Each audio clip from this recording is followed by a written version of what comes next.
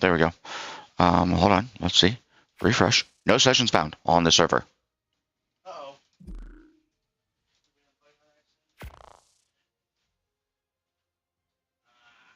What happened?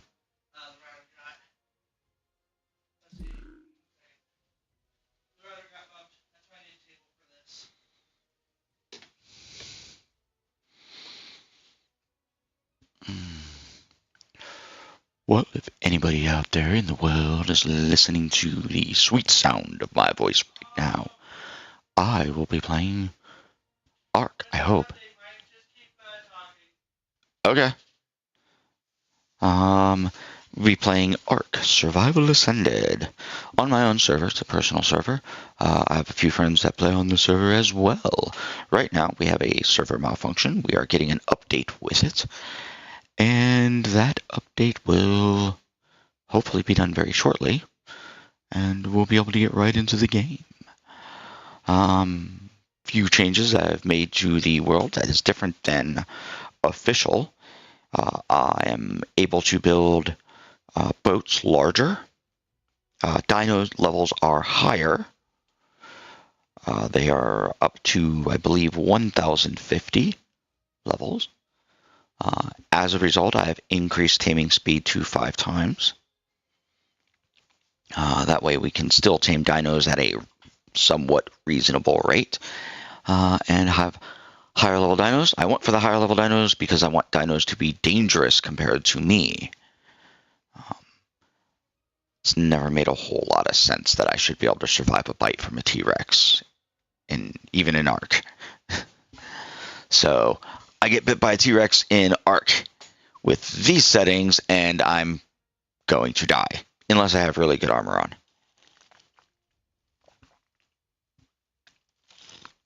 The idea, like I said, is to make the dinosaurs more dangerous, and once I tame them, they are then more dangerous on my side.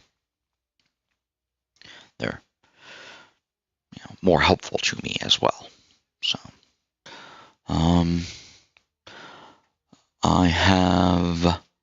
I believe I have increased harvesting rates by 3. I didn't want a significant increase to harvesting rates because I didn't want it to be too easy. But given that we have higher level dinos, it will take more resources to shoot them and knock them out, more resources to make more kibble to feed them and tame them up, and more narco berries to keep them unconscious, or narcotics. Or, of course, biotoxin, I suppose, too. So it will take more resources to get these dinos unconscious and to tame them up. And see, what else have I changed? Oh, the day-night cycle. I'm still working on that. I'm kind of testing out a few settings. I like a day-night cycle that is longer. I'm trying to set it up that the full rotation from day to night back to day is roughly like 17, 18 hours, and I want it to be 7 hours nighttime, 11 hours daytime. Or, 10 hours daytime, 7 hours nighttime. And that is because when it was Ark Survival Evolved, nighttime was scary because it was very, very dark out. And if you just set it up so that, every hour the day cycle rotates, then you are getting, maybe 20 minutes of nighttime out, I think is what official is. It ends up being like 20 minutes of darkness. Excellent. We're just been informed that the server is ready.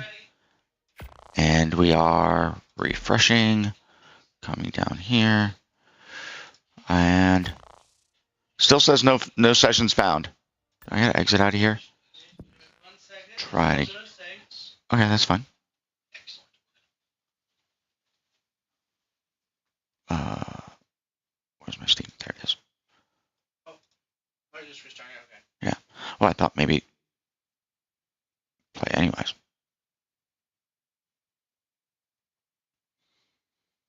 All right. Somebody said hi, not just That was you. But no, somebody else said hi. No, that's all you. It says Goblins and Gunslingers. Long time no chat. Goblins and Gunslingers. Okay, server is booting up now. Goblins and Gunslingers. Hi, Mike. There's like another guy with a penguin icon. I didn't see any penguin icon. Nope. Don't see any penguin icon.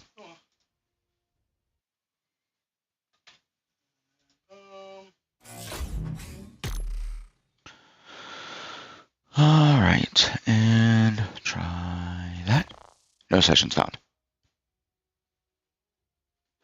Oh, hey, there is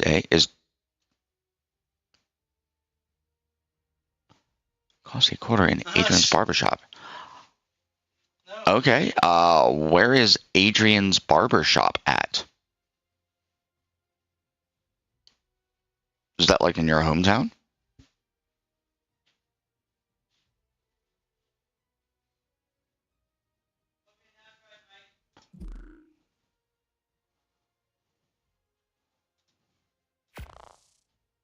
It's still telling me no sessions found.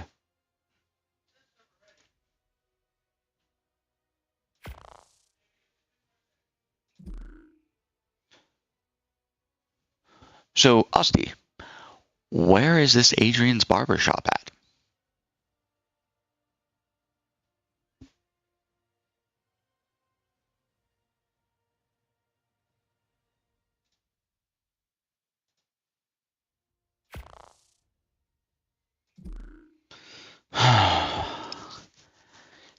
Technical issues.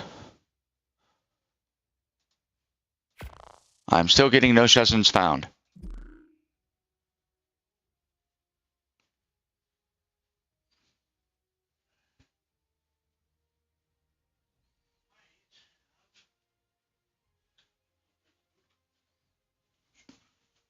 What's going on? Excuse me.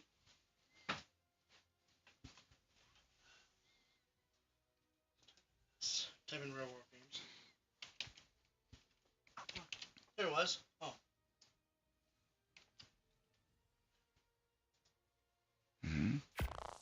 No sessions found.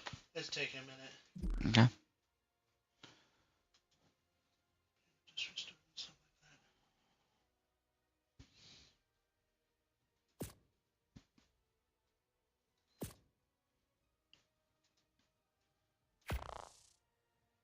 Yeah, it takes a few minutes for it to boot up.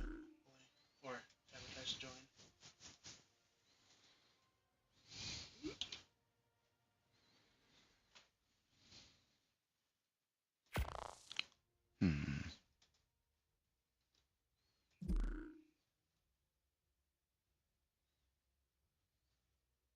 So, what do you think the deal is? It's advertising to join us. That's Yeah. Has the server gotten the full update? Has it updated? Yeah. All right. I've gotten the update. Oh wait, is there a new update? There's a new update. That's why.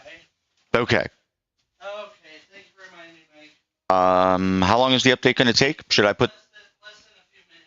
less than a few minutes? All right. I will continue to talk with a very uneventful computer screen showing for the time being, I suppose. Let's see. What else have I changed? Not much. We're on the map Ragnarok. And I started this some time ago. I started the adventure. And I initially started off at Blue Wob because the crates there offer some free supplies, and that's always useful. Tried to tame up a dino. Ran out of trank arrows, even with my crossbow that I'd gotten from one of the crates. And the dino didn't get knocked unconscious. It ran off. So I realized that I needed to find a lower level parasaur, because that's what I had been trying to tame. And I couldn't find one in the area. So my next step was build a base, build a boat, and go to where it was safe, which is the Islands of the Broken Moons, I think is what it's called. We just call it Donut Island. It's an island. Looks like a donut.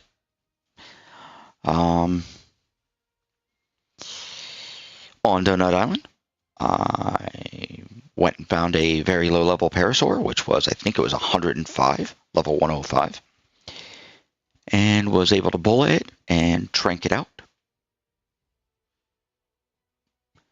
And finally had a parasaur, which then allowed me to get narco berries without hand gathering them.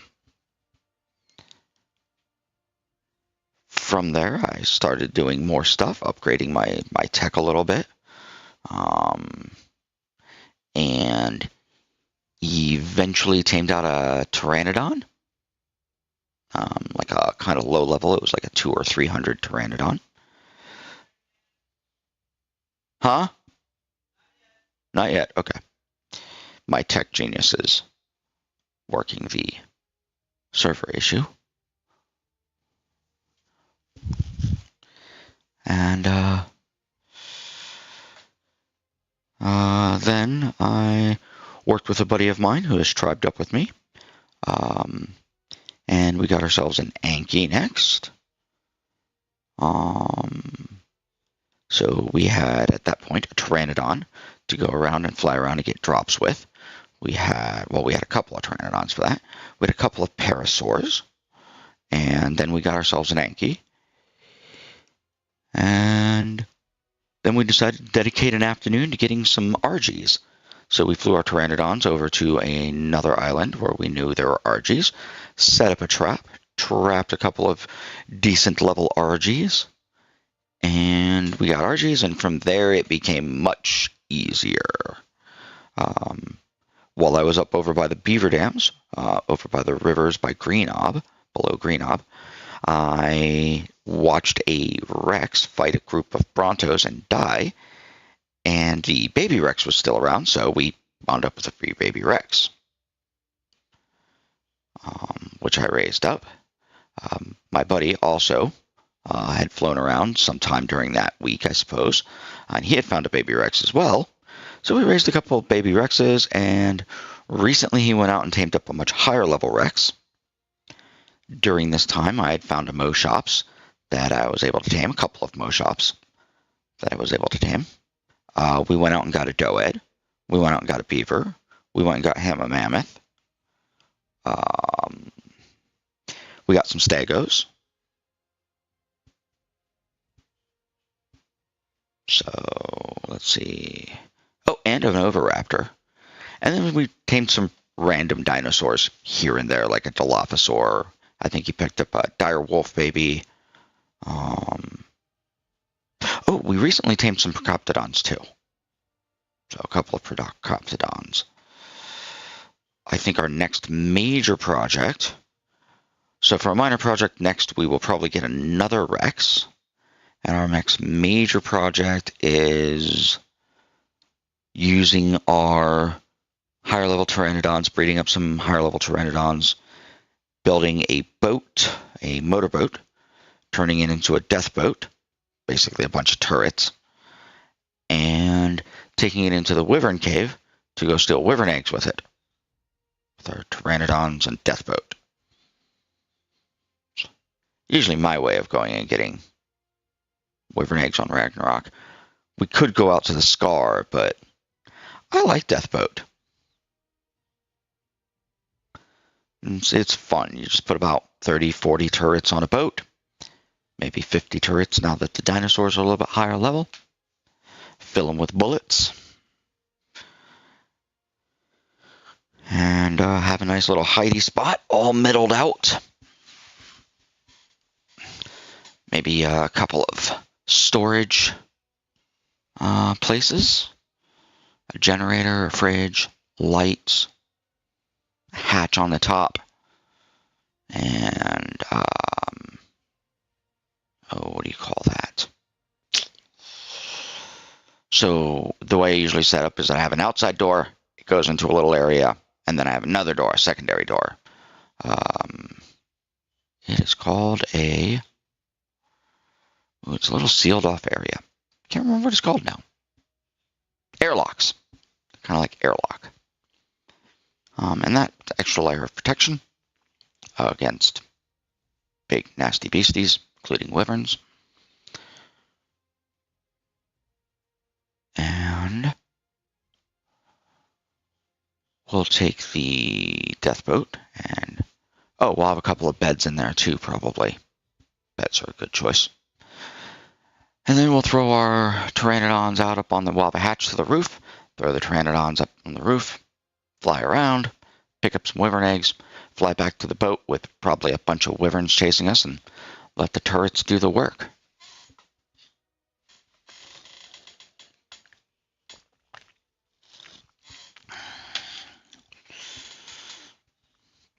I started doing wyvern runs this way back when it was ASE, and I was on a official server, an official PVE isolated server for Ragnarok. I was relatively new, and I'd made some friends on the servers, and one of those friends had gifted me a Doedicarus, and they were talking about going into the wyverns area, and I said, oh, well, maybe I'll come along with you. And I said, I'll bring my boat. And they're like, we're not sure it's going to be safe. And I'm like, my boat has turrets. And they said, well, turrets are great if you want to shoot at some dinos like offshore and stuff like that. And so I drove my boat over to their place. This one had like 26 turrets on it. And parked it up on the beach. And as they were coming back to the base, they looked down and they said, why is there a tank on the beach? And I typed in chat, death boat. And once they understood that, they were very excited to have me come along.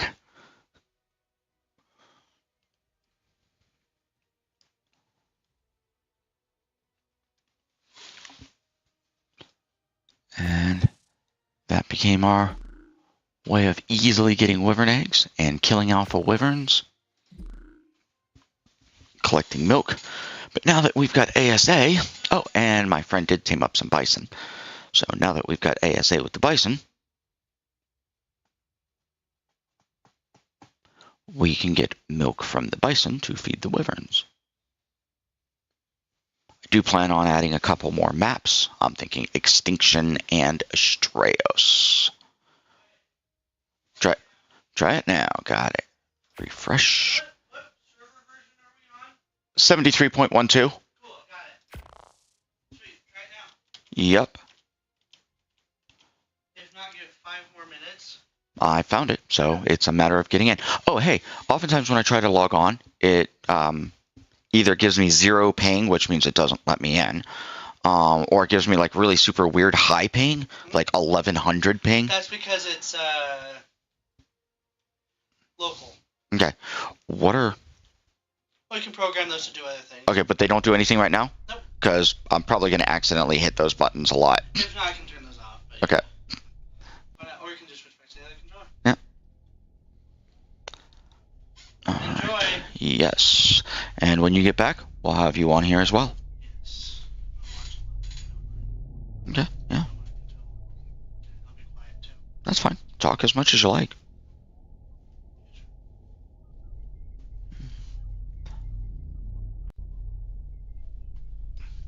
Yeah, it'll do that to me like 8, 9 times sometimes as I'm trying to get in. It'll just be like, yeah, like right now.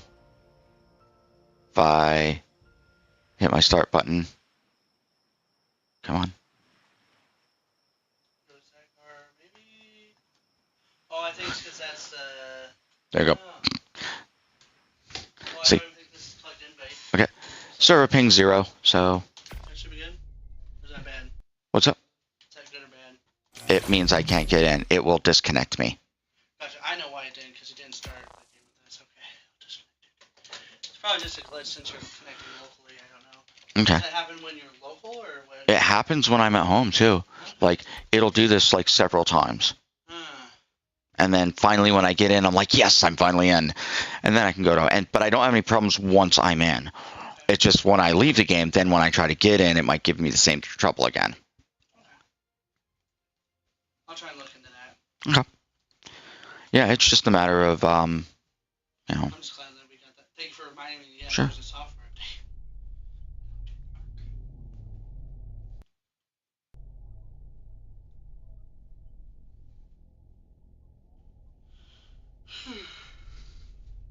Now, I mean, could it possibly be that I just built a enormous base, and it's Maybe. trying to load it in. Loading all the data, maybe. Yeah, I don't know. and I've got, you know, because let's see what goes on.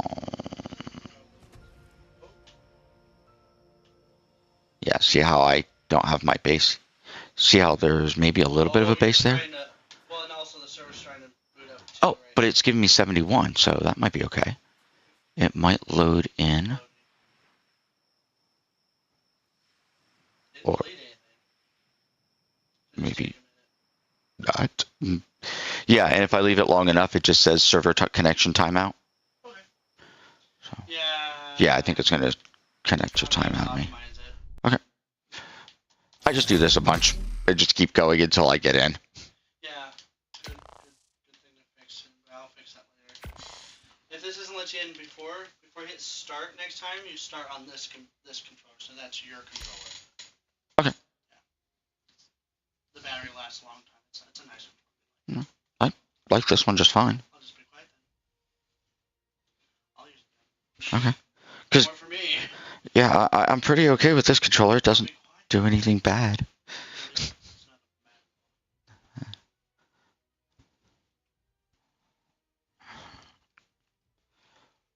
You sound good, by the way. Thank you. Thank you. My sweet, silky voice. Maybe I should start talking with a little bit more bass in my voice. Or not.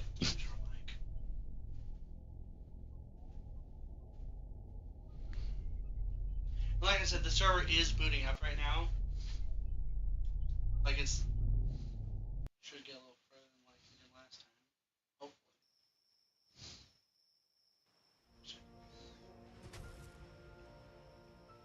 That's another thing. I never have an issue with that. Right? See how it says server ping 0 down there?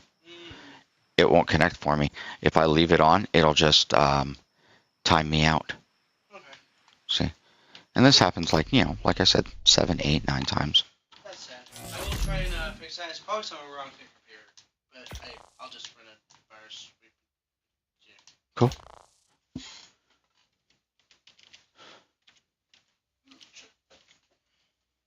Maybe I had a virus from when I was trying to put applications in via computer.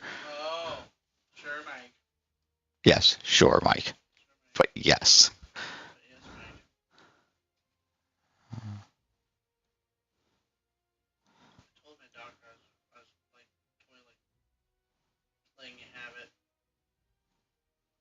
Huh? I was telling you that I was letting you have it with my burns today. Oh. He's like, Tyler, you shouldn't do that. Huh? He's joking. He said it builds character. See, he has enough character. Besides, my general response when people are teasing me or whatever is just shrug or laugh. Oh, here we go. This might be. Notice more of my base is in. Oh, it's only 159 ping too. So maybe it will. Oh, damn you. Yeah, no kidding. That's a nice floating boat. What the? That's me jumping. What's that? Really low quality. Yeah, I think it's your PC maybe overheating. Really? Yeah. Huh. I never have this issue.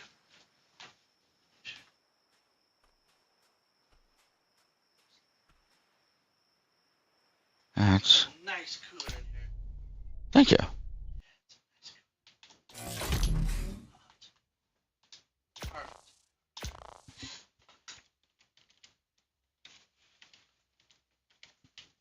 I wish we could just save passwords. Huh. Eventually, we'll just take the password off. I mean, it's really not going to be super important. Yep. Get more people on the server.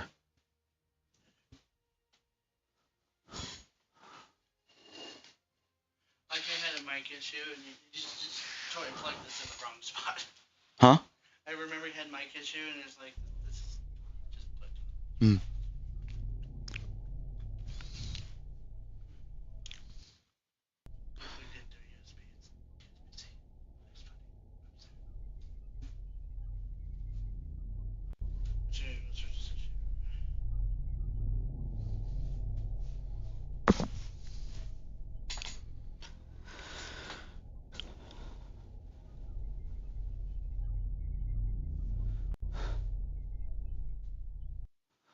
Let's see what we got.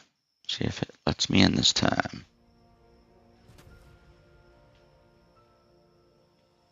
Nope, it's not going to. It doesn't even have any of my boat. Zero ping.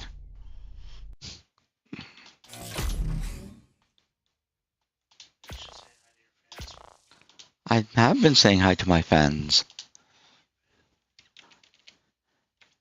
I am simply trying to get into the game so that we can do things and they can watch. And yes, I have a singular fan that is you right here, and I've been saying hi and talking to you the whole time. You felt really lonely when I was talking to you? Yeah.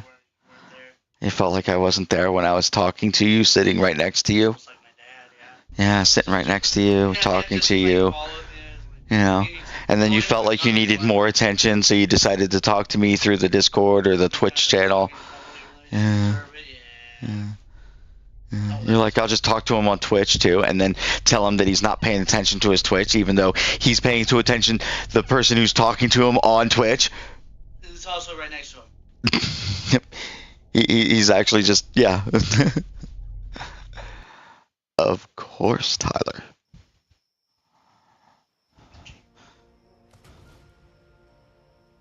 Come on.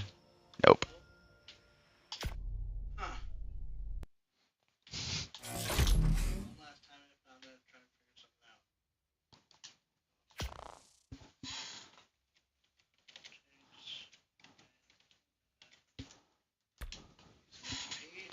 I just, use patience.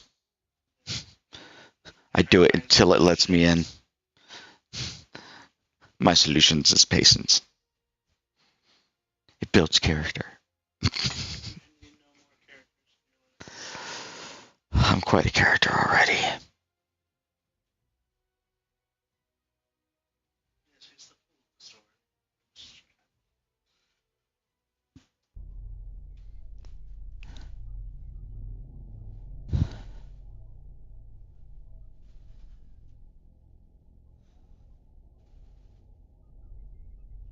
Ah. I have to restart the game. Not restart like. Ooh, I have sound, and it's popping up more of my boat. There it is. I have my hotbar. It's about to pop me up into my boat. There we go. See? Patience. Patience. My young Padawan.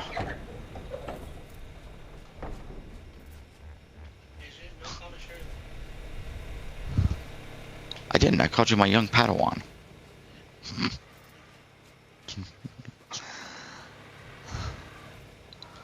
That. What do I need? So, oh, I still have my dinos on. You still typing in chat to say hi to me? Yeah, you did. Yes, it still says Goblins and Gunslingers. Hi. No, you said hi, Mike, a long time ago. Then you just said hi.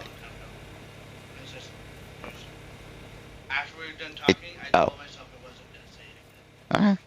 Well, it did just post, because it wasn't there a couple of seconds. No, because there's the, you telling me that. Oh my gosh, look how young we looked. This was 8 years ago. Oh, God. Wait, no, what the hell? Wait, what? That's you. Look how young you look, dude. Oh, my God, let me see. Oh, my, I'm about to cry, man. Okay, I'm not really. Fuck, I'm a young kid then. You are? That's 8 years ago. God you damn. there on private, some people don't know who you are. Wow, dude. Yeah, I'm an old geezer now. Yup. I'm an old geezer now.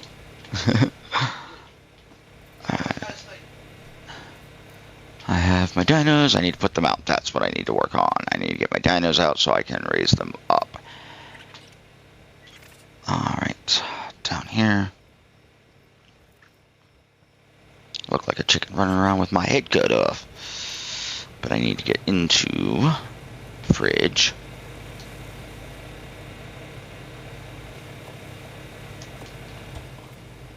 And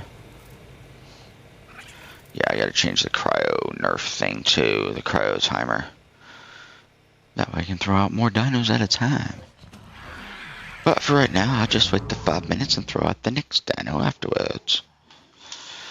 First things first, let's see, Baby Rex 584, that looks good. Throw you out. Oh shoot, that's not good. Over the side.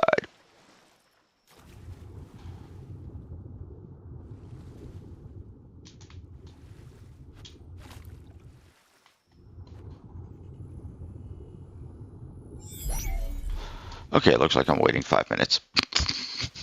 Throw that dino out. Went over the side of the boat. Alright.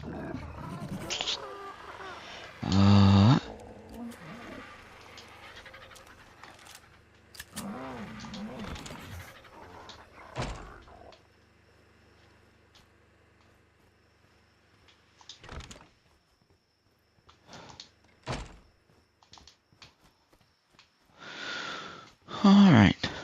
This is the hold of the ship.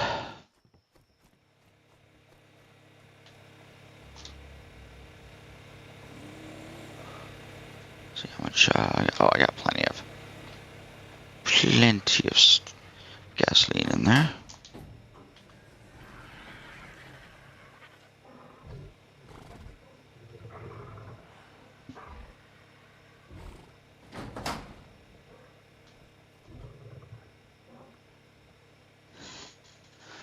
So is this a different Goblins and Gunslingers account, or what? Why is that a different sign for you and it's not in blue? Yes, it is. Uh-huh. Okay. Yeah, I got your number there, Tyler. I get your number.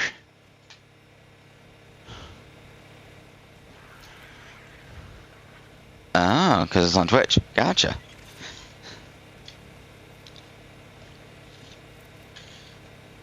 Well, I gotta wait 3 more minutes before I can throw out a cryopod. That's one of the things we need to change. Apparently, when we tried to change the get rid of the cryo nerf, we didn't get rid of the cryo nerf. So that'll be one of the things we want to change, is get rid of that cryo nerf.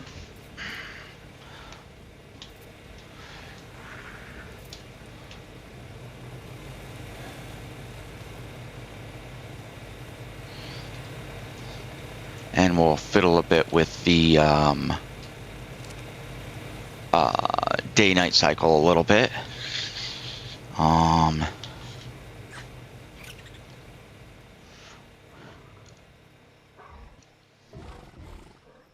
Big glowy trees. Oh, speaking of which, oh yeah, my big glowy tree is now inside my room and is up and running. Good.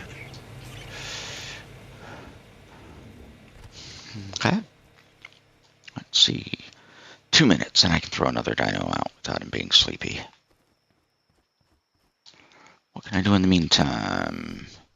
Might as well maximize my time efficiency. Oh, I know what I can do. I can go get my Drakeling.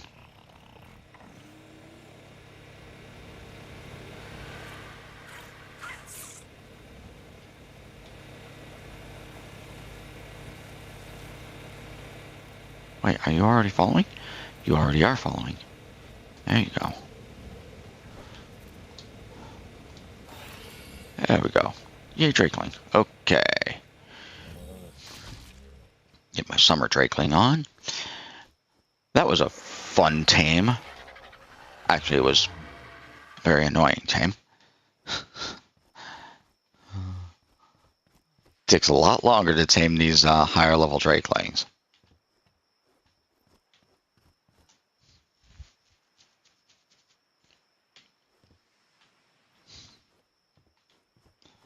$50 seconds.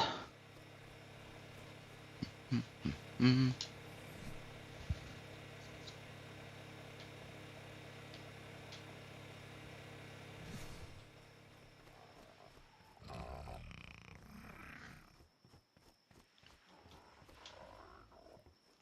to the this edge and we'll turn in a little bit. Back up.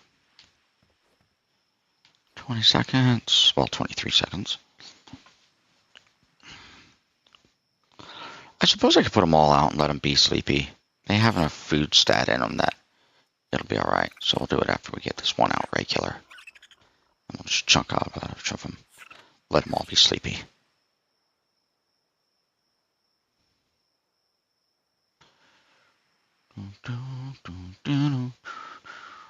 Alright, and we're going to throw you up.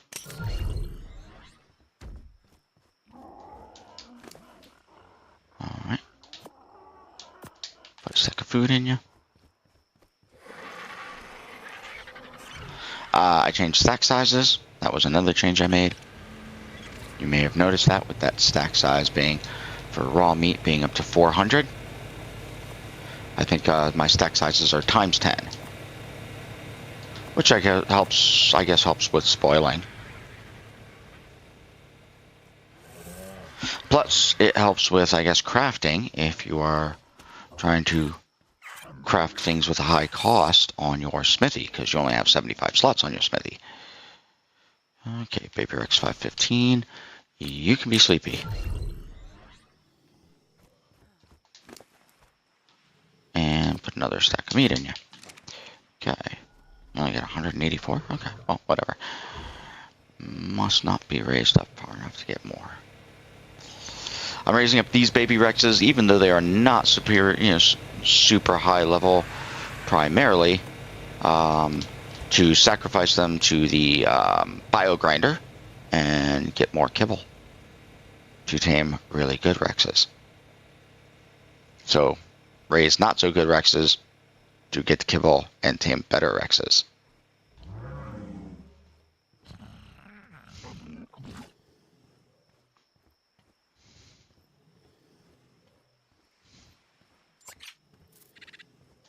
Okay, we will put you out also.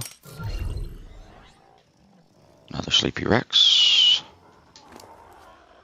And see what I can do with you. And another sleepy Rex.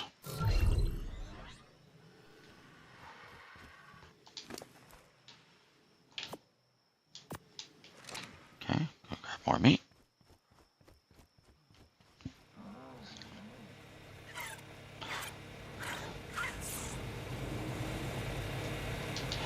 So this boat build is a more recent design that I came up with. It's not really fancy, but it is a little bit more advanced than the techniques I'm used to working with. Trying to stay away from the big giant box base, big square box style of bases, and do something a little bit more creative. I've done a few interesting designs. This is, when I saw this spot, I decided I wanted a base shaped like a boat. And I will, once I get all my dinos out here, I will fly around and give you a quick tour.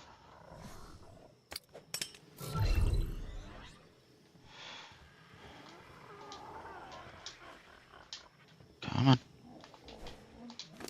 There we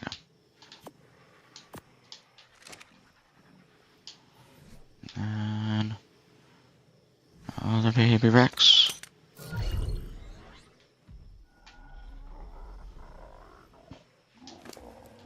And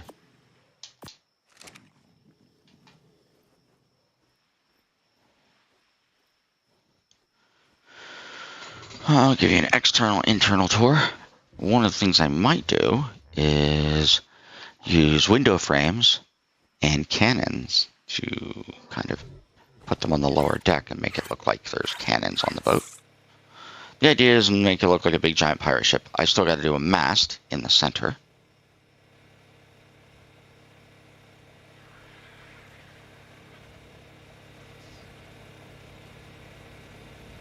And then over on another section of the map, I am working on a base that will be shaped like a brontosaurus.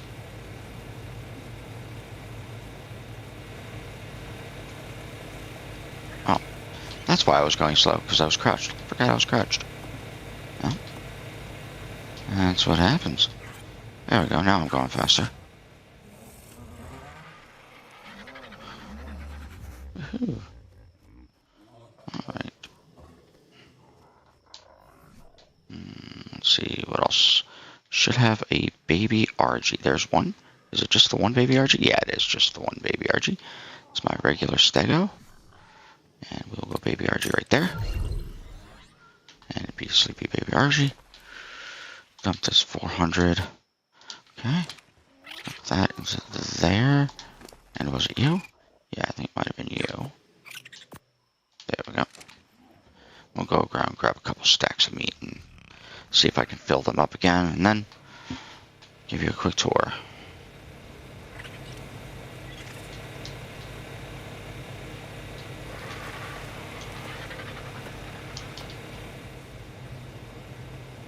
Yeah.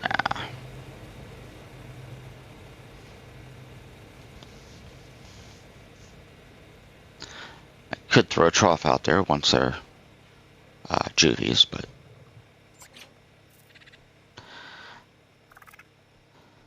now that I've got 6 Rexes that I'm raising and an RG, it might behoove me to throw a trough out here when I've got the babies out. Before it was like 2-3 dinos, and it was not really a big deal, just throwing it in their inventory and letting them raise up from that.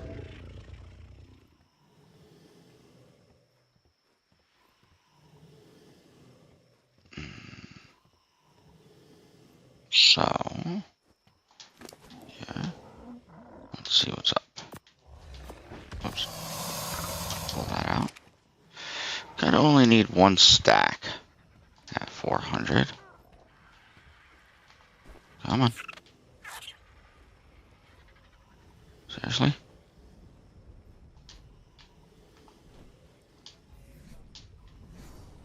Come on. Why can I not access your inventory? There we go.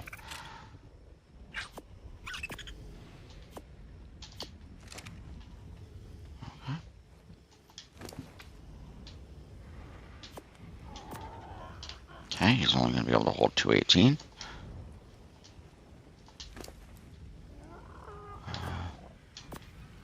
Okay, that one's not quite going to be able to hold 400 either.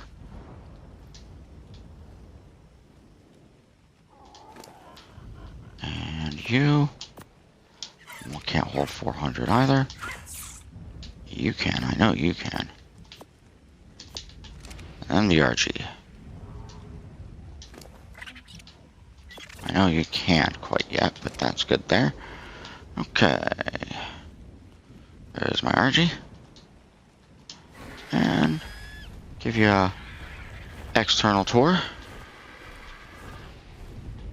So, it's kind of the boat from the side. It does have a snub nose. So, as we fly around the front, it's not pointy nosed, it's snub nosed, and you might notice that there's some glass in there. Seen through. And I use basically the Bob's Telltale Frontier skins. And we got some glass back here. Tribe tower up there, which is not active at the moment. And I'll land here. Give you an internal tour. So, elevator goes down.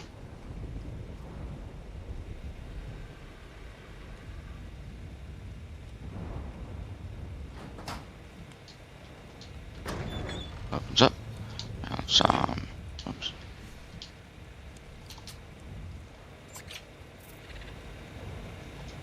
Dino gate here. So that's it from down below. So basically you can come in through here with a dino, say like a Anki or an RG or a Doed. Come up this way. And this is the hold of the ship. You could stay down there technically because there is the keel area. Okay. kind of a lower area. Haven't really done anything with this except for put a generator down here. And that leads to a secret door, which leads out to the front of the ship.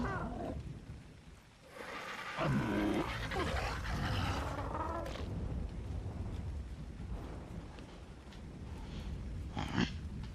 And you're coming through here, through the secret door. And I have a generator here for the purposes of powering everything up there. Which, I got 34 days. A little hatch in here. Leads up to this. I have some dinos sitting there making eggs with an oviraptor gathering them. Bit of glass. Gives you a little bit of a viewport when you're out here.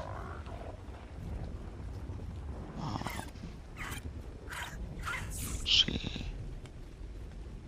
Those little bushes are a mod. And they are a bioluminescent plant mod. To make them, you can either use a plant pot, or you can also use a wall sign or a deco box. Let's close this up. And elevator to go up to the top deck. I considered doing another deck, but this was already quite the project. It took me a while to get it done. I did it solo. I do have, like I said, I have a tribe mate. In here, it's just kind of a hallway that leads to my tribe roommates. Tribe roomie. That's his base, or his little room. And this is mine.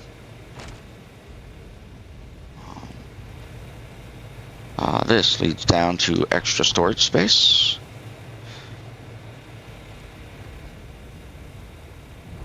Bunch of storage down here, if I ever need it. Place for storage anyways. Also air cons, so I can hatch eggs up there. Speaking of egg hatching, I think I have a couple of eggs I want to hatch. I think I want to hatch that Rex egg.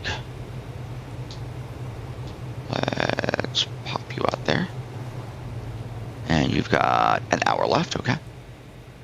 All my construction, I've used beams to stack my crafting centers. So, Fabby, Grinder, Smithy, also a skin.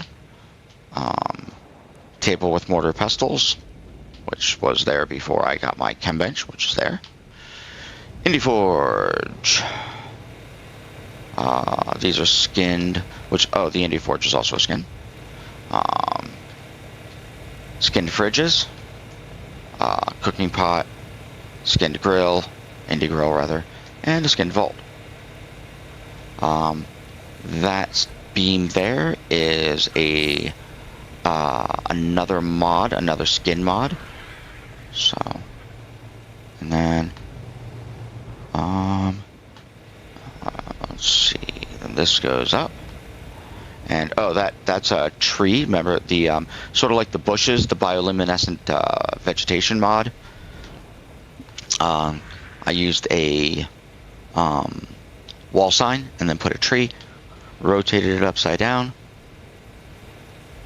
And, so I have a tree there. This leads to this area here, which is probably going to be used for some storage, maybe. And then that leads up to here, where I made a way too big bed. That is actually 12 beds. That's a vine for that same bioluminescent mod. Another tree from the bioluminescent mod. Cryopods. A little bit more storage area up here. And then this goes up here to the top deck again with the trap tower. That big giant glowy tree section over there is also part of the bioluminescent mod. I put those trees there and made them huge. So you can control the size of the tree, its rotation, and there's a wide variety of trees to choose from, as well as things like bushes and vines and you know, stuff like that. And I don't know if I'm going to leave that there, but that was just me fooling around with the mod a bit. Kind of creates this kind of green glow. Might be cool. Alright. Let's see what projects I'm working on for my skills, my milestones. Oh, harvest 1,000 obsidian. Easy peasy. Alright. So, I have a habit of naming my dinos based on their dino type. You may notice that this is Achilles because he is an ankylosaurus, and Achilles and the myth about his ankle, the Achilles heel. So, I have a RG down in there. I'll see if I can see his name tag here. Should be able to. Here we go. Let's see. Should have an RG named Jason. Might notice that. Let's see if I can. There you go. If you look down on my screen, you'll see the name Jason, level 1439. That is because he is Jason of the Argonauts. You know, Jason and the Argonauts. I have a Pteranodon I named Terabyte. Oh, I have Justin, my beaver. And I have a Doed named Icarus. Doed Icarus.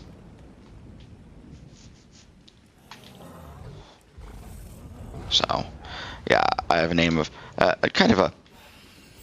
try to come up with some good names that fit the dino.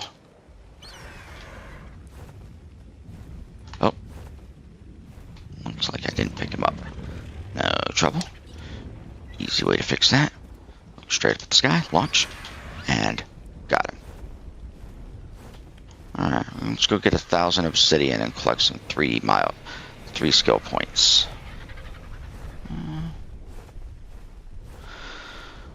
Over here looks good. Let's drop off here. This is actually one of my favorite places to build on Ragnarok's map. Oh, I forgot I had metal in him. Whatever. I can run with him with metal.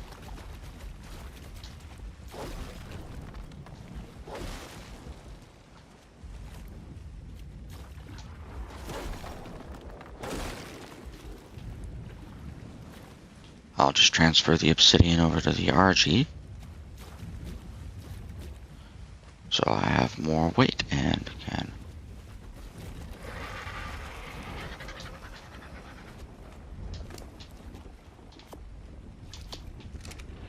Oh, he's got 3 levels.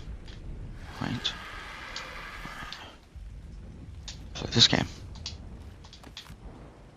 There we go.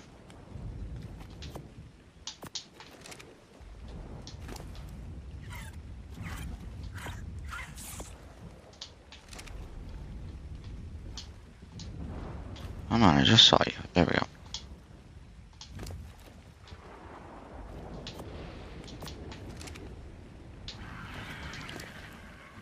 Get a little closer, that might help a little bit. Suppose I could put the metal on the RG too.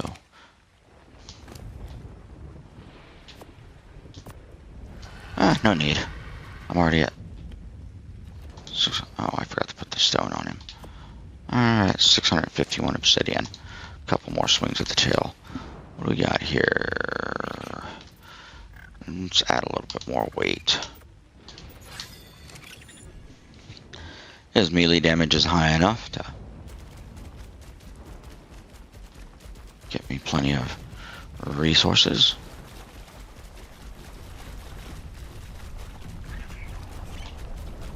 I have increased the quality of loot you get out of drops, so by going around and drop shopping, I have gotten some pretty decent loot.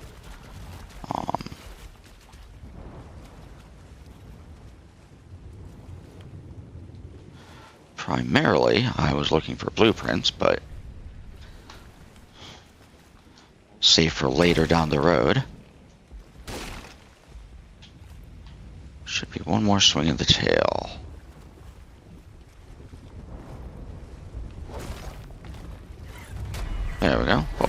this as well. On the way. And we now have new skill points unlocked. And new milestones. Might as well take a look at those. See what they have me chasing my tail over next. Oh, easy structure 1. That one's pretty good. That one's pretty good. I just have to find the Alpha Carno.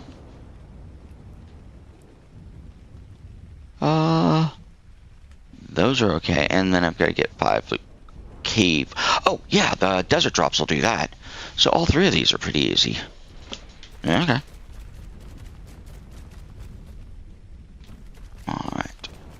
Artie's going to be over here.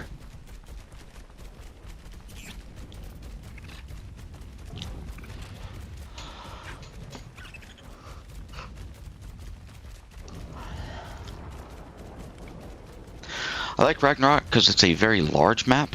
If I had my way, there would be even more large maps in Ark. I considered getting into map building, into modding, and making maps. I wouldn't mind seeing something that's maybe 4 times the size of Ragnarok, or 9 times the size of Ragnarok.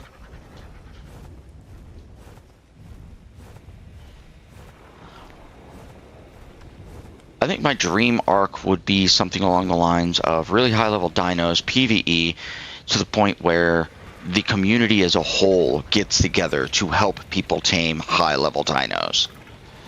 So, you know, maybe if you're going out and you're looking for a level 5,000 dinos, if you set your dino cap level to like 10,000, and you're like, oh, I really want to go out there and tame like a level 5,000 or level 6,000 dino, and you get a group of your friends, your community, that's on your PvE server to come and help you.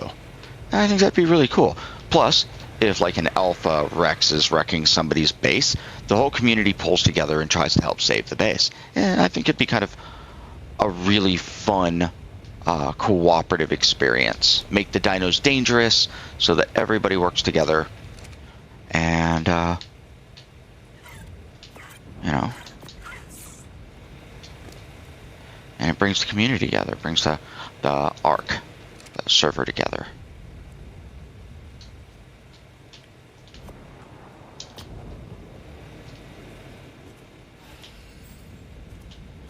Originally, when I had set up a server a long time ago, I kept the taming speed at ×1, and the dinosaurs were level 1,000.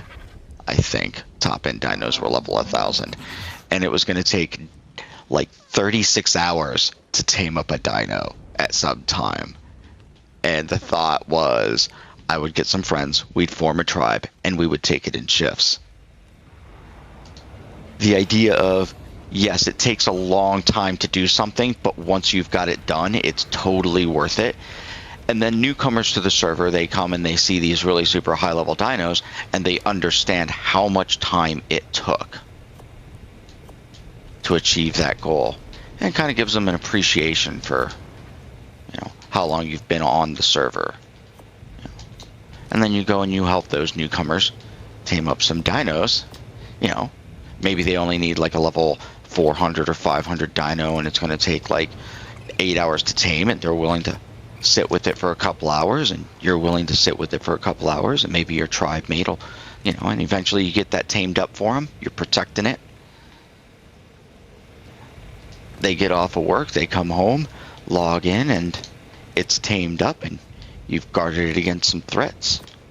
And now they have a decent level dino. You know. Or if you want a quick tame, maybe you go out and you look for a level 200 dino. And it only takes you an hour to tame it. And you can do it solo.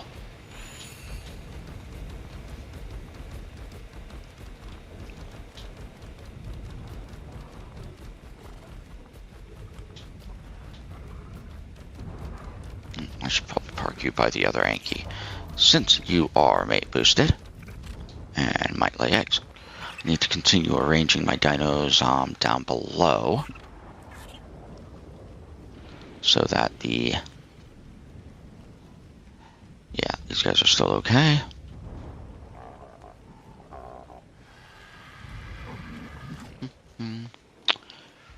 Oh, I should probably grab some cooked meat for my own character.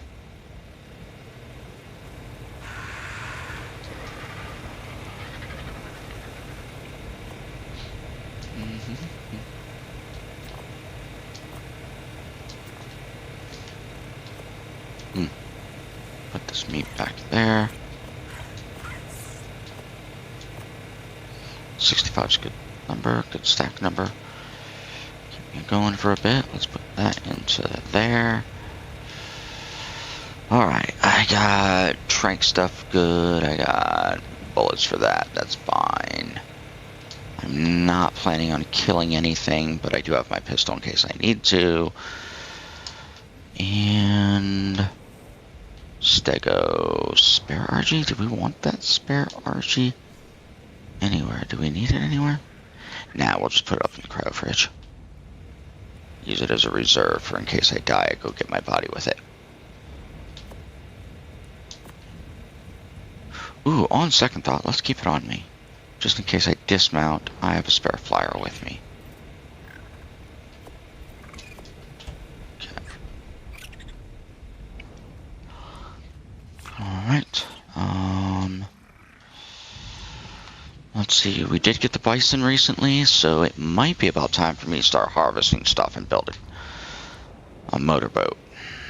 Start getting on death boats so we can go get some wyvern eggs. Okay.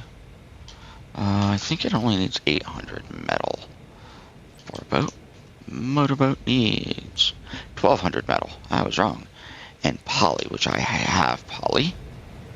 Oh, what I might show you today, which I probably will show you today, some of you may know about it. I went looking on the internet for places to get organic poly, and the spot that I found was not anywhere on the internet. So I don't know if it's just something that I've discovered or if it's people keeping the secret to themselves, but I know a great spot to get poly. And by the time you collect all the poly there, it's the rest of it has already respawned, and you can start the cycle again. And with a dire bear, you can get a crap ton of organic poly. Really fantastic spot. I know on the let's see, there we go.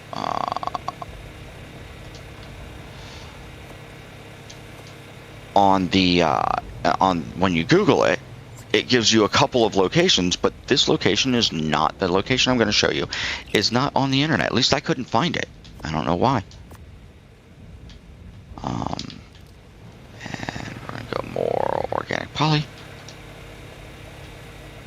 But I was able to slot cap my dire bear a couple of times.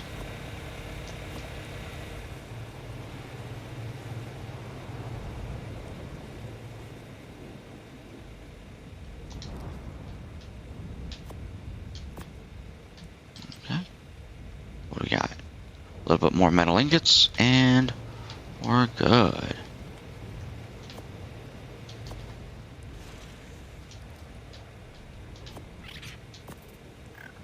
Yeah, just another 343 more metal ingots. Do I have that on here? Ooh, I have 295. I can grab this metal off of here. Good times. Alright.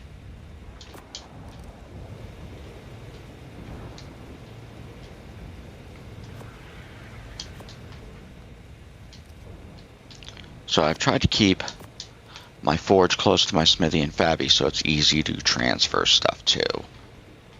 And I've also tried to keep my chem bench close to stuff. Kind of keep a bunch of things together. That's why my grill is next to my fridges. And cook pot.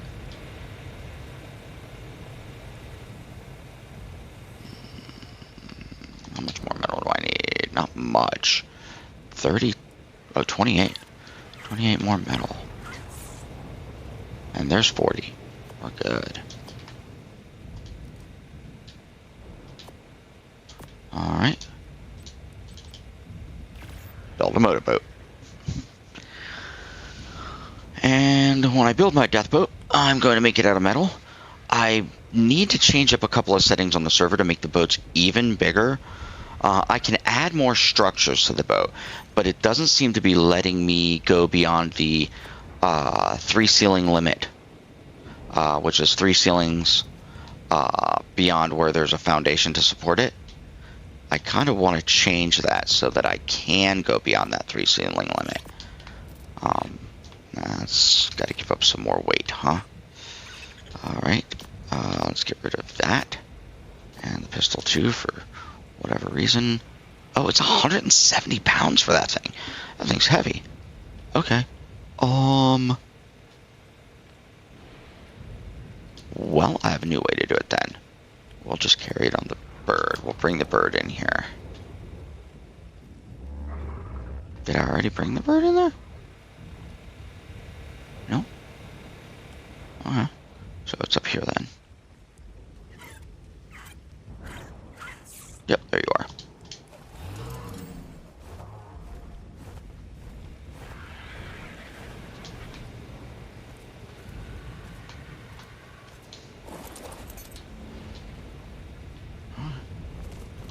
Alright, fine.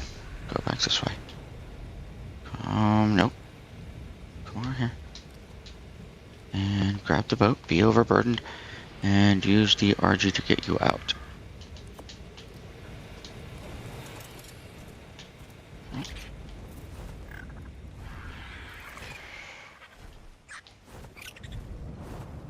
Alright, so let's park the boat. Yeah, let's get it close. Let's bring it close. Oh, hold on.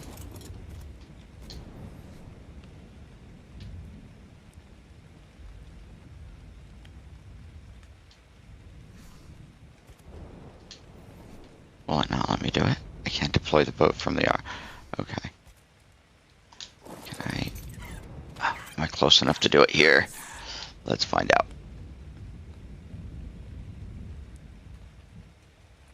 Nope. Okay, but I bet you I can drop it,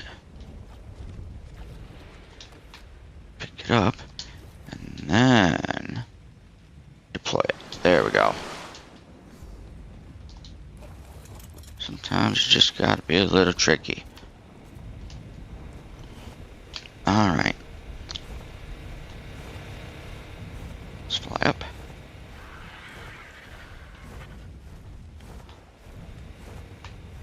On one of my early servers, I had built a huge yacht. It probably was like 5 or 6 foundations behind the boat, and then like 9 to 12 in front. It was just a massive yacht. It was like 4 or 5 on each side, and it looked like it had pontoons. I kind of want to rebuild that. I had like 2 indie forges on it. It was fantastic.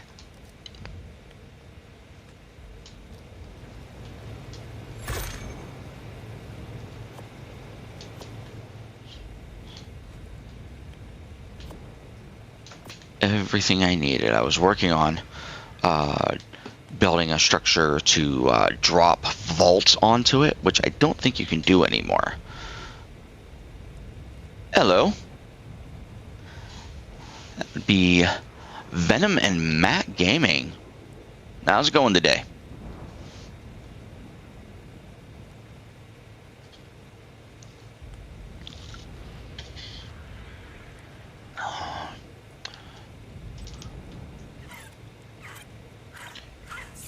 The Mega Raptor? I haven't yet. I haven't gotten Valguero yet, so I'm kind of curious. I heard it has like a stealth ambush style of attack.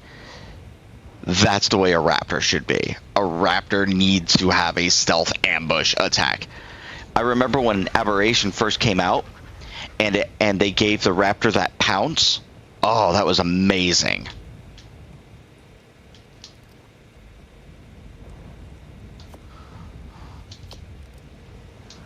So I hope there's a really stealthy, ambushy Raptor that's just gonna jump scare you out of nowhere. I like Ark being... Ark should be scary. Dinosaurs should be scary. Let's go get some cementing paste from the beaver dams. Have you tamed one yet?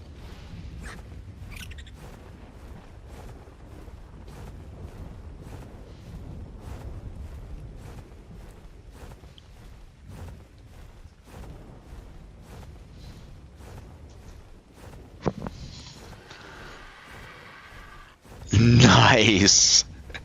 Nice. Fantastic. That's awesome. I'm also kind of curious to see how the new Elder Claw works. I think that's the new Bob's Tall Tale creature, or the new Fantastic Tame.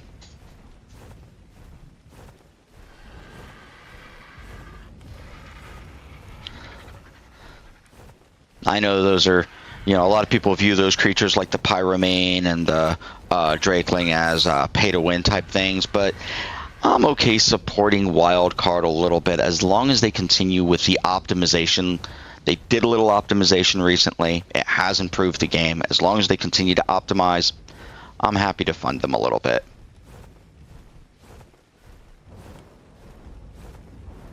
There was a time when I was very angry with them because the game was not optimized. And I was like, bro, I've been playing this game for a while. Come on. Okay. Okay. So are you on an official server, your server? Kind of cool. Tell me a little bit about what things you like to change about your server. What kind of server settings do you like?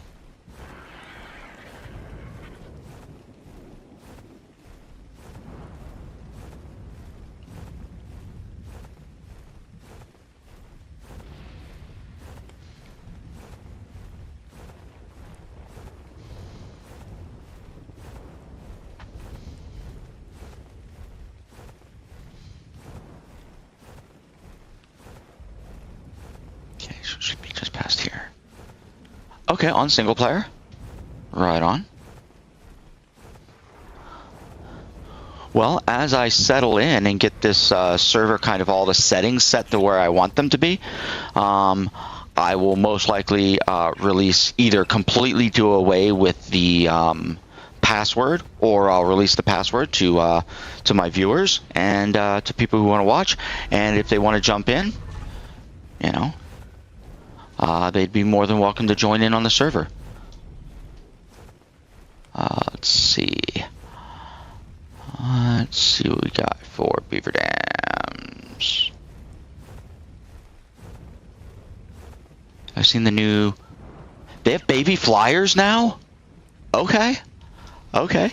Suddenly getting an RG is going to be easier. Just kill Mama and Daddy RG and... Okay. I'll have to take a look at that. Is your channel the same name as your name in here?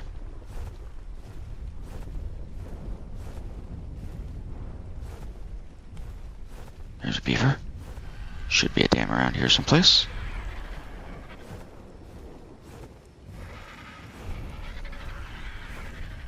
Come on, beaver, where's your dam?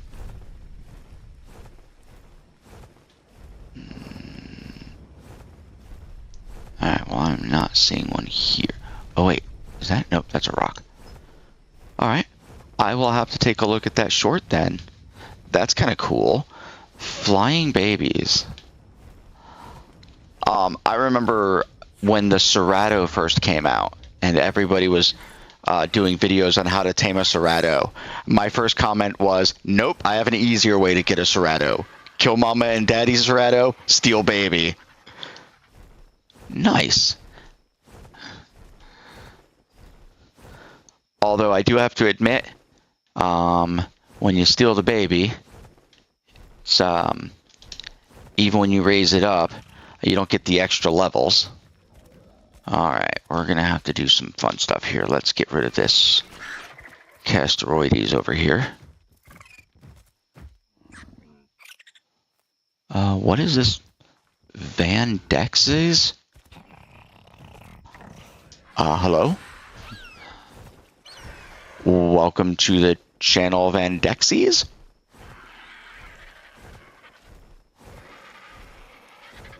You know what? If you're going to be over there... No, we're going to come and get you and move you. There we go.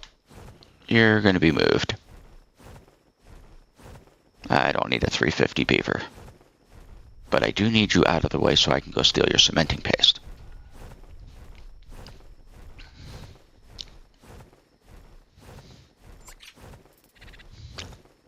Hey, G&G. This Vendexi's, if you're still there, this Vendexi's thing is in red. Does that mean it is a different style of account, like maybe attached to Streamlabs or the streaming thing? Forgive me, Venom and Matt Gaming. I am not knowledgeable about these things, so I am asking my my tech guru that was helping me earlier. I'm asking him what the red name means. Okay. And open. Go, go, go, go, go.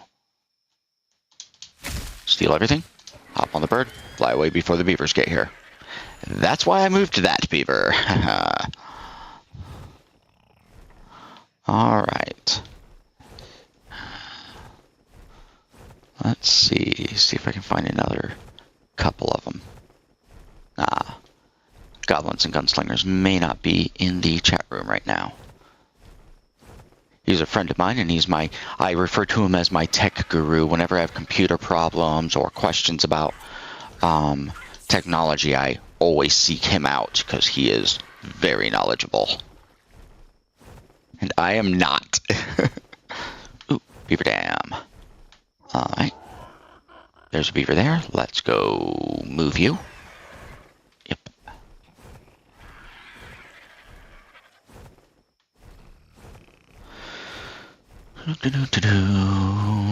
And bombs away. Reminds me of a time when I saw a video of when the U.S. Army airdropped a bunch of beavers into an area to help rebuild the environment.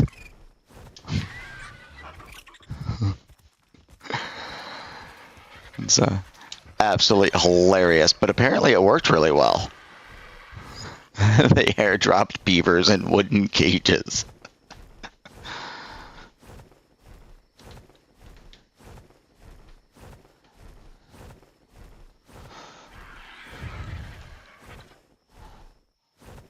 Okay. Nice.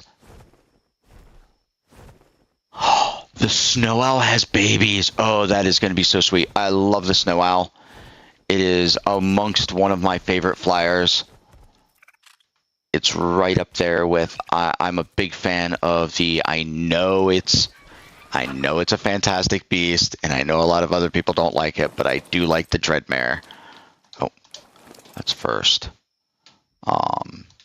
Because it makes farming so much easier. So I am kind of a big fan of the Dreadmare. But I also like the Rhino too.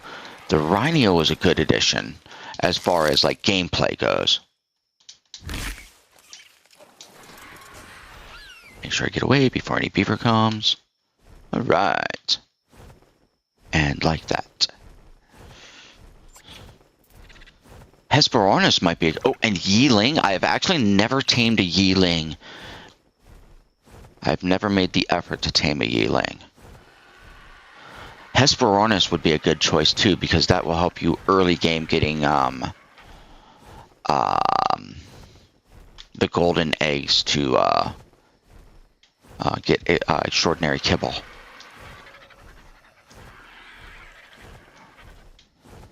I mean, I guess you could just go out and steal Rex babies too, but if you can steal... Hesperornis might be easier to kill, so it might be easier to kill the Hesperornis, steal the Hesperornis baby, than, you know... Oh, that's a Microraptor. We don't like Microraptor. We're going to stay away from Microraptor. Alright.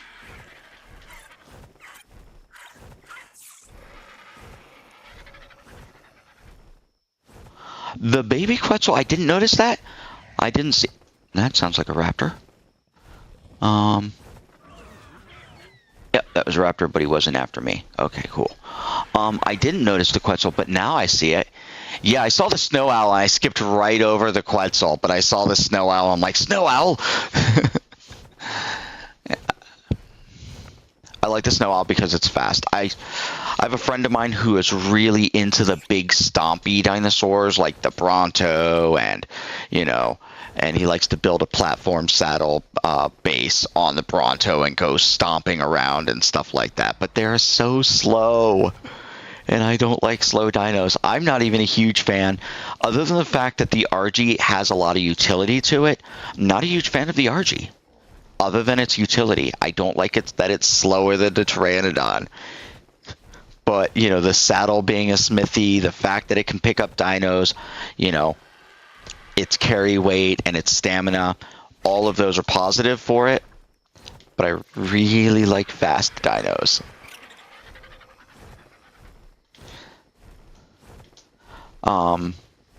I was kind of hoping that the Quetzal might get a TLC. I know that they're looking at doing a TLC for the Giga.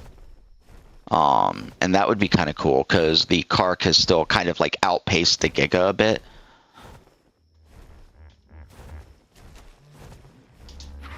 Beaver dam?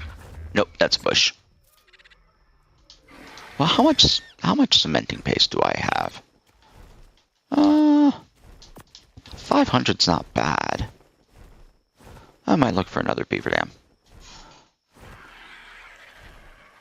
I do like the Kark. I do like the Rhinoeunathia. I haven't tested out the Helicoprion yet, but it does sound like a cool dino. There is a mod dino. It is a giant beetle. I don't know its appropriate name, but I refer to it as the All-American Redneck Beetle. And that's because it makes, I think it makes like gunpowder in its inventory, and the way you tame it is you go out and you shoot guns nearby it, and it takes an interest, and then you go kill things with the guns, and it follows you around and tames up. Because it likes guns. And I'm like, dude, that's so American. It's like the all-American redneck beetle.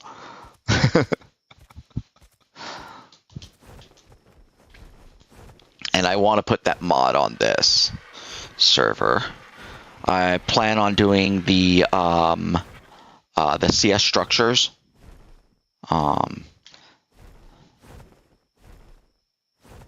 Yeah, you feed it. I know that you got to feed it a blueprint first, then hop on its back, and then push the joysticks around, or hit the keys to tame it. Yeah, like a horse.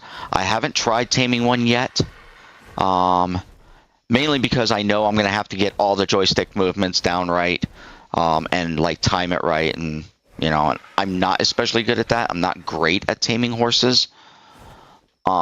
And being that I have higher level dinos, it's going to take me more correct button pushes to do it.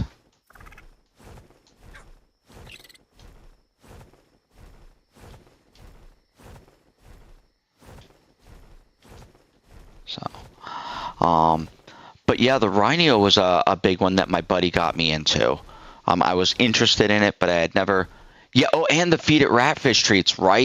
Right.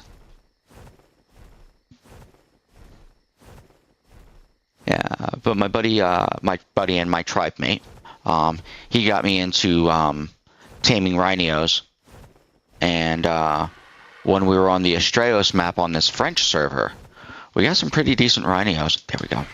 Beaver dam here. Let's move that beaver. That beaver's not going to be fast enough to get us. But we should move this beaver. Ooh, it's a 10-15. That's not a bad beaver. I got a good beaver. I think my tribe mate's got a good beaver too. And I know we grabbed a good beaver for another friend of mine. So we might do. I might see if we have breedable beavers, and if not, I might come up for another beaver. I'm gonna fly you out this way and drop grab you over here. Sounds good.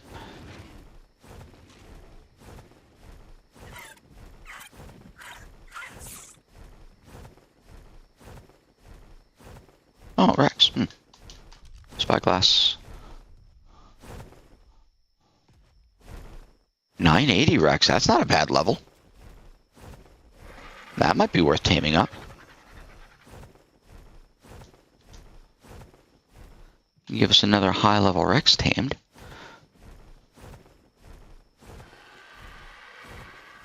Now, where was that beaver dam?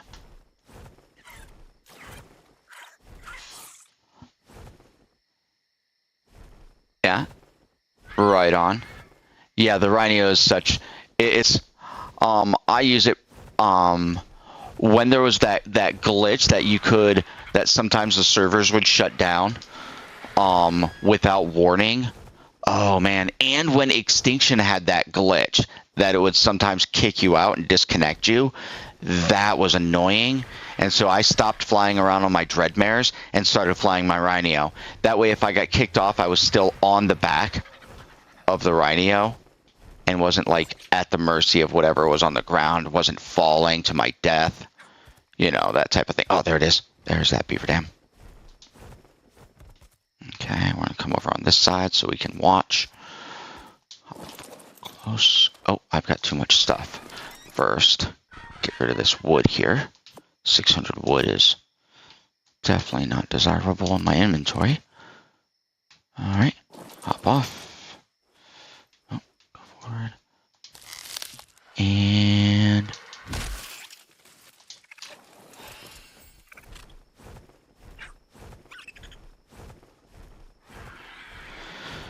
all right, and that should be enough cementing paste for a bit. I'm going to fly on back to base and start building metal foundations for my new motorboat.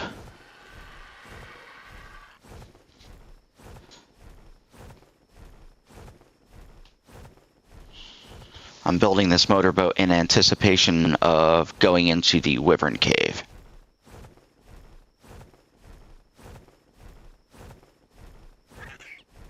Yes, the fact that it can pick up a Rex is also amazing. We started taming everything. My buddy would be like, do you want to go get this dinosaur? I'm like, yeah, okay. He goes, I'll get my Rhinonathia and we'll pick it up and you can just shoot it while I hold it. So what was the nerf that they did? Just out of curiosity. How was, did they change how the sap thing worked, or did they change something else? I primarily use the Rhino as a transport dino, just kind of fly around on, pick things up, move things around. I never really combated much on them.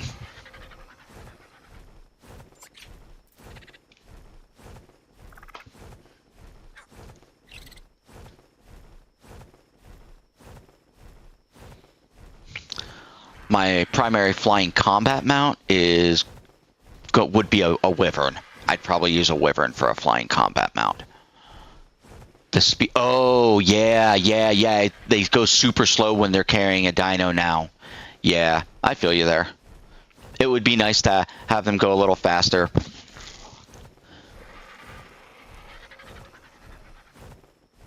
Ah. Okay, I could see them. Okay, I could understand them carrying if it was like a Rex or a big dino, a little slower, not as slow as they go, but they shouldn't slow down at all on carrying something like an Anki or a Doed or, you know, God forbid, like a Dodo. That shouldn't slow them down at all. But I could understand a slight slowdown if it's carrying something like a Rex or, you know, a Mammoth maybe. But just the fact that it super slows whenever it carries any dino, yeah, that's kind of annoying. Grab this blue drop.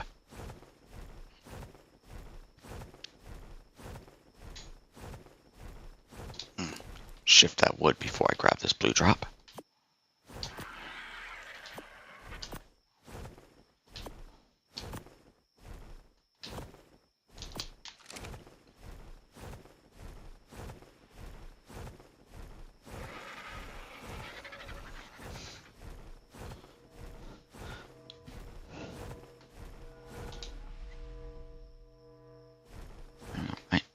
Come on. Up around there. Why did I... That was a nice loss of frames. Yeah, this is one of my more favorite spots to build on Rag. Simply because if I get here in the early game, it's a safe place to set up. Not a lot of hazardous dinos. You know, nothing's going to bother me here unless I bother it first.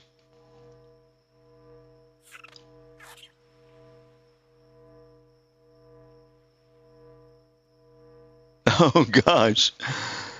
Does it allow you to pick up Brontos? I tried. I didn't think you could pick up Brontos with it. Or did it just drop it? Because it got too big? The way the kangaroos do when you put them in the pouch and you're raising babies? And you start off with like an Anki, and it's got a baby Anki in there, and it goes juvie. And then when it hits adolescent, it drops it out of the pouch because it gets too big.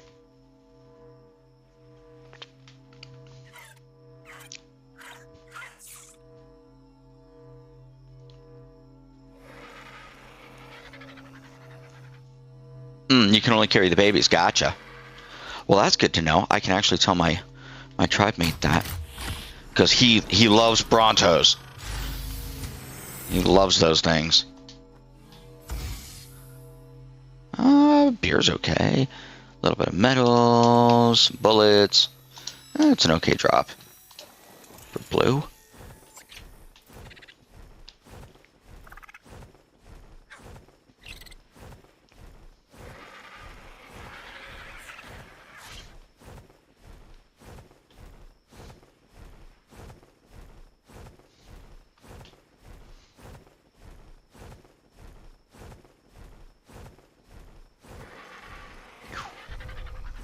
Scenic route here. Oh, got hung up on the... That was supposed to be fluid and, you know, nice smooth transition. Got hung up on the Bronto. Oh well. Nice try. Really? Okay. Okay, so it didn't drop it. Cool. Well, I will have to tell my buddy that he can pick up baby Brontos and carry them back. With the Rhino. Might be one of the things that we go after getting a... Might be able to sacrifice a Rex for a Rhino.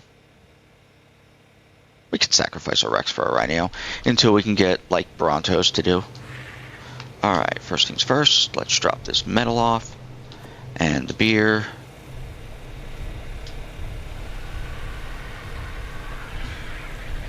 Hello, Just Frodo.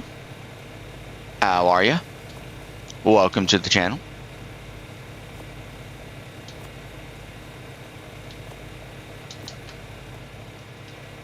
Let's drop these bullets off here.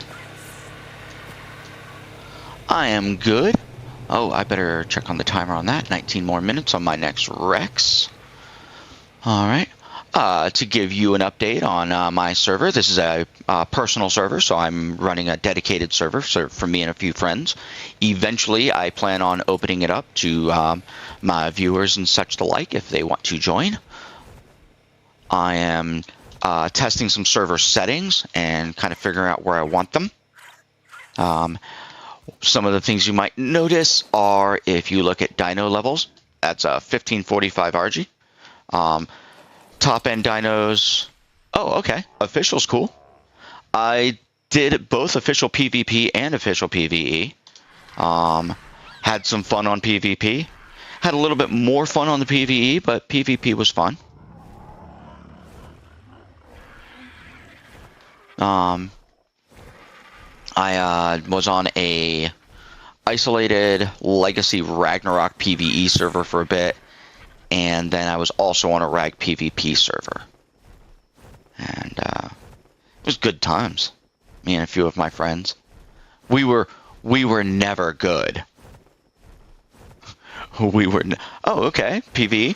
What's your favorite build spot? And what map is your favorite?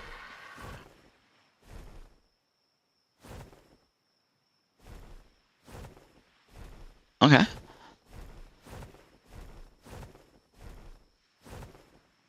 On ASA, whichever one you prefer to play on, because I've played ASE, I've played ASA.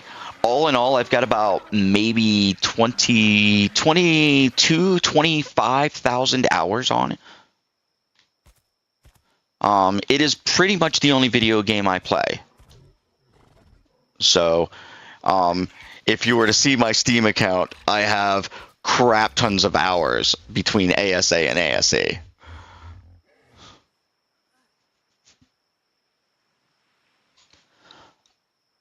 Okay, so you can Venom. You can strafe with the Mega Raptor. That's good. I've always liked that. I wish they hadn't gotten rid of Crystal Isle. Okay. All right. I liked Crystal Isle. I'm hoping they bring it to ASA. There was a couple of really good build spots out there on the floating isles. I really liked them. This is my favorite spot on Rag. Let me fly up and I'll show it to you in a second. It's called the Isle of Broken Moons. Me and my friends, we just call it Donut Island because it looks like a donut. And much like Irby Island on the island, there's only herbivores here. There's nothing hazardous. There's Brontos and Trikes and Ankies and such the like there.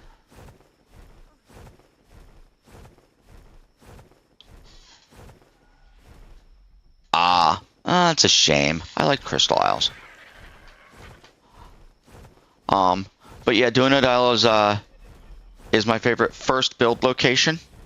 Then I usually build a secondary base out in the redwoods by the desert, in between like the redwoods and the desert and the mountain area there.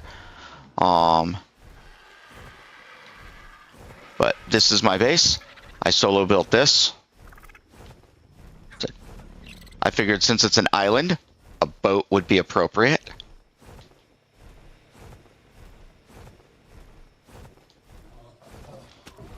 Alright, I'm going to land here.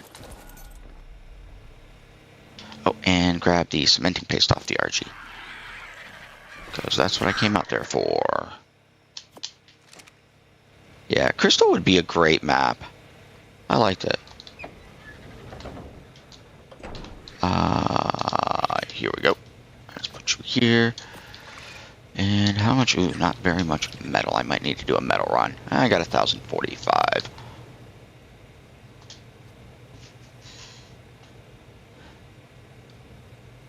Okay. Okay. Nice.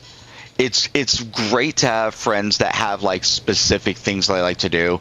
My tribe mate, one of my tribe mates on here, likes making bullets and raising dinos.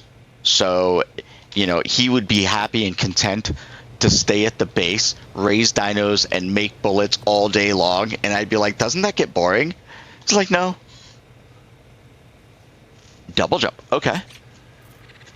And camouflage. Okay, so it's a different style of camouflage I've heard than the rock drake.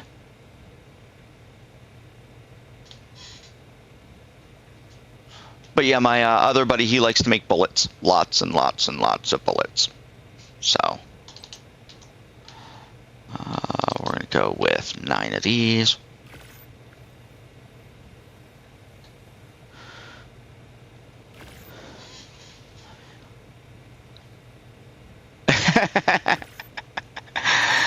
Yeah, that sounds like him.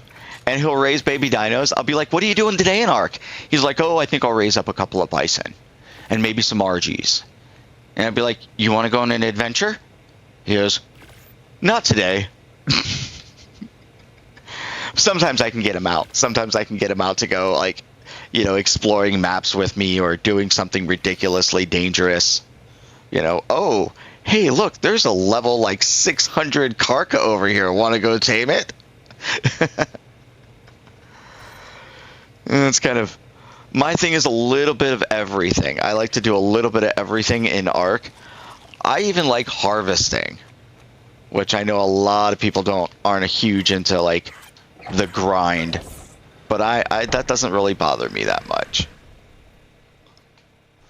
I'm a huge base builder. I love raising up babies. I like going out and taming. I like exploring. I like fighting alphas. The only thing I haven't done a lot of is a lot of boss fighting. Yeah, I feel you.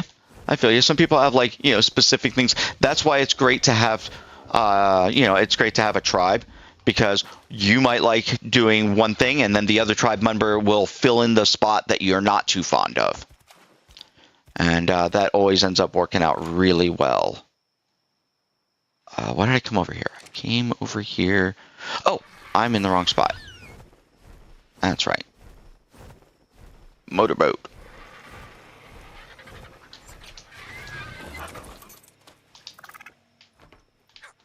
Okay. So, let's see.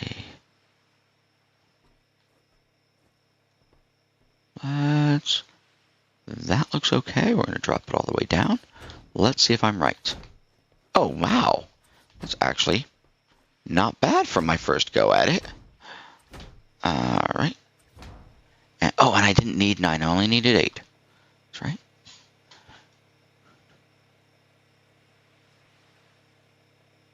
Oh, that's awesome. That's awesome. This Mega Raptor sounds cool. I am going to have to download Valguero and test it out. Like right now on the server, all I've got is Rag up. My next 2 maps are probably going to be Extinction for the Element Dust and Astraeos. I like the Astraeos map a lot. The Honey Cave is a real advantage for getting honey.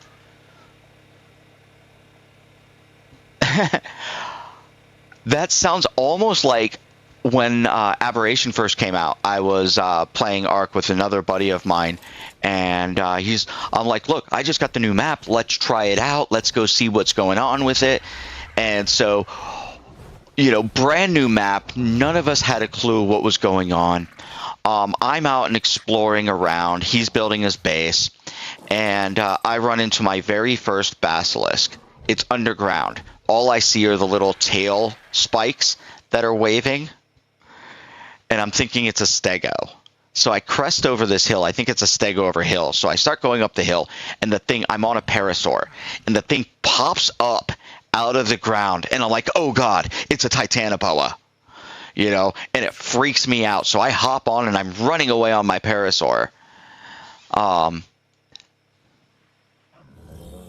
Very true. There are dust veins on Astraeos, but you have to defend those.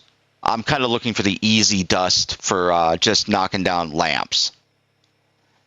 But yeah, eventually I will run the element veins too.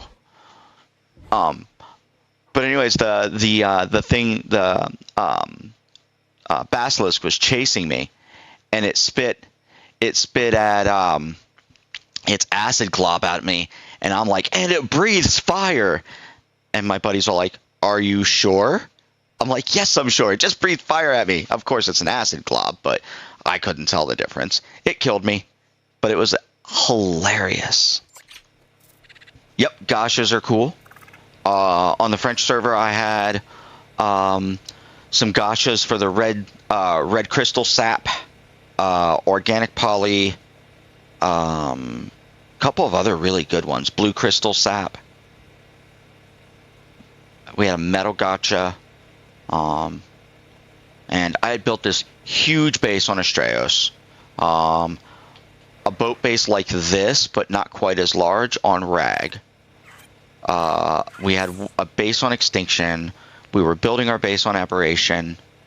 The island, I had this huge floating platform base, so I used glass skins to make the tower part not as visible, and so it looked like I had this floating base. It was pretty cool.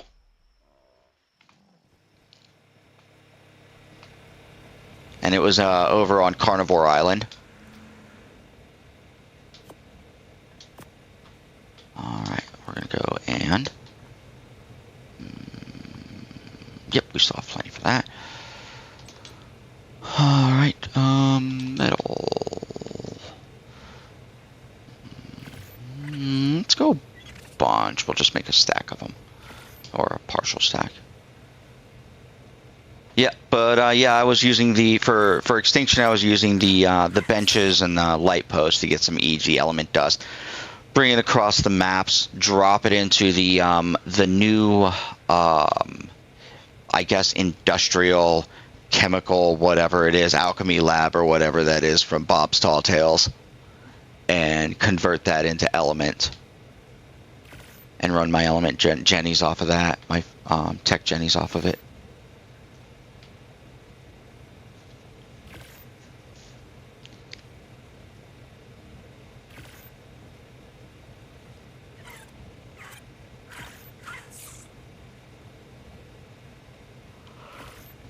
I also like Astraeos because it's another big map.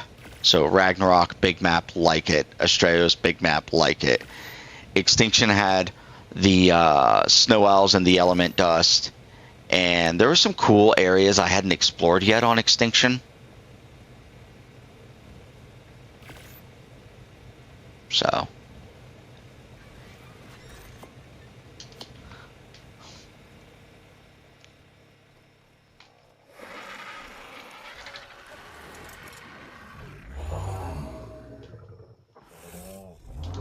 let's see if I can remember right off the bat. Hold on, let me think about that one. Something to do with fire. If I'm not mistaken, isn't it about fire?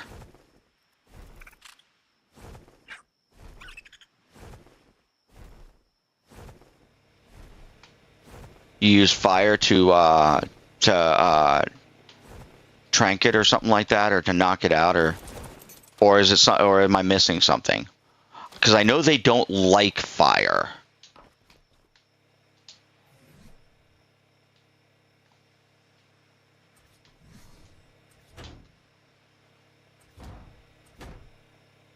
Yes, fire. Cool. Yep. That's also how you tame the Drakeling. Well, you use your torch to tame the Drakeling too. Only you attract the Drakeling with the torch, he lands on your shoulder, and then you have to go out and, you know, get harvesting XP or kill XP or crafting XP. And then you feed him and he starts to tame up, and then you have to do another task for him.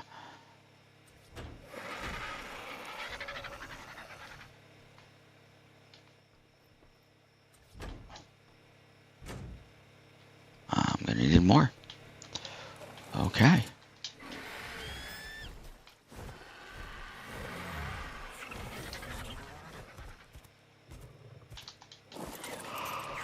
Let's go make some more. Hey, Tyler. How you doing, man?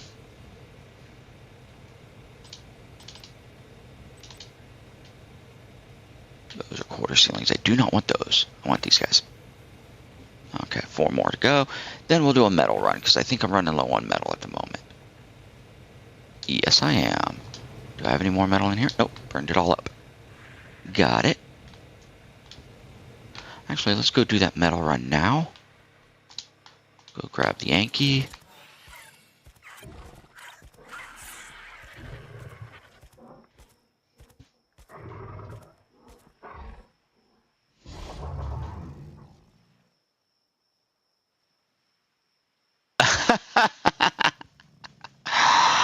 Okay.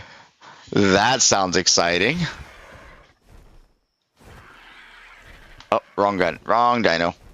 Did not want the Doed. Drop you over here. Want the Yankee. There we go.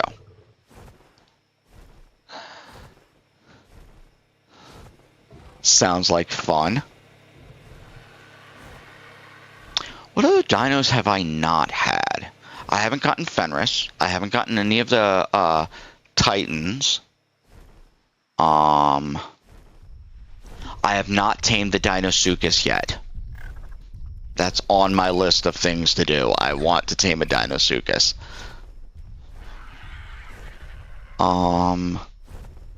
What else?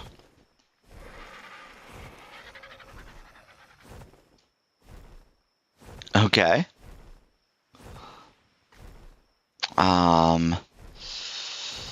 What else haven't I tamed? I've never tamed a Titanosaur. And personally, I have never gone after a Reaper King. I've gotten them because other tribe members have gotten them. And so they've passed them on to me. But I've never gone and gotten a Reaper King. Is this not the spot? Should be the spot. Might not be the spot. Might not be the spot. Oh, spot's over there. Okay. Fair enough. That's fine.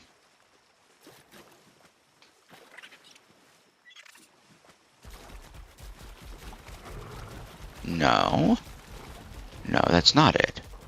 Oh, it's up there. Whoops. No, I haven't gotten the Dreadnoughtus either. That one you've got to do the element veins. You gotta you lead it over to an element vein. Yeah, I haven't done that yet. I want to. I have gotten the new elephant, the Dinotherium. That was fun. That was kind of fun to do. And I've gotten the Veilwind. Veilwind's pretty easy to get. You know what? I should probably whistle you to follow me. Am I close enough? Nope. How about now? Nope. Come on. How about now? Come on. There we go. Now you're close enough to follow me. Yeah, I want a Dreadnoughtus. And I would like a Titanosaur. One of the settings I set is that you can feed raid dinos. Because I want to build a Titanosaur base. Oh, I haven't actually knocked out a rock golem either. Which is really surprising.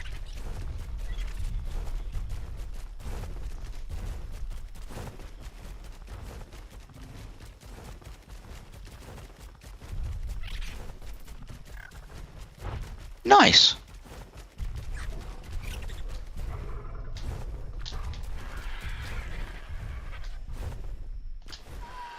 Okay, now go land someplace.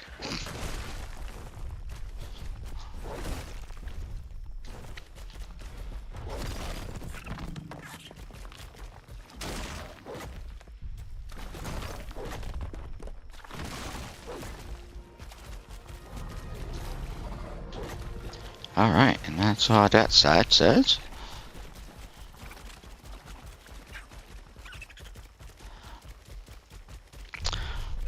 My favorite taming story is probably my first Giga taming story, and that was on that Ragnarok PVE. Oh my gosh, that thing was like insane trying to tame it up because everything went wrong. I was still sort of new to Ark. I was I had been playing PvP with a few of my friends, and they're like, okay, let's try some PvE. So I went looking for a PvE server and found one. And after a while being on there, me playing a lot, that's true. I kind of don't have the dexterity to make sure they're close enough to swing the tail at the metal. So I just kind of ride the Yankee around. But you are right about being able to carry the Yankee and harvest that way. I just don't have the kind of, like, every time I get close to the metal, it's either too close or too far away. So. But yeah, I know that they did that right along with you can set the Yankee to harvest specifically metal or stone or something else. Yeah. But I'd been playing on that PvE server for a while, and we'd gotten some cool stuff, and we had gotten set up really well, and we had decided to go after the Iceworm Queen. And none of us had ever done it. And so we're like, okay, we'll just grab our wyverns. We've got some good wyverns. We'll just bring our wyverns in there and fight her with that. Only to find out that our wyverns wouldn't fit. So we're like, okay, well, we're pretty well armored up. We've got 3 sets of armor. We got some shotguns and stuff like that. And we think we're pretty well set, ready to go. And so we cryoed our wyverns and went in, and the first ice worm killed me. The next ice worm killed one of my buddies. And my second buddy, he made it all the way to the ice worm, but couldn't kill her. And none of us got our stuff back. And I lost dinos, I lost armor, I lost weapons, I lost everything. And I was so mad about that. Because I'm like, man, that was such a huge hit as far as like time and energy that I had spent getting all that stuff and all the effort I'd put into it. But anyway, so after that huge crash, oh yeah, new boss on Valguero. Hold on, let me finish. Well, let me get to the part where I get to the gig, and then we'll take a pause on my story, and I'll have you tell me a little bit about the boss on Valguero. So after taking such a hit, I was a little down in the dumps and kind of a little depressed about it. And I had met this other kid. He was kind of young, and he was asking for dinos, which is something I try not to do. I try not to give people dinos. I will give you eggs. I will help you tame dinos, but I will not just up and give you a full-grown good dino. Like not something like a Rex. I might give you something like a Parasaur. But so I agreed to help him tame up an Anki. And I helped him tame up an Anki. And then a couple days later, he asks me if I wanted a Giga. And I'm like, and we're on an official server. And I'm like, what level? And he says level 100. And so I'm like, yeah. And so we went to do that. So the new boss's name is Grendel. And tell me a little bit about him.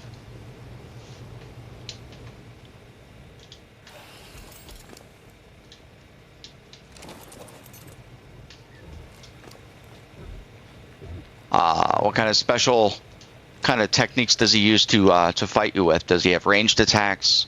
Is he kind of a big brute? What kind of mobs are out there?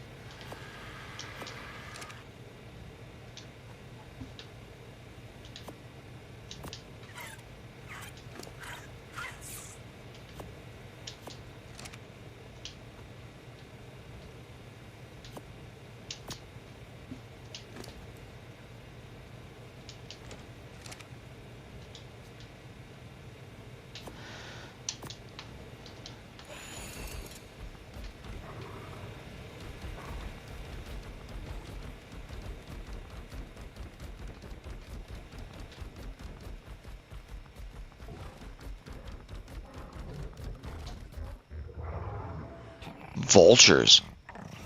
Vultures do not sound like fun. Deinosuchuses, fair enough, I can handle them. The area is dark, okay. Alright. Deinosuchuses aren't super worrying to me, but the fact that vultures can target the player even mounted, that's a little worrying. Gonna have to get really armored up for that.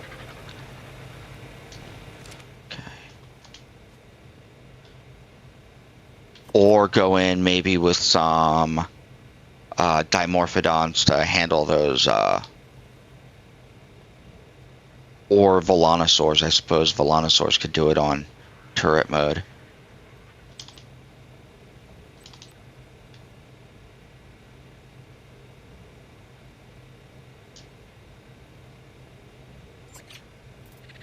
The new little raptors, the Deinonychus.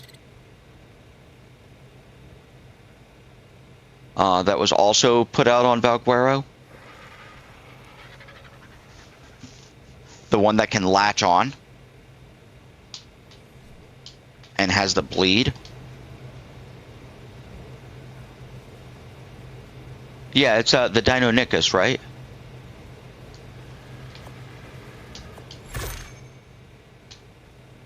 Yeah.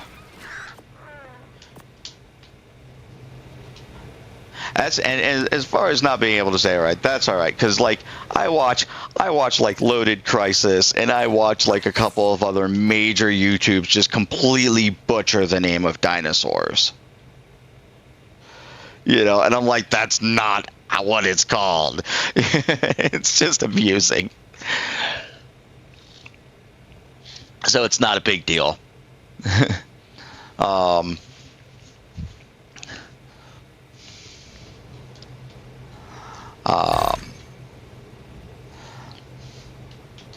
a huge dinosaur fan.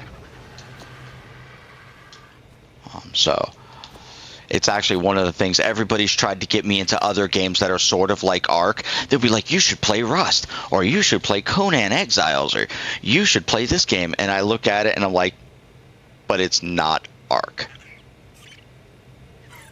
Oh, okay. So it's just hard to spell. Okay. I think it's Deinonychus, Deinonychus. I think that's how it's spelled. I could be wrong.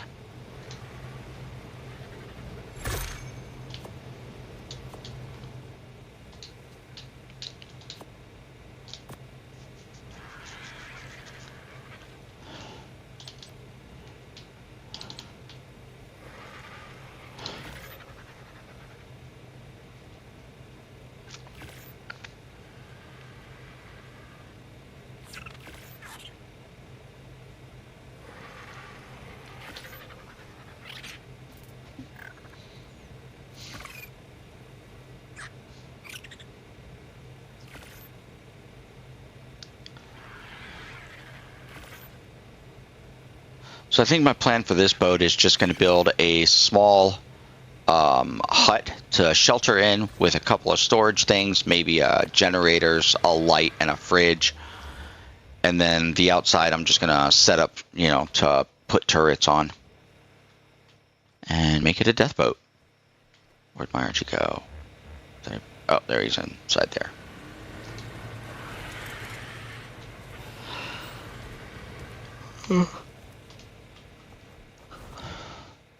That's going to be my plan for this boat, and then I'm going to just tell my buddy, make bullets.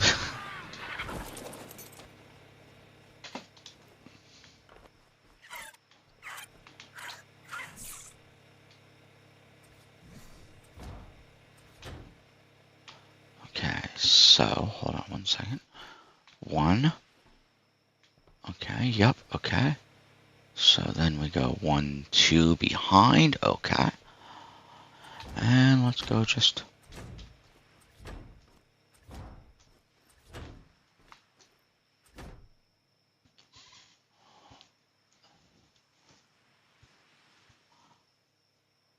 Okay.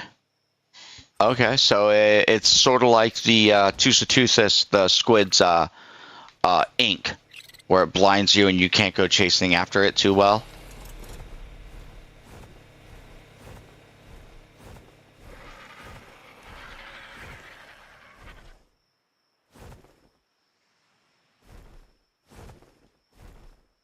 A witch's pot? Okay.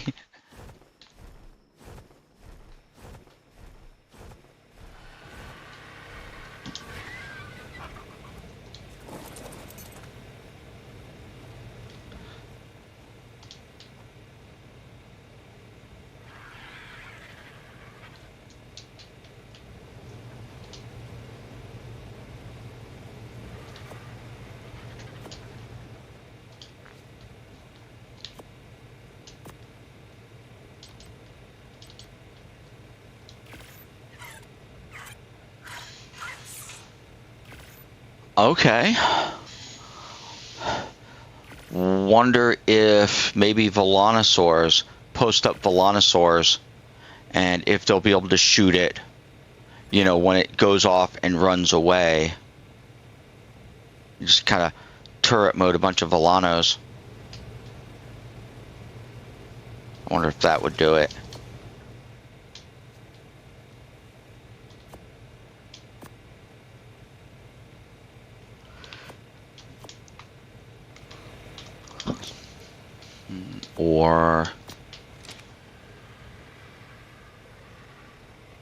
Or obviously the old standard mode of like Dinosuchus and a couple of you know, decent Rexes to handle mobs maybe, and just rush in with the Dinosuchus and try to chomp it a bunch,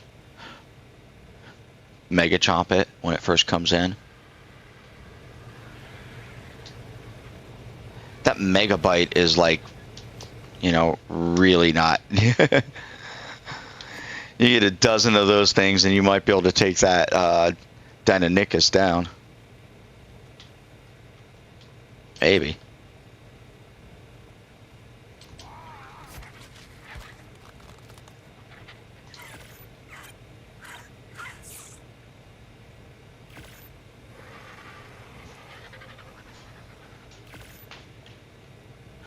Okay.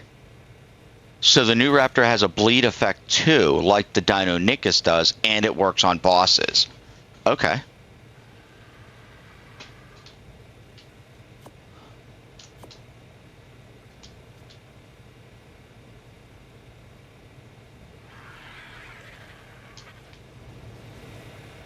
Did I put the other 4 on you? Yeah, I did. Okay.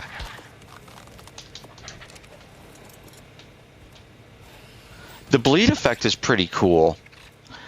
I think they ought to try, like, you know, we've got a few dinos with the bleed effect. I kind of like. I would like to see a different effect, a different status effect that dinos do. I'm not sure what it would be, but what? For the Deinonychus or the Deinosuchus? Because I didn't know the Deinosuchus, so the new Raptor is the only way with the bleed effect. So the Deinonychus, the little Raptor, lost its bleed effect. Damn. Okay. Okay. I was happy with the Stego's,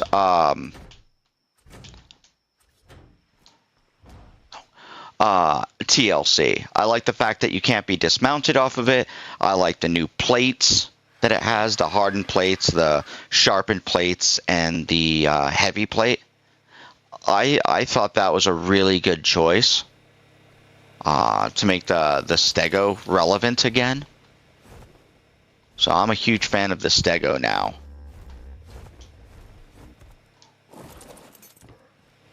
I often bring one with me. I think I have one in my inventory right now. Yeah, I do. Oh, the crocodile. Okay. Okay, so I didn't know that the Deinosuchus had a bleed effect. I knew that they had a mega chomp, but I didn't know they had a bleed.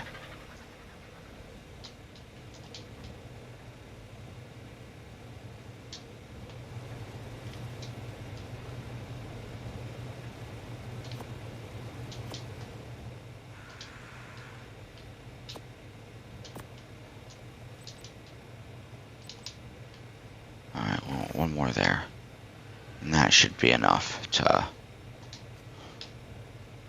kind of put it.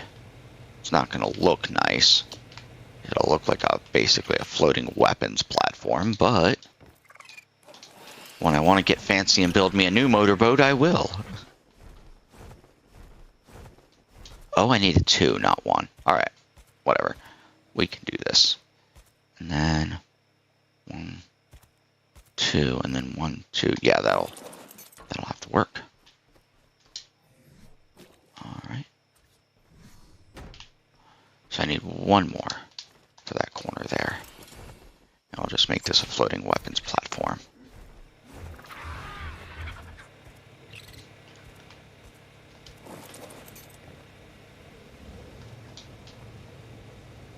And then we're going to need a couple of walls. So one of these, let's do a ramp or 2, like, to get some more metal.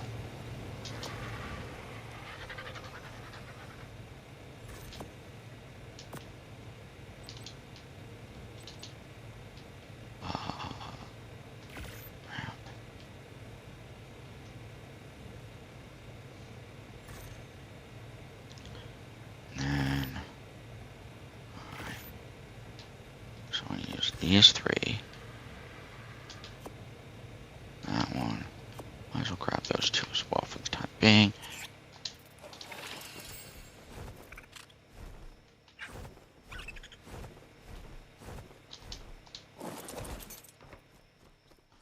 Alright, we're going to want 1, 2, so right here.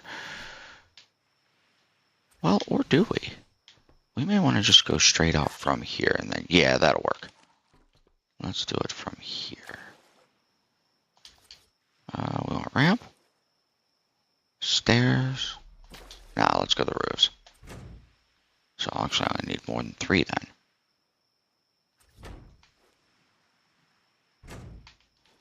Okay. Want those 2 up. And we're going to want, okay, so I want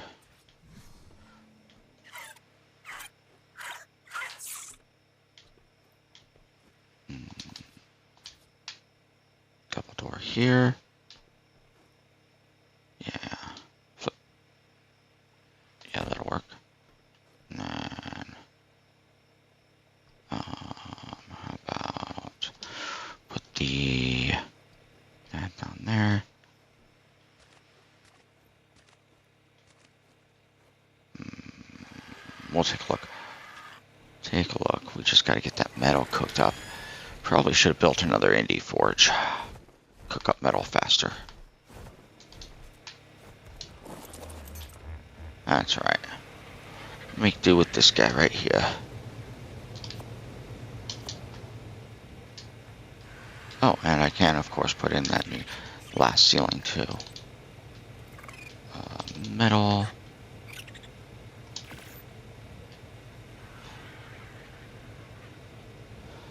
Yeah, I've done... despite all the hours I've been on Ark, I've done 2 bosses. I've done the Big Monkey, and what other one did I do?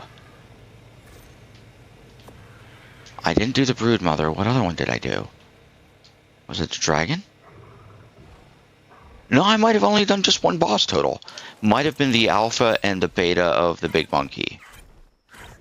Megapithecus. Yeah, I haven't done a lot of boss fights. I've always been kind of the guy who, you know, builds the base and goes on adventures on the map, but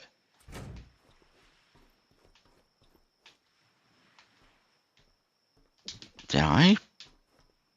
Oh, those are quarter roofs. I don't need quarter roofs. What am I doing?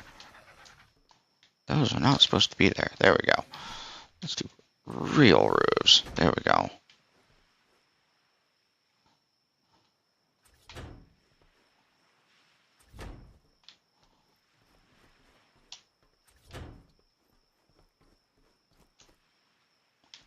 Ooh, here's the question. Do we want that? Yeah, let's have a walkway on the sides, too. So we'll pick these up. Pick that up.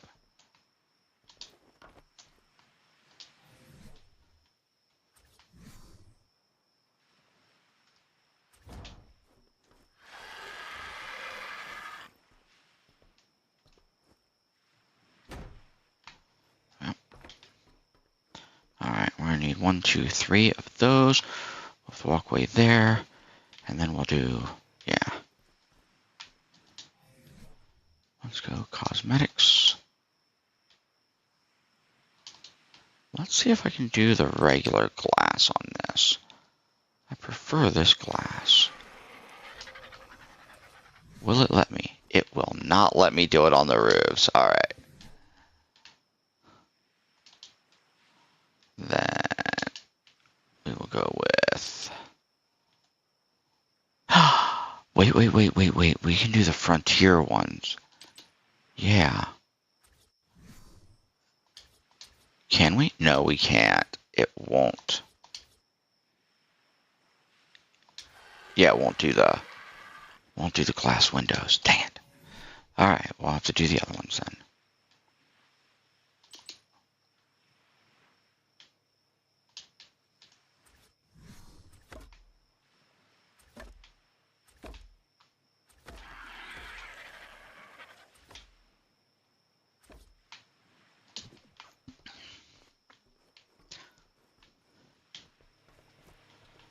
Alright. That'll work. It'll give us a ramp to put dinos on if we ever want to do that. Alright.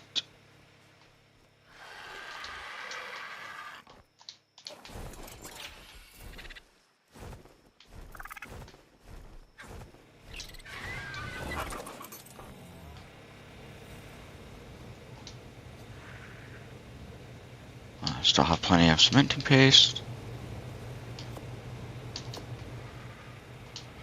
3 more sloped roofs. We'll cover it and we'll do some more ceilings from there. 2, 3.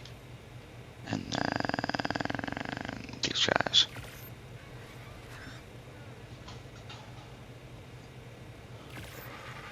Yeah, the Dinosuchus was pretty easy at killing bosses.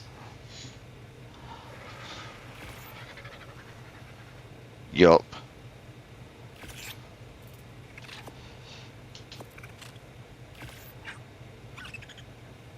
Or at least the boss fights I went into.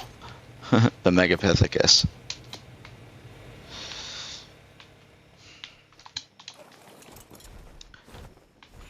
I kind of want to do more boss. Ooh, yellow drop. Let's go get the yellow drop. I want to do more bosses, but I've got to get, my dinos raised up and then coordinate some scheduling with my tribe mate. With both of my tribe mates, so the three of us can go in.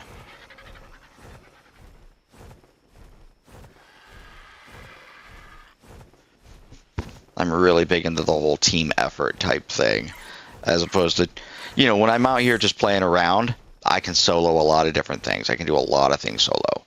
But if I'm going to go into a boss fight, I think it's kind of one of those experiences I want to share. Like when I do a mini boss like the Ice Worm Queen, when I do the puzzle in the desert, or when I do a boss fight, or when I go exploring a new area, I kind of want to go with friends. It's just, that way if something ridiculous happens, they'll laugh at you, and it's, very entertaining to laugh at yourself with them.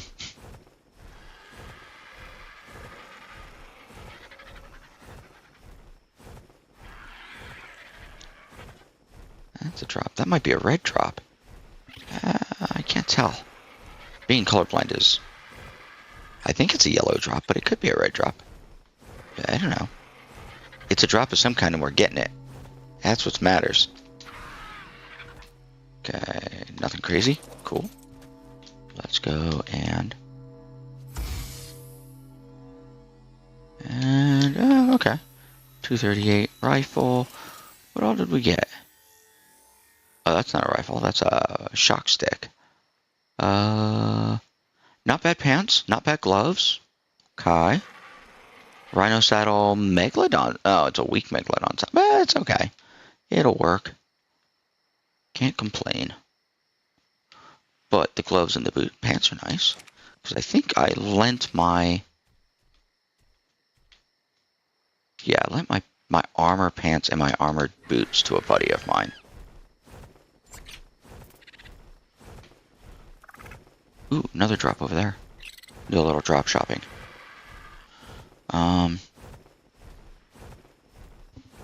Yeah, our tribe kind of has like, if we go drop shopping, we generally, whoever's doing the drop shopping, obviously, keeps the best stuff.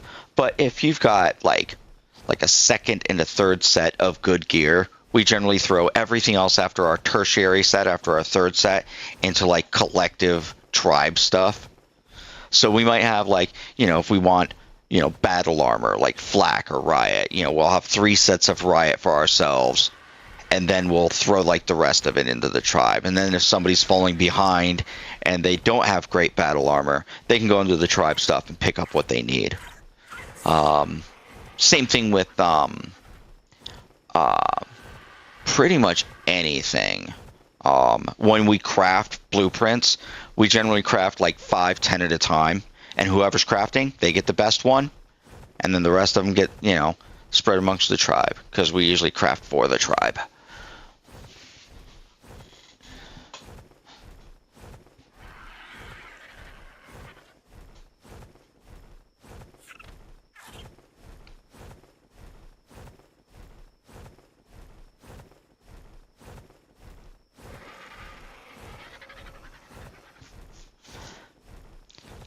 And, obviously if anybody's in trouble, we're like on our way, like almost instantaneously.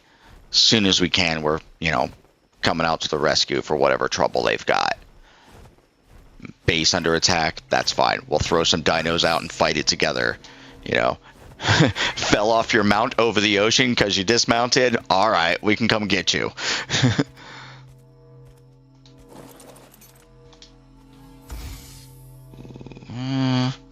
Nothing super fancy. It's like a Parasaur saddle, some bullets, and Lazarus chowder. Lazarus chowder will be useful. Actually, not anymore now that I got the Archelon. I'm sure I can use it. Oh, I can use it for... I think I need that for extraordinary kibbles, Lazarus chowder. So, it'll work for the kibble. Although, I have the bio grinder, so...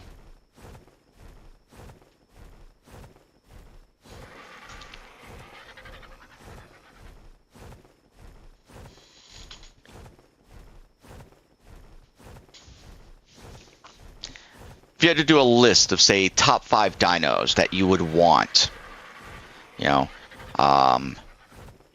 you're on an Ark, top 5 dinos that you want tamed. One of each. What would they pay?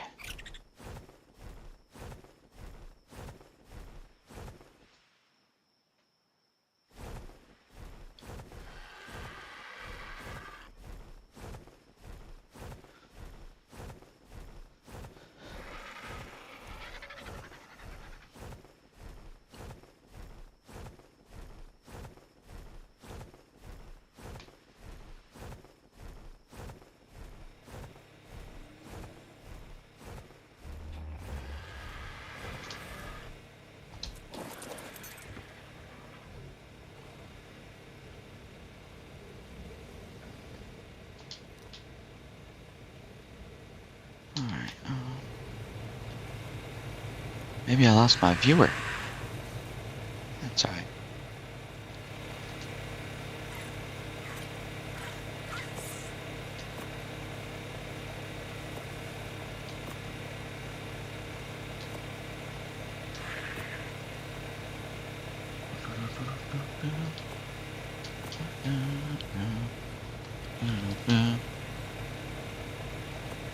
Six lasers, chowder.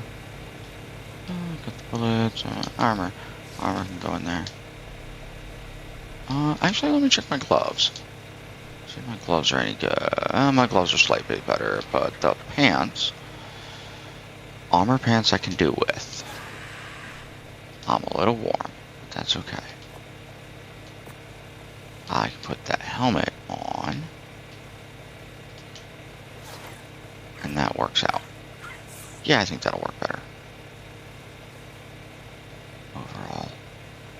Where am I at? 37?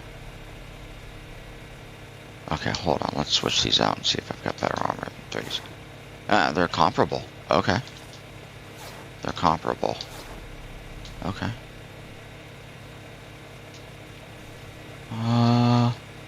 Drink that.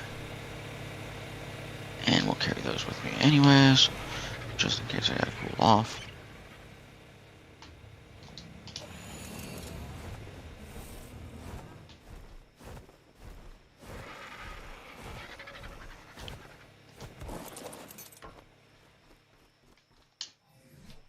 Alright.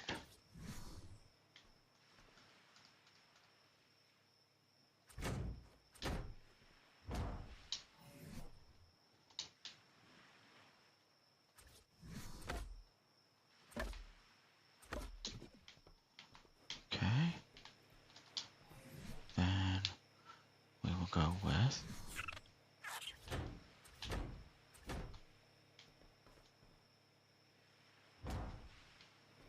need one more. Need one more.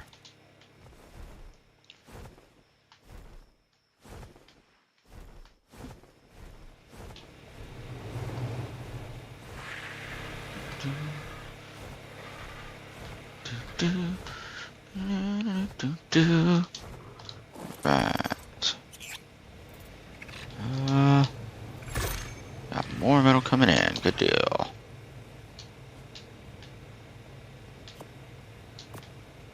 Structures. Metal. Some.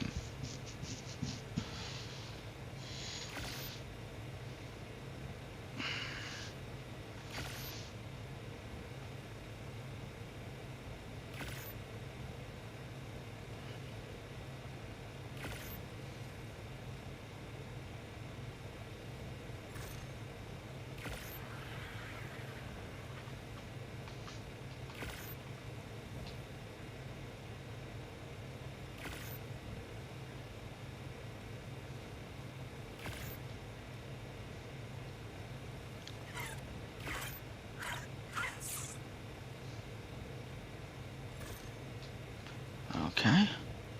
Let's grab those guys. And head on out.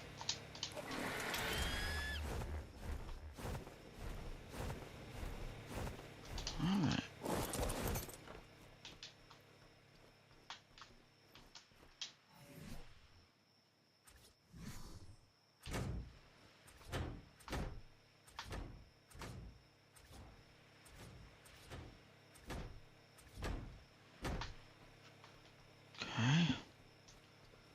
Yep. We're going to.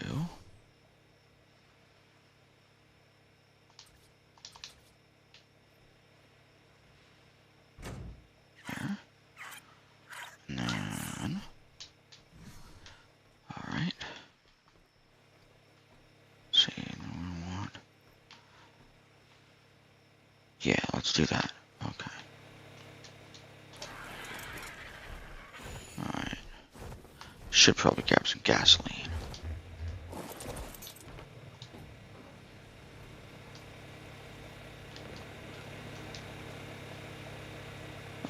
330 gasoline ought to be good.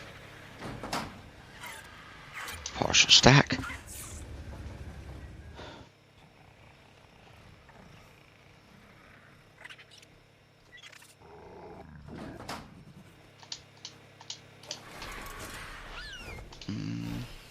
First things first. More stuff.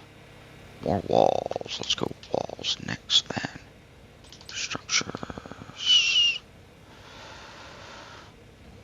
Metal. Wait, no, wrong button. There we go. That's what we're looking for. Structures. Metal. Huh.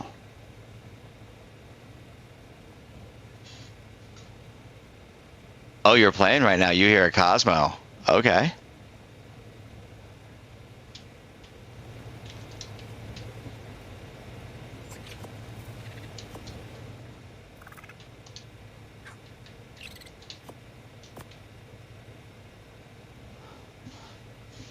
Okay.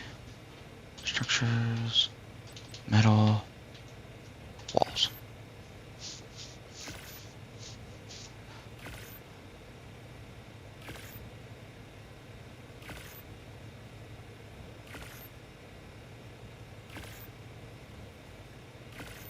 Ooh, I have an idea.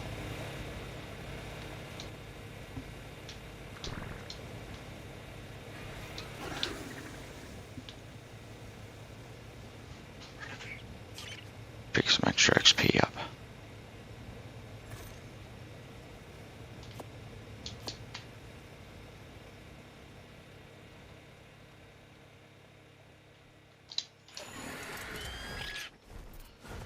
Do.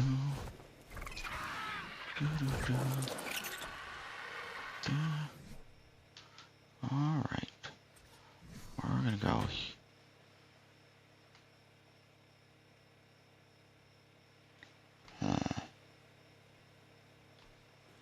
Yes.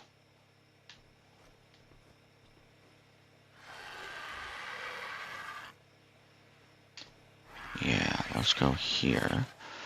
Okay, so we're gonna go. Ramp is gonna go here. We're gonna double. No, we got front end ramps for that. Rear ramps for that. Okay. Yeah.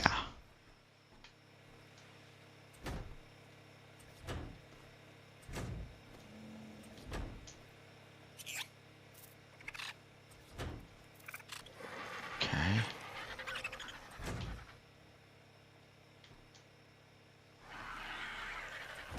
Yeah, we wanna.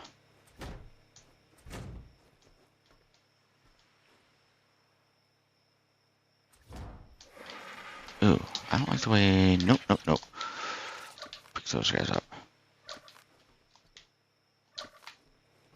I don't know why it reversed them. There we go. That's better.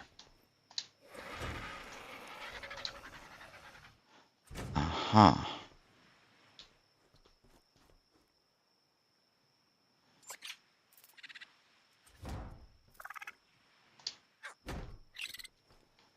Okay.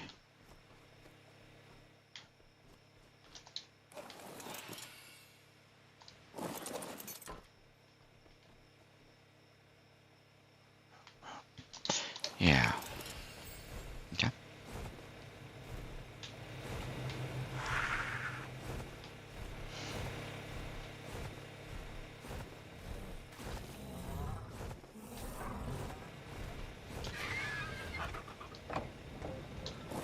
Did you find your Cosmo?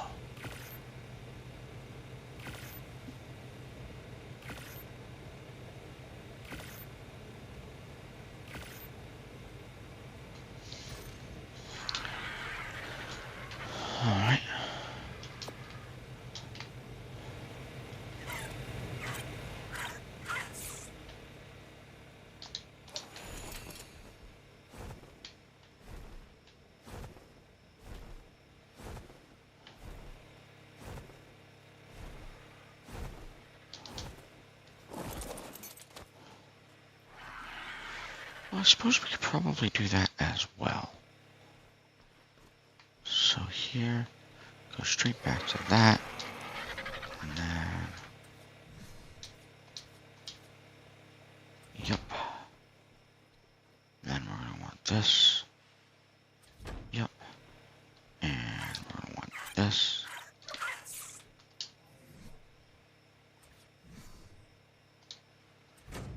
Yes.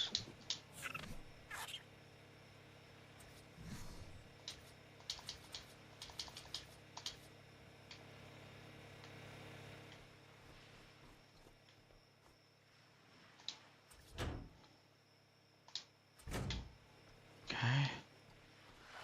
There we go.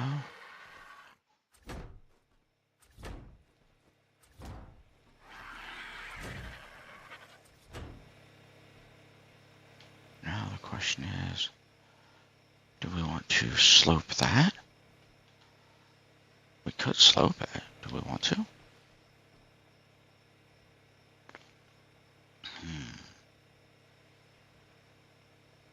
Or do we want to just...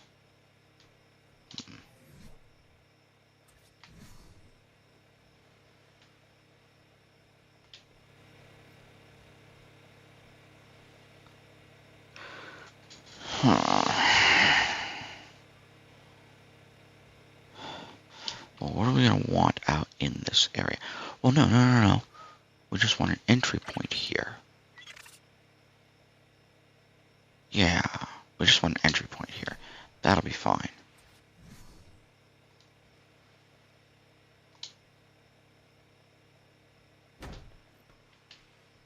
Right, and then we cover this. Yeah, that works. So then we don't need this.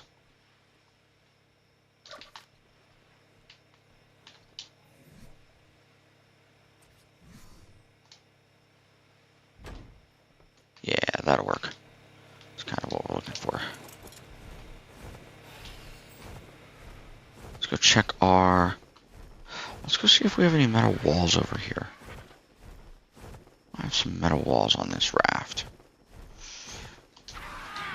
I mean, I could build it out of stone, but I like the appeal of metal. I like it. Just... Oh, I had 4? Okay. I had 4 of those. I have 12 of those. But I don't have any metal walls. What about this? Ooh, I have 7 of those. Those will work. I have 14 of these. These will work. I can dig that. Ooh, a couple of doors. Okay. We'll get the ceilings later. For now, I like that. We want maybe a couple of those. Okay. Yep. Let me do that.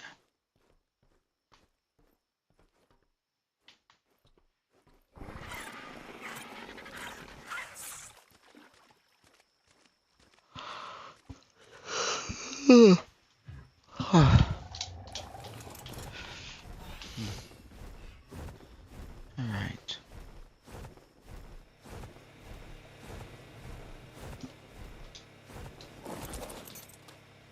Okay.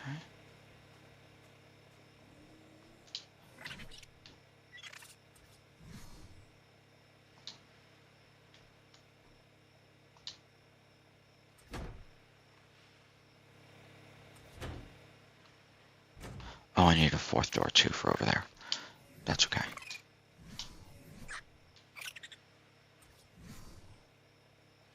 Yes. Yes.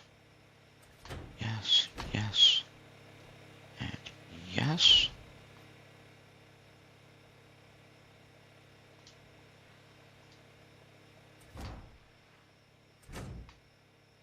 Okay.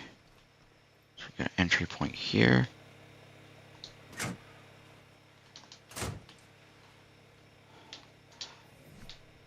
Some good hardened entries.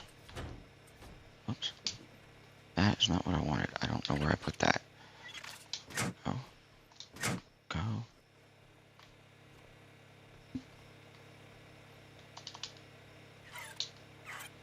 Oh, I don't even have my flashlight, do I? Okay, where did I put that? one up? I guess. Okay, I guess that's what it looks like. Okay, good. Fair enough.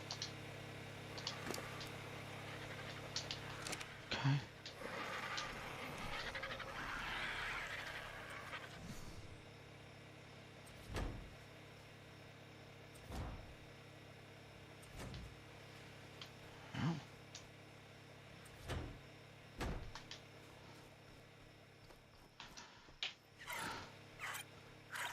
Okay.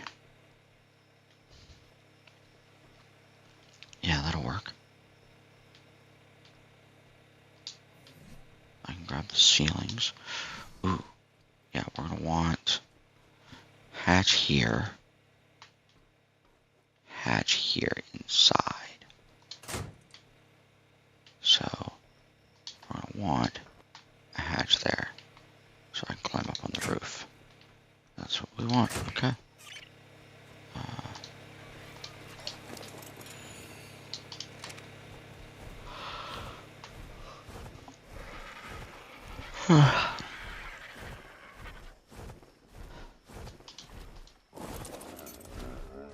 Okay, go land someplace. Really? You're gonna go land right where I need to get in? Fair enough.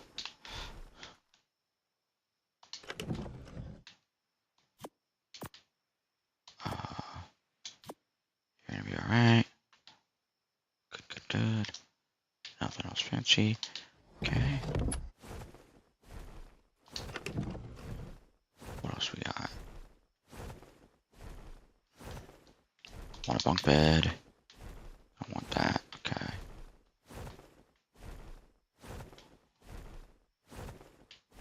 Those are just quarter ceilings. Don't need any of that. Any other storage? Small storage boxes. Not really interested. Oh, we do need another door. Right. Grab that.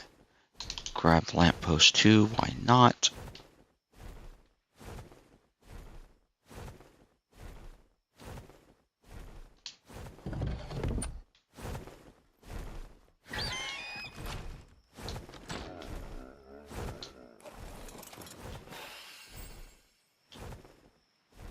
Venom, did you get your Cosmo? I'm assuming you were playing and that you heard that Cosmo on your screen. I'm hoping you got it. If you wanted it, of course.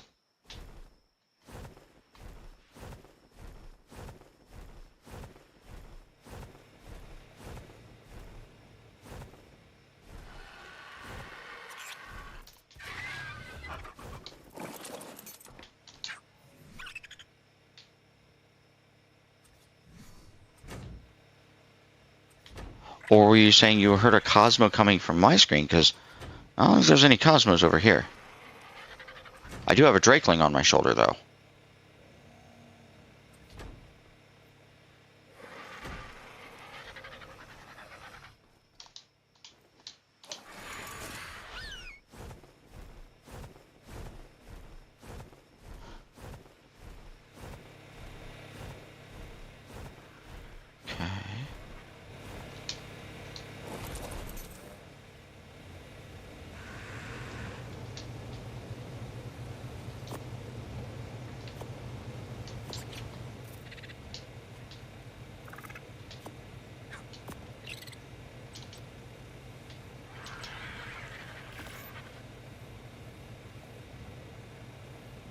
I think 5 is what I need for that.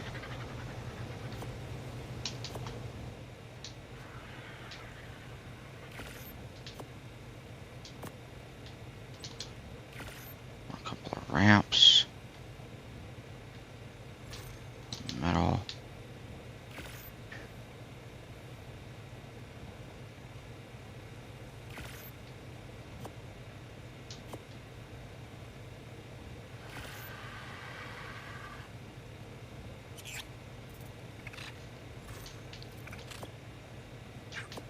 I have the metal, but I don't have the cementing paste. Ooh, we can throw this into here.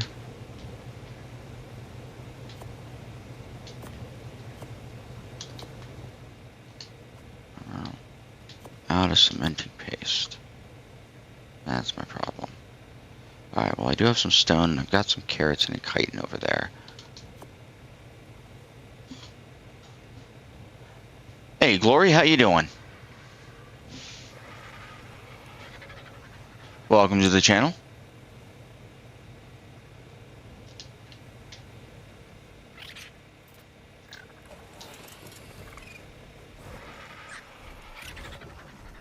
I am currently building a motorboat. I'm doing good. I'm building my motorboat at the moment. It's kind of going to be what I refer to as a death boat. Its purpose is to go into the wyvern cave and kill wyverns while I steal their eggs.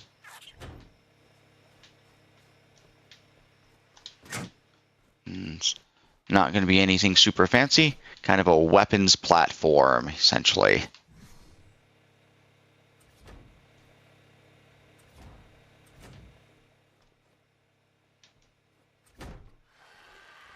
Oh, wait. Oh, don't need that. Okay. Need a couple of those guys. Need some more walls. All right.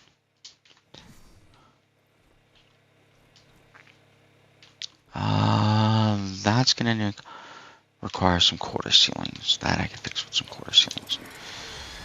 Okay, in the meantime, I want to come up here. Alright. And I can't tell. Okay, yeah, you're the center. So I think it's this guy right here. Nope, not that guy. This guy. Yep, that guy. Alright. So that's gonna be put back. Let's do that. And then we're going to also want another one of those here.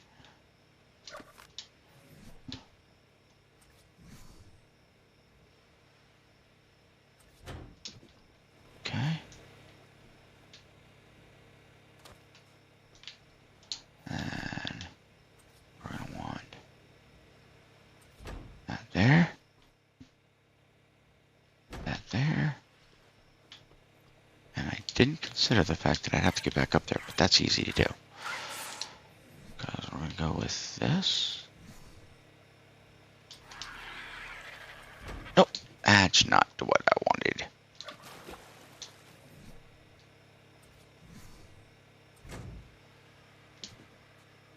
Did that? Yeah, it clipped to the wrong spot.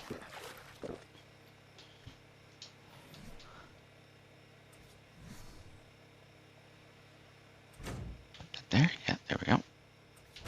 That gets me that. There we go. Now I have a ramp to get up to my roof. That'll work good. We can even throw an extra ceiling up here. Oops. Yep. There we go. Now we have that. All right. And so essentially what I'm building is a turret boat here that has a sheltered area for me to hide in and maybe have some storages and fridges and stuff like that that I need for stealing wyvern eggs. That is the plan that I'm working on. Oh, I need more. I'm going to need more cementing paste. Let's go get more cementing paste. Beaver Dam should be respawned by now.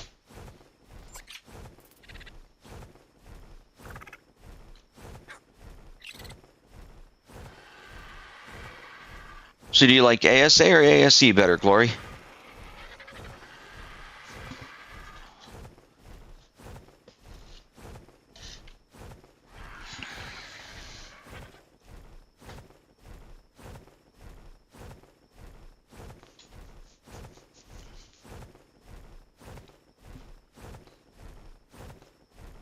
Okay. Got a favorite map?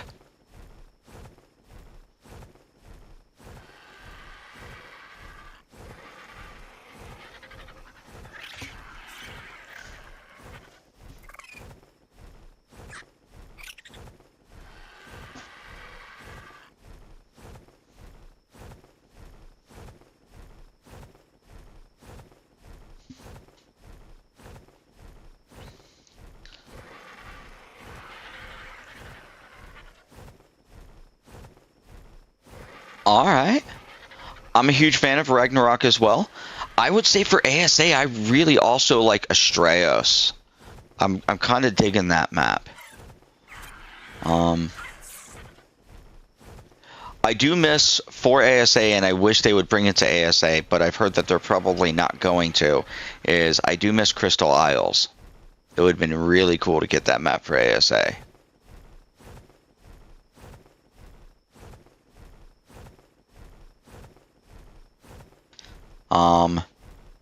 When I first started playing, I think my favorite map was Aberration, and that was because it was new, and the Raptors had just gotten their little pounce ability. Kind of made Ark more of a horror game than an adventure game.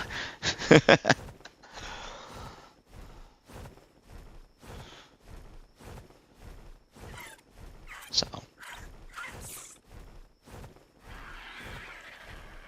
I like the island because I like setting up shop on the on Carno Island, building my base there and having access to all those drops and the cave.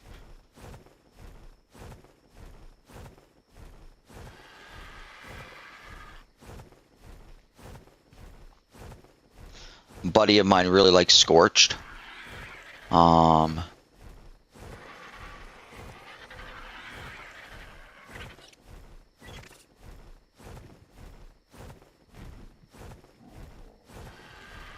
have a couple of other friends that really like the center as well.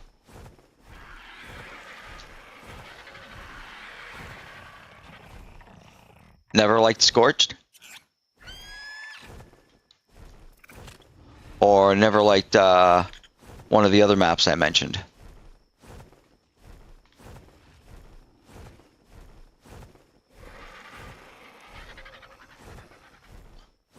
Yeah, my first experience on Scorched, I didn't understand the idea behind playing on Scorched Earth, and I went in with a brand new character and kept dying, and I was frustrated. I'm like, what am I doing wrong? And so at first, Scorched was not anywhere near my favorite maps. I didn't like it at all at first. As I played a little bit more on it, I kind of got to liking it okay. There are some cool base spots on it. Are you coming for me? Yes, you are.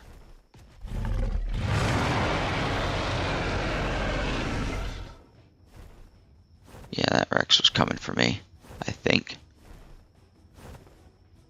He was excited. Thought he was going to get a little chicken for dinner.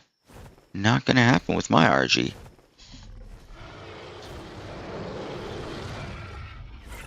Okay, you are roaring an awful lot. Is that a tamed Rex? No, it's a wild 980. Okay.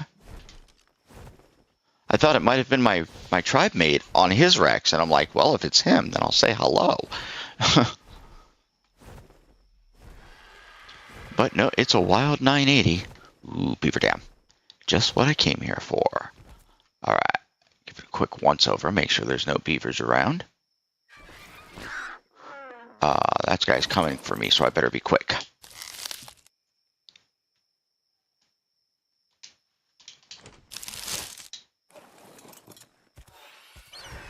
Maybe that galley will distract him for a while.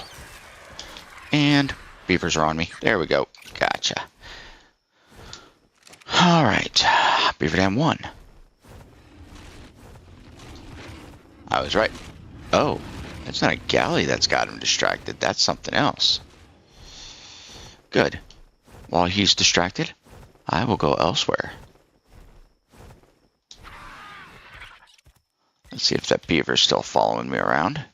Yeah, he is. All right. I'll wait for the beaver to come up, and I'll relocate him. Hello, Mr. Beaver. We're going to relocate you. You're on 700.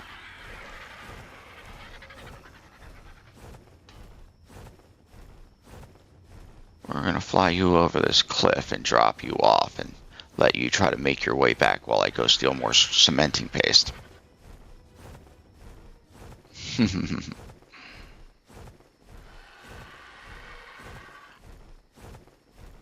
There we go.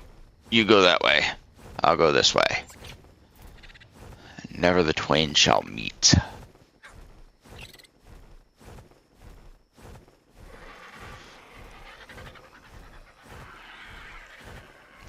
Alright, now where'd that beaver dam go? Oh, there's the Rex. Alright, we're gonna relocate this Rex too. Hello, Rex. Come on. Oh, there's two of them. Alright, let's play. Come on, come get me. Both of you. There we go. Follow me over to this Bronto. It looks like a nice little snack for you. You still going? Nope. What? Why are you getting distracted? Silly Rexes. Tricks are for kids. Alright. Back to my main mission of beaver dams then. There's a beaver dam there, but that is close to those Rexes. We will leave that one alone. And come back to the other one that I was certain I saw somewhere around here, maybe. Maybe. Nope, you're a bush. That sounds like a Serrato party. Well, not a yeah, it was a Serrato party. Alright, well, looks like that Serrato's gonna have a good time, or the beaver's gonna have a good time.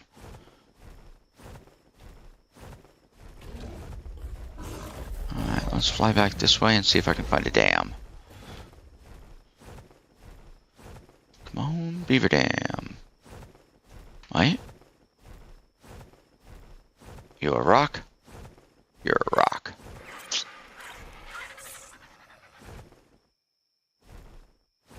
Alright. Well, let's see if those Rexes have moved on. Maybe I can go back there anyways and get that one I did see. It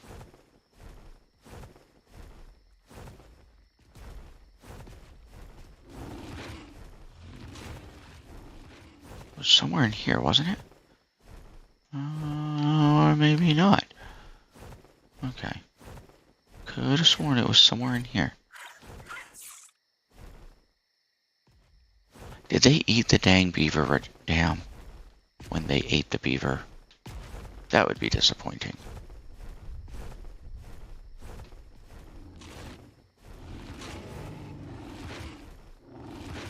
That may have happened.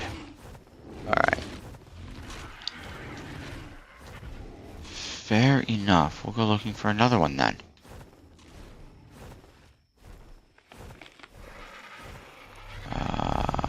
You are a rock.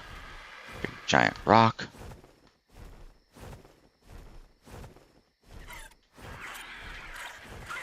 And nothing down this way. Alright. Wait, there's a beaver dam. Aha, beaver dam. Okay, we're going to relocate you.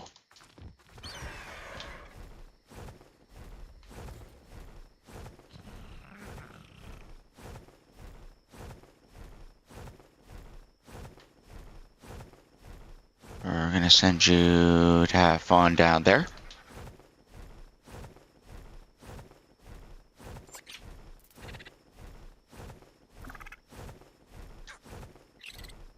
And then, there it is. Back to here. Alright, take a look around. How far off is that Serrato? He might notice me. Let's get this done.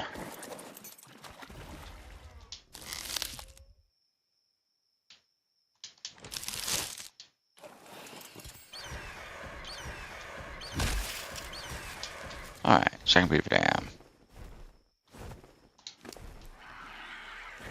That's 500.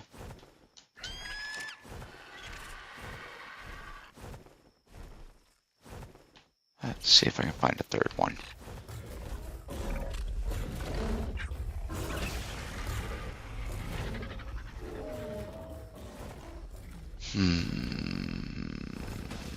Nope.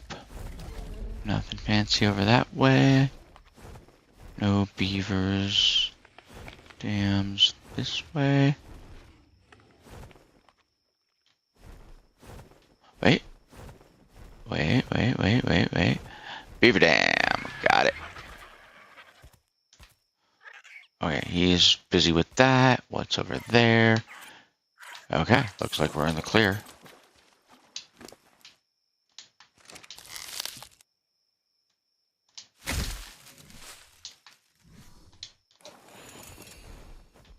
Make sure I got it. Yep, I got all of it. Good deal. That should be enough cementing paste for a little bit now.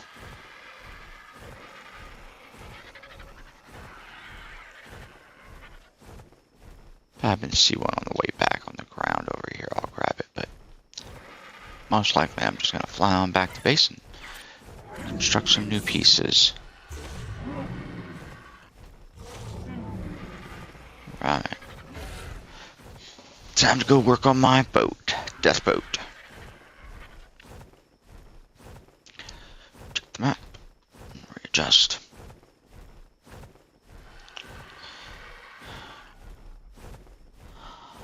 Alright. You're dropped on a new map. Doesn't matter which one, you can pick. And top 5 dinos that you would want. One of each of these dinos. So not a breeding pair. What would they be? And they can be from any map too.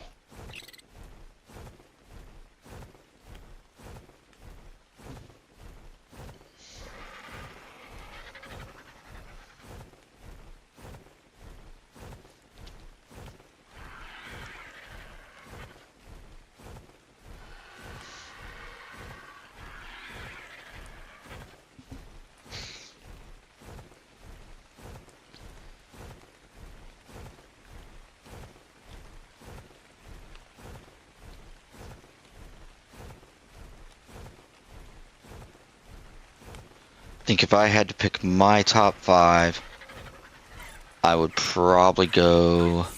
So you're going Kark, Giga, Rock Drake. Okay. Kark, I can see. If I didn't get a Kark, I'd probably want a Giga. So yeah.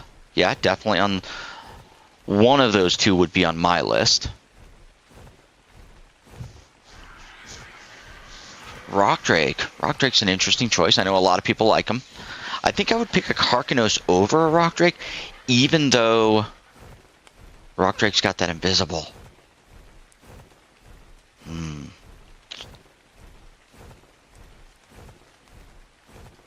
Rock Drake's got the cloak, so that's tempting too. I'd probably go with Kark, and then I'd also go with, I want a Rhino probably. Rhino Natha. Oh man, I'm getting lag. Lag spike. There we go.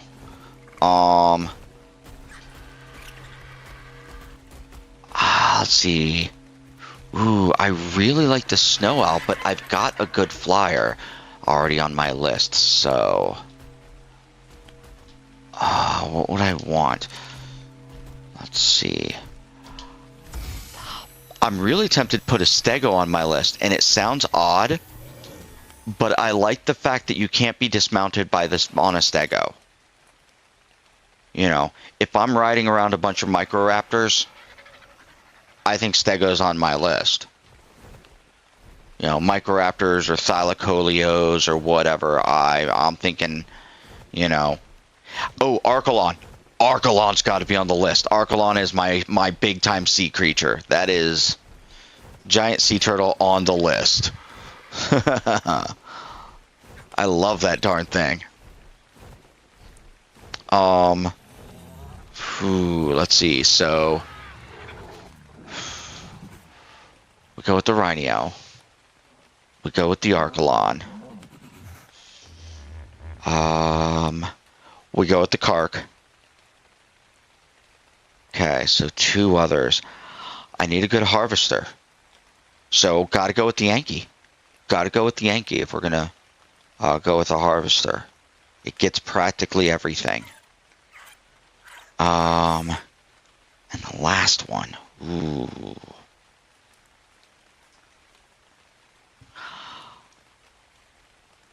I'm gonna say Drakeling for my last one, for a shoulder pet. I think that would be my list.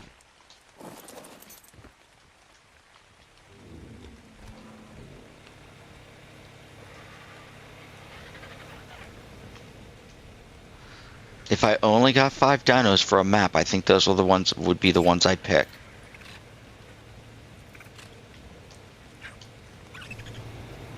It's a tight choice though for me. I like so many different dinos for different reasons.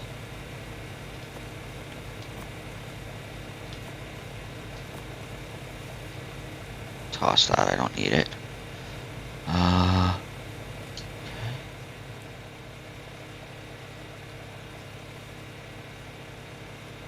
The kitty. Oh, like the regular cat or the pyromane or which kitty?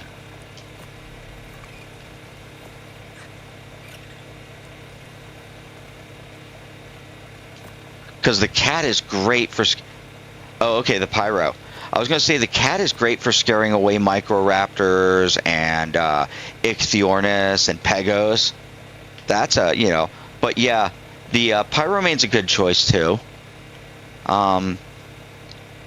See, I also like the Thylacoleo because I can go solo the Iceworm Queen with a solid Thylo. If I get a good Thylo, I can solo the Iceworm Queen with it. No worries at all.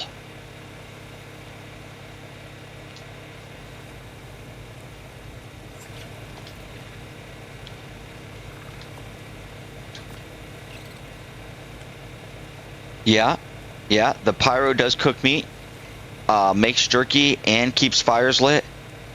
It also sets things on fire, so I kind of like that.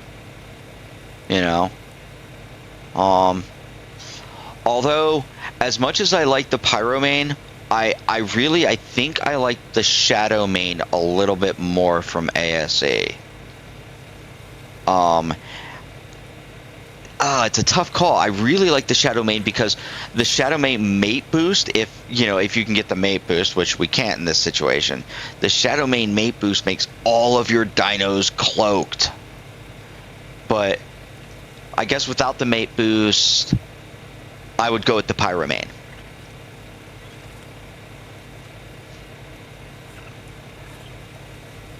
Yeah, good point. Good point. You can go through lava and fire and heat don't hurt you. That's an excellent point about the pyro. I'd forgotten about that. Yeah, I think pyro would... Dang. There's a lot of good dinos in Ark. A lot of good dinos in Ark. You know, I couldn't even put the Stego on my list with my 5 because there's so many good ones.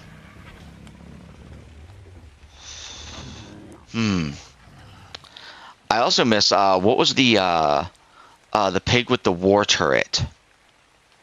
I can't remember the one that had the turret on it. That one was a cool dino. Kind of dug that.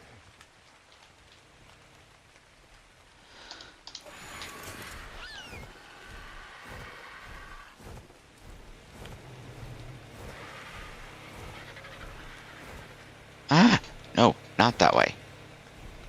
Okay. Why am I... No. Oh, I see what I did. I got caught behind here, didn't I? Okay. Alright, I'm gonna have to cryo you, aren't I? Or... Okay, hold up. I go in here. And... Oh. No? Ooh, I'm...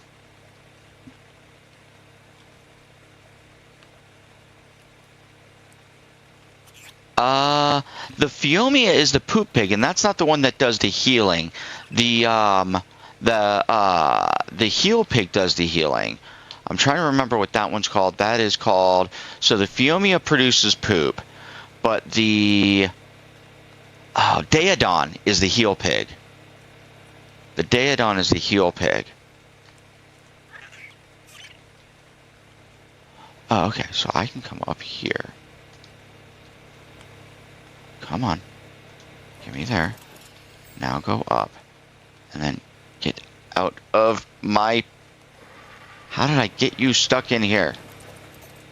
Alright, I got you stuck in here somehow. Alright, fine. We're gonna do this, hopefully, the smart way. Can I... Where's my... What the heck? Okay, so it should go gate and then ramp. Oh, I have a torch. Never mind, I have a torch. Oh, I didn't get you stuck behind it. Okay. Yeah, I feel you.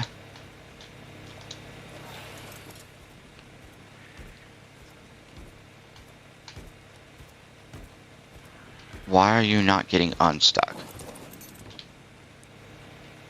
Oh, because the door is open. So maybe I can get you unstuck if I do this. Yes. Now I can get you unstuck. Haha. There's a mod dino out there that I'm kind of want to put on this server. I don't remember its name, but it's a big giant beetle thing. And I just call it the All-American Redneck Beetle. Because the way you tame it is you get guns and explosives and you blow up things nearby it and it attracts its attention. And then you just shoot guns and kill things with your guns nearby it, and then it likes you. That's exactly how you tame this thing. It's like, it's hilarious. And then it makes, I think it makes gunpowder in its inventory.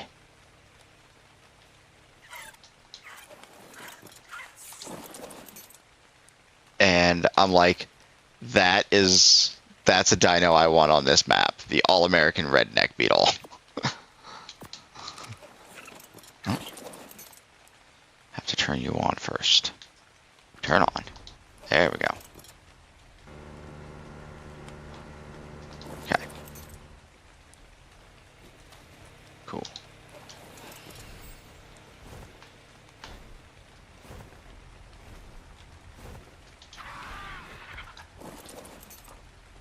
Alright. Alright, so what am I working on as far as this goes? Oh, I brought the cementing paste, so I need to go back to my regular race. Why am I dropping off here?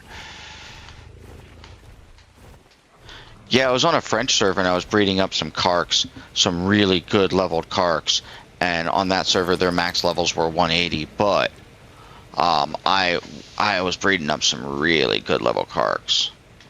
They were in the range of like 400 something. Really cool. I was loving those guys. Because me and my buddy could take one out each, and we could go do red OSDs, and they'd be easy.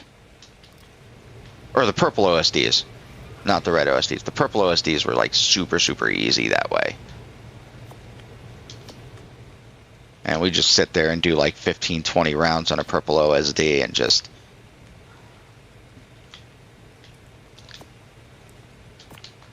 Alright.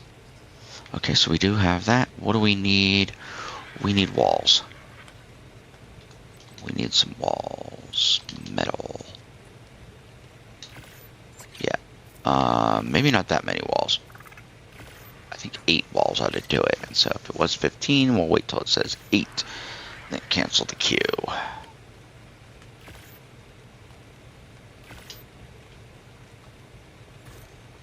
And I should have 8 walls. I do. Good. Did I get my walls? No, I didn't put my walls in my inventory.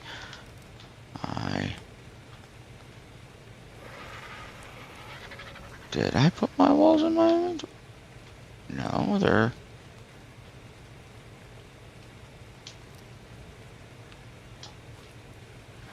Okay, there they are.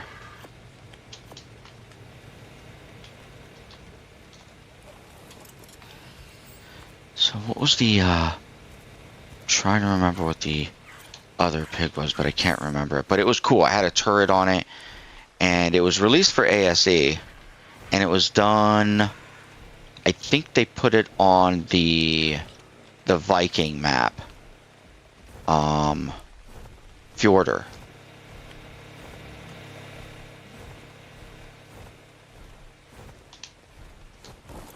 And, I kind of like that dino.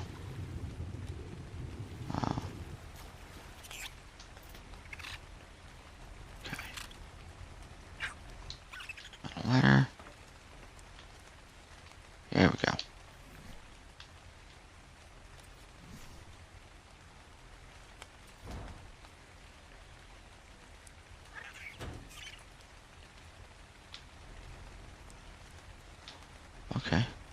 Well, that's good. Okay, so I guess I didn't need that many walls. And I made them anyways. That's disappointing. Okay, that's fine. So what I need is a couple of quarter walls. Yeah. I might have some quarter walls. So I need 4 quarter walls, and that'll finish off the outer shell. Then I need some ramps for the other side, and a ramp for the center. Let's go over here.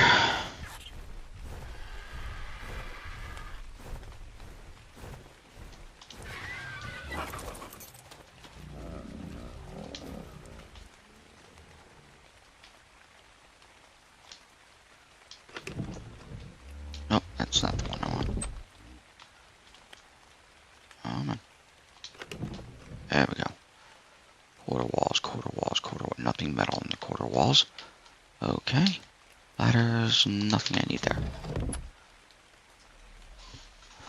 Been trying to reach tech? Yeah. My problem with reaching tech is that I never go boss fighting. I've only fought I've played 20 some odd thousand hours of Ark, and I've only fought the Alpha and the Beta Megapithecus. Those were the only bosses I fought after 20,000 hours, 20 some odd thousand hours. And I don't have any quarter walls, okay. But, what I do have, no, not you. What I do have is these guys. And having a bunch of those guys will be handy for a second.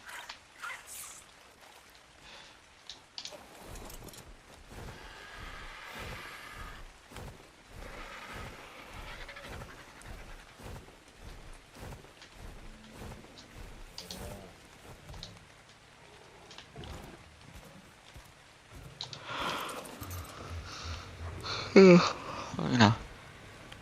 Oh, you know what? We're going to need my RG there too. Because I'm not going to be able to carry the weight, so I got to put it on the RG when I get it.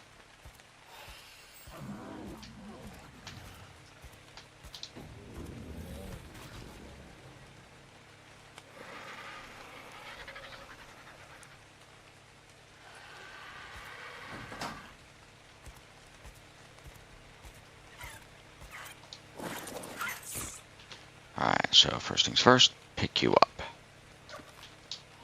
Then put a medium one down.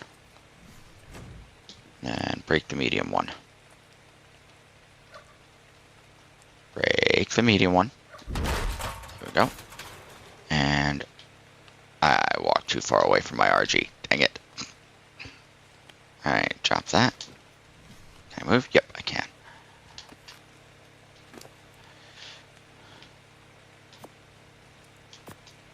Anything in particular you're trying to reach tech for? Like, you know, the transmitter or anything like that? Maybe the replicator? Anything in specific? Because you're like, I really want this.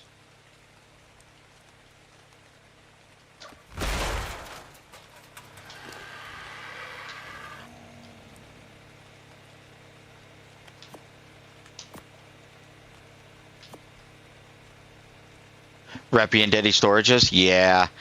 I haven't used Daddy storages too much, simply because, like I said, I haven't fought the bosses that often, and so I usually don't hit tech, and I just kind of stick with what I've got and just stick with vaults. But yeah, when I have used Daddies, they're amazing. They are amazing. Large elevator platform. We'll just do that then. And now we're good. So that picks me up 400 metal for free, plus some cementing paste. Whoops. There we go.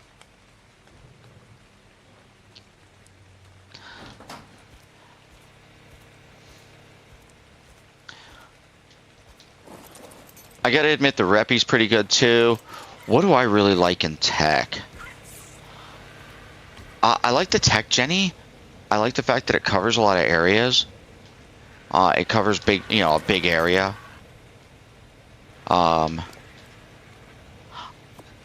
I do like the fact that they got rid of wires for the regular Jenny, so that makes things a little bit easier when you're trying to build your base. Don't have to use pipes and wires anymore. Although some of the challenge of doing it and keeping it looking clean was kind of fun in a way.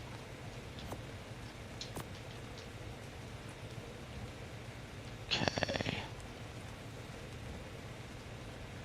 Yeah. Metal. We're gonna want, are these? Yes. 1, 2, 3, 4 of those. We're gonna want a couple more ramps. 3 ramps. Ooh, bring that Jenny along. We've got the gas. Cool, we should be good with this. I've got a couple of lights. Yeah, when on ASC, when I was playing on the official PVE server with some of my friends, that's when I started kind of fiddling around with building. Before that, it was all just giant box base. And now I'm doing things like a boat-shaped base, and I'm working on a brontosaurus-shaped base. It's going to look like a brontosaurus with a platform saddle with a base on top of it, and the whole thing's going to be a base.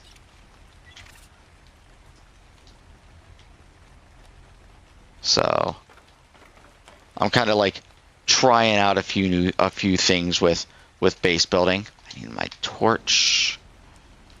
Okay, so we're gonna want. No, we're not gonna want it there. We're gonna want it probably in here someplace. Let's put it towards the front. We'll put the Jenny towards the front. Disable snapping. Okay. Let's put you. Let's try here. How about that? That looking good? Looks like it should work. We'll hope that works.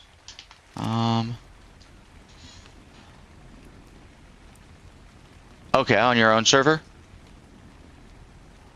Yeah, I understand. You know, I have found a couple of good, yeah, I've found a couple of good private servers or dedicated servers where the people have been pretty okay. Like the French server I was on was good. The official PVE server I was on was amazing. I spent like almost a year on that map and made good friends. It was fun. But I understand. It's tough sometimes to find a map where the people are, you know, fairly reasonable and, you know, they're not just harassing and hassling people. That's what I want.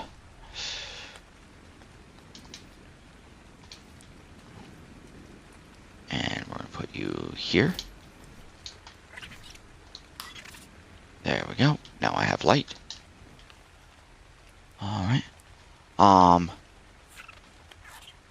But yeah, my server's going to be kind of like, what, you know, I've got high level dinos on here, and my idea for the server is highly cooperative. You know, the idea is that, yes, there are dangerous dinos, and as a result, you know, people should be willing to help each other out.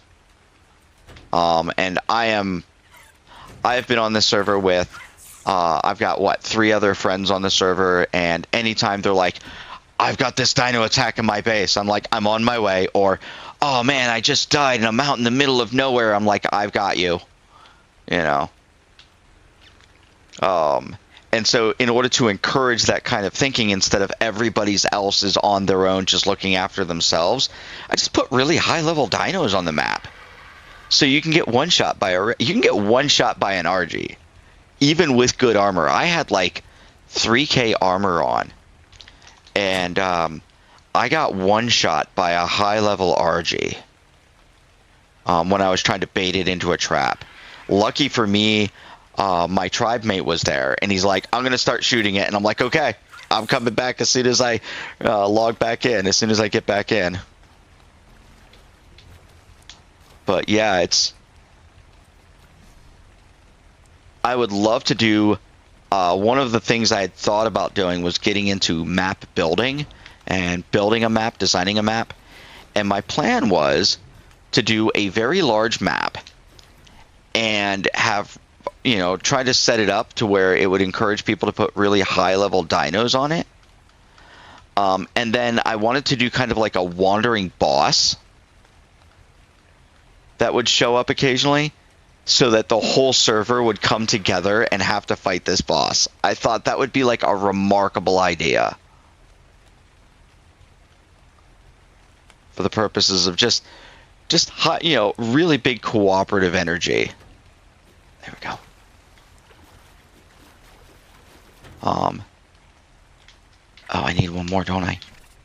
Yeah, I'm gonna need one more, but that's okay. That's all right. What I can do, however, is this. So it won't be that one. It'll be the next one down. Yeah, so that should connect to that. And we will go and get... Oh, my Archie's over here.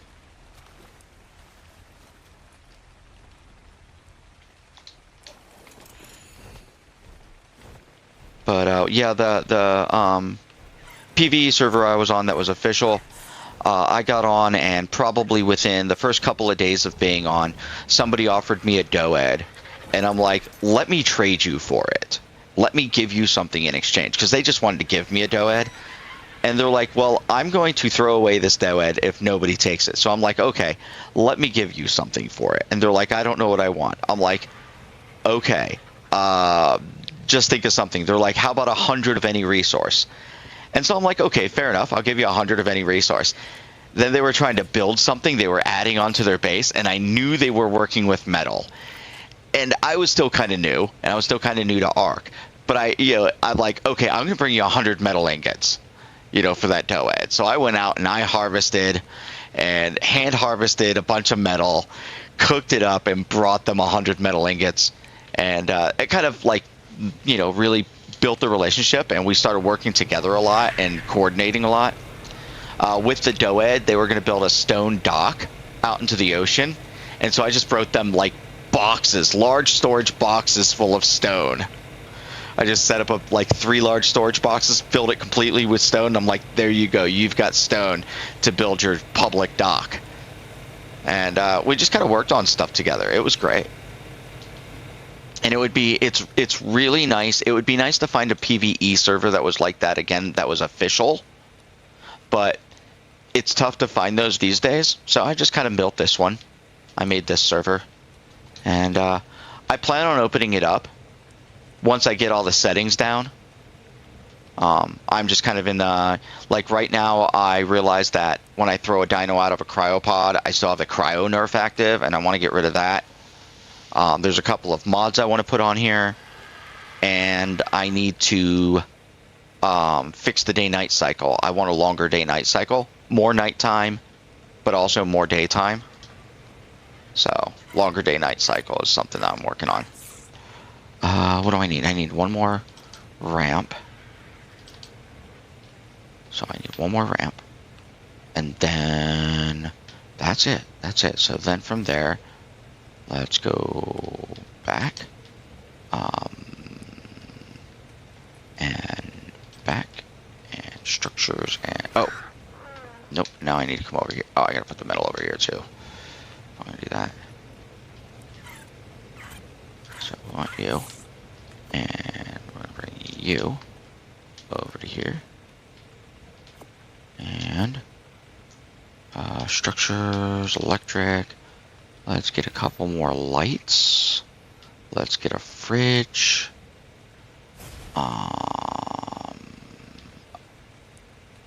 Okay, that should be plenty of lights. Let's see what else. So I'll have a fridge. No, I don't want another fridge. Oops. Okay, well, we'll eventually use it anyways. My bad. Clicked on the wrong button. What else do I need for this? I'm gonna need some storages. And maybe some crafting. I don't really need crafting stuff on there, but maybe some storages would be handy. And then it'll be time to start building auto turrets. Oh, that's where that went to. Well.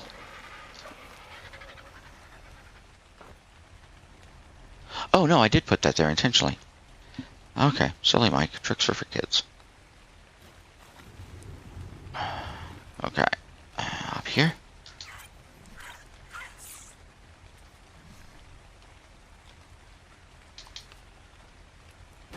Up. And then...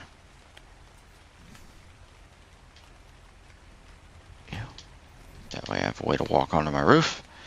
And this should be the slope. Yep, that's the slope. Good. Alright. Alright, then... okay. Oh, I need a couple more doors for that. For the hatches. And then I need to build pillars. Pillars to put the turrets on. Pillars to put the turrets on. I could check to see if I have any metal pillars. I don't think I do, though.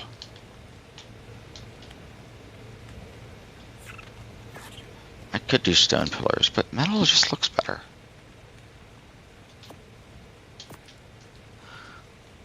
Alright, so a couple doors, structures, metal. Oh, wrong one. I just moved the metal off of there, didn't I? Yes, I did. Okay. Structures, metal. Doors. Here we go. 1, 2.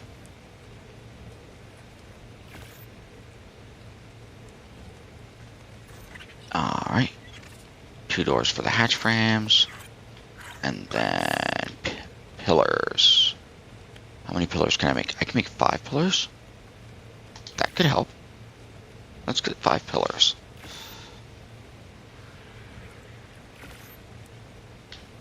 Okay, what I'm not going to need is those guys. I can break these guys later for more metal. Alright, 5 pillars. Oops. 5 pillars. I guess having 2 fridges will be okay in the Wyvern Cave. I can... Ooh, indie grill. That's got to go on the list of things that goes in here. Cook up all the prime meat we get.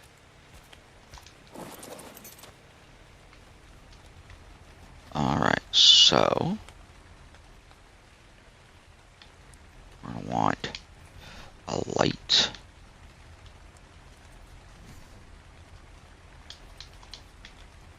Here. And a light here. Turn that on. Turn that on. Let's dim them a bit. Let's drop them to 1. That way they don't blind me when I look. And that should give me plenty of light. Kinda. Oh. Alright, we're gonna want... okay, let's go fridge here. A little space, see if that'll be enough for an indie grill in there. Yeah, that should be enough space for an indie grill. Alright.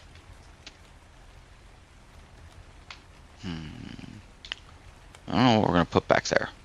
We'll put some storage back there probably. And we have our, okay, what else do I have in here? Pillars. Right, and these guys.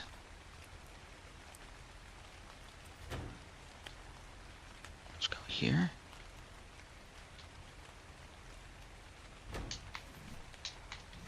Alright.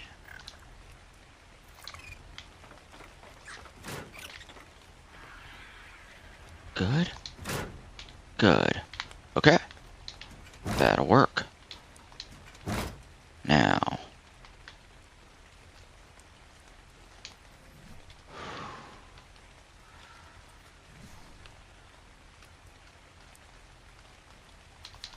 this way.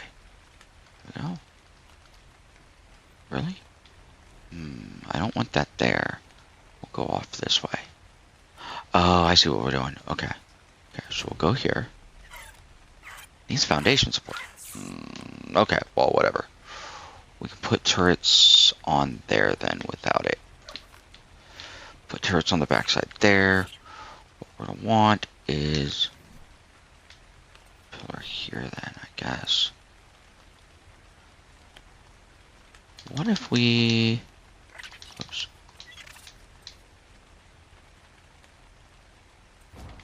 That way we can put them down here as well.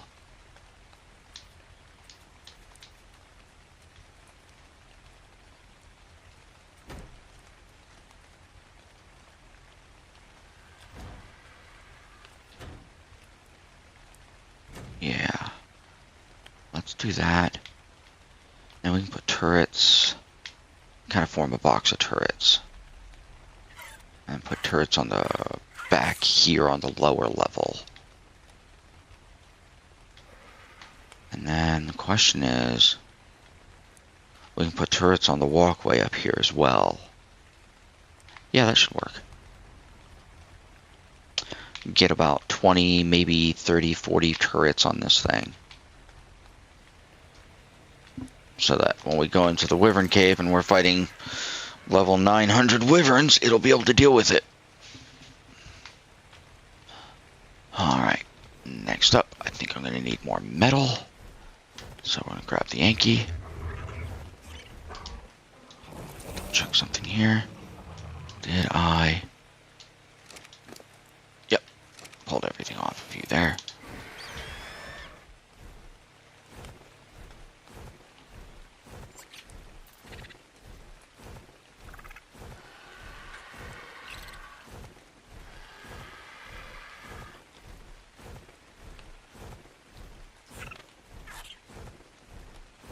We're going to try carrying it. I am just terrible at that part, though.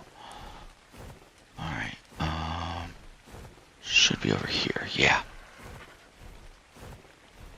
So, solo harvesting by flying the RG is not my best skill. Because, see, I can't get too close. I either get too close or too far away. Or I do that and almost fall off my bird. I'm just going to land and just ride the Yankee.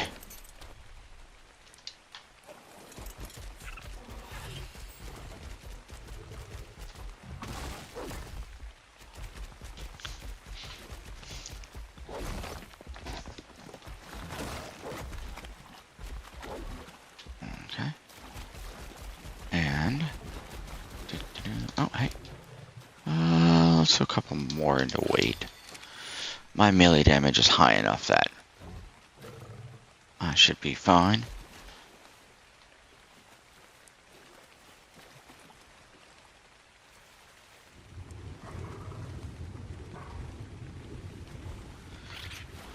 Okay. Really? Not all of them respawn. That's interesting. Huh. I guess they haven't respawned yet. There's one, though. We got this guy. And here's another one. We got that one. Alright.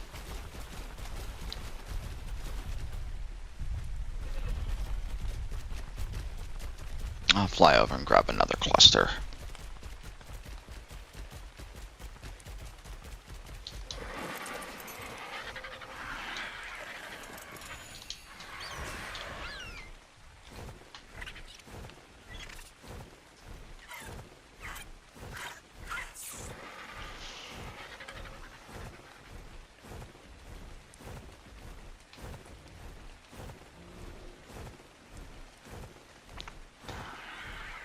So are you excited for Ark 2 if it ever comes out?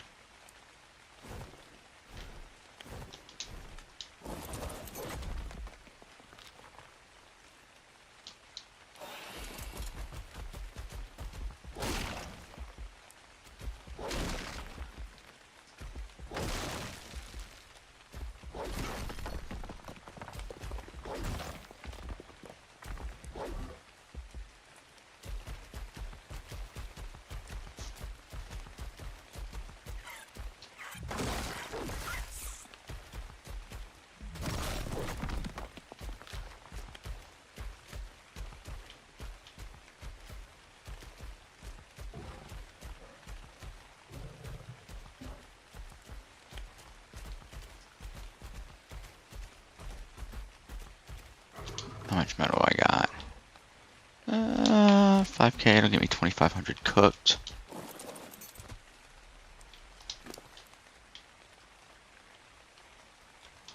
Let's put the stone on the RG.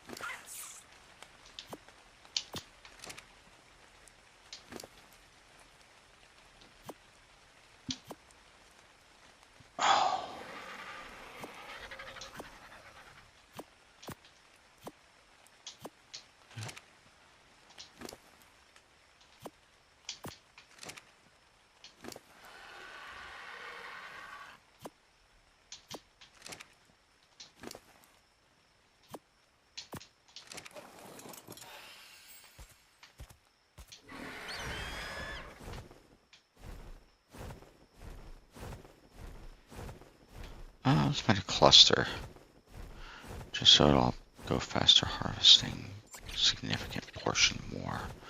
But there's one over here someplace.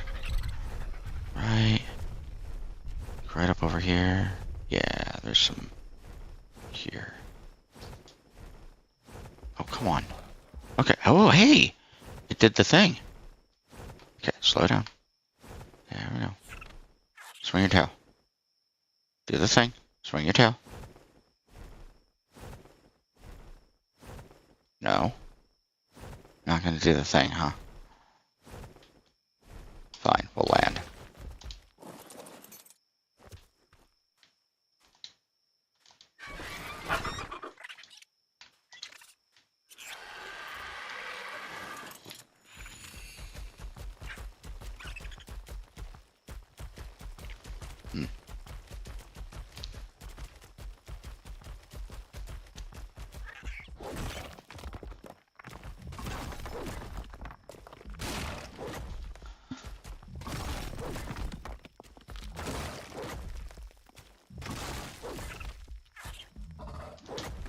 Oh, and we'll go another point in the weight, just because we can.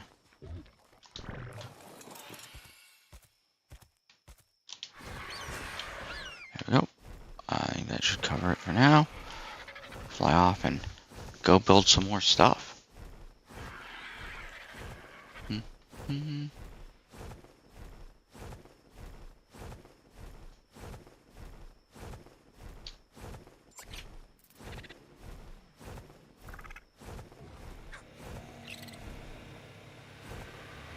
Oh.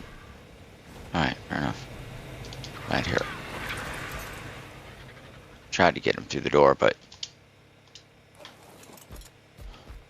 gonna have to walk him through.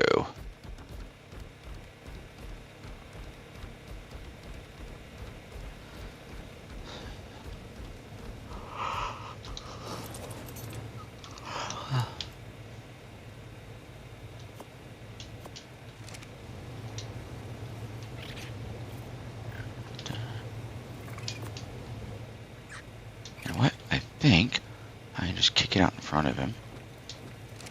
Uh-oh. Okay, yeah, that's fine. Back up, hop off, go in.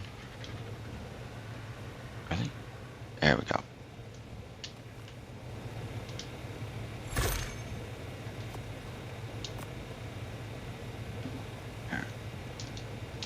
There we go. And I'll take the stone off for... So we'll just drop everything else. I don't really need any of those berries. Heck, I don't need these berries either. Put the fiber and the silk in there. Alright, that should clean up that a bit. Clean my inventory. Okay.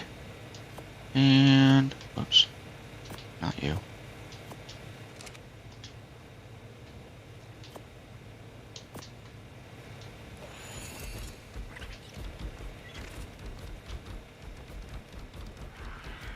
Alright. So no thoughts on Ark 2?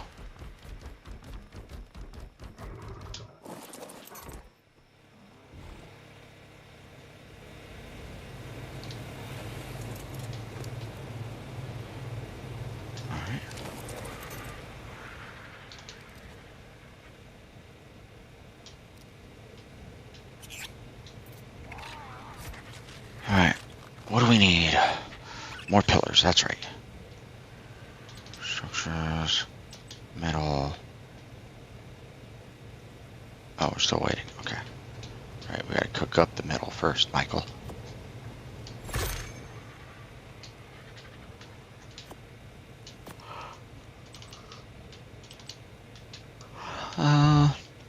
There's 4 more metal pillars.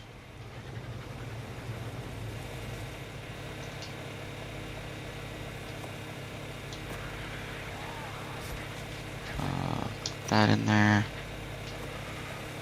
That in there. Do that, do that. Okay, don't need you.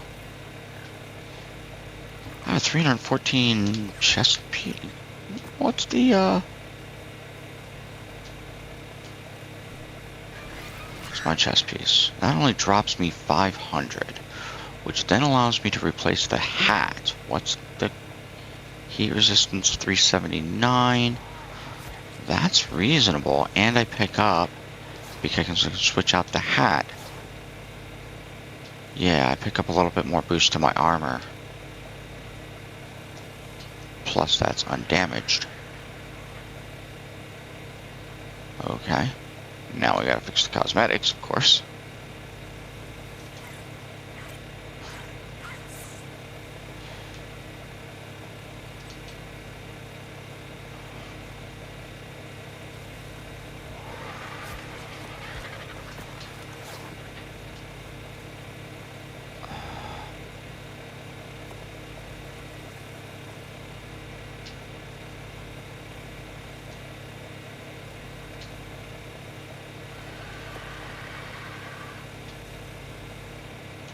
I think I'm gonna try that. And then go up. And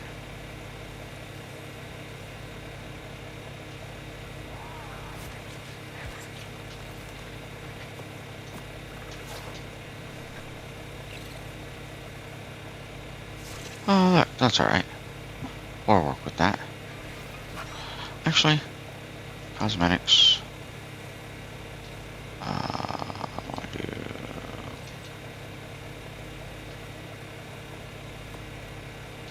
There we go. Yep, there we go. Alright.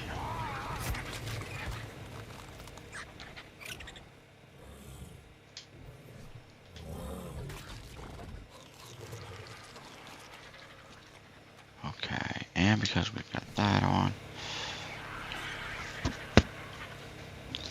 Right, what else did we need? Oh, we're working on metal. So, metal goes over to smithy to make more pillars.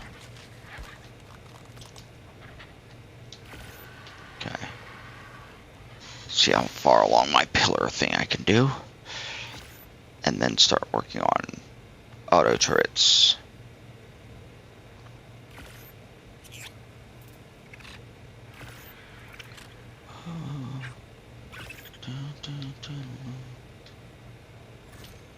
Okay. Pillars. Did I already have pillars here? Nope, I did not. Okay, we got 11 pillars total.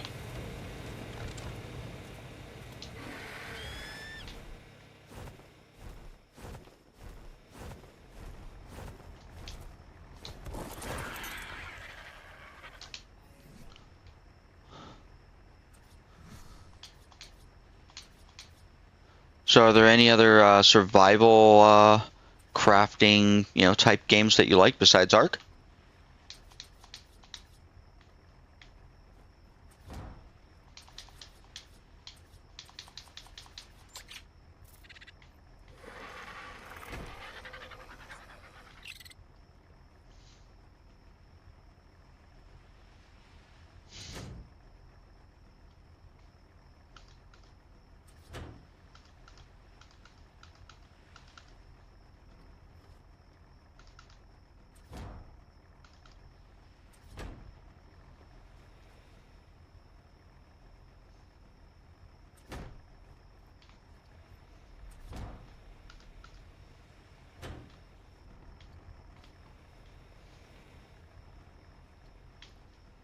Yeah, we can do that. So we're gonna turrets here. Then, yeah, we can go turrets here. I don't know if we'll do turrets here, but we can do, we might do some more. Here, and put turrets there as well. Yeah, that's reasonable.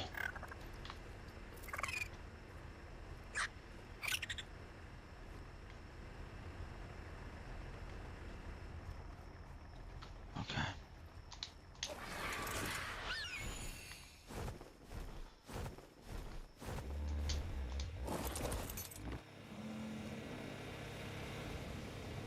More pillars. How much cementing paste do I got left? Oh, 726. Plenty of cementing paste. Now it's just about the metal.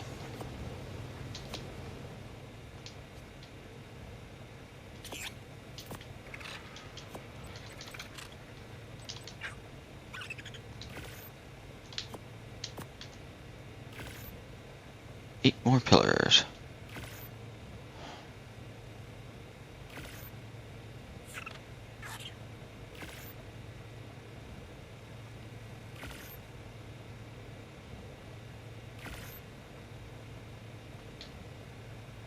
Or 7 more pillars, rather, apparently. Okay.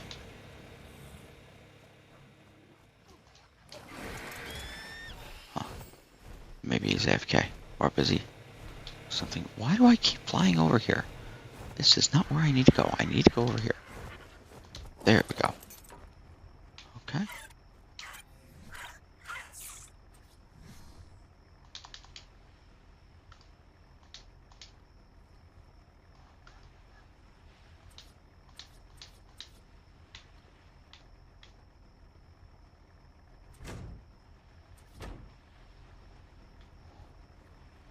Right, yep, okay.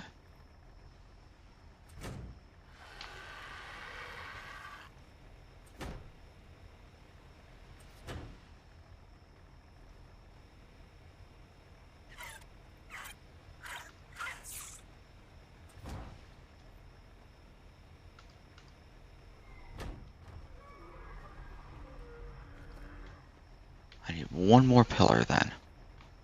Yep, that'll do it. One more pillar. Alright.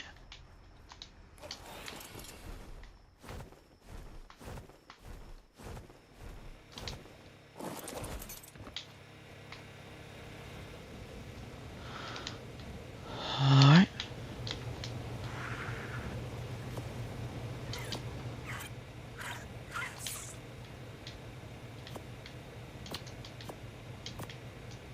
Structures. Metal. One pillar. Then take the metal. Put it onto here.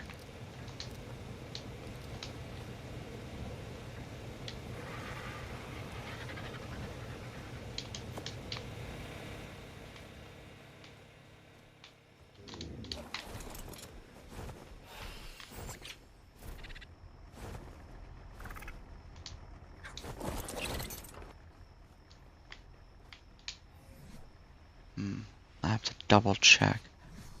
Make sure.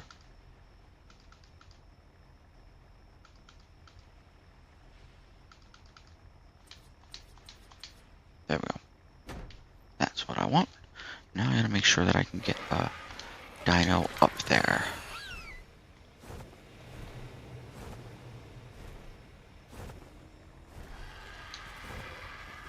And can I walk it up without it impeding? Yes, I can. Okay. Alright, should be okay then. Alright, now we just put turrets. And I think turrets and storage, and that should be everything.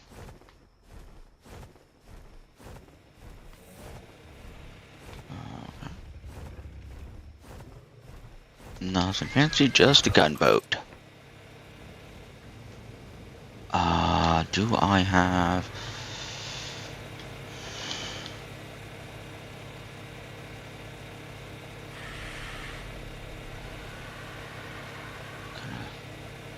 Do I have any...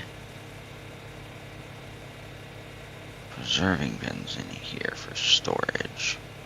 I do not. Alright. Then I think I've got one over here. I have a regular storage box over here. Do I have a preserving bin on here? Yes. But we can also make more.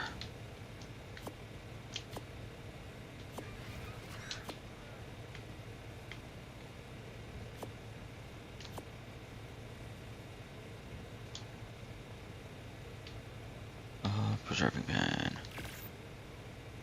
2 more. Let's get a little bit more fiber. And make another one. Maybe another one too. And another one. Why not? Have a bunch of storage on there. Then we're also going to want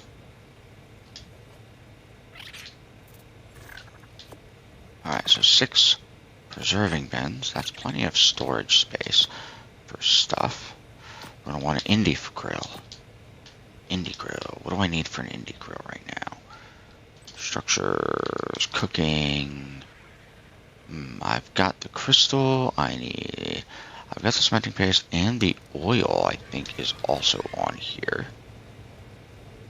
Nope, no oil here. Okay, cementing paste, yes. I can go to the pump and get some oil. Actually, I can probably go to the dung beetle and get some oil. Let's go grab the dung beetle oil.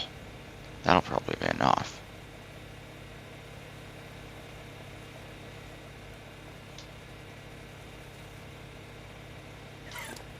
Okay.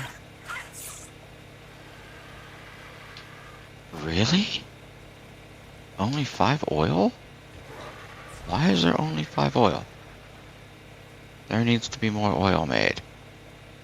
Oh, I wonder if he's been using it. Maybe he needed it to make gasoline. That's what he needs. It's what he needs. How much more oil do I need to get this to work? Structures, cooking. A lot more oil. Okay, let's go get oil.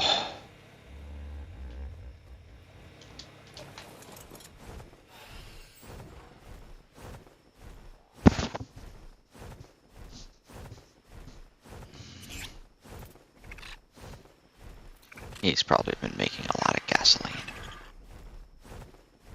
Oh, he's also been using oil for his industrial preserving bin too, I bet.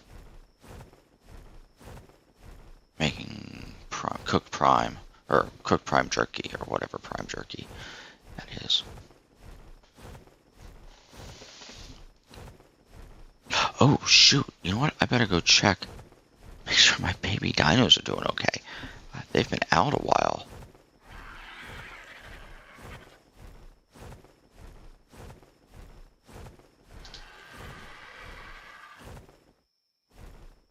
Yep. But I better double check, make sure they've got enough food on them. So none of them have died. That's the good thing.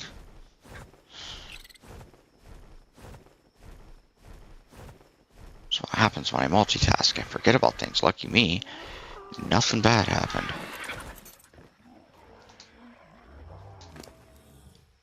Okay, you guys still have food on you. Good deal.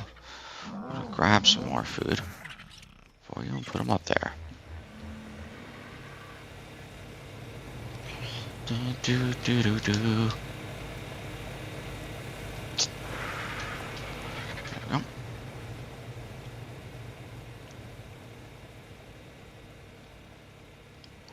Oh no, I've got some songs stuck in my head.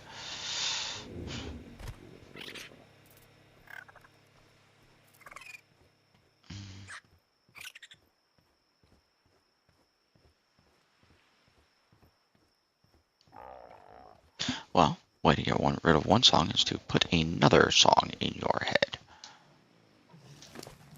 Oh, wants to cuddle with me? Okay. Yes, you will cuddle with me. Fair enough.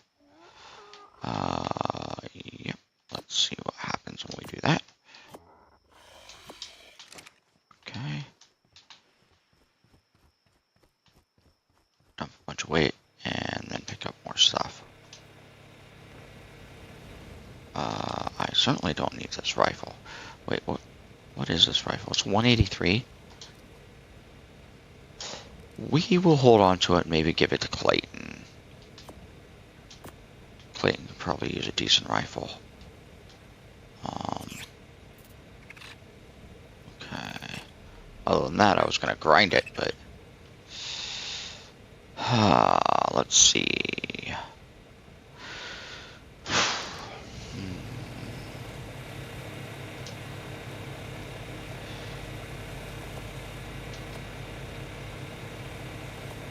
Can I go with 2 stacks? Yes, I can. Yeah, just go a little slower.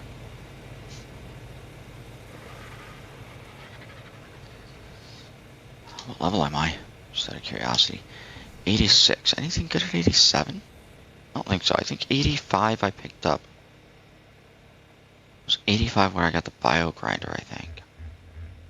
I'll check when I get out there.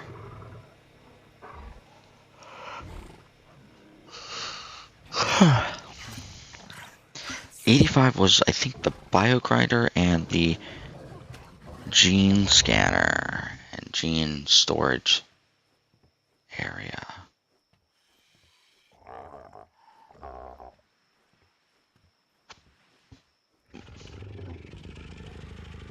I don't know. I don't think I get anything at 87 though.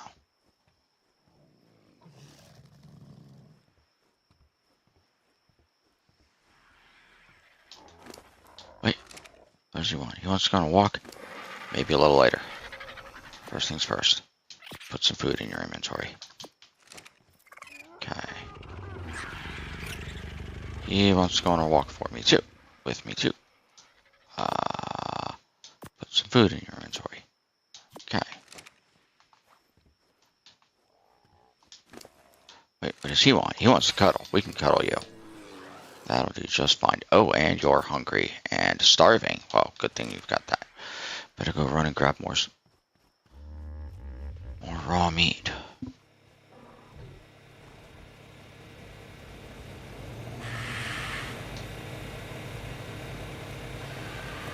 Ooh, running low on raw meat. Gonna have to go on a meat run. Alright.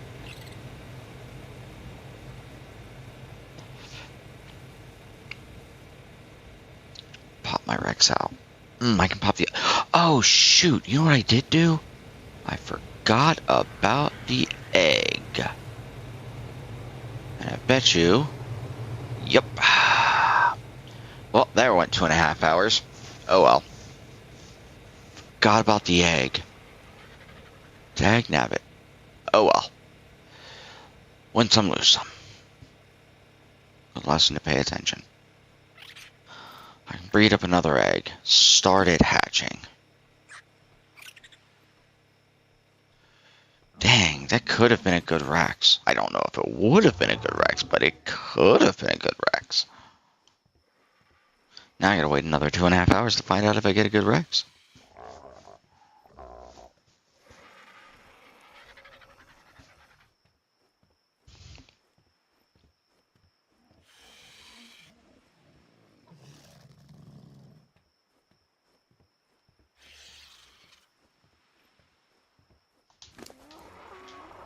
Alright. Go there. Pull you. What do you want? You want prime meat jerky. I have some, but we will go be back with that.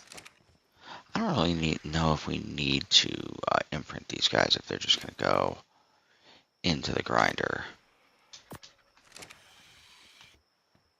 They're just going to go in the grinder. I don't know if I need these guys to be imprinted. Alright.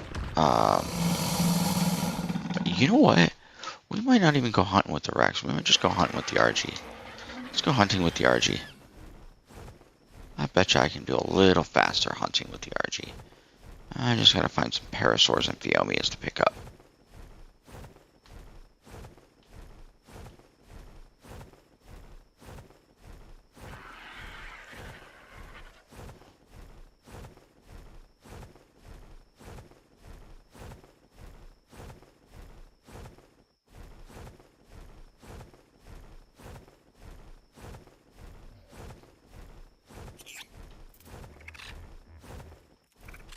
hear a parasaur.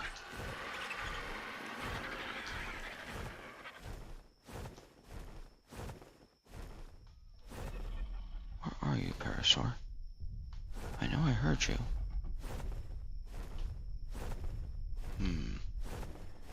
Oh.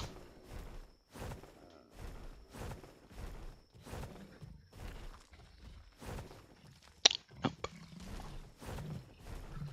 Nothing here I can pick up. I know there's a parasaur somewhere around there, but didn't see it.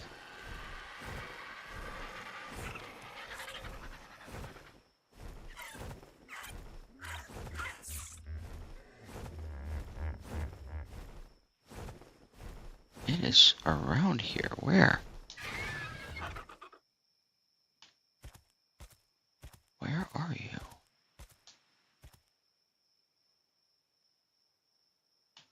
Are you stuck in the rock? Is that why I'm hearing you? Are you in the train? Oh, you might be in the train. Yeah. I think you're in the train. That's a shame.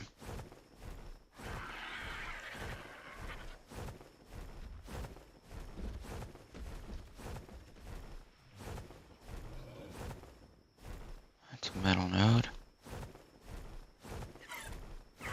There's a few of you.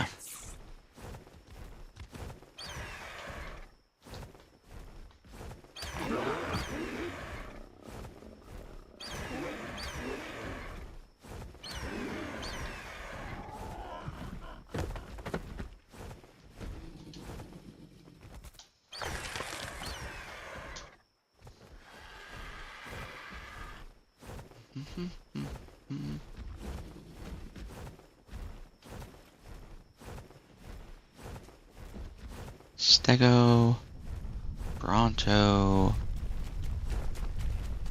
Brontos.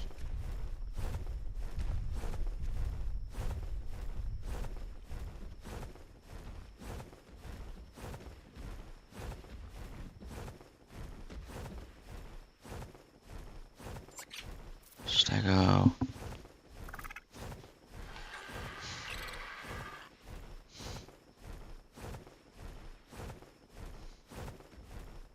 Stego. Trike. Parasaur. Over here.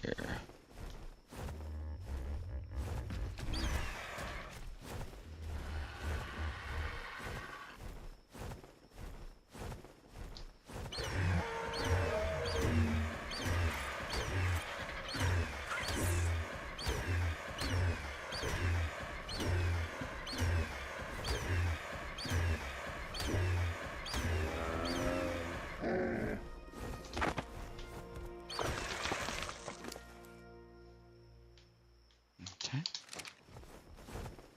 Grab another parasaur.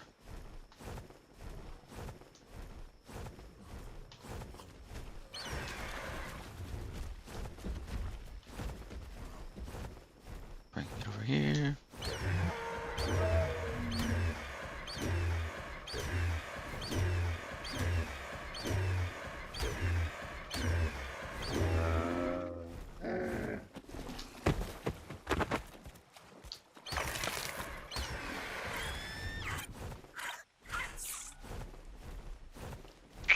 And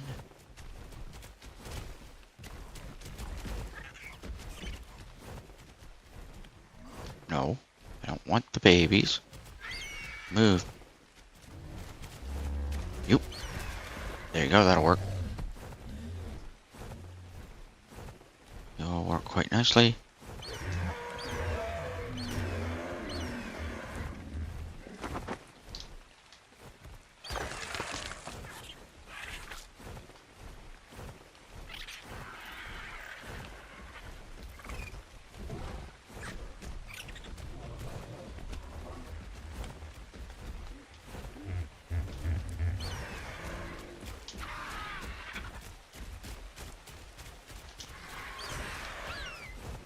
There we go, and we'll go up and over this way this time, because we're on our way back.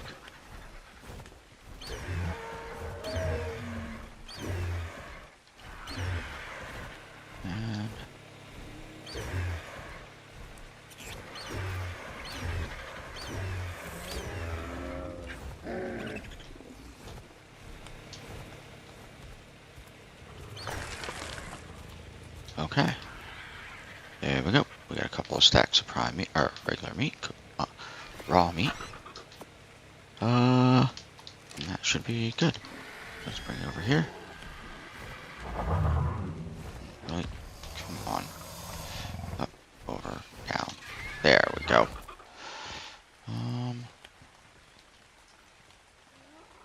Double check you. You're still good. Okay, you three are good. You were not good. You needed more. Okay. And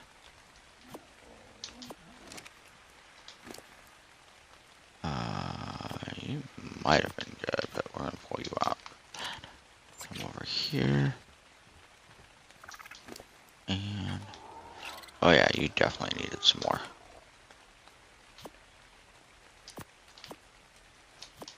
Okay. So now everybody's got 400 on them. And then that'll get them going for a bit.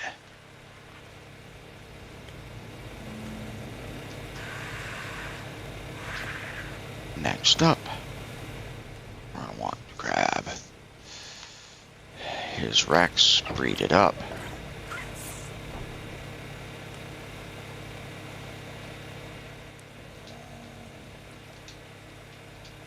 There we go, Rex.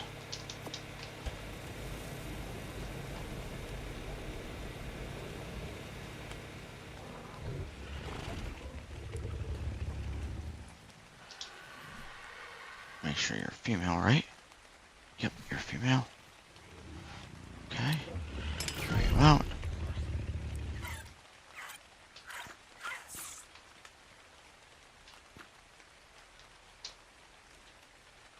Should be breeding. Good deal. Alright.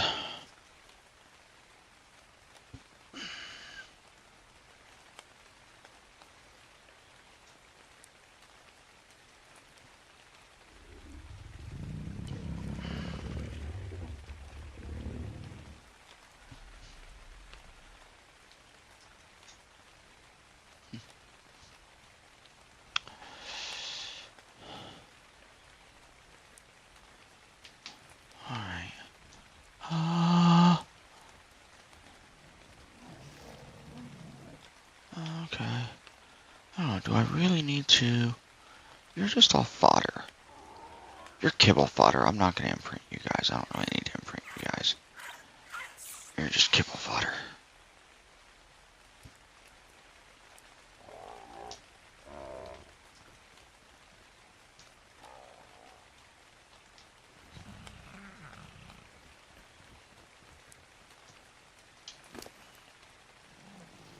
Two, 3K weight. Let's go a little bit more melee damage. Thank you. And the doad.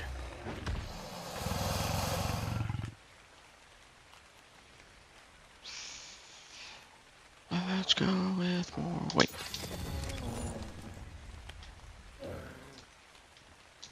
Kangaroos. I have plenty of levels in you guys. I haven't even done anything too much with you. You have done some stuff with. Alright.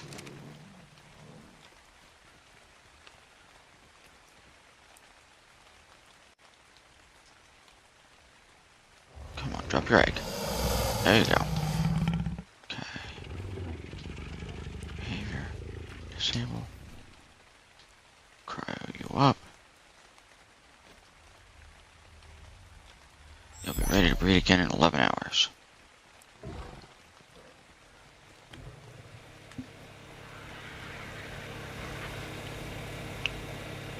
Put his Rex back. Just so he knows where to find it. This other Rex that he's got. Did he have an... Oh yeah, he does. That is 7... Yeah, that's a 7-something Rex.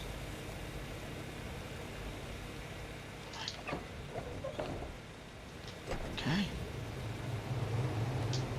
Put the Rex egg here. And 2.5 hours.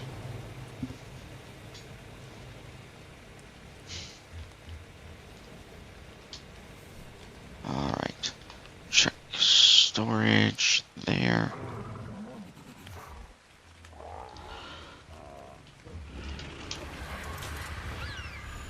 Double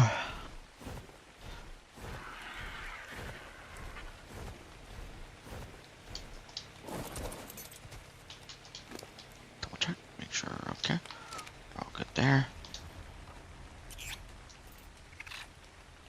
Okay, and I want storage. Yeah, we want crafting centers there. Maybe some storage here.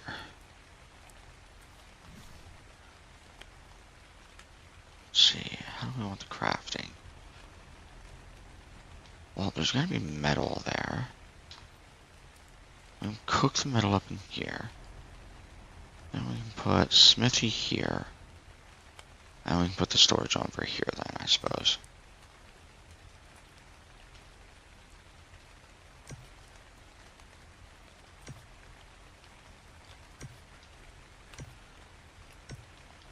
Just put 6 stacks of storage just there.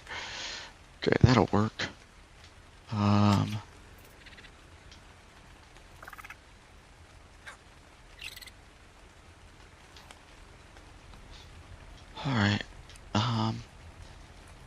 Now.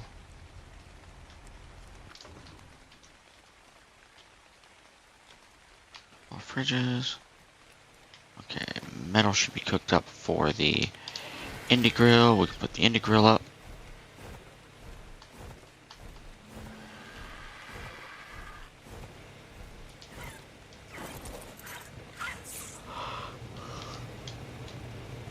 Oh yeah, we got plenty of metal for an indie grill.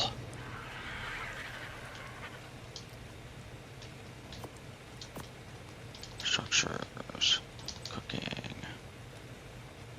Oh, I was going out for oil, and then I turned around to check my... Okay, so I need the oil. Okay, I need the oil. Okay. Getting all my distraction done with. Yeah, that'll work.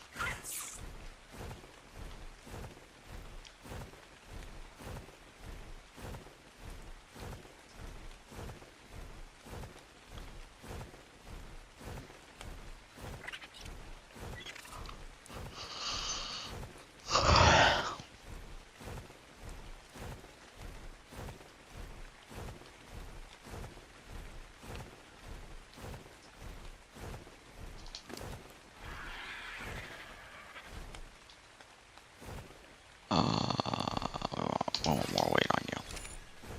There we go.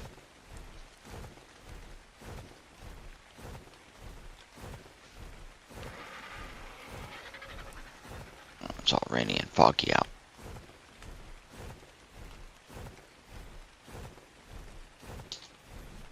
See what time it is. Okay. Should be getting closer to daytime, Ark Standard Time.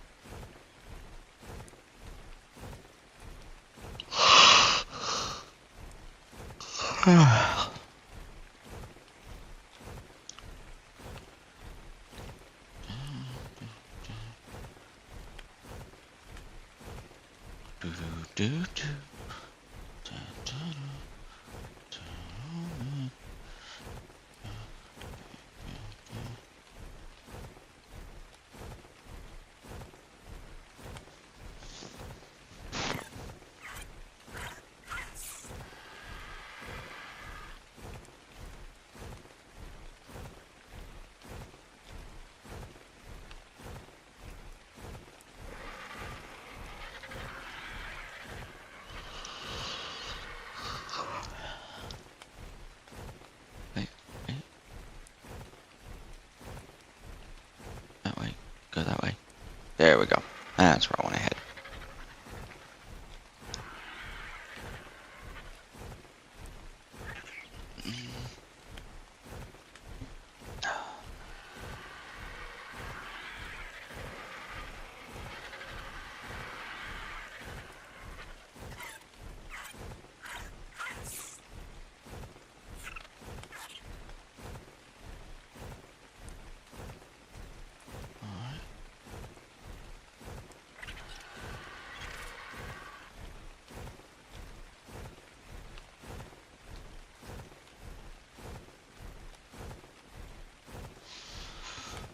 5K.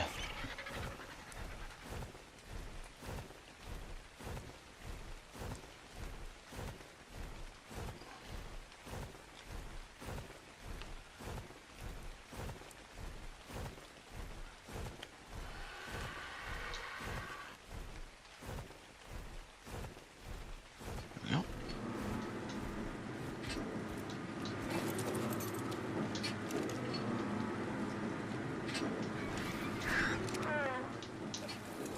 Plenty of oil there.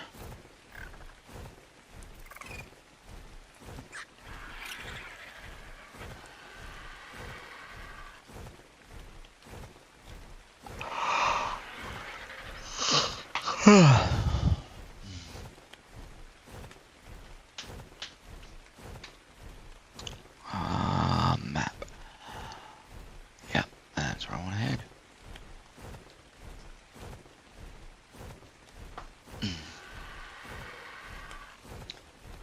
Ow.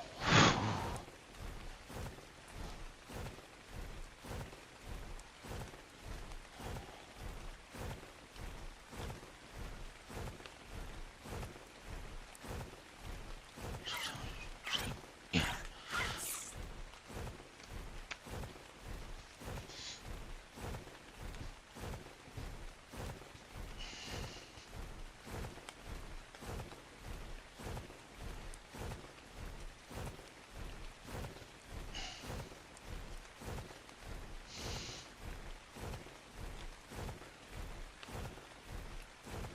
All right.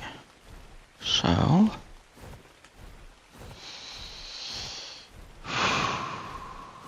Pronto. Diplo. Cloud and rain is like all that fog.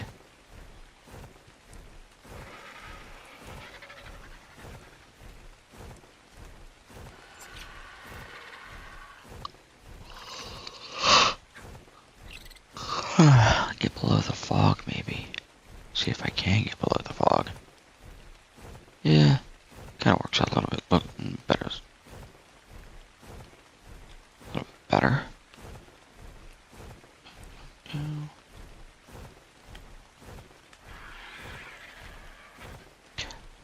Hey, yo. What's up, Strigley? How's your day going, man? I need to turn that way. There we go.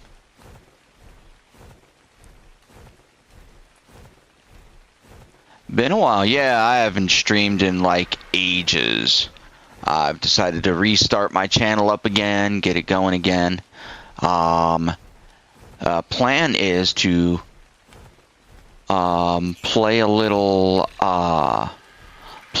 Ark occasionally, but eventually I want to get into the more serious content, which will be my tabletop role-playing games.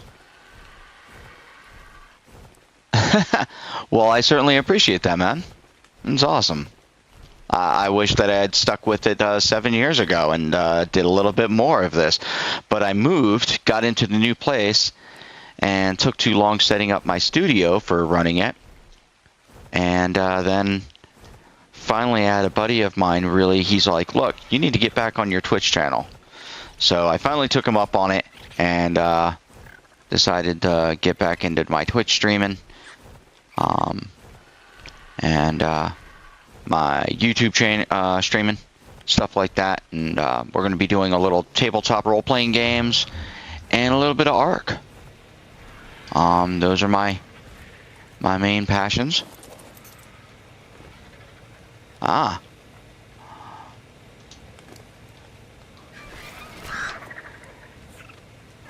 I did do a little bit of official PvP. I did do a little of official PvP. I did official PvE, and then I got into running my own servers and bounced around with that. Then when ASA came out, I got a hold of ASA, and then I couldn't run my own server on ASA for a while because only Nitrado. And so I played around on a few other people's servers. No, I was never in a mega tribe.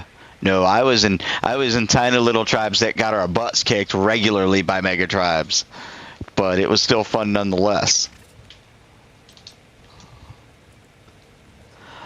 I started playing Ark, 2017? And got into probably about 2018.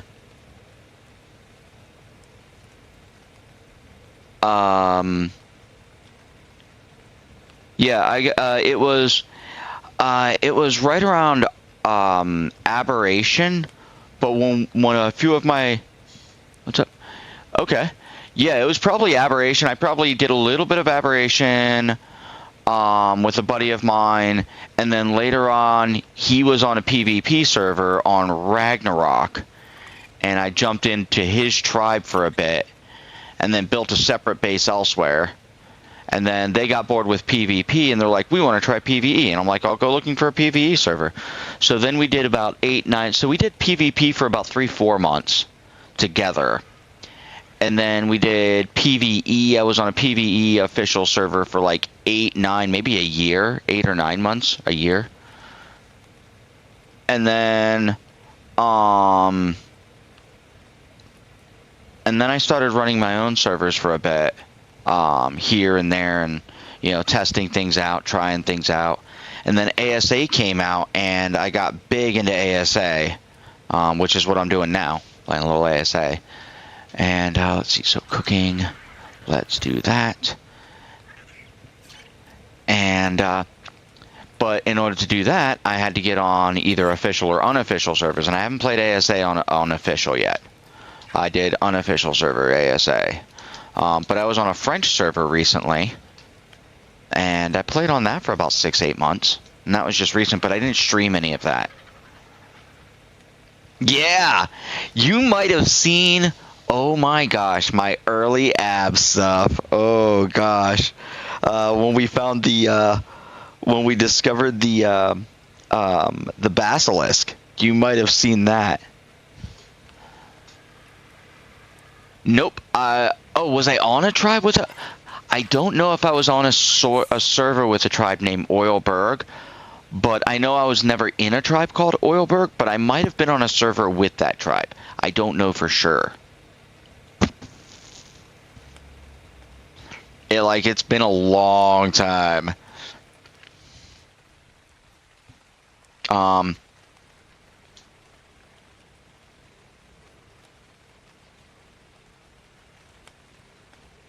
Okay.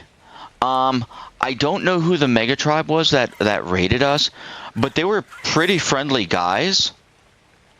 Oh, okay. Yeah, that was not with me.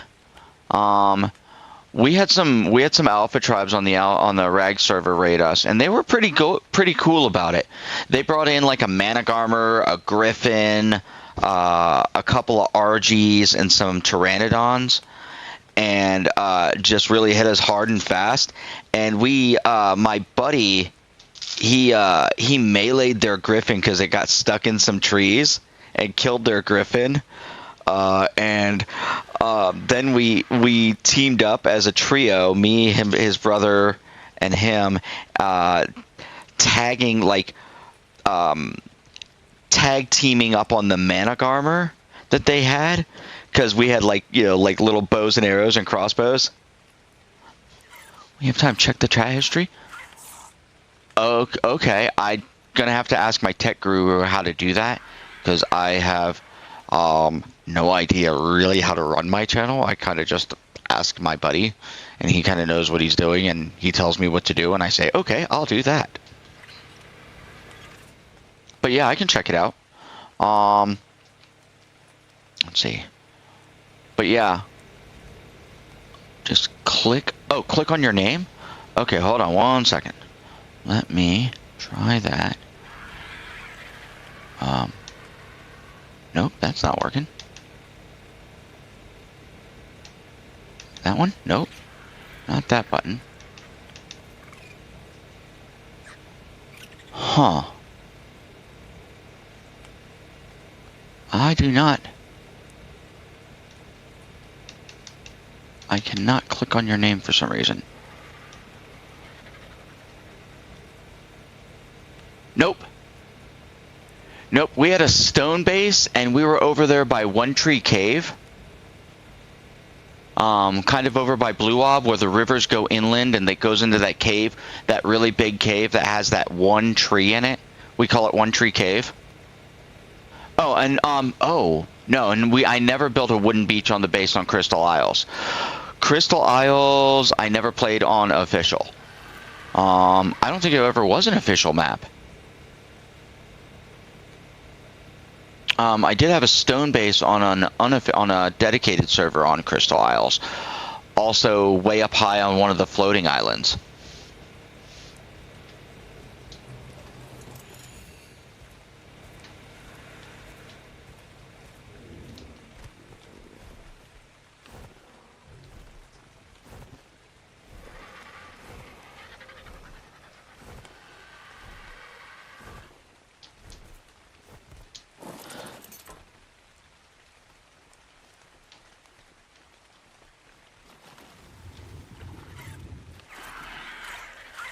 Okay.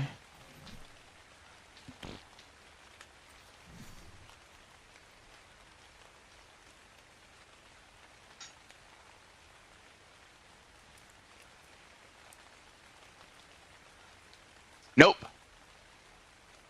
Nope. The fight with me against a mana garmer, I was hiding under a raft and shooting it with a crossbow, and they couldn't find me for a while, so they just went nuts and attacked everything. I mean, it got to the point where they were knocking down trees to come looking for me, and finally they saw me under my raft, and then they killed me.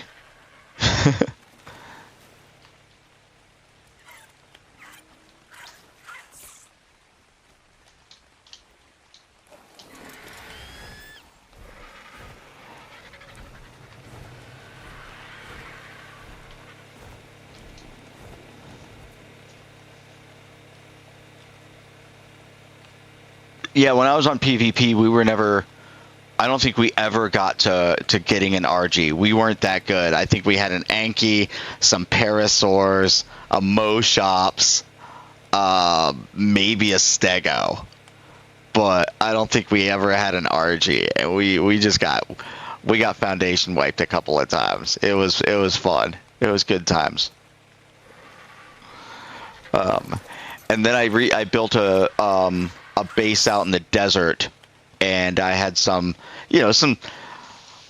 people who thought they were, the alphas of the server, Foundation wiped me, but that was entertaining because they were kind of jerks about it, and I was like, whatever, I'll just keep rebuilding. And they tried to troll me a bit, and I'm like, I don't care. I'll just keep shooting you with my bow and arrow just to distract you. And yeah, I was out there in the southern desert area, and out there in the rocky desert. And that was kind of fun too. But those guys, they're like, they were just trying to do it to harass me, and I'm like, I didn't care. But the other guys up by Blue Ob, they were really cool about it. They complimented us on our strategy.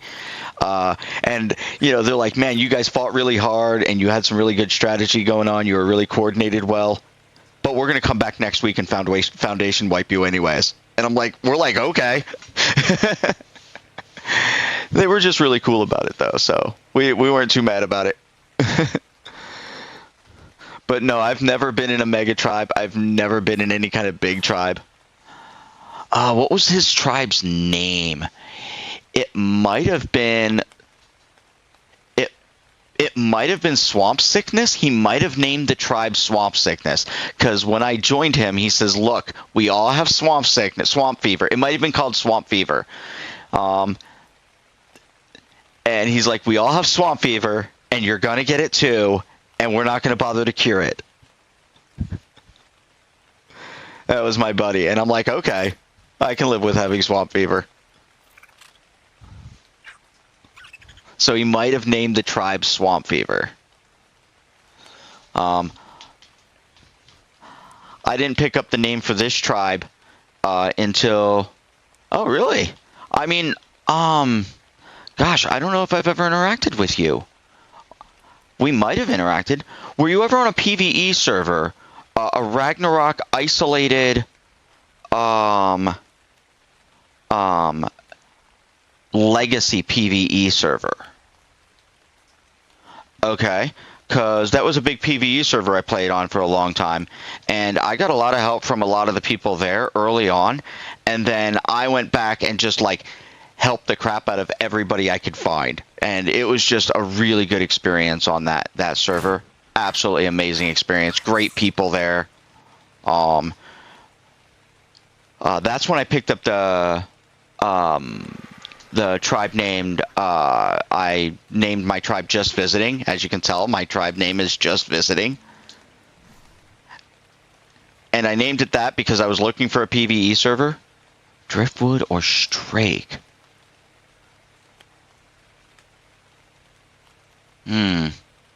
Don't know. I honestly don't know.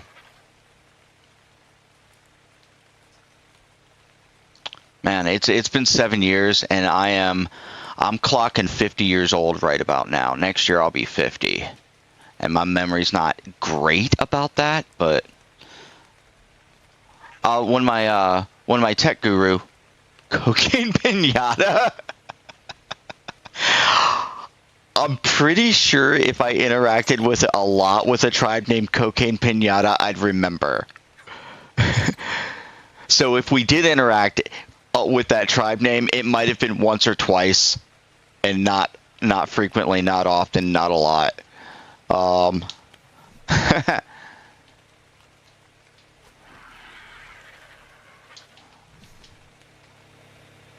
Let's see. I've got that guy. I've got that done. What was on my list next? City of Sky. Yeah, I don't know, man. I honestly don't know.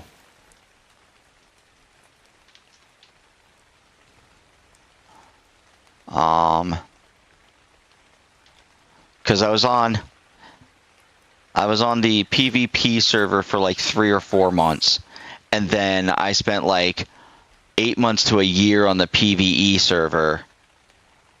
And it was about that time that I stopped streaming because I moved into a new house, and didn't set up my studio fast enough. And by the time I got on, it had been a few months, and I'm like, I don't know. And I kind of hemmed and hawed and didn't get in my YouTube channel very much.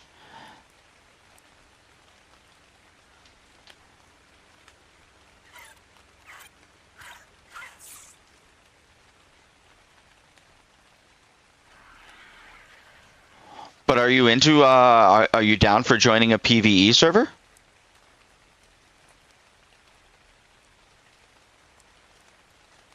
Because this server's mine, and I'll give you the, I'll give you the password for it.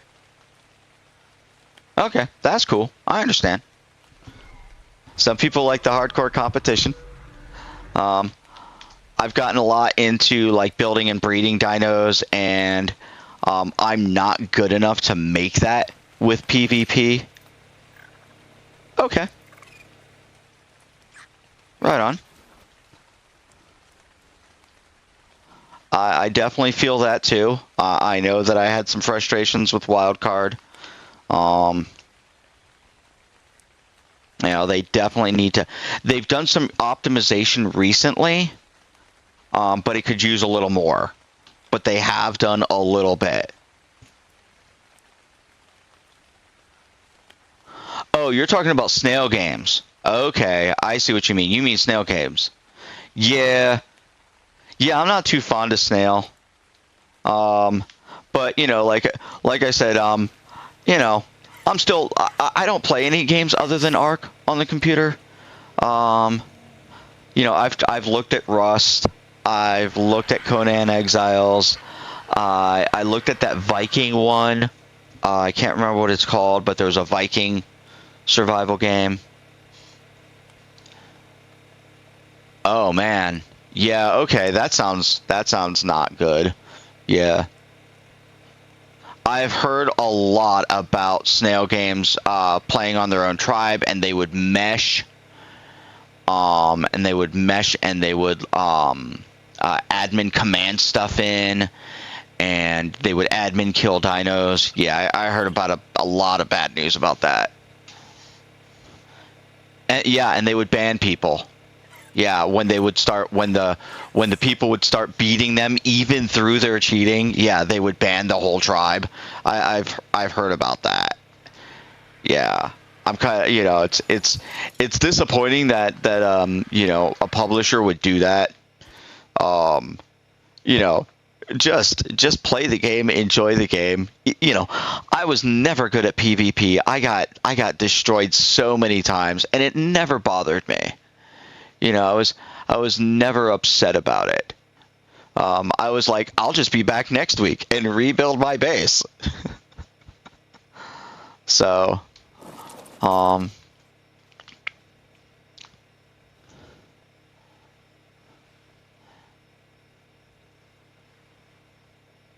nice. I mean, sounds like they effed around and they found out. They played stupid games and they won some stupid prizes.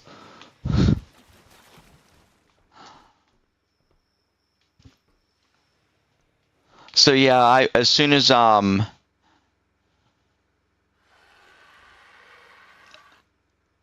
yeah, when ASA got when my buddy told me that I could run my own server on ASA without it being Nitrado, because we tried a Nitrado server, a couple of friends of mine and I did.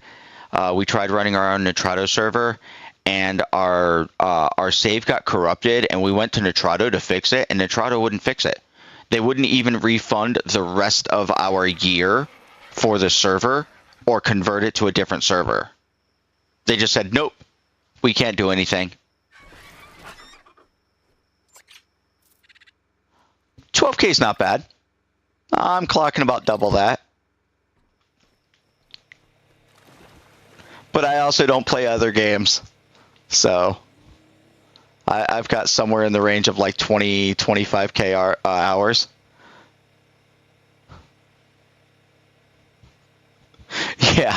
Yeah, between ASA and ASE. Yeah, I love this game. This is the game I play. People are like, oh, you should try this game. I'm like, it's not Ark. And I've looked at other games. There is one that might draw me away from Ark. There's a game coming out. I don't know if it's out yet. It's called Light No Fire. And it's supposed to be a very big open world game. Survival, fantasy creatures, able to tame them up. Yeah, Ark could have, and it still got promise. Yeah, the new No Man's Sky game.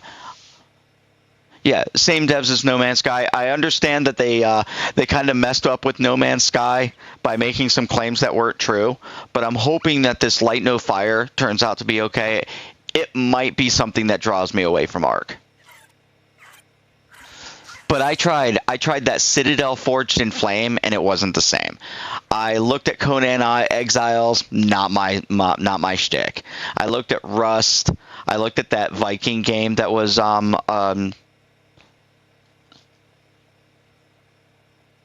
Okay. Yeah, but I've looked at a lot of like survival crafting games, and none of them have been Ark. Oh, it's out? The Light No Fire is out?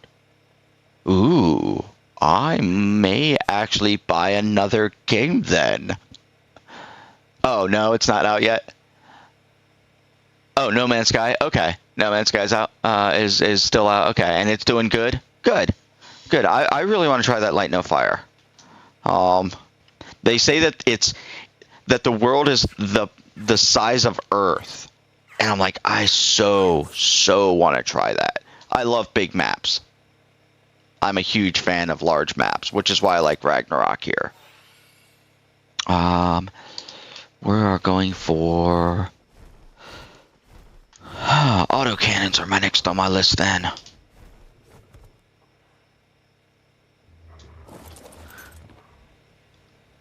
Star Citizen. I've seen some people play Star Citizen.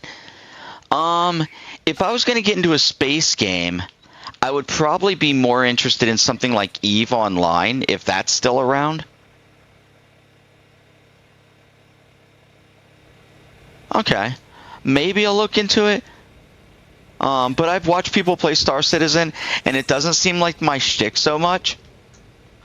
But EVE Online looked kind of cool.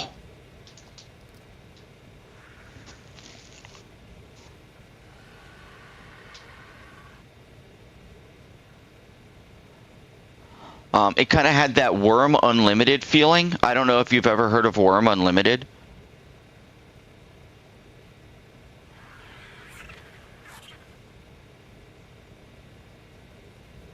Okay. You know, I'll take a look at some videos of people playing it and see if I get into it. And I think I have my roommate might be into playing Star Citizen. I might see if he played it and see if he still has it and watch him play a little bit.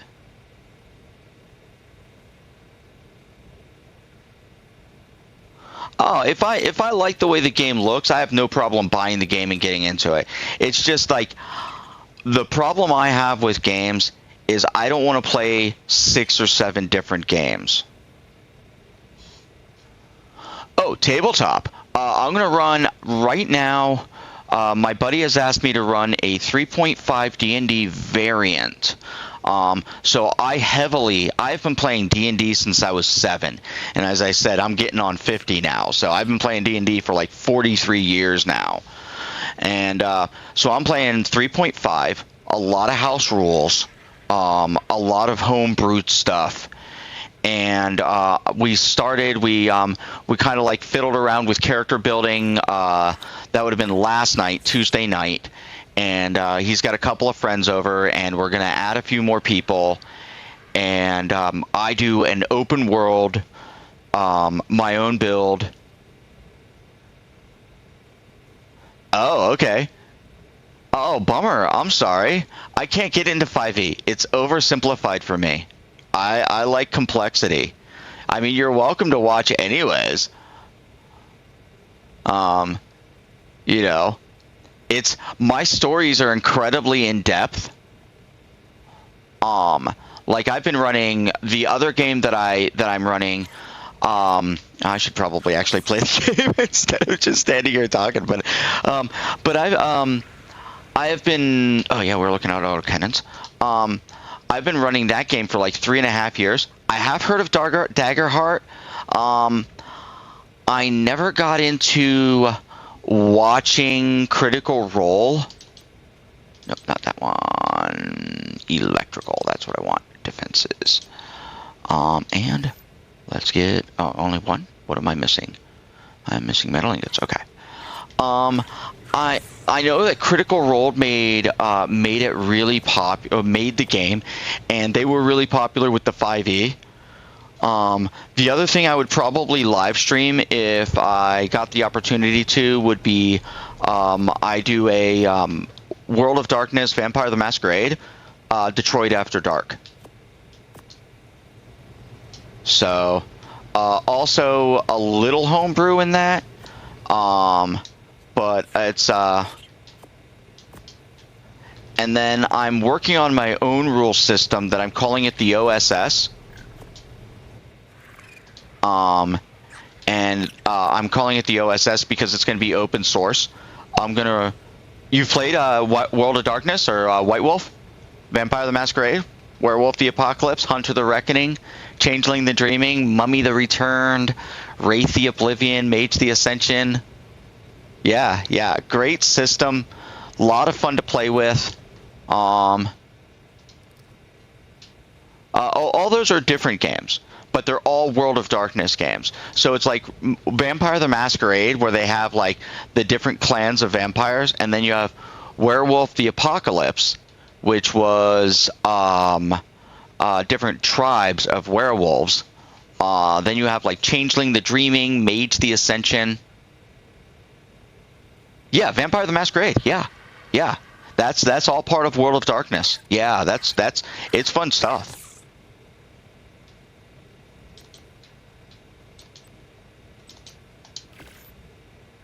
Yeah, it's a lot of fun. Vampire the Masquerade is great. I did, back when I was in my early mid-teens, I did some LARPing of it in Vancouver, Washington. And then I've run tabletop of Vampire the Masquerade since probably my early 40s.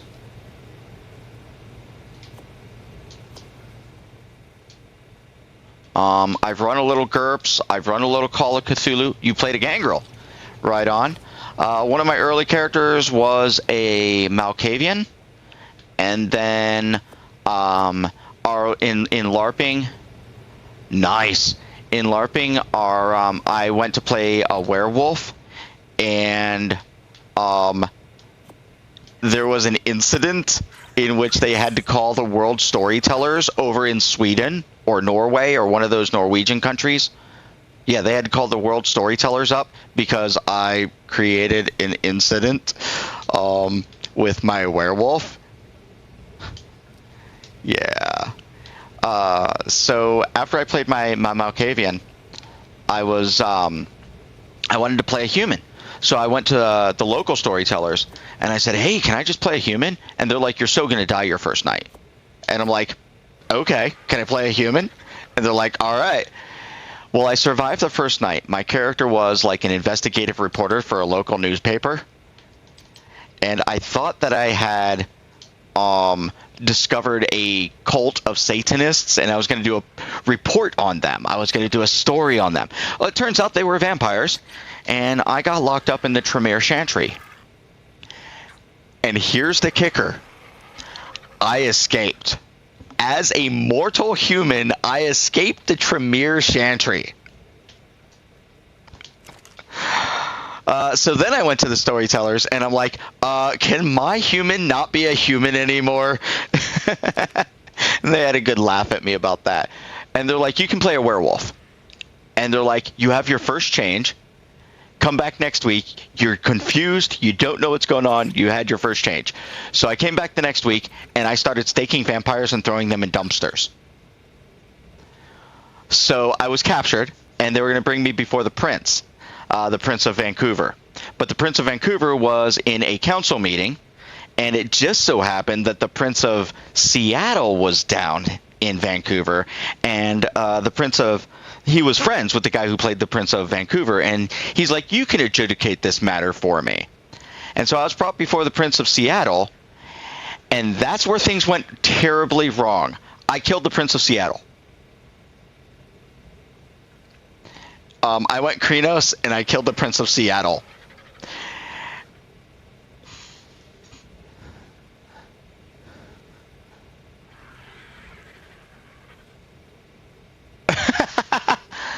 Nice.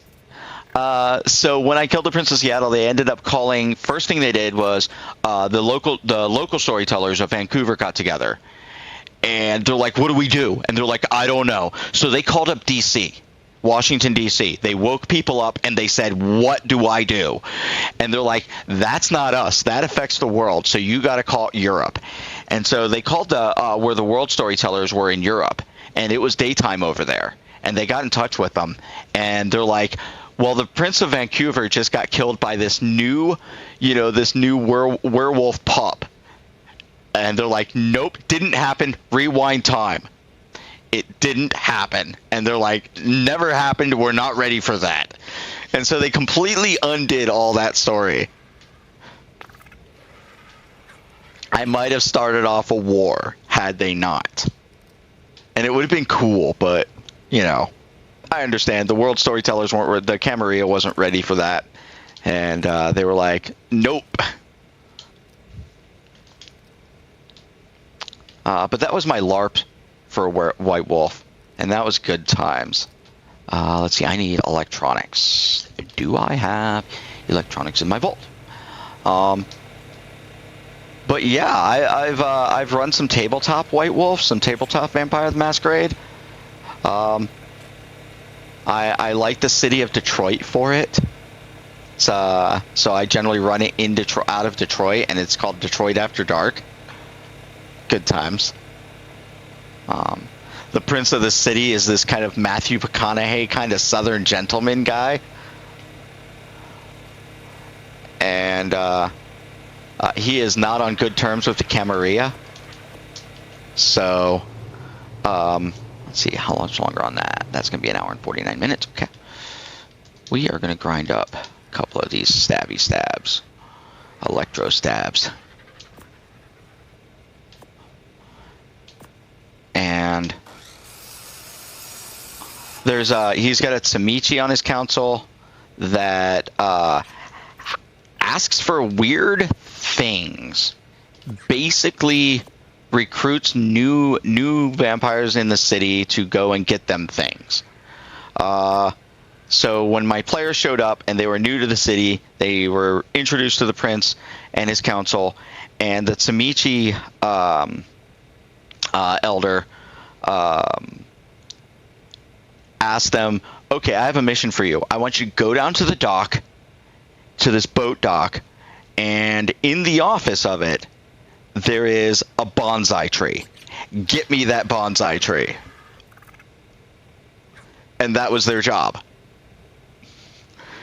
And of course, shenanigans ensued because, you know, things went wrong. But they ended up getting the bonsai tree and brought it back. So their next mission was to infiltrate a Ford Motor Company museum and steal a lava lamp.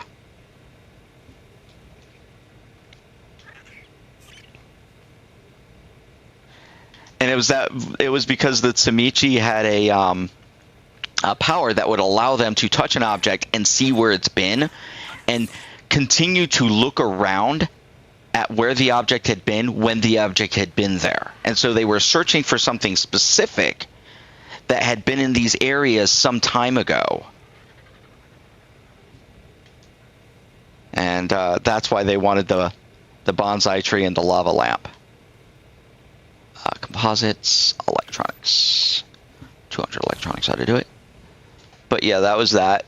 They ended up being sent out to New York for a mission too. Another group that I ran in Detroit got into trouble, ended up attracting the attention of Homeland Security, and so they got sent to Canada to go make a vampire movie. Make a movie about vampires being the good guys and werewolves being the bad guys. And that was kind of entertaining.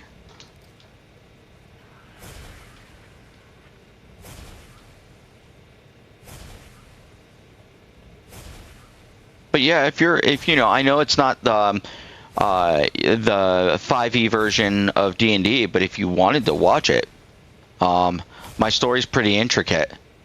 And of course you're welcome to watch.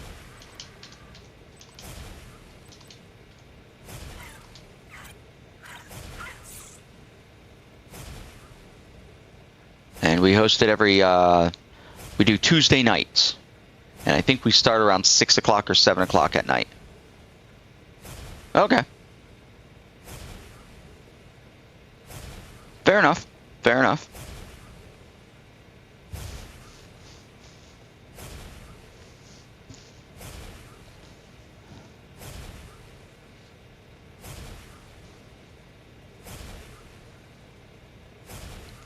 Yeah, I looked at 5e. I tried a little bit of 4e.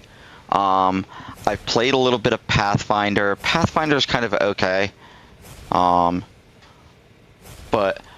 I kind of fell in love with 3.5 because of its complexity. The way some bonuses stack, some bonuses don't. You know, races, classes, prestige classes, you know, specialty feats, alternate versions of classes. Just all sorts of stuff. There's so much material, plus third-party material. And once you understand it, once you've played it for like, you know, a few 3-4 years, you can start to homebrew stuff. I designed a class that's very similar to a geisha. You know, the Japanese entertainer ladies. And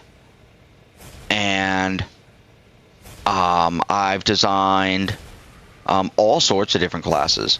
I've reworked entirely how clerics work, because clerics are incredibly boring in 3.5 in my opinion. You know, everybody plays the cleric the same way. They're a heal bot that turns undead. You know, and that's because of the way they're designed. That's what clerics do. Clerics are heal bots that turn undead. But I've reworked them so that not all clerics heal, not all clerics turn undead, and you get 5 domains and I designed spell lists around 5 domains, taking all the wizard, sorcerer, and cleric and druid spells, and I make lists out of them for those domains. And your god has access to 5 domains. He oversees 5 domains. At first level, you pick 2 of them, and you get spell lists based on those. At 5th level, you pick up a 3rd domain. At 10th level, you pick up a 4th domain, and at 15th, you get your last domain. And if it's not on your domain lists, the domain lists are longer, and the domain powers are a little bit buffed up because you don't have access to all the cleric spells. So I take some of the cleric spells away because they're not involved in your domain. But if they're not on your domain list, you don't cast those spells. So now, if you don't worship a healing god, you don't get Cure Light Wounds. You're not casting cure spells. You're doing something else. Ah. Okay. Yeah, I mean, you know, the reason I do that is because everything gets boring. You know, once everything's been explored, then it's all about, you just crunch numbers. Okay. Yeah, it all becomes an yeah, sure it does. I mean, come on. Who hasn't gone to Giant in the Playground? Or, you know, Googled pun. You know, everything becomes about crunching numbers eventually. Especially for D&D. It's when's the next plus to your sword coming? When's the next, you know, and I've seen it, you know, in my my many decades of play. I mean, maybe some groups aren't like that out there. Sure, and you know, maybe there are some groups out there. Sure. Well, and see, that's why I don't mind the homebrew stuff, is because as you homebrew to add mystery into the game. Because once you know how all the rules work, I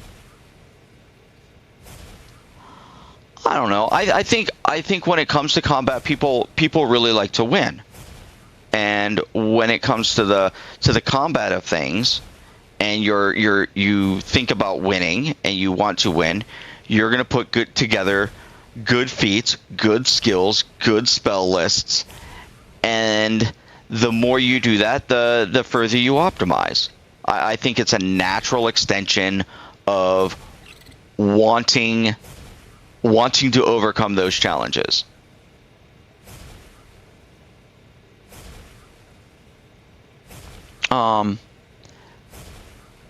You know, there are a lot of people who will try to RP, and they try really hard at it. You know, they try to be in character for a lot of that stuff. They try to, you know, kind of organically develop their characters. But eventually, when you have 1 or 2 people in the group that don't organically develop their characters, that they want to win the fight. And I don't see anything wrong with wanting to win the fight. And it leads to optimization. And I don't find anything wrong with optimization, but I don't want optimization to be Googled. And that's the problem, is we now live in an environment with the internet. And it's the reason why I stopped playing Magic the Gathering, too. Because we live in an environment with the internet, and Wizards of the Coast are printing combinations that are specifically designed to be combinations, and you go online and you Google everything. Because everything can be Googled. And there's a complete lack of originality these days in Magic. Tell me there aren't 8 decks that go to Worlds.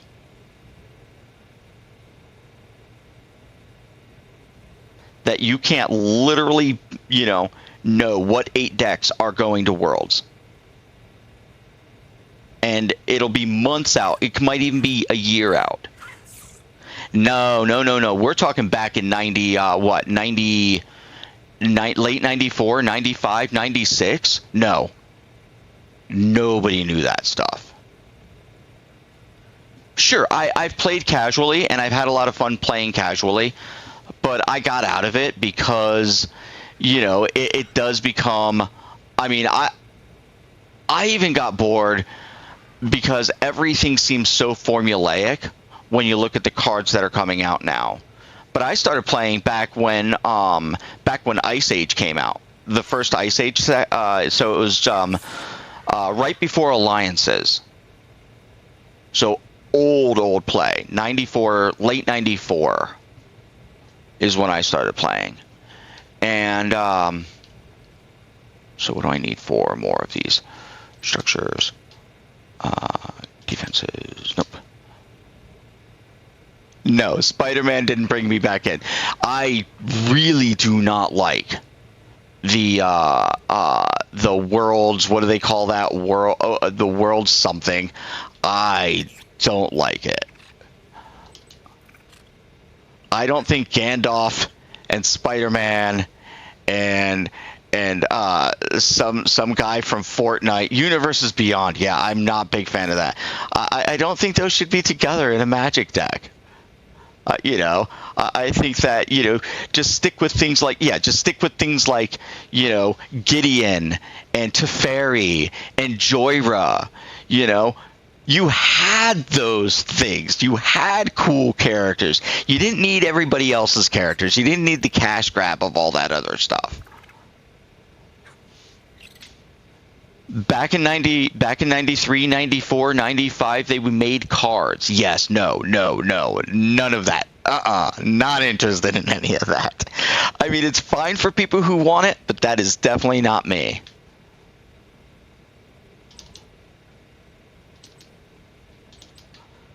It is definitely not me. I need more poly. Okay. I think I have poly on the bird. Wow. Okay.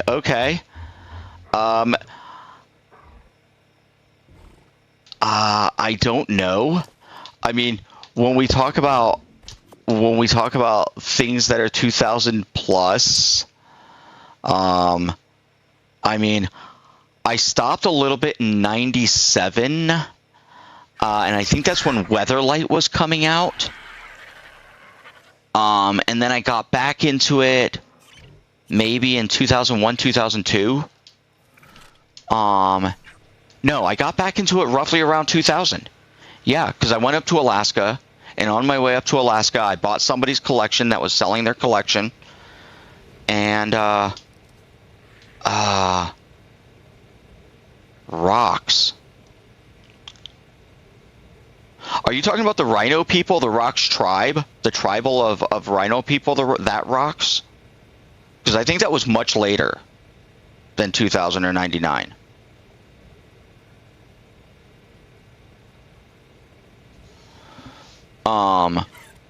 But let's see, because let's see, you had let's see, what was coming out in 2000? I can Google that. Because I think that was like the second Mirrodin block is when the Rhino people came out. It was the second Mirrodin block. Let me grab my phone real quick. Look it up. It was right about the time the Elephant people, the Luxodons, came out. Luxodons were in the first Mirrodin set.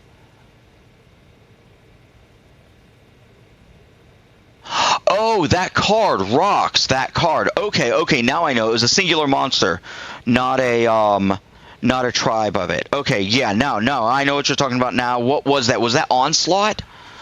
Hold on, let me look that up. It might have been Onslaught or okay, I think I remember now. Let me Google it real quick. Yeah. Okay, it was an individual card. Now I remember the card.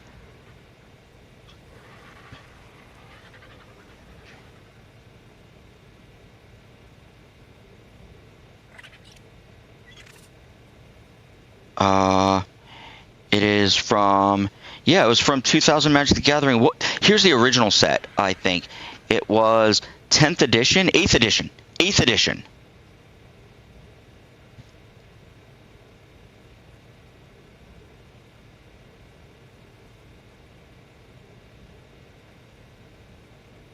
Yeah, 5/5 regen. You can have it do it for 2 and a green. It regens. Yeah.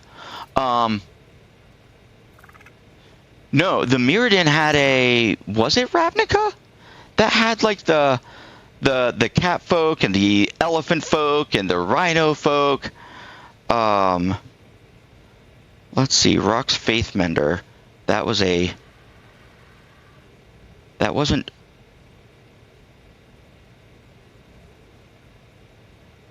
That wasn't the second Mirrodin block.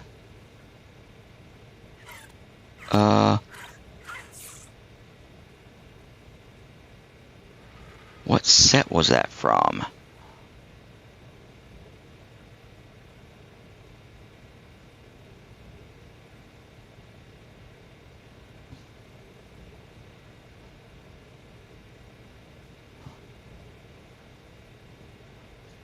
Yeah.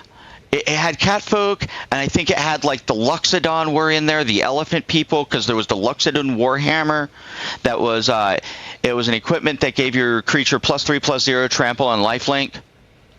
And I think the Rhino People were in that too, in the second block, not in the first Mirrodin block, but in the second Mirrodin block.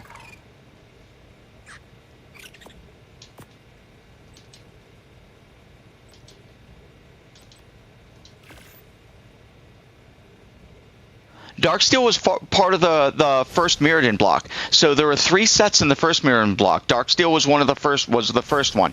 I think they went back to Mirrodin. So let me take a look real quick. Because they went back to Ravnica, and they went back to someplace else. They've gone back a lot of times. Second Mirrodin block. Whoops.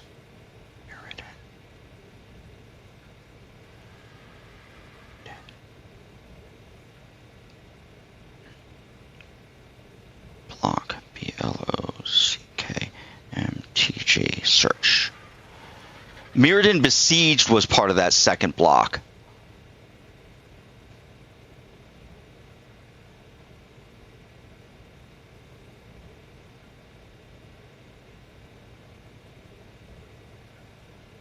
Yeah.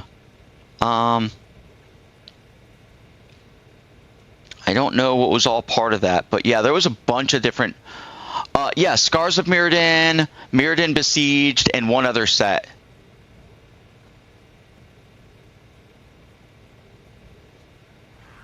Oh yeah, and as far as the Luxodon Warhammer, it definitely was one of my favorite pieces of equipment too. I liked it because I don't know if you're familiar with a card called Ageless Entity. 4/4. For 5 mana, it was 3 and 2 green for a 4/4, and whenever it dealt, whenever you gained life, it got that many +1/+1 counters on it. And so I would call it my Ageless Warhammer. So Ageless Entity with Luxodon Warhammer on it, awesome combo.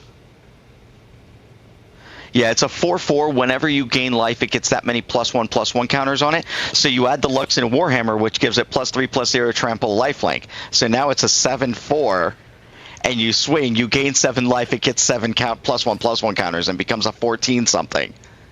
The next turn you swing with it, you gain 14 life. Yeah, it's pretty cool. Great combo. I loved it. Plus, you throw a whole bunch of other life-gaining things in there, like the Beacon of Immortality, the Sunrise Spellbomb, I think it's what it's called, or Sunbeam Spellbomb, and the Auric Salvagers to recover your Sunbeam Spellbombs. Yeah. Beacon of Immortality, double that life total. Yup. And you just keep doing stuff, and you just keep gaining life, and you throw that Ageless Entity with the Warhammer at it and just smack. Okay, go ahead. Ooh, favorite card? Ooh, toss up. Force of Will or Teferi's Puzzle Box?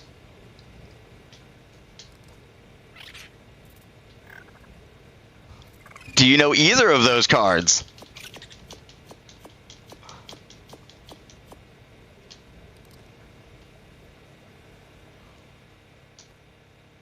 Yeah. Force of Will is great. I knew once, because that came out in Alliances first. That came out in Alliances, and that was one of the newer sets. When I first started playing it, Alliances had not yet come out. So shortly after I started playing, that's when Alliances came out. So I started buying heavy into Alliances. And I wound up with a couple of Force of Wills, and I looked at that card and I said, this is power. Okay, what's your favorite card?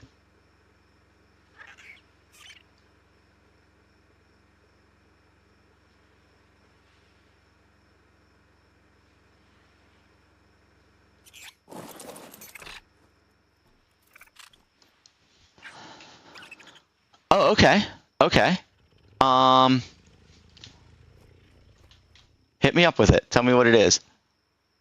Chill to the Bone. All right, what set is that out of?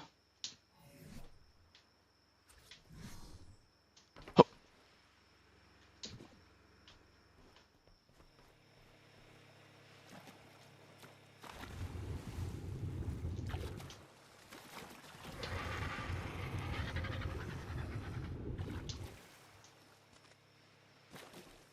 Okay, so the second Ice Age set, yeah, I think I know what you're talking about.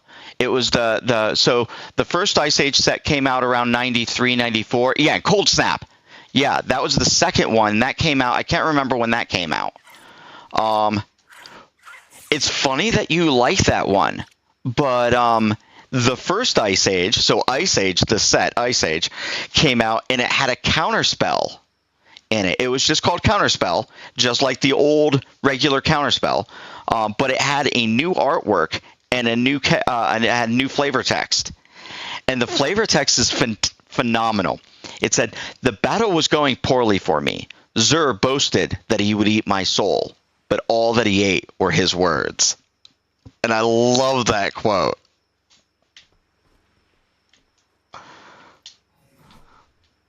I was a big fan of blue. If you hadn't noticed, I like blue. Why are you not going up there? Okay, go. Up. Come on. No. Okay. I have to put you up there somehow, like this, maybe. I like Teferi's puzzle box because of how it changes people's hands every turn. I love the puzzle box.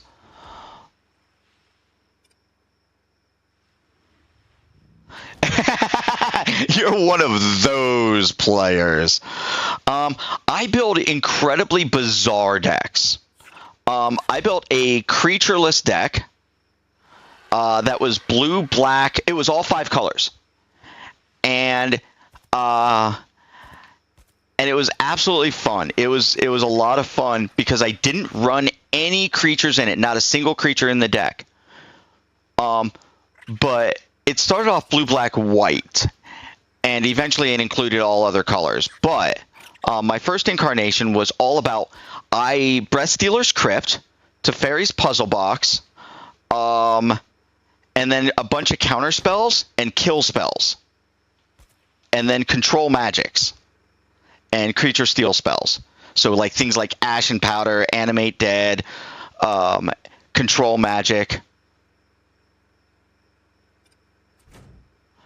And I loved that stuff.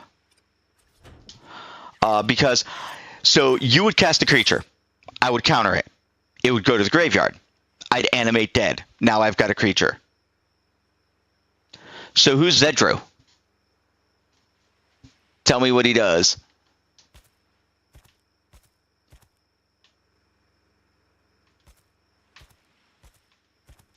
I need to space these more evenly. Okay. Nope, that didn't work. I know what I can do. Come here. Minotaur Monk, at the beginning of your upkeep, you gain X life. Draw X cards, where X is the number of permanents that you own that your opponents control. Blue, red, white? Interesting. So it's red, white, blue. Okay. Okay, it's red, white, blue. Ooh, what could you do with red, white, blue? That sounds like a lot of fun. That sounds like a lot of fun. Okay, so what kind... Oh! Do you have a chrome shell crab in there?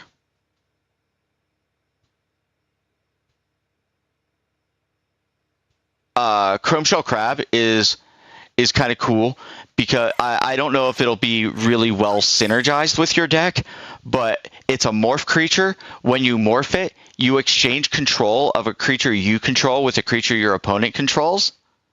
So you can steal their good creature and give them your bad creature, and now they own another one of your permanents, or they control one of your permanents that you own. That could be kind of fun. I built a deck called Mighty Morphin Face Down Creatures. And it was all about morph. And that was kind of fun. So I need to take this and... yeah, we're going to go up here with it. Okay, hop up here. And pick up auto turret. I did, let's see, Whose Turn Is It Anyways? Was a deck I built. And it was all about controlling everybody's turn, stealing somebody's turn. My combo was Mindslaver, Bringer of the White Dawn, and Lighthouse Chronologist.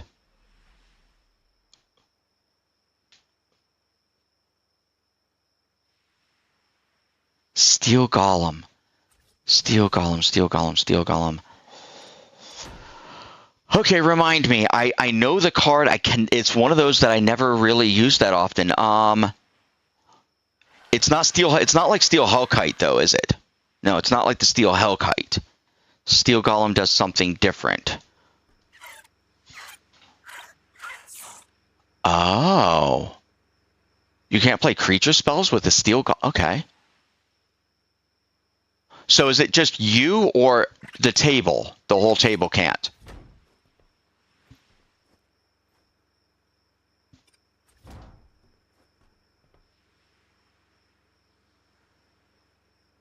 Just the controller. Okay. So you want to give him your steel golem. Yeah, you give it away. Okay. And then they can't play creatures.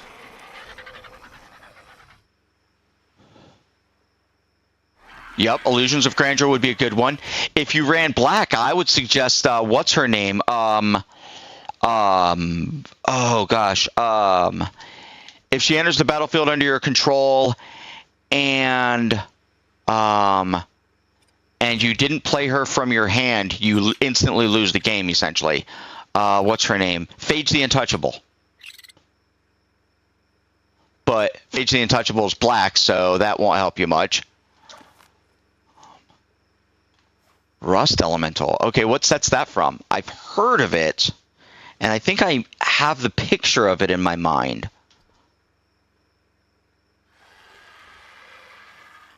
Phage the Untouchable wouldn't? Is it because it's not entering the battlefield, it's just changing sides on the battlefield? Is it because of that errata?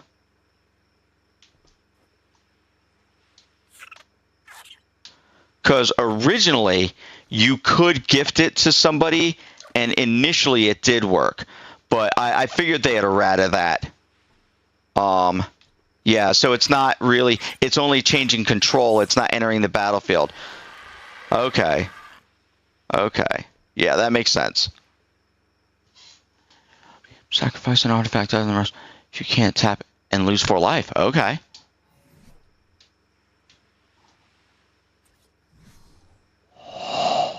Okay. Do you have a way to give people your enchantments? Do you have a way to give people enchantments?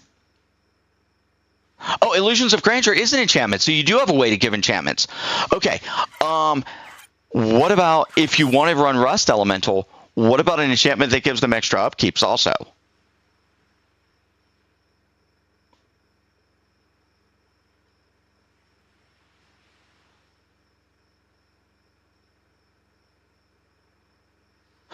Okay, yeah, okay, so it gives any kind of permanent. Okay. So there are enchantments out there that give you an extra upkeep. You could then, if you are running the Rust Elemental and you happen to have, I mean, I don't know if that's, just going too deep into it. Yeah. But yeah, you give them extra upkeeps, you give them the thing. Yeah, that's kind of cool. Let's see, what else could you do? Trying to think. What else would be entertaining with the whole I give you stuff?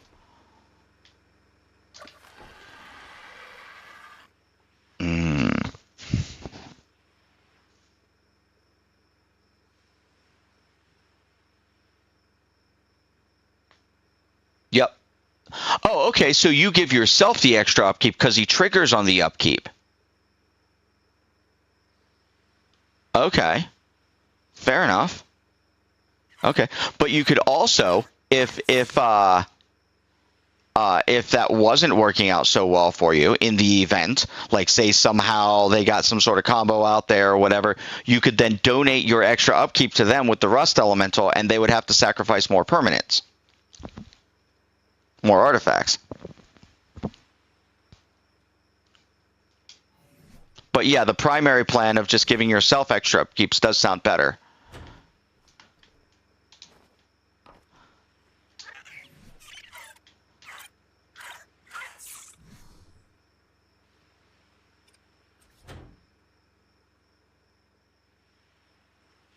Cinder Giant.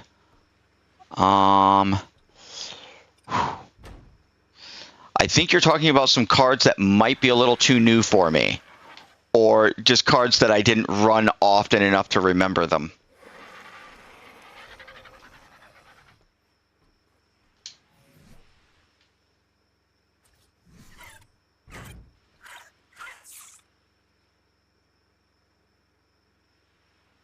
Cinder Giant was 97? Really? Is that like... No, it wouldn't have been 4th edition. It would have been somewhere in that Weatherlight block, I think, right? Weatherlight Tempest. Yeah. Okay, 97 was when I moved up to Bozeman. I was out of it for a little bit. Or not when I moved up to Bozeman, when I moved up to West Yellowstone.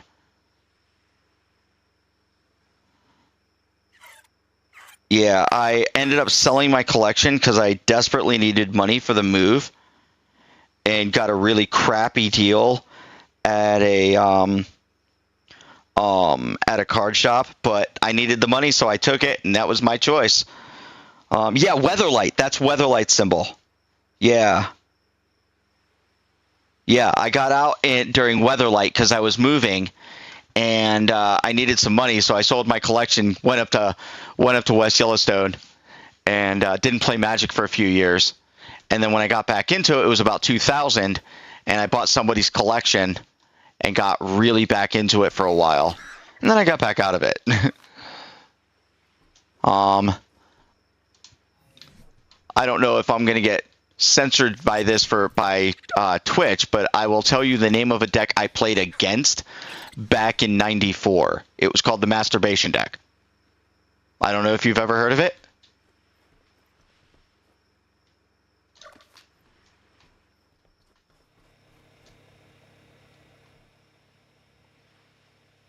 Okay, Twitch doesn't care? Well, yeah, it was called... Okay, so the Masturbation deck involved the Power 9. And the plan was, for the Masturbation deck, is you twist, walk, twist, walk, twist, walk, time twister, time walk. And you just keep doing it. So that was... It was... Because time walk gives you an extra turn. Yeah, it was boring. But... And this is my fault that I played against it. Because somebody walked into the shop that I was at, and I'm like... hey, do you play Magic? And they're like, yeah, I play Magic. And I'm like, oh, hey, do you want to play some Magic? And I was kind of new to the game still. And I'm like, this was right about the time that Alliances had come out, so I had my Force of Wills. And he's like, well, you don't want to play my deck. You'll lose.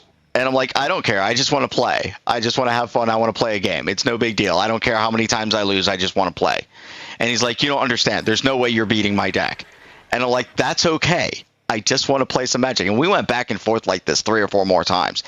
And I'm like, I won't be mad. So finally he says, that's fine. Fine, whatever. I'll play. But I want you to know I have the Power 9 in my deck. And I'm like, I don't know what that is. He says, they're the 9 most powerful cards in Magic. I'm like, that's cool. I'd love to see them. And so he gets out. We start playing. And by turn 3, he's got me locked down. And he is twist, walk, twist, walk, twist, walk, twist, walk. And he's like, you bored yet? I'm like, nope, keep going.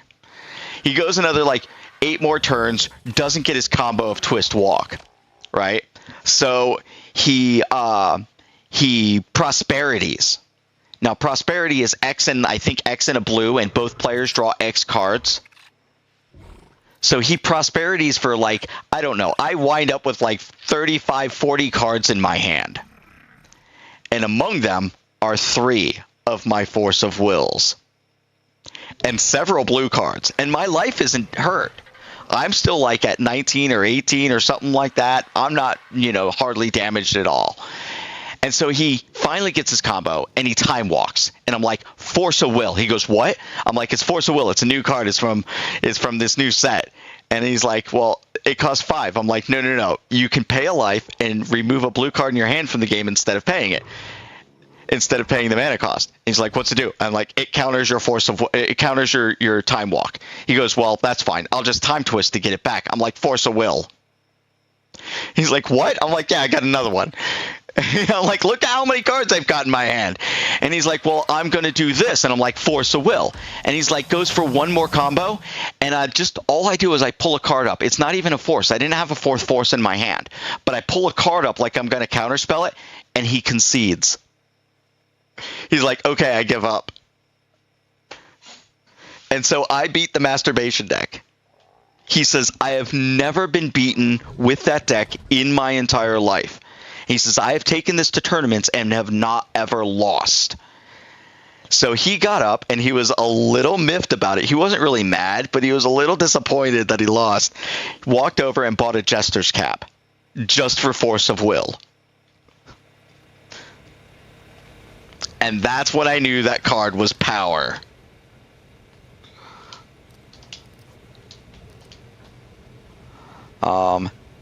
Yeah. Back in the day, that was like a $4 card. It was like, I think it was like, might even been like a $3 card. But it wasn't that expensive for Force of Will.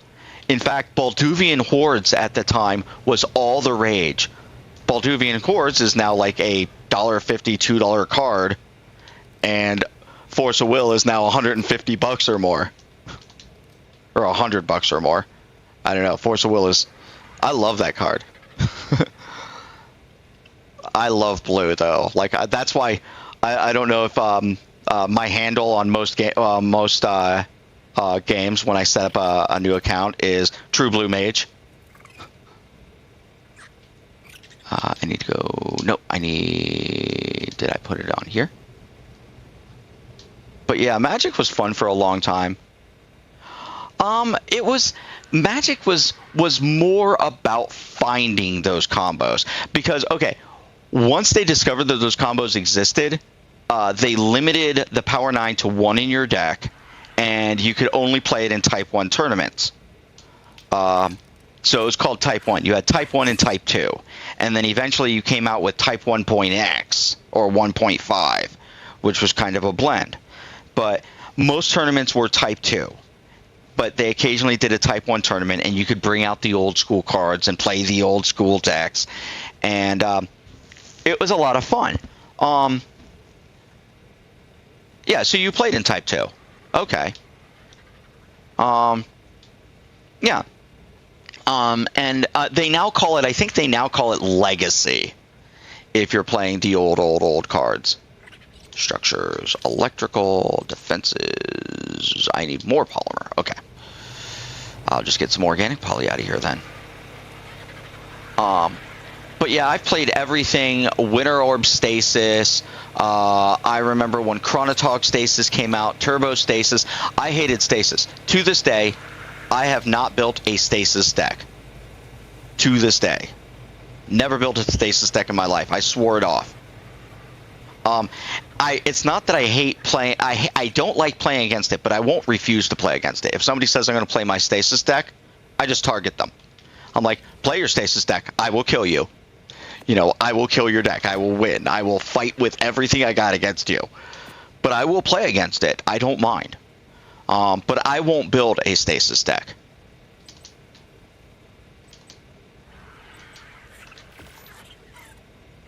So now I need electronics.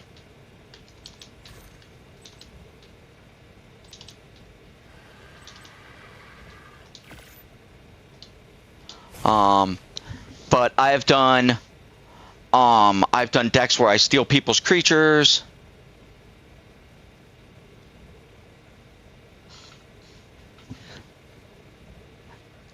Yeah, you know, and the thing I think that's boring. Sure. Well, the thing I think is boring is if you go to those tournaments, you're gonna see like maybe 8 different decks. Out of like hundreds of players, you're going to see 8 different decks. That's it.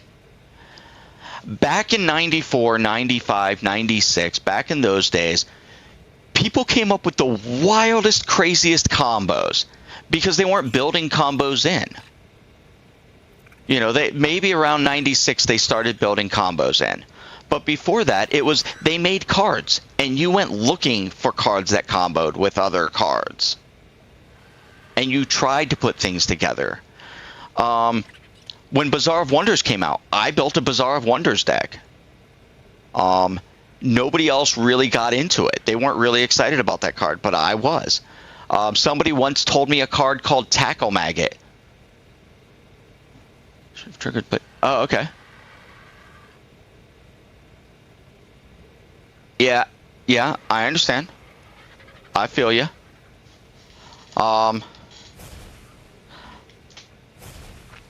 I've played with people like that even in casual, where they will ignore an upkeep trigger or they'll ignore something, and I'm like, hey, you know, and I'll point it out, and they'll be like, well, I forgot about it. I guess it doesn't count this round.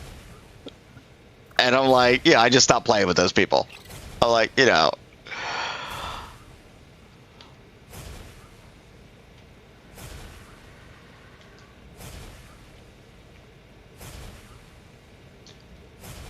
Structures, electrical, defenses. But yeah, I played a lot of Magic. I played a little bit of the Star Trek game that came out around the same time that Magic came out.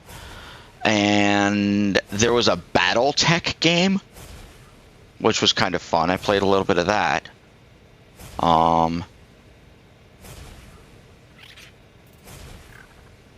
Those are the primary card games.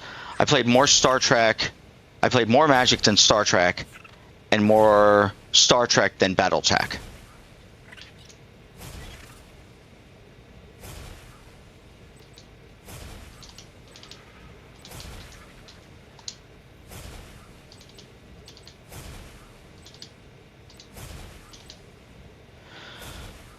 But I really got into Magic when I was into it for a while, and I would build the most bizarre decks. Somebody told me that Tackle Maggot was a horrible card, most useless card ever, and so I built a deck. Yes, ignoring May is not ignoring. May is choosing not to. But when it's a must and they ignore it and they're like, oh, it doesn't count. Yeah.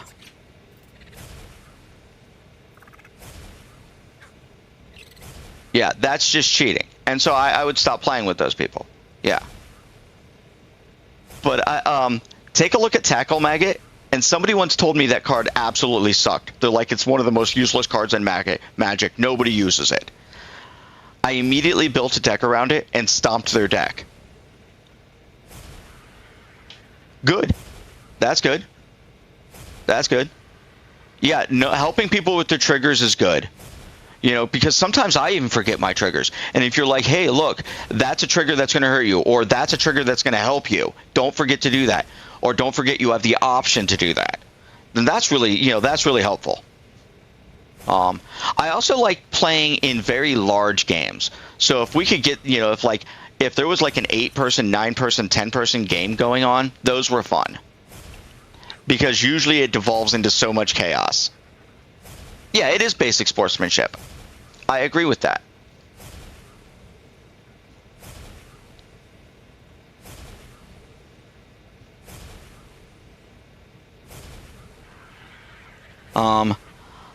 What else did I built? I got to the point where, you know, knowing all the different combos, and I currently have what? I have a collection of around 86,000 cards.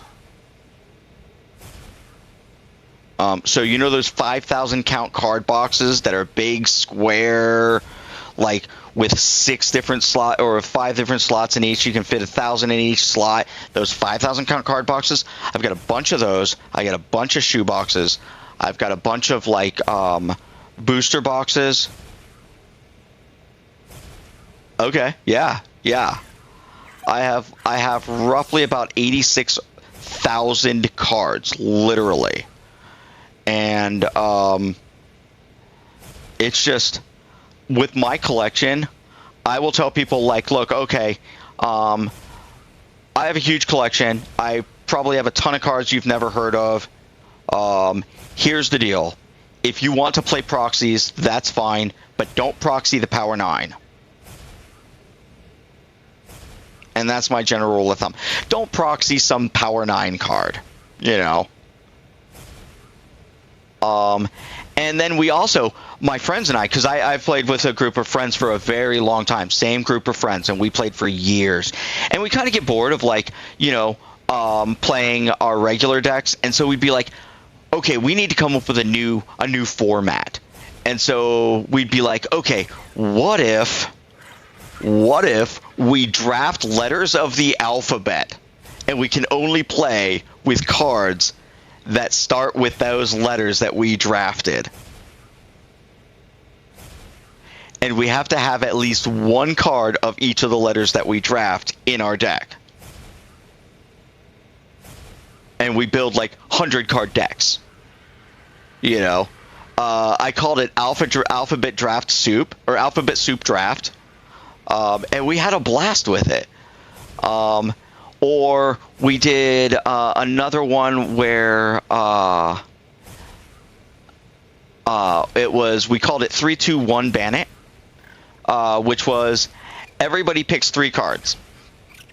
And we put those cards face down. These are cards that we want to play. Everybody flips over their first card. When we build our deck, we have to have 3 of that card in our deck. We flip over our second card. We must have 2 of that card in the deck. No more, no less. We flip over the third card. We must have 1 of those cards in our deck. So essentially, most of our deck's kind of built, but it's built with these 6 cards from each player. But we can't have more than 3 of the 3-of-a-kind cards. We can't have more than 2 or less than 2 of the 2-of-kind, or more than 1 or less than 1. So you can literally strategize to restrict a card. And then we get to name 1 card each that is banned from all decks. And so for the rest of the decks, we build to be creative, and then we play those. And it's called 3, 2, 1 Ban It. And that's kind of fun to play. We've done things like we go looking for tribes that have very little. There's really no tribe of it out there, but there is, you know, a creature type of it, and we'll put like a dozen names of those types of creature types into a hat, and we pull out one of those and we build a tribal deck around it. A snail tribe, yes. You know, a snail tribe would be great. You know, that would be the ideal, you know, the ideal type. You just try to make, you're like, okay, there are snail cards out there. There aren't that many. Build a deck around it. There's only one snail in Magic. Awesome. That's when you start using clone cards to clone your snail. Or there's a blue card out there. What is it called? It makes all creatures, you name a creature type and all your creatures are the same type. There's a rat that makes a snail. Oh, okay. And changelings too. But no. There's an enchantment out there that when it enters the play, you choose a creature type, and all of your creatures are that type in addition to their other types. I can't remember. I ran it in my Impossible deck.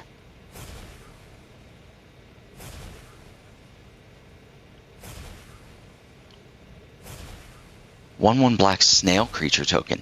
If you don't control a snail, otherwise put a +1/+1 counter on a snail you control. Blue, black, red. Sack a snail. It deals damage equal to sacrifice creature's power to each. Then draw cards equal to the creature's sacrifice. Nice. I love it.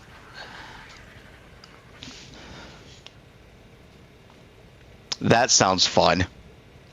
See, it's those types of cards that I would love to build like a deck around.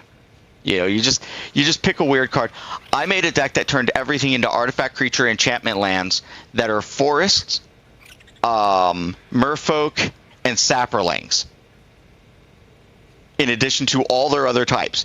They were artifacts, they were creatures, they were lands, they were forests, they were saprolings, and they were merfolk. Every card on the table was.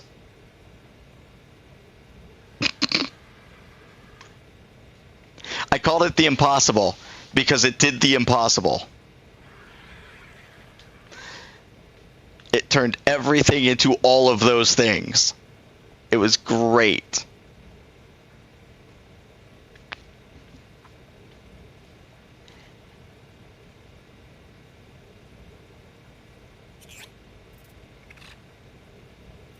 A sea monster? Yeah, okay. So, there's a couple, like Storm Surge Kraken, and there's a couple of other, yeah, I've seen decks like that. That's cool.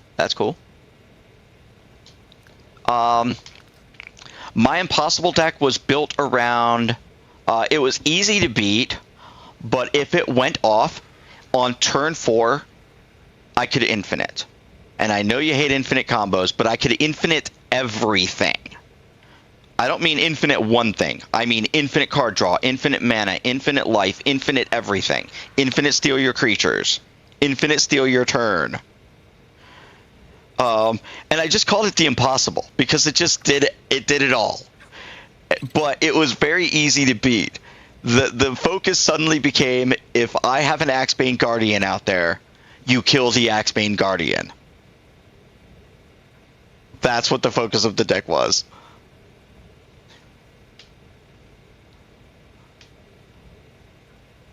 So structures, electrical, defenses, need metal, need cementing paste. I need more cementing paste. Guess I'm going out for more cementing paste.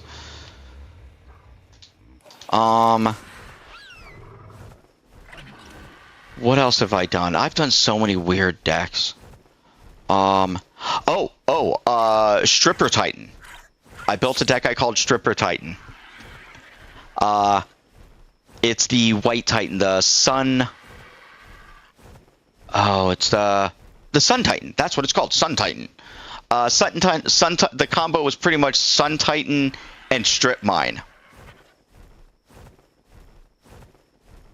I am pretty sure you wouldn't like a land destruction deck that destroys many, many lands off of a combo that, you know, every time my Sun Titan attacks, I just also destroy a land by sacrificing my I destroy a land by sacrificing my Strip Mine, and then attack with the Sun Titan, and then bringing my Strip Mine back into play.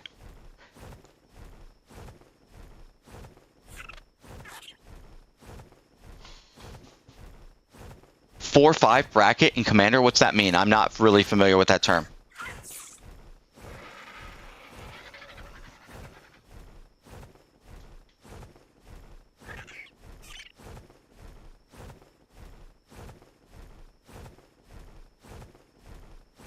Okay. And what do they do? What do these brackets mean? Is it supposed to be balanced? So the higher the number of the bracket, you should only play with those, you know, with other decks of that higher number. And then the lower number of the bracket is kind of like lower powered.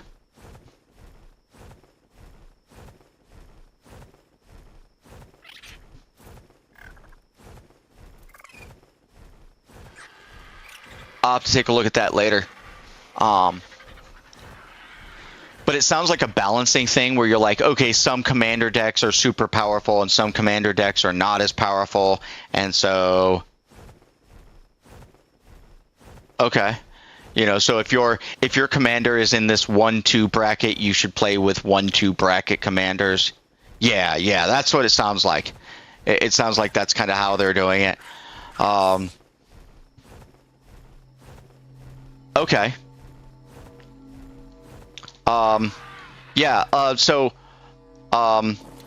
Another deck I had was my other creatureless deck, which was a humility deck. I call it a humility mill. And the whole purpose was I just mill out your deck with a humility on board. And I use Isochron Scepter with hide and seek on it. And I use Enchanted Evening, so everything's an enchantment in addition to its other types. And hide and seek allows me to put an enchantment that's out on the table and put it on the bottom of its owner's library. Yes, Isochron Scepter is so badass. It's good with Counterspell, Arcane Denial, hide and seek. Hide and seek has become one of my favorite combos to use with Isochron Scepter. It's just brutal. It's one of those split cards, and there's a red-white and a white-black spell. On one side's... oh yeah, see, I haven't played a lot of Commander. I just played a lot of basic, you know, just a lot of regular Magic. I have a few Commander decks, and I've bought a few other Commander decks. And so when people say, let's play Commander, I'll break out one of those. But normally, if we're just playing with a group of friends, we just grab a deck and play.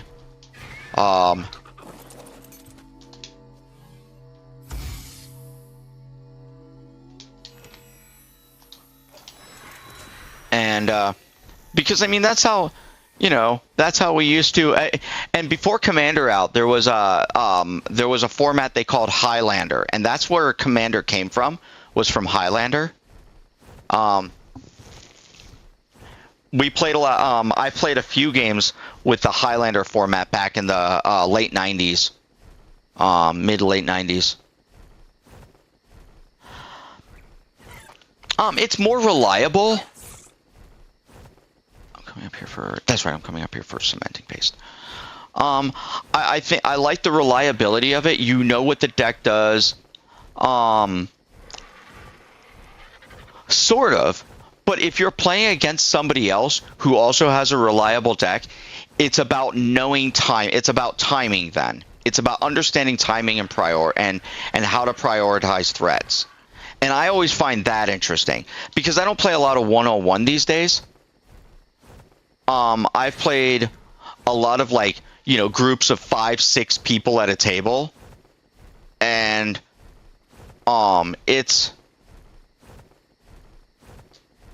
it was before EDH. So that was called Elder Dragon Highlander. And before EDH, it was just called Highlander. And Highlander was, it was a 60-card format, but you had one of each card in your deck. My friends and I, we got together and we did this thing. That is not the Beaver Dams. Where am I at? I'm not in the Beaver Dams. I need to go. Yeah, I am. Okay, I am in the Beaver Dams. That doesn't look like the Beaver Dams, though. Why does this not look like the Beaver Dams? Am I not up in the Beaver Dams? Okay. Is it this? Nope. Okay, we're gonna... yeah, we did so many different formats and so many different ways of playing. And we tried We tried so many different things. It was a lot of fun. We also did, I don't know if you know what, is it Planescape or Planar Chase? I don't know. The ones where you have those big giant cards that are different planes. And drafting. Oh my gosh. One of the most fun tournaments I've participated in was what was called a continuous draft. Have you ever done a continuous draft?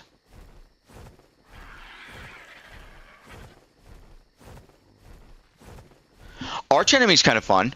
Arch Enemy is kind of like, so continuous draft is you buy 3 boosters, which should get you 45 cards.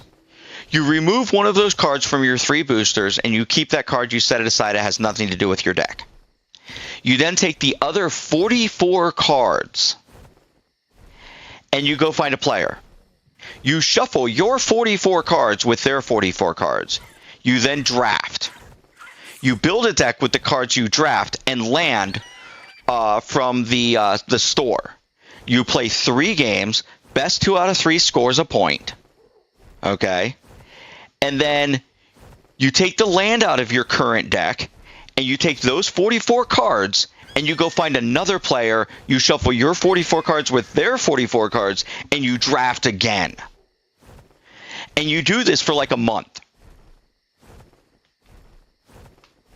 And the person with the most wins ends up winning the tournament. It's called continuous draft because you're constantly drafting your cards from the deck you last played with, and then you meet up with a new player and you draft their cards with them. You shuffle the cards together and draft again.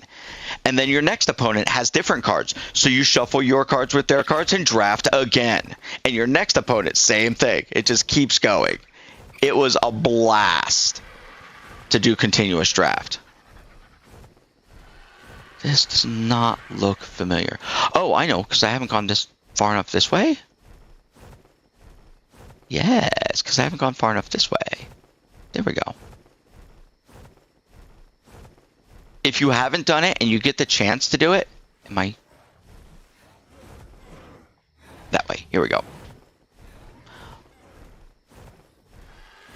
Yes, the general rule of thumb was you always kept your deck at the store. You always kept your continual draft deck at the store. They didn't leave the store. And so you go up to your store guy, the guy that works at the store, and you're like, "Oh, my name is so and so. I need my continuous draft deck." And then, you go out and you play with other people who are known to be playing with continuous draft, for that tourney. It was a lot of fun. It did. And they only did it a couple of times because I'm pretty sure it's tough to make sure everybody's playing that way, but it was a lot of fun doing it because you never played the same deck twice, for a different opponent.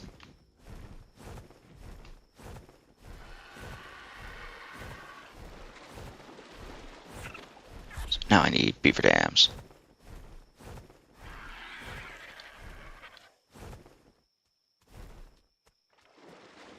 Buy 1 to 3 boosters of sets.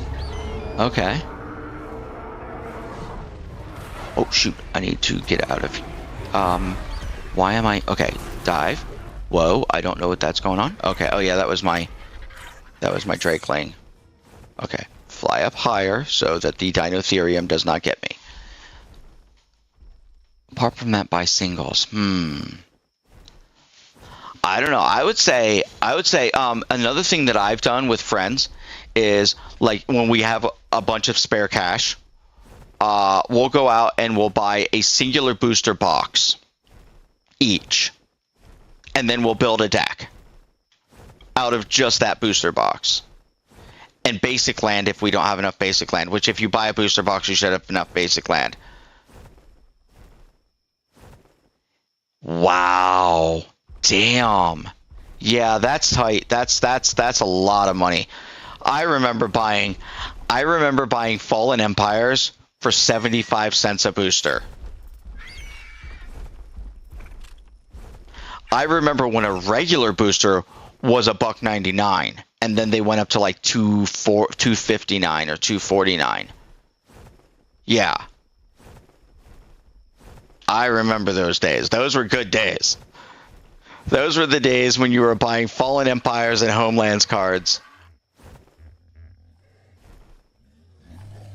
You're talking about New Zealand? Okay. Yeah, I mean, I've seen expensive cards, expensive packs here in Bozeman. I'm in Montana, in the USA, and I've seen that. I've seen that the prices go up as well. But yeah, I didn't know they were that high. 11 to 14 bucks for a booster pack? That's crazy. Yeah, at that point, you play casual, you play with friends, you play proxies. And that became my motto for the last probably 6 months that I played, was play casual, play with friends, play proxies.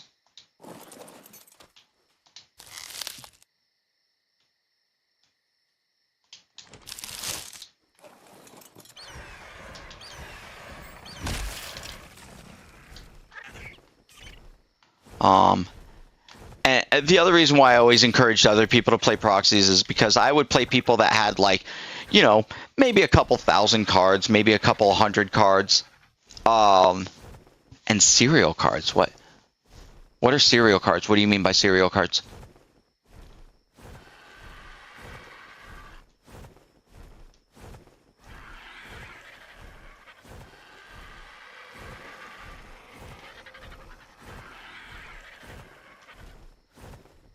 There's a beaver.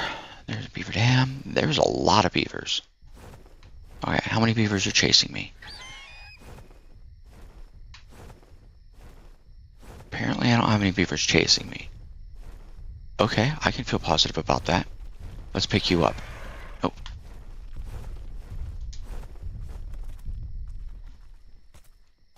Number out of 100, 500? Are there cards that don't have out of... Really? I was unaware of that. Back when I was still playing, you'd buy a booster box, and a booster box would have like 487 different cards. Or a booster, you know, a set would have 487 cards or 300 and something cards. Oh, they're in collector's boosters, huh? Okay.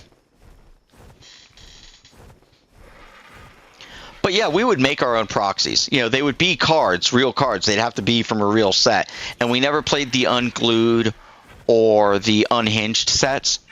But, you know, we were just proxy cards, you know. And it became a lot more fun, because then you have the whole of all of Magic available to you to come up with deck ideas. And the only ones we wouldn't proxy is we wouldn't proxy the Power 9, you know. If you want to proxy a Gaia's Cradle, you could proxy a Gaia's Cradle, but you couldn't proxy a Black Lotus or a Mox Diamond or a Mox Emerald or a Mox Diamond or whatever.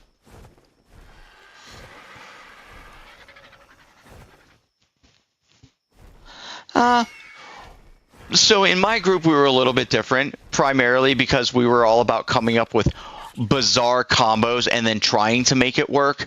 We were like, why don't we make a crazy deck that does this and try to make it work? You know, it probably won't work, but let's try to make it work anyways. And we just do like wild, crazy deck ideas. And that would be where all the fun was derived. You know, what if we played a deck that was all, you know, 3 or less casting cost? Or what if we did, you know, cards that only started with vowels? Thank you. Hey, Streamjoy. How you doing, man?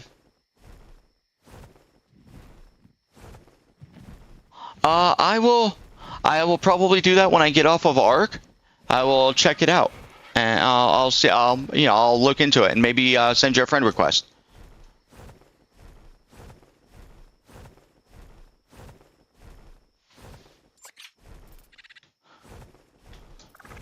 Yeah, I mean, I pretty much the only thing I do is just talk and play video game. I don't know how other people do it differently. All right. I mean, if they do, that's how they do. That's all. I guess it's that's up to them. I'm not gonna bag on anybody else's stream style. I always thought that's what you did when you stream. Possibly. I mean, sometimes that happens.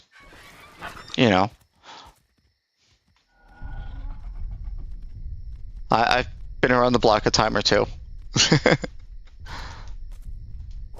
It is possible.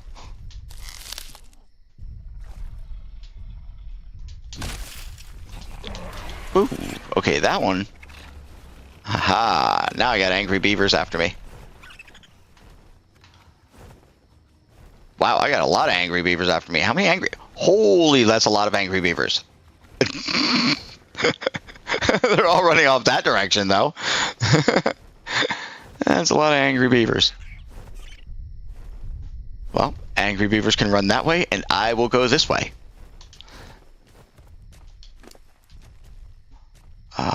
Pull this out. Hop off.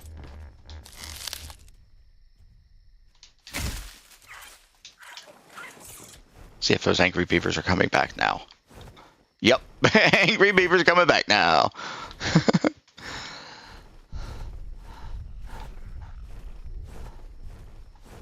Let's draw you all over here for funsies. Come on.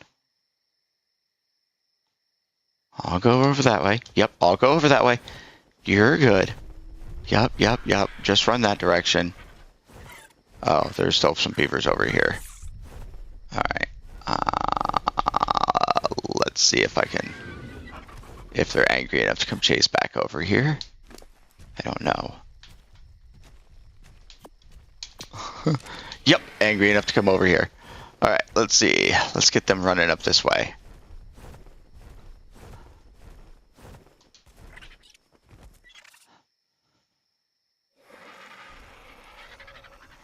Why are you running that way? I'm not even over there, but that's okay.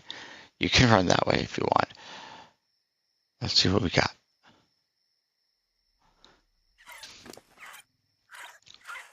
I'm just trying to be a distraction for a while so I can go over there and get that other beaver dam. Come on.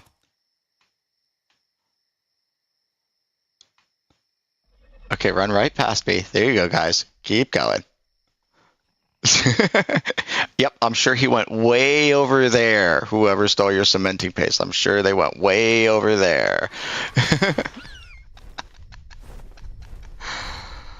All right. Yeah, I know you're going to be over there. Where'd that beaver dam go? Where'd that beaver dam go? Oh, there it is. Right? Nope. It's not there. That's a bush. That's a bush. Oh, that's a Gigantoraptor. Hello, Gigantoraptor. Alright, where is that beaver dam? I kind of want it. There it is.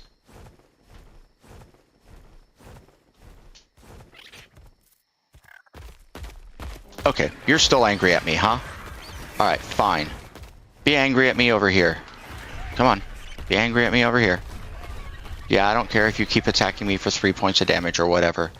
Be angry at me way over here. Okay? There you go. Good job. Good job. You chased me way over there.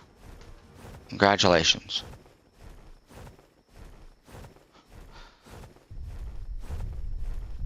Alright, back to the beaver dam. Oh, he's still coming at me. Alright. Fine. Here, I'll get you to run off a cliff then. Come on, follow me to the cliff. Or I could just kill you, actually. Here, why don't I just kill you?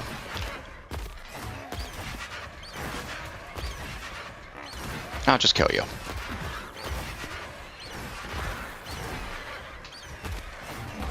Oh, there's a beaver now. I have an angry beaver now. Okay, come on, angry beaver.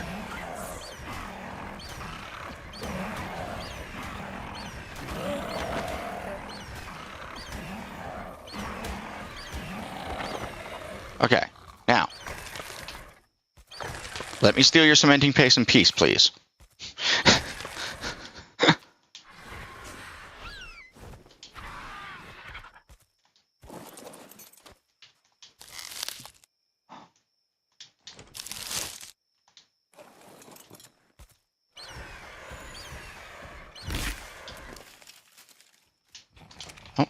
and angry beavers. Alright, I think 800's enough. Head back and make some more stuff.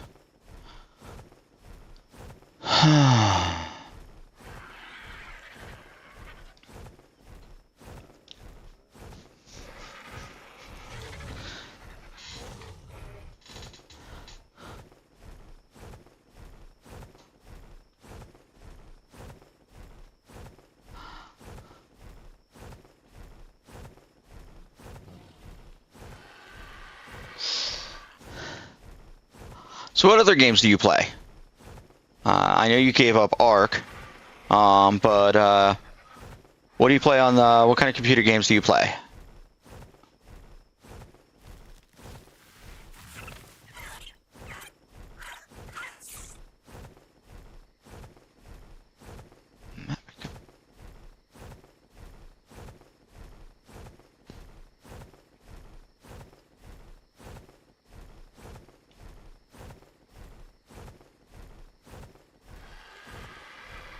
Dune, Dota. Is that Path of Exile? I'm guessing that's what PoE is, and Star Citizen. Okay. So Dune is that new survival. It's the new survival game out there that everybody was trying to get me to play too. Didn't they recently have any trouble with that? With there was like some ornithopter strategy that everybody was doing, and so they're kind of fixing some glitches, or not glitches so much, but fixing some mechanics to balance it better, fixing some balance.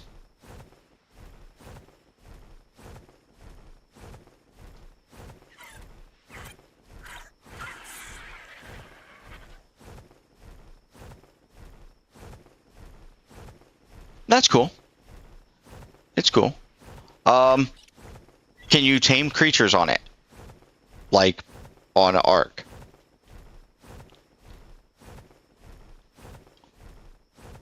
Or is it kind of like just a regular survival crafting?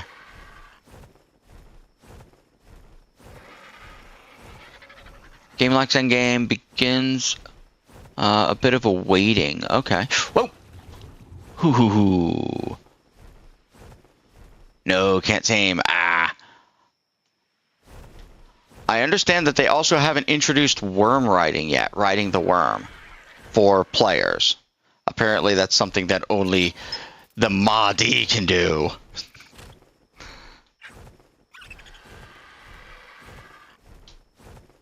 Yeah. Bummer. I'm guessing you've watched the new movies. Did you watch any of the old movies or the mini series that came out in the 2000s, or have you read the books?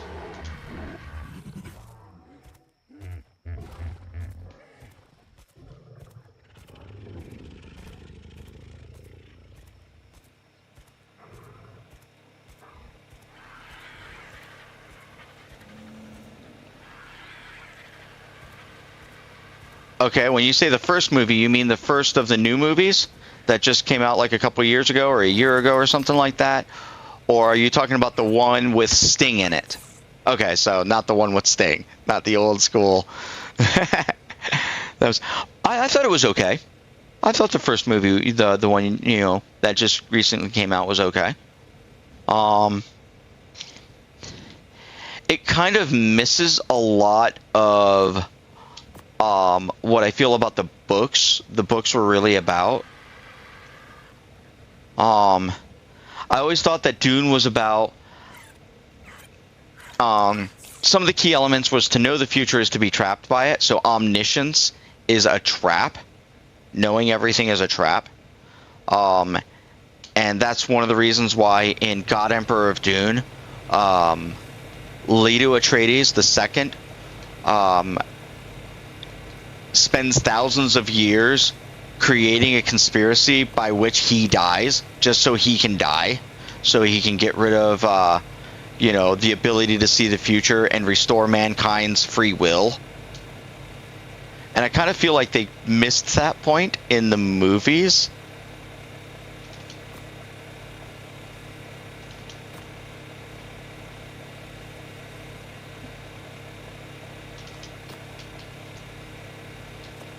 But I thought the movie was pretty good. It was still fun to watch. I think it's hard to make. I think today they're struggling to make movies that are good and deep in storyline. And there's a lot of great like popcorn flicks coming out. Just kind of sit back, eat some popcorn, watch the movie, and enjoy yourself. But I haven't seen a lot of like really deep movies. Contemplate. What would I consider like? Consider a movie.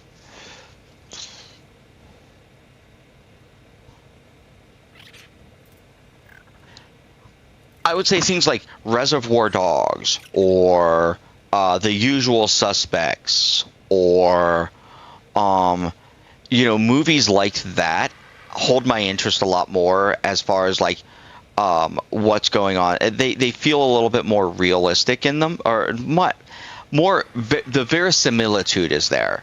It's the term I'm looking for is verisimilitude.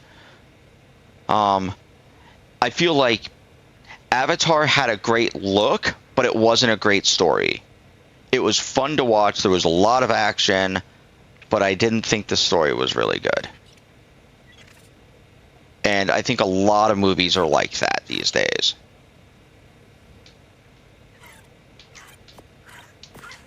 But I have been seeing some TV shows that have gone pretty good. Like, I don't know, Black Sails is a little bit older, but I do love Black Sails. It's probably one of my favorite TV shows of all time.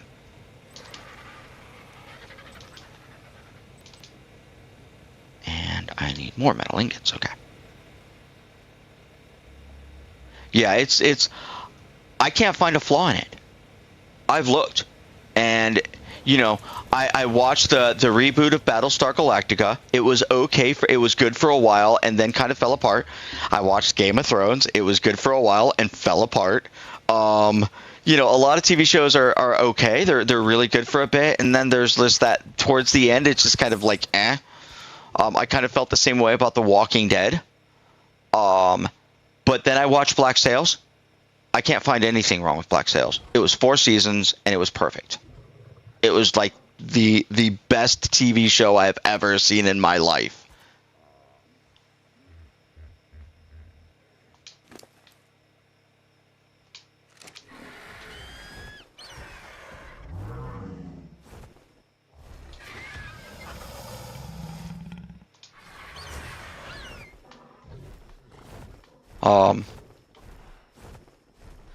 So I've lately gone to like indie films to see if I can find something interesting to watch.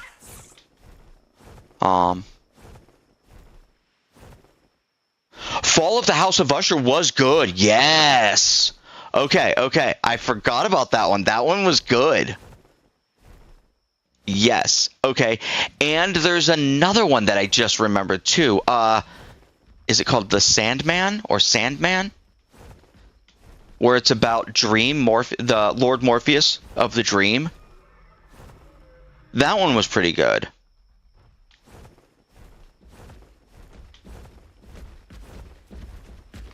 Where's my metal? Metal is over here. We're going this way. Yeah. There's been a couple of really good shows, but I still think Black Sails is my favorite. I think there isn't anything that tops it. But I did like Fall of the House of Usher. Man, that was really good. It was well written. It was well acted. Man, that was good story.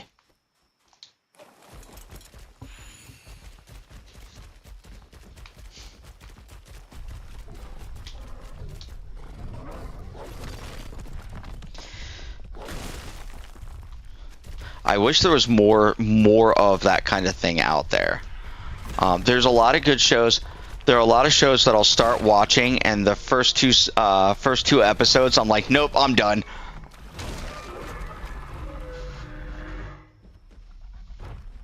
I'm sorry to hear that. You know, it's sad that people with a lot of talent in one area do terrible, crazy shit in their lives. It sucks. I mean, I can't say that they're not talented. I can only say that despite how talented they are, they make terrible decisions and hurt people, and that sucks. You know, I wish that talented people would not make crazy decisions that hurt other people. You know. And it's the same way I feel about politics. I might not agree with somebody's politics, but if they're talented, they're talented. You know. And it's funny because when I have a conversation with somebody who mostly agrees with my political leanings, and then they're like, "Well, so and so is just a talentless hack." I'm like, "No, they've got a lot of talent. I just don't agree with their politics." And they're like, "No, they've always been a talentless hack." I'm like, "You liked them 3 years ago." Like, we were having talks about them 3 years ago, and you were liking them. And it's just the way politics deals with people, you know, does with people. And I just don't do that. I don't feel that way.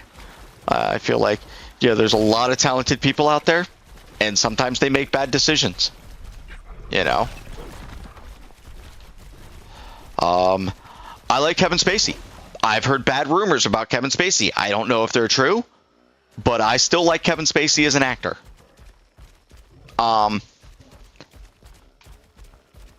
Back in the 90s, Meryl Streep made some really dumb comments that hurt my the arena that my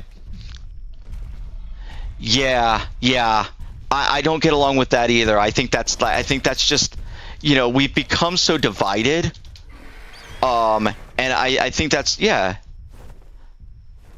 good. That's good. I don't, you know, if somebody says, "Gosh, you know, I think you're stupid for liking this political candidate," I can deal with that. That's fine. You know, I might ask questions like, "What do you think is bad about them?" And I'll have a genuine conversation with them. Hey, Tyler, what's up, man? Yeah, I noticed. But yeah, no, I'll have a conversation with them, and I'll talk about things. I enjoy a political conversation. I enjoy a religious conversation. I don't have to walk away feeling like I was proven right in either case. Yeah. I'll present some ideas, and I'll ask questions, and I'll be like, "This is kind of where I'm thinking and where my brain is at. This is why I think the way I think." And then it's up to you to think the way you want to think, and maybe you can present an idea that I hadn't considered, you know. And that's kind of that's the way I see a lot of conversation. And unfortunately, in America, the divide has become so vast that the genuineness is gone. You know, the integrity of it is gone. In many cases, yeah. I mean, you know, here's, you know, for example, I will tell you, I am a staunch capitalist. I am a big-time hardcore capitalist. I love capitalism. But I do know some people who are socialist, who are not very capitalist at all. They think capitalism is what's wrong with, you know, with wealth balance or whatever. I think I have every opportunity to go out and make my own money, and I can become wealthy if that becomes my focus and I want to make money. I can. I just have to make that the point of my life. I have to give up something else in order to make money, and the people who have made money have given up some things.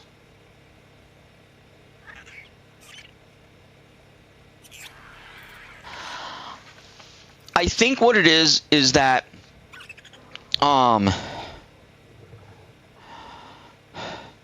I think the politics have become a show, in the sense that people who are running for office aren't even running on platforms they necessarily believe in. They're running on platforms that will get them elected. And I think that's a problem with our system today. And that further divides. And so they have to get more extreme. Sure, I think a lot of it's personal power and money as well. I agree with that. I had considered running for office back when I was much younger. When I was in my mid-30s, I thought about running for office. I have a lot of conservative views. I have a few liberal views. And when I talk about it, I explain why I think it's funny because a lot of my friends are conservative, and they're also very religious. They're Christians, or they're Catholics, or they're LDS, and I'm an atheist. And so when I tell them that I'm an atheist, new people immediately think that I'm left wing, which is amusing to me because I'm also very pro-gun. I think we need a strong stance on immigration that means we follow our laws for immigration and don't just let everybody into our country. I think this is an important thing because if we limit our immigration, it allows people to adapt to being American. And if you're going to come to live in America, you should want to be American and not want America to become more like you. We have values here that have worked, and that's what's drawn you to our country. And that's kind of where I am on immigration. If you come in legally, I am all for you being here. I want to help you get settled in. I want to help you adapt to America. And I want to look at, some ideas that you have brought with you and see if they fit with America too and make it better. Yeah. But, and so I have some ideas and I explain them. But it's funny, I get labeled a lot. And I'm like, okay. They're like, you're so left wing. And I'm like, okay. Or they're like, you're alt-right. And I'm like, okay. Neither of those terms really mean anything to me. I'm me. I'm Mike. That's who I am. And I believe certain things, and they work for me.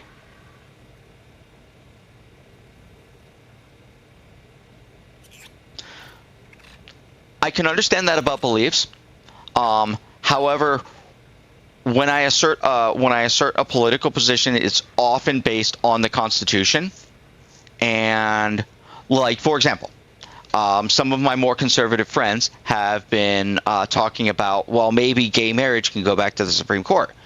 And I'm like, if it does, I will write an amicus curiae brief defending gay marriage on the First Amendment, on the terms of the First Amendment. And they're like, but I thought you were conservative. I'm like, I'm Mike. I believe in the Constitution. I'm a constitutionalist. And the Constitution says that the First Amendment protects not only freedom of religion, but freedom of speech. And when you talk about marriage, it's either a religious institution, which means it's protected by freedom of religion, or it's a contract, which means it's protected by free speech. Well, it's not a matter of whether it harms anyone to me. What matters to me is what does the Constitution say about it? And if the Constitution says this, then I am all on board. I'm fully on board. And if the Constitution says no and you want to change the Constitution, we have a method for that. You can try that method.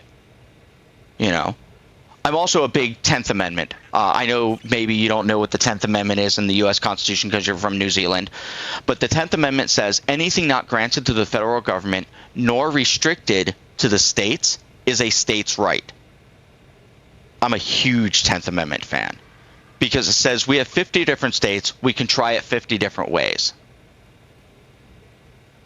As long as it's not specifically granted to the federal government as a federal power, and it's not specifically prohibited to the states as a state power, then it's the state's right to make that decision. And I believe it goes further because each of our states also has a constitution. And Montana says if it's not specifically granted to the state, nor specifically prohibited to the county, then it becomes a county decision. And so the decision becomes closer and closer to the individual. And I like that. I'm an individualist. It's why I'm not a communist, because I don't believe that the collective is what's important. I believe in individual liberty, and I believe in individual responsibility. And so I think that when you get into collectivist thinking, you end up with fascism, which is you must conform to the collective for the sake of unity. And I think a lot of people misunderstand what fascism actually is. It's conforming for the sake of unity. And when it's a government system, it's when the government forces you to conform for the sake of unity.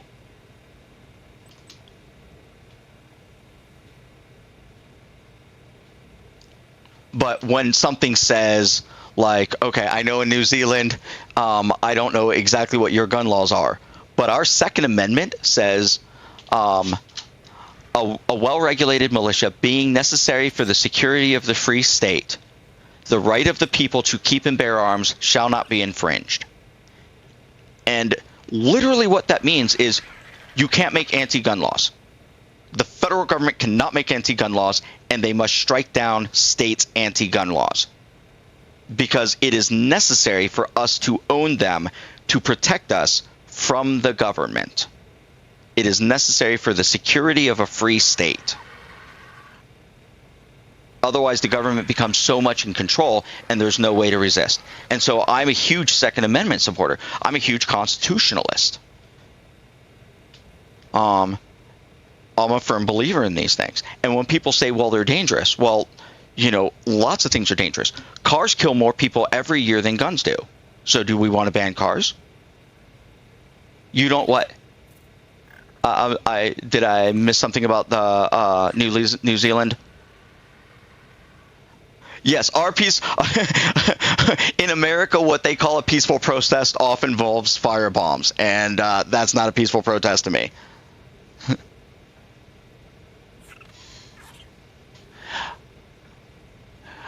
Well, it's not so much that we have to protect from our government. We have to protect from the government desire, because our founding fathers understood that all governments desired more power. And if you keep giving them more power, they will keep wanting more power. So you shield yourself from the government trying to get a hold of more power by saying, if you become overzealous with your power grab, we will take back our government. That's what we'll do. And all governments are susceptible to that. You know, when the government tells you that you have to lock down and you can't come out of your house, you can't go to church, but, you know, and you can't go to school, you know, and you have to get this vaccine. That's a government overreach, especially when the vaccine is untested. And it turns out that it has a lot of healthcare concerns, a lot of health concerns later down the road. And you can be fired or you can be silenced. They can censor you for it. I mean, that's government overreach. And so you just say no to it and you reject it. Now, when we were out enforcing the law, okay, say for example, immigration law, when we're out, you know, enforcing immigration law and people start throwing firebombs at you, that's not a peaceful protest. A peaceful protest is waving a sign and shouting a slogan. That's peaceful protest. You start punching police officers, you know, you start firebombing federal buildings, that's not peaceful. That's declaring war on your country. And one of two things happens. Either you win or you are tried as a traitor.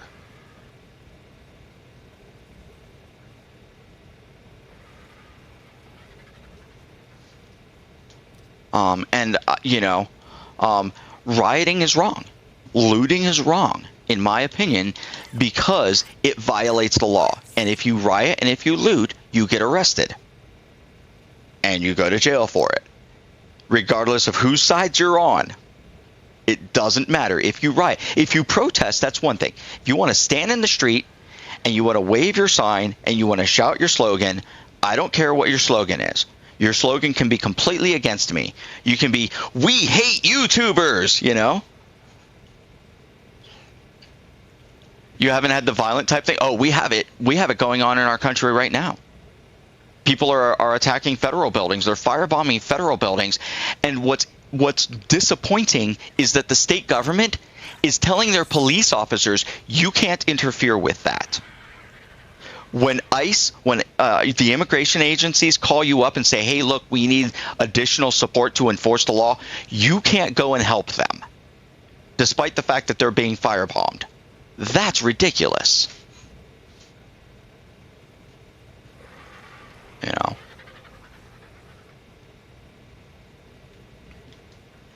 But you know, that's me on politics. But I mean, like I said, if somebody wanted to wave a sign, and that says "We hate YouTubers" and they want to get rid of YouTubers, then that's fine. But if you start punching cops, or you start, you know, throwing rocks at YouTubers, that's violence. That's not fine. You want to tell me how much you hate me? That's fine. You can hate me all you want. You can call me names all you want. I don't care about that. But when you start throwing rocks, and you start throwing bottles, and you start lighting things on fire, that's violence. You know, that's against the law.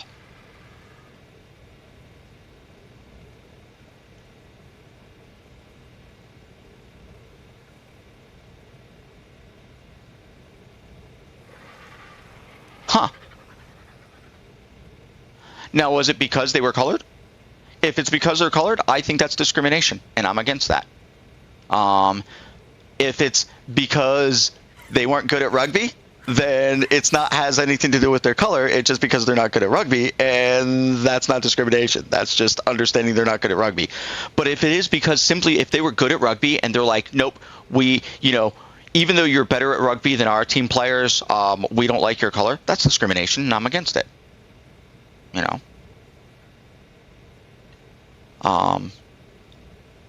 But when over here in the United States, they try to compare the WNBA to the NBA, and they're like, the WNBA players are, we should get paid more.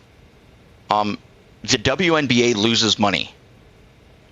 It loses money. The NBA pays for the WNBA players because the WNBA doesn't make money. It loses money. So no, they should not get more money. They should get more money when they start making money. You know, the NBA makes a lot of money, and that's why they can get paid more. But yeah, no, I completely understand where you're coming from there, you know. But I don't think that you should become violent over it. You know, I think the appropriate sense is to march in the streets, wave your signs, shout your slogans, boycott those teams that won't let them on there, you know.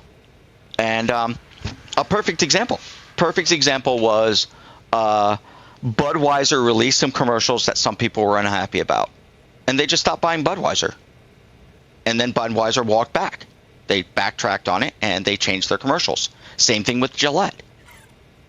You know, and then there was the Sydney Sweeney thing. Okay.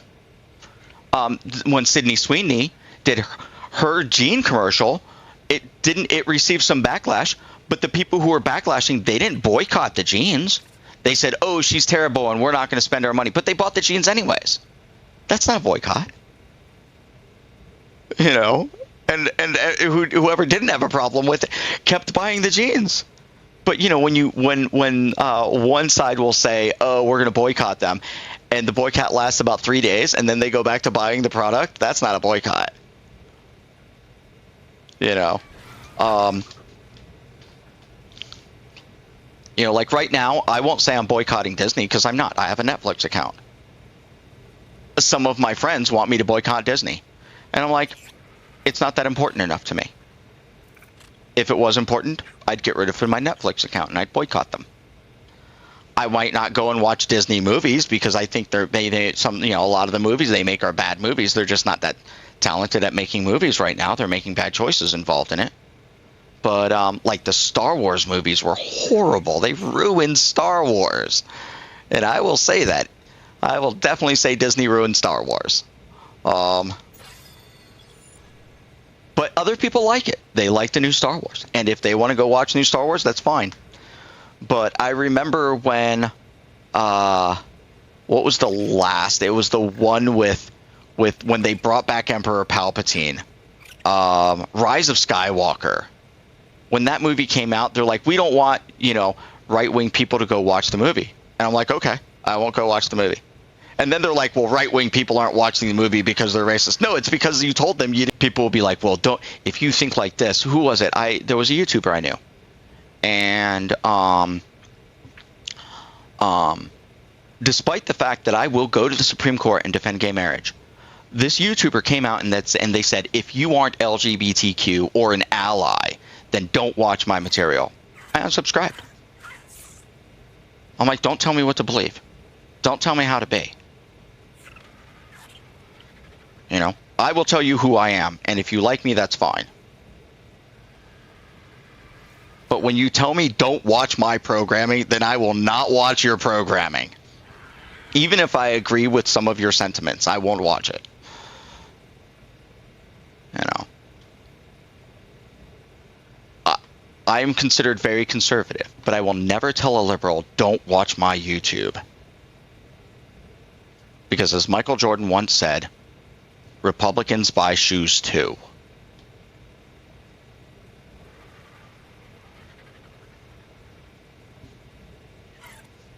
And maybe if a really strongly left-wing communist person watches my channel and hears me talk about politics, maybe I'll change their mind. Maybe I won't. But if I tell them not to watch my channel, there's no chance that they'll ever hear what I'm saying. And so I tell people, yeah, even if you don't like me, if you want to watch me, feel free. If you want to comment, feel free. You know, if you want to disagree with me, feel free. I'm always open to that.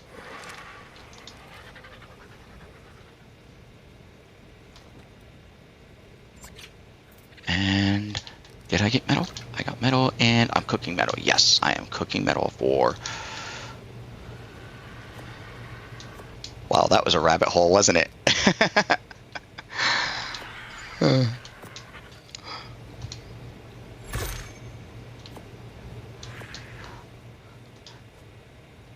If you hadn't noticed, I have been very passionate about politics in the past.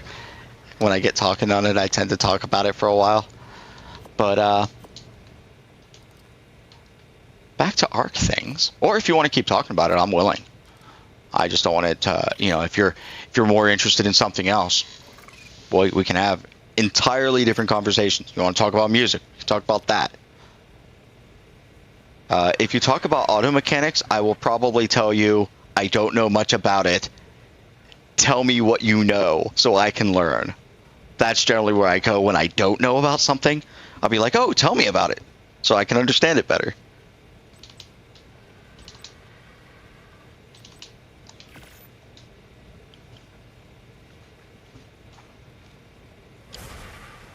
So what kind of hobbies do you have? What kind of things, you know, inflame your passion, get you excited?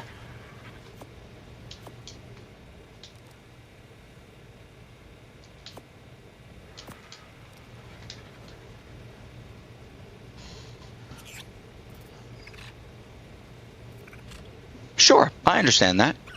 And there are times where I feel that way, where I think I've looked at the situation deeply enough, and I feel like I have the right answer, and the answer that I'm using is working in my life. And I've looked at other ideas that don't seem to work so well. And so I will oftentimes, I won't close my mind, but I will certainly think that my way is better until somebody shows me differently. That is sometimes what I will, you know, go with.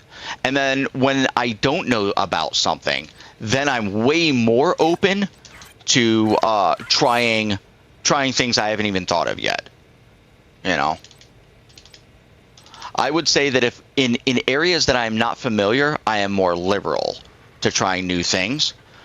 In areas that I have, you know, considerable amount of experience, I've probably found a really good way that works.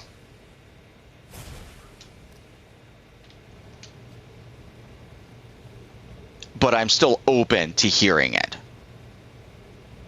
Oh yeah, yeah, absolutely, yeah, yeah. And you know, when I talk about things, I get really animated and excited. I don't know if you've noticed my speed of speech, like it gets faster. I talk faster. I talk louder. I get really excited. Yeah, that's definitely me. Caving, okay. Little spelunking, nice. What would you say is your favorite cave area you've been to? I'm sorry, I'll try to slow down a bit. Yeah, sometimes when I get really excited, ooh, okay. So, looking for fossils. Okay, two questions. When, what is the coolest cave area you've been to, and what's the coolest fossil you've found?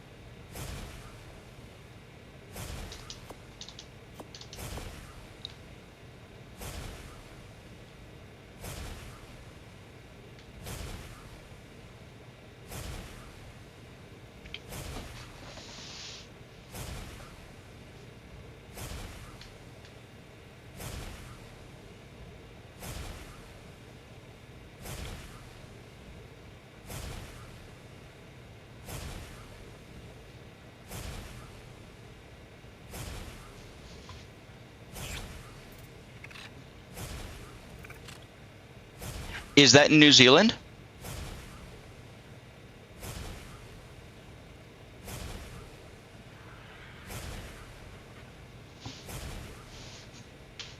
Okay, cool.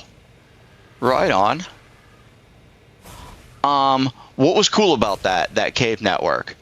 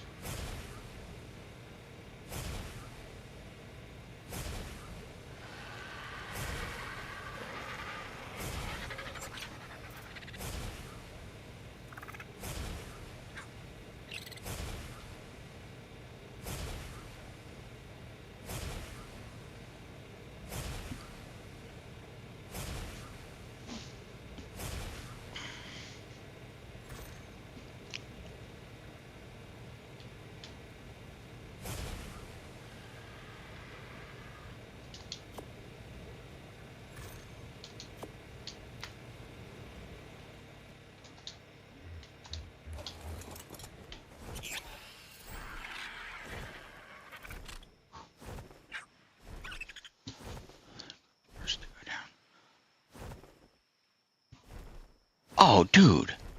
Okay. Okay. I recently watched a video about a very large cave complex. Oh, I'm sorry to hear that.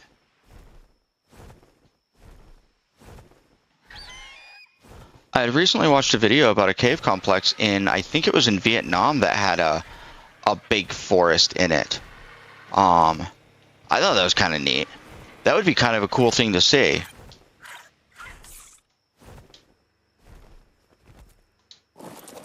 But I am sorry that your friend got glowworms? I don't know. I haven't been in too many caves. Mostly the caves around here I've gone into are pretty shallow. And like I went and gathered some citrines from a cave in the canyon here. And then there was a cave up by Missoula that I explored that was just kind of like really small and tight, but didn't have a lot of biodiversity in it. Didn't have a lot of things going on with it, but it was still kind of a cool cave to go into. See, there it is. So I don't know if our caves have glowworms.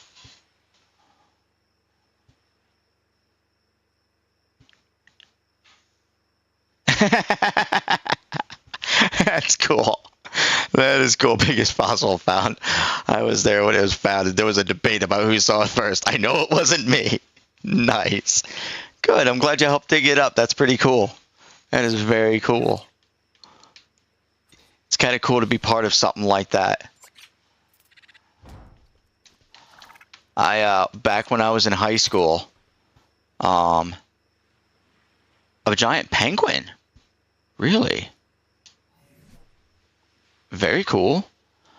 Back when I was in high school, we were taking kind of like a social studies, I guess, or like a current event social studies type test. And, I was a bit of a show off because I'm kind of a smart guy. And there were 3 essay questions on the test. And so I decided to answer all 3 of them. And this was back, what was this? This was back in the mid-90s, early mid-90s. And the question was 4'9" tall. 4'9", okay. Wow, 5 foot, that's almost as tall as me. I'm only 5'6". But the question was, how would you help a post-Cold War Eastern Bloc nations stabilize their economy, in the wake of the Cold War? And so I wrote like probably about a page and a half on it, and turned it in. A new subspecies? That's cool. Okay.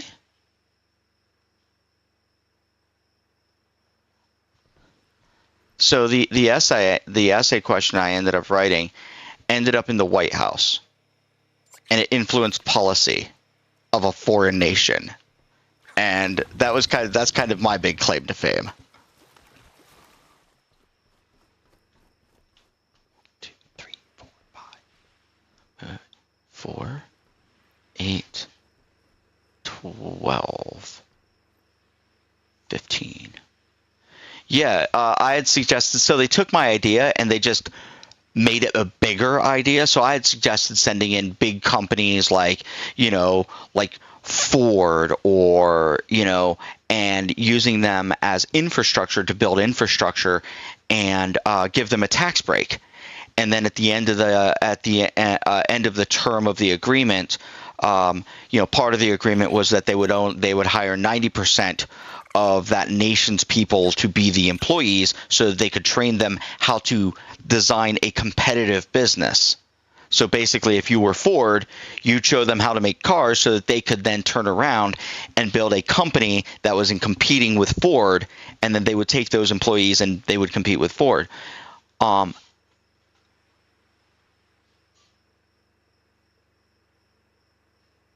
Wait, the Kairuku on Ark? That's the type of penguin you found?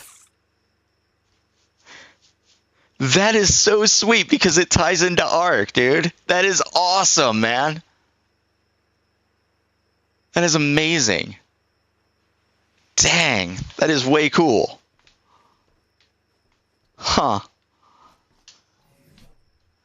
That's awesome.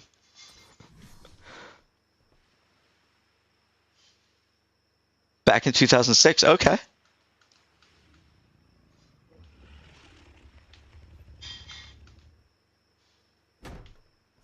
That is cool. You discovered the Kairuku. That is awesome. Now when I play Ark, I will be able to tell somebody, I know somebody who helped discover the Kairuku. Okay, what if it's subspecies? still very cool.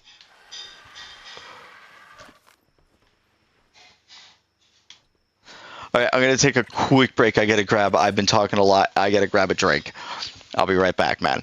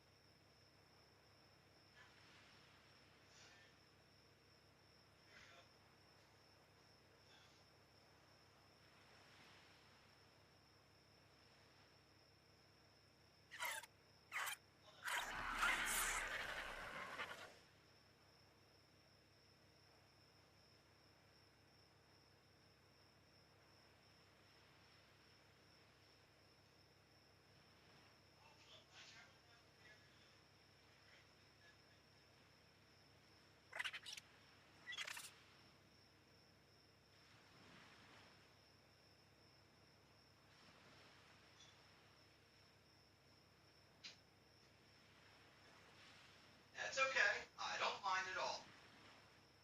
I'm on my way back up there to talk with my Twitch viewer.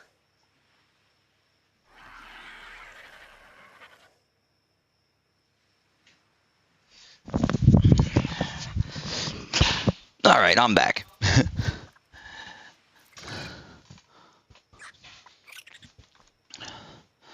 All right, so what did I miss? Okay.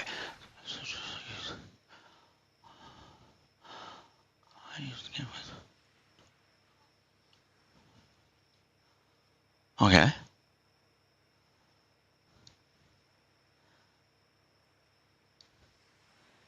That's pretty cool. That's pretty cool. One of my friend that's downstairs, he's kind of my tech guru. He has worked on a couple of Hollywood movies, and he loves movie making, and he's really big into that. And he ended up working on a couple of Hollywood movies, and it was kind of cool. He got to meet John Malkovich and Jake Gyllenhaal and a couple of other actors. And I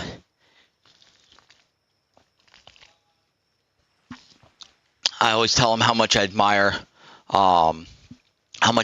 his hustle, because he is always out there putting himself out there, and he's got a plan to do all sorts of different things. He's the one who's getting me back into streaming too. He's like, Mike, you have a Twitch channel. Why aren't you doing your Twitch channel? And I'm like, okay. So.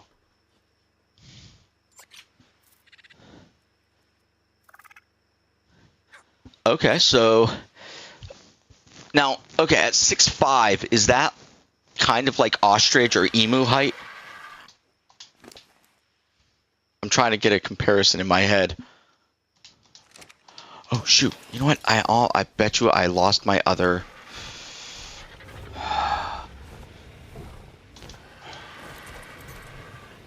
Did I? I saved him. Save him now. Okay, good. Don't starve to death on me. Last time I put a Rex egg out, I forgot about it. It hatched, he died, he starved. It was bad news. So I'm lucky I caught this one. Been having so much time talking to you, I completely forgot about my Rex egg.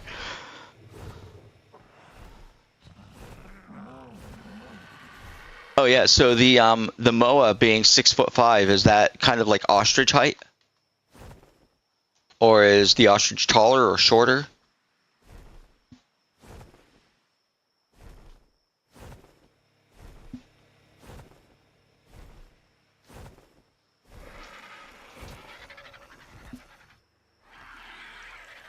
Bit taller than an emu, but way more stocky. Okay. So the Australians shouldn't go to war with them? Giving them a hard time. The Aussies a hard time because of the emu war.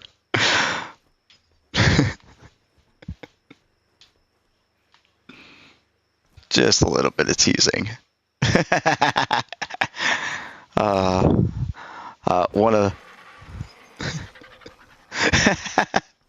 One of the things I tease. So I was born in New Jersey, and that's right across the river from New York.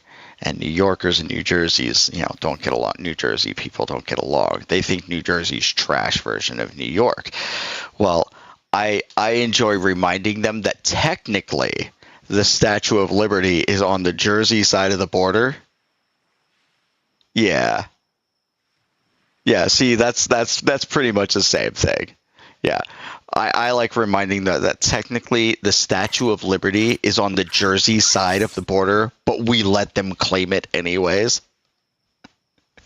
They hate it when I say that. It's just funny. So if you ever see somebody from New York, remind them that technically the Statue of Liberty is in New Jersey.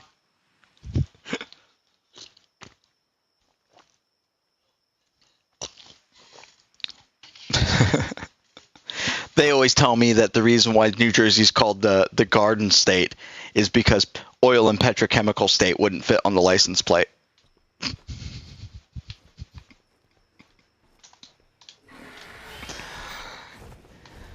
Yeah. But now I live in Montana. I love it out here. I've been out here, I want to say 27 years. Okay, the Haast Eagle. That was the really big eagle. Yes, I've heard of the Haast Eagle. Okay.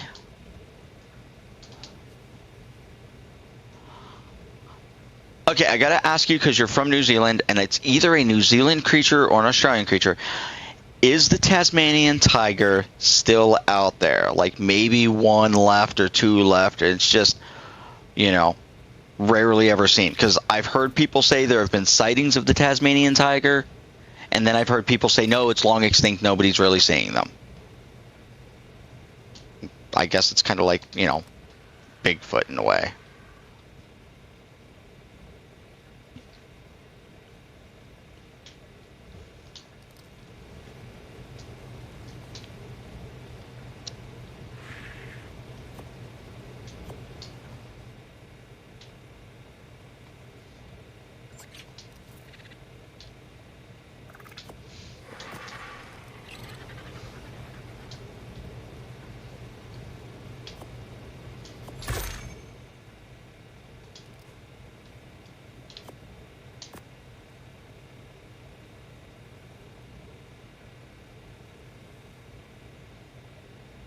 Okay, you just gave me an idea for a D&D combat.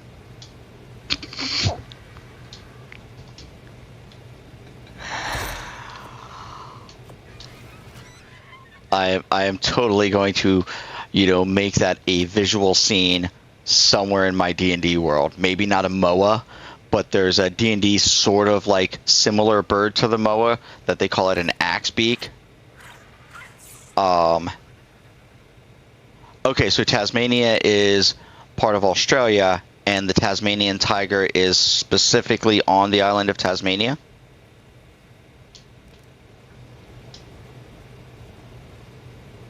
Or it was at one point, and might still be.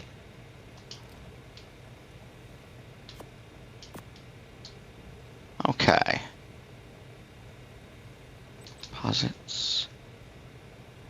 Oh, I need silica pearls. Okay.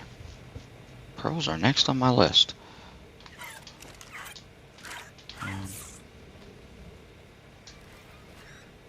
Yeah, I'll have to introduce a fight between. No, I don't. Okay? So I'm gonna guess Australia is mostly desert, and New Zealand is mostly like rainforesty, or am I way off on that? Because I don't know much. I mean, okay, cool. So it's like, I watched Crocodile Dundee. So, that's the Australia that I know, and not much else. And then Lord of the Rings, The Hobbits, that's from New Zealand. That's basically my point of reference. I really don't know much. That's kind of my point of reference. Oh, very cool. Okay, because, right, okay. You're a mountain range that's poking its head above the water, and that's New Zealand. And then they've got a lot of flat ground. Gotcha.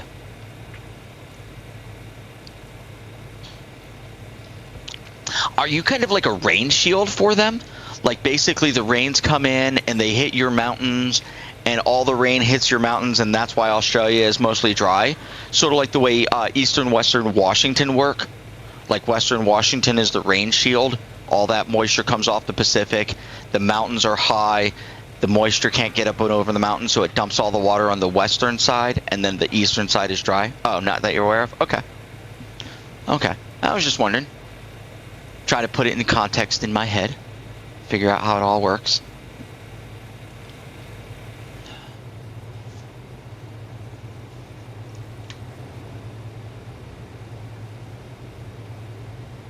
Yes, the Ring of Fire is, yeah.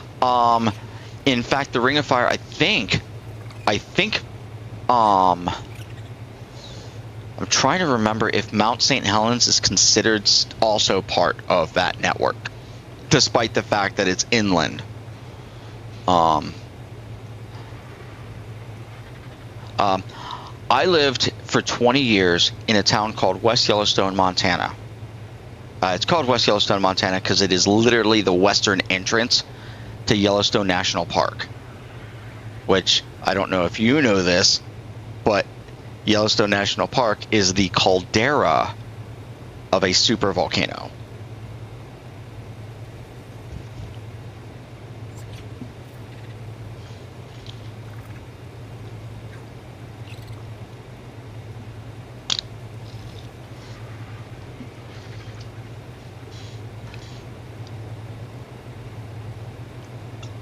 You got a super volcano too? That's cool. That is awesome.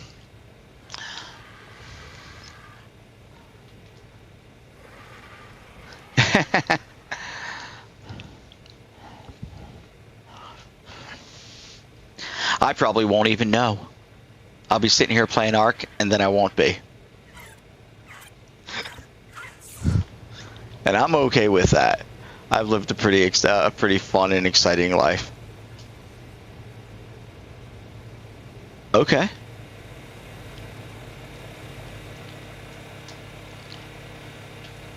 See, I need to know if I've got silica pearls in here.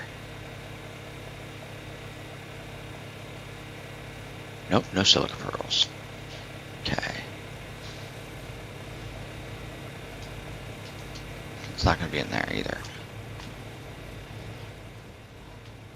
Do I have silica pearls up here? Nope, but I got crystal and I got cementing paste. Yeah, I've heard that. New Zealand is the land of birds. I've heard of that somewhere.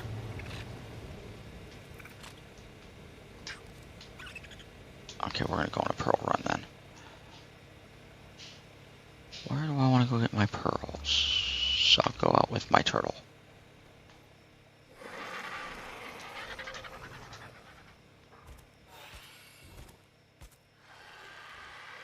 That's cool.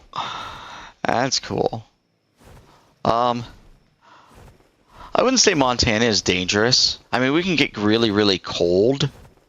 I've seen it 60 below, and that's Fahrenheit. I know that at minus 40, both Fahrenheit and Celsius are the same.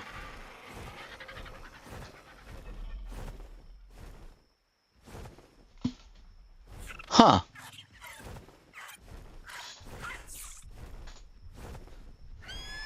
Okay.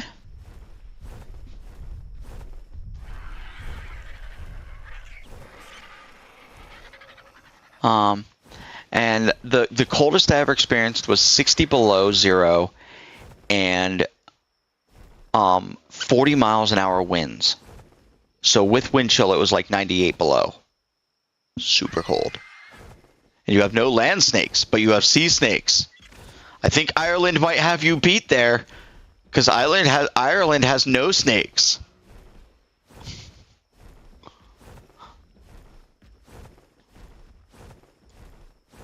The story is St. Patrick. Sea snakes don't survive on land, though. So you just stay on the land and don't have to worry about snakes. Gotcha.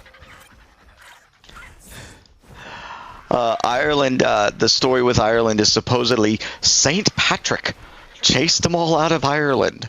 All the snakes. Which is kind of a cool story. I don't know if it's true, but it's cool. Okay. Montana has moose. Montana has moose. And moose are very scary. They don't look scary. We also have bison.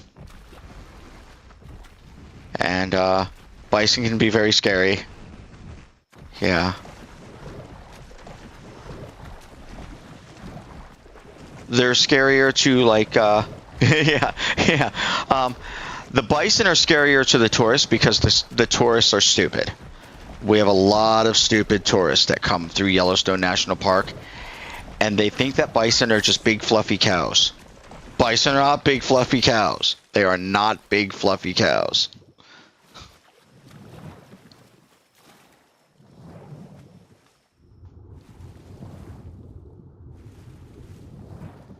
I remind people that bison can hit speeds of 40 miles an hour in under a second. That's faster acceleration than a Porsche 911. It can out-accelerate a Porsche.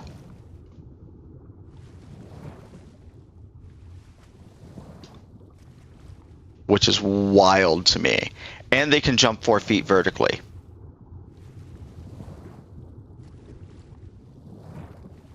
So, yeah, bison are not to be messed with.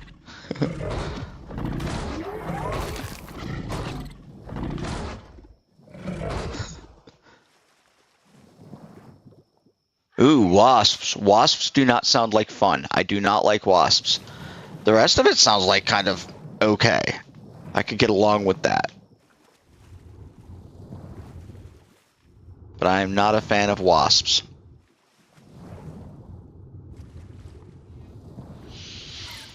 We also have bears, you know, and other stuff. Goats, bighorn sheep, bald eagles, sandhill cranes, blue herons.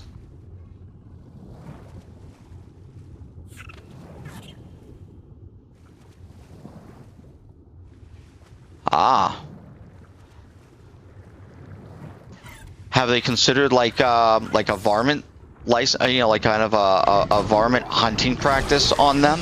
So basically, if those creatures are a big enough problem, people can hunt them all year round. Because we have in certain areas, prairie dogs are considered a varmint. And if you shoot a prairie dog, it's no big deal. You just shoot prairie dogs, and you can shoot prairie dogs all day long. There's no limit, because they do.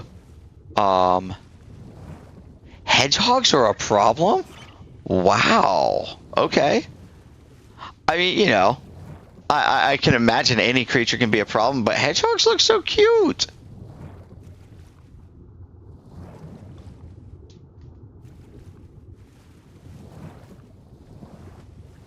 And I'm definitely a cat person. Yeah, they eat bird eggs. Good, you know, fair point. Fair point. I'm a firm believer that that environments change and that the world changes.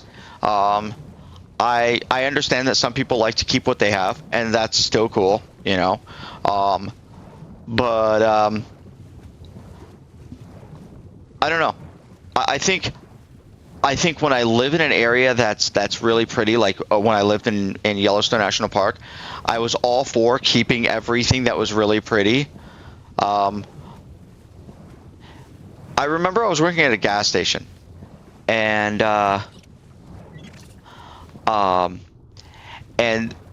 two friends of mine came in on opposite sides of the same conversation. They were talking about the reintroduction of wolves into Yellowstone National Park. And one of them was saying, well, wolves have, you know, been part of the ecosystem, and people, you know, for a long time. Flightless birds, okay. And they live there naturally, and they belong there. And the other guy was like, well, they're gonna kill all the deer and stuff like that. And so they said, what do you think, Mike? And I looked at him and I said, I like wolves. I think wolves are pretty. And they're like, well, what happens when they still start killing all the deer? And I said, then I'll stop liking wolves.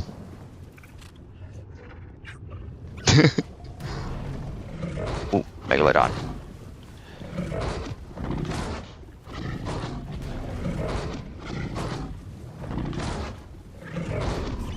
Which works for birds but not mammals. Ah. Yeah.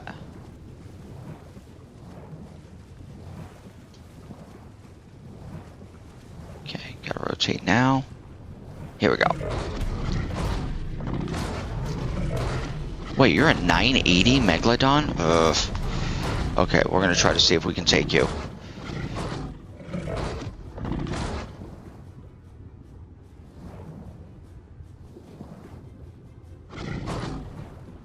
Okay, I'm gonna have to turn my light off so I can actually see what's going on.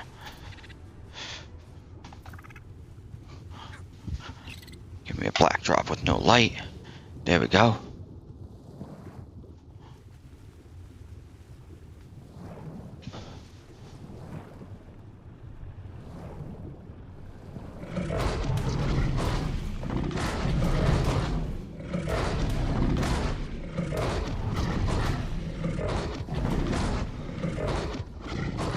Gonna have to watch my health.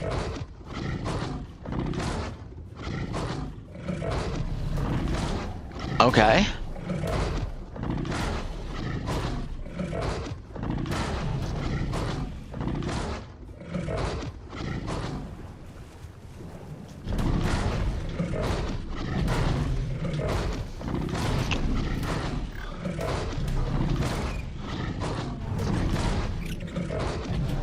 What kind of reptile is it? The Tuatara? Okay.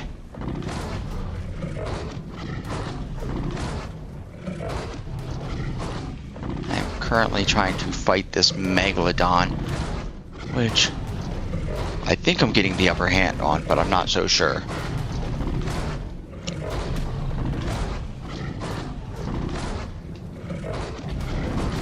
Definitely had a better upper hand on him when I had the jellyfish bonus. But I am chewing on him twice as often as he's chewing on me. So I think I'm going to win this fight.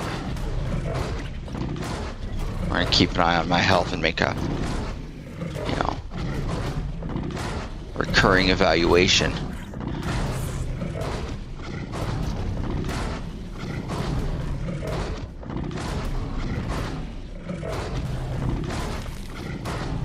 Well, I killed a trilobite. Congratulations. Now.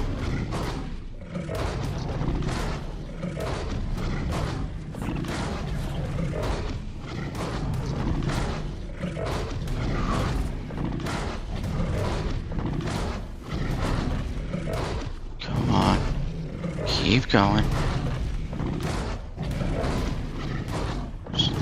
Tank's a hit.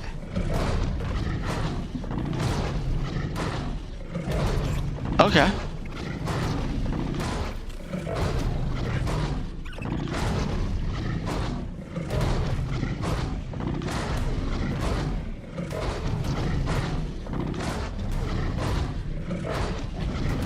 If I can get rid of you, you won't be out here to bother me anymore. So I'm really going to try to work at getting rid of you.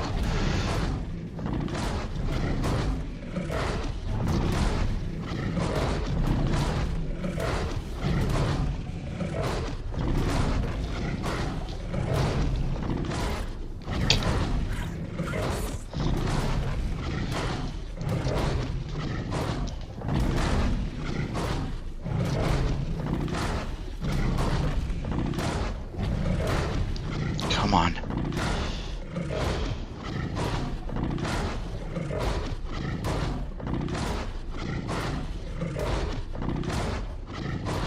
Okay, he's not even hitting me anymore. Oh, now he's swimming away. Oh, he is bloody. Oh, yeah. He is bloody. Come get me. Come get me. I need to finish you off. More melee damage.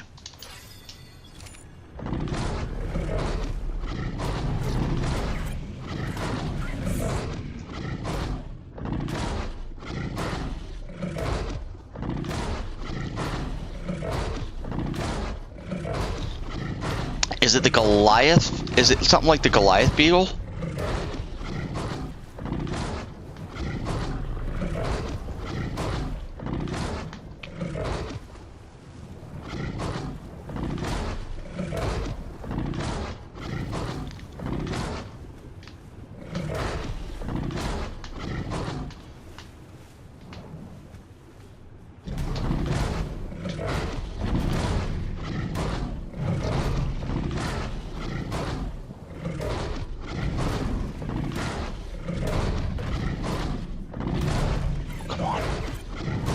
Come on. Just get him. Just get him. All I need to do is just kill the sharkiness. Oh, I thought you were bloody. Maybe you aren't bloody.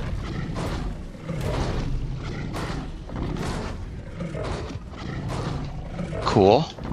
I am...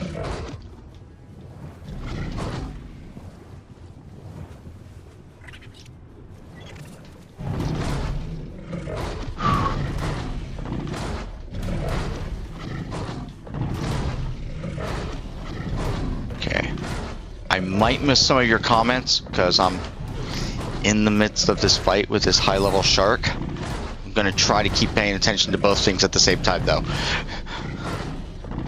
But I need to kill this shark because he's kind of going to be out here as long as I keep looking for pearls.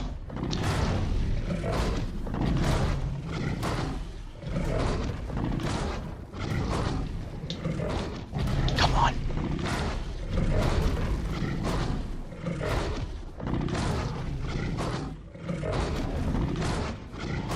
Come on. Kill the shark.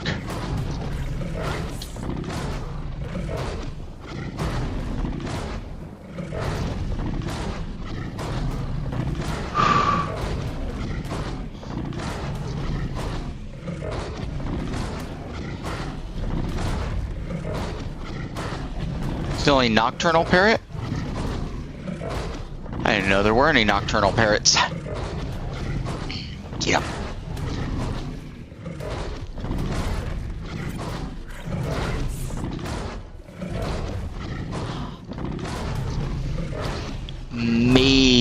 I am not big on like pop culture stuff, so I might have seen it, but I might not recognize it.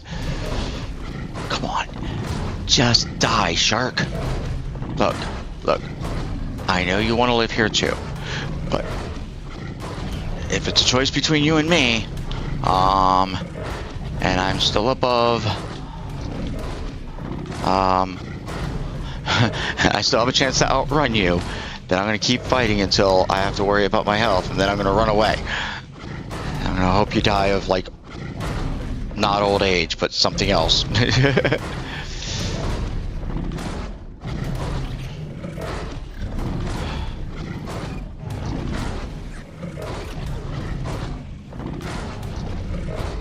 Come on, shark.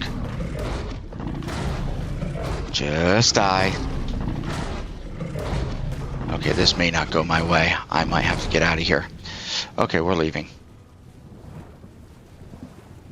That's more than half my health gone. I don't think I'm going to make this fight win. Wait, where'd you go? Oh, you're still coming up. Yep, we're going to fly swim away.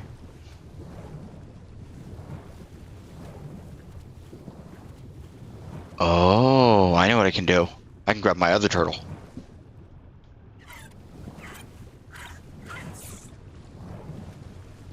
Nope. I have a new plan. Jellyfish.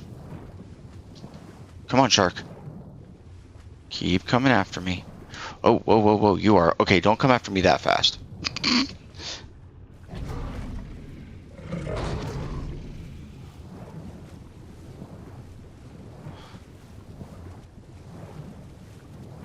Come on, jellyfish. Peanut butter and jellyfish. Come on.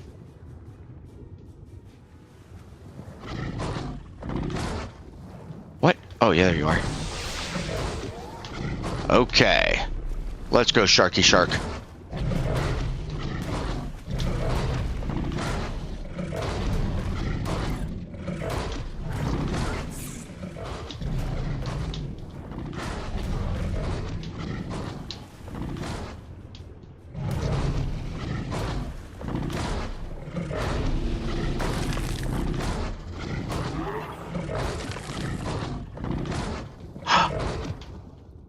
I killed the shark.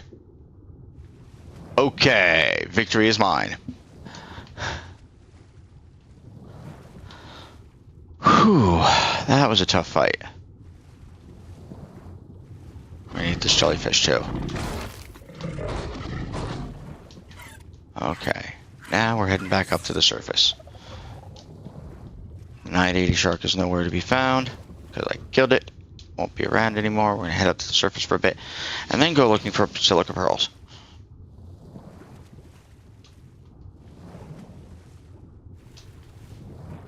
Look at the map.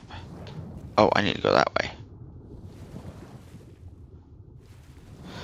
Alright, that fight's done.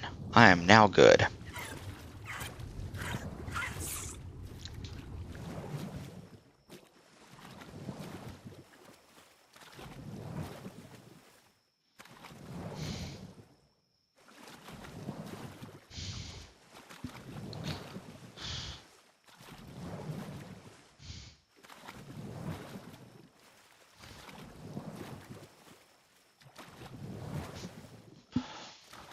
Kakapoo makes...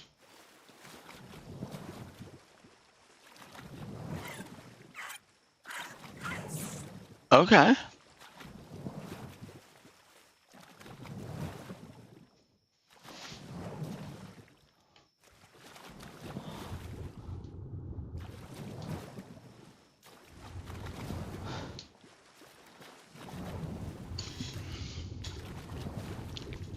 I always thought it was interesting that birds kind of operate very much opposite of the way humans operate, where you know, the males of the species of birds always try to look the prettiest, whereas like with humans, the girls are always trying to look the prettiest, but with birds it's the opposite. It's the guys always try to act the prettiest, look the prettiest, because they have the brighter colors. and then the females have like, you know, more mellow colors, drab colors. I always thought that was kind of interesting.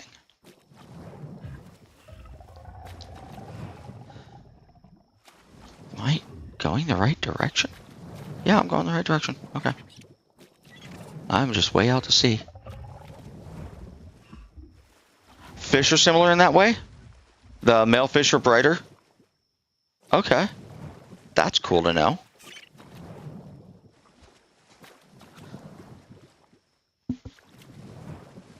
Cool.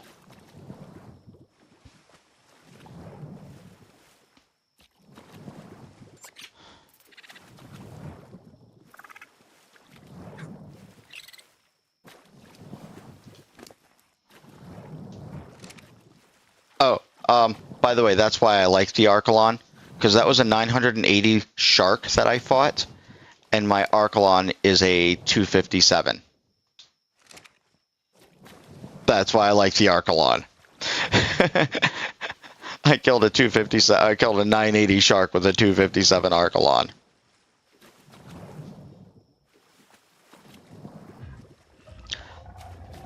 Oh, the Archelon, it's a turtle. It's one of the. Yeah, it came out with. It was released around the same time as Astraeos, I think was. And it has a lot of cool features. One, it grows algae on it. The algae is kind of like prime meat for herbivores. It's a really good taming food. Also, it is immune to the jellyfish and the electrophorus stings. When it kills a jellyfish, it gets a buff to do more damage. And its saddle holds 4 people and provides oxygen all the time.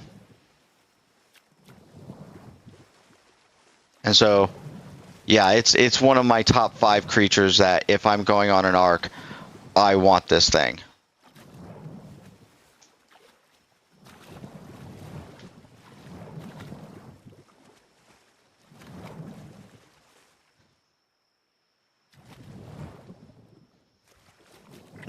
So yeah, I can be underwater all the time, and I don't need a scuba tank because the saddle is a scuba tank for everybody near it.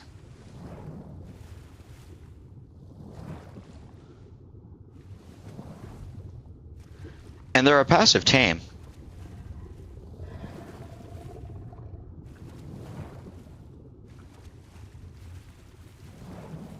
And they're kind of fast when they're sprinting.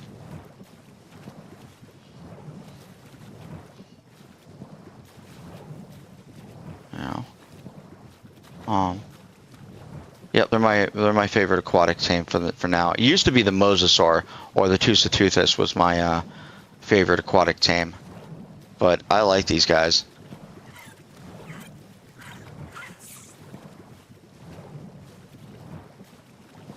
I have all sorts of goals. One, I like breeding dinosaurs, or I'll build a new creative looking base.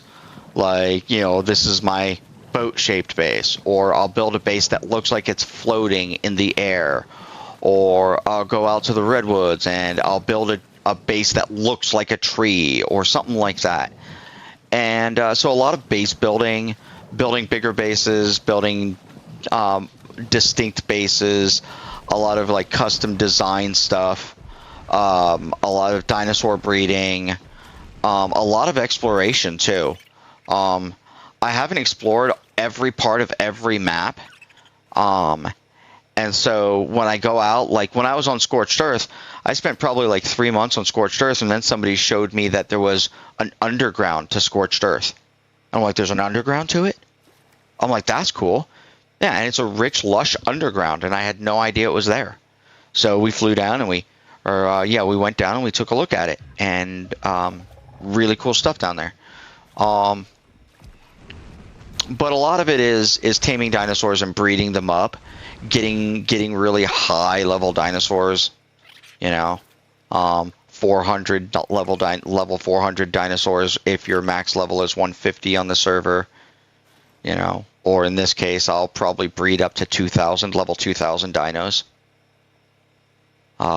Colors, You know, if I like the color of a dino, I might breed it into the line so I can get dinos with that color.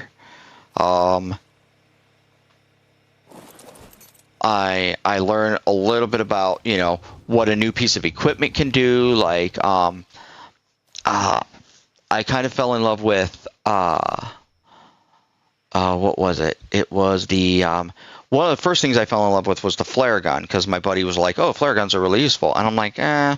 And then he showed me, and I'm like, okay, they're cool.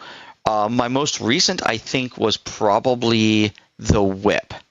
I'm starting to like the whip a lot, so I'm looking for new ways to use it. All right. Did you ever build any like custom design distinct bases? Like maybe a base that looks like a gingerbread house, or a base that looks like, you know, the Death Star, or a base that looks like a castle, complete with 24,000, not 2,400, 24,000, yes, 1,000.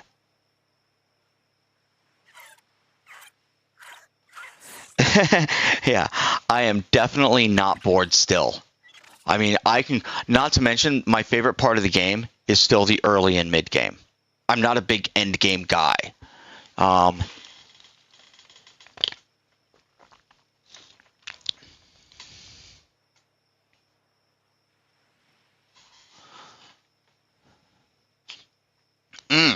There's all sorts of new things you can try.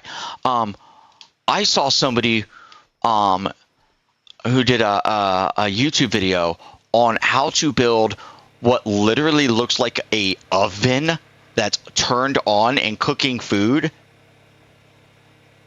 and it's how to build it, or how to build your upside down base where things attach to the ceiling instead of the floor.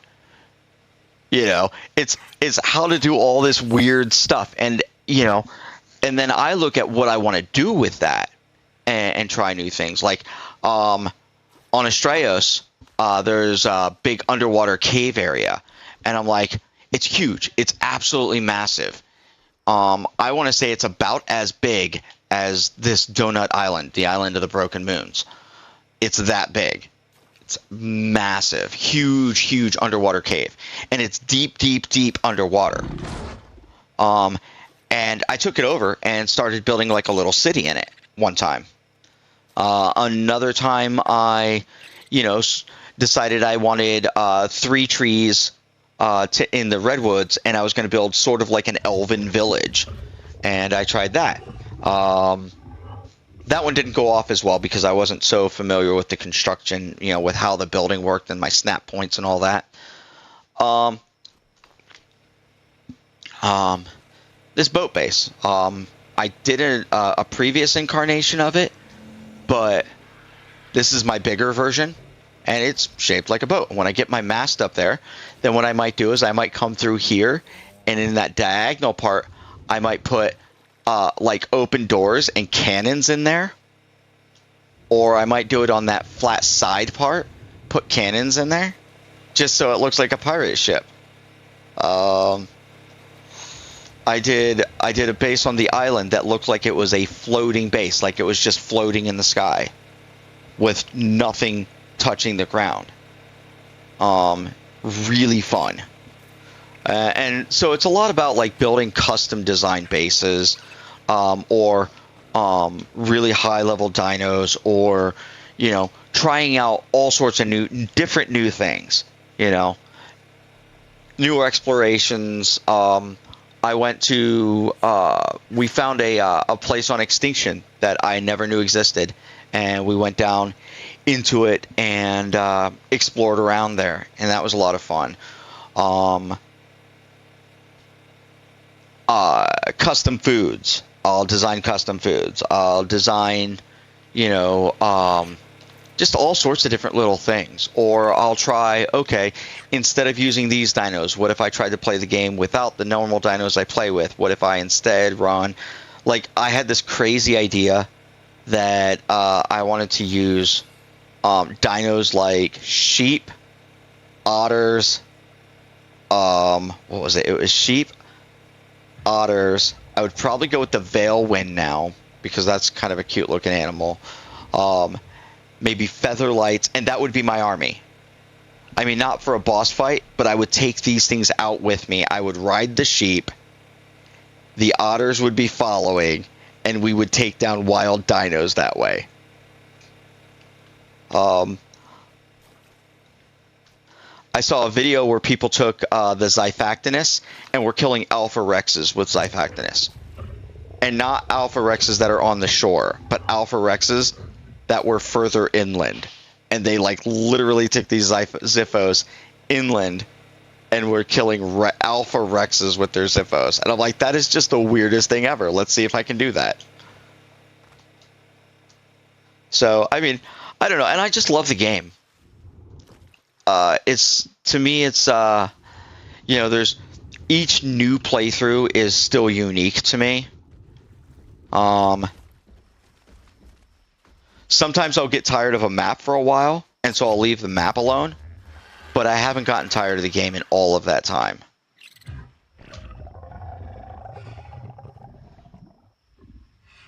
Like, here, let me see if I can find my, I'm safe here, so let's see if, I'm going to go and turn my light on so I can see my keyboard, but I will show you my hours on Steam, and you can kind of get an idea.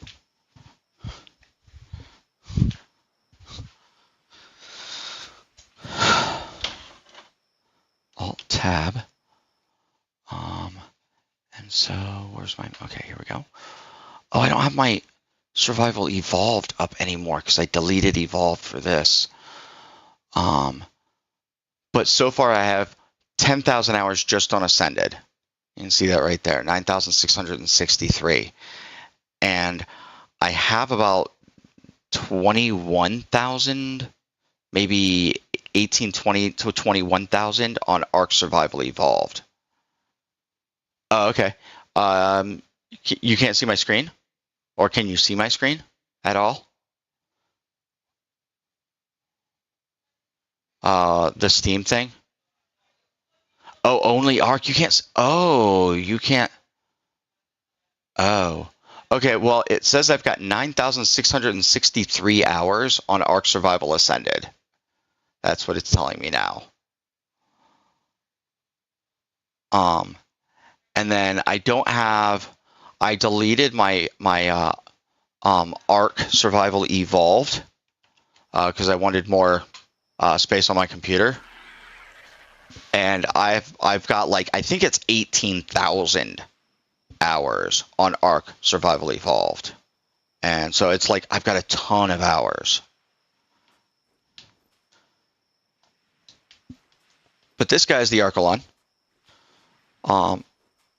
He is the big derpy sea turtle. And he grows algae on his back. And his saddle provides oxygen. He kills jellyfish with ease.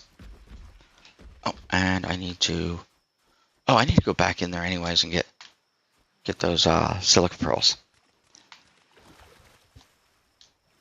I wonder why I wouldn't show my screen. I'm gonna have to ask Tyler about that. If I'm streaming and I pull something up on my screen, you should be able to see it, I think. But I don't know. Maybe it's something to do with Twitch, or I don't know. Maybe I'm doing something wrong.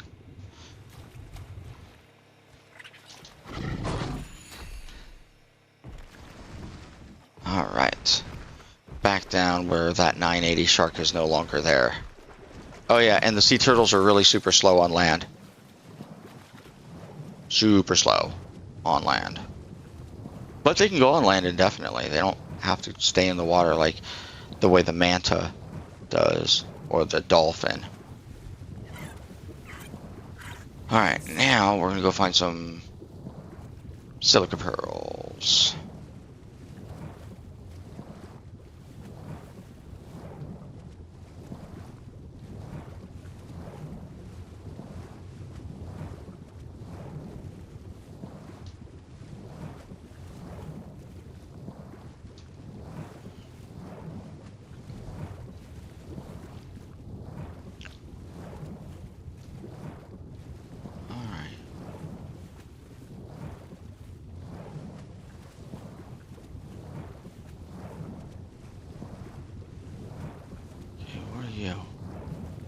to stay away from you.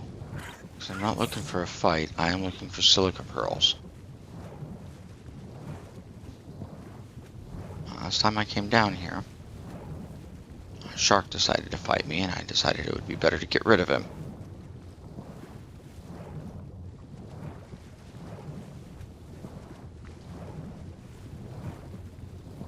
Okay, come on. Find me the pearls. Okay, where am I at on the map? Alright, I think we need to go this way. Yeah. Let's head this way a bit. Get to the other side of the island, I suppose. And we'll try. There's more jellyfish over there. That can give me an advantage.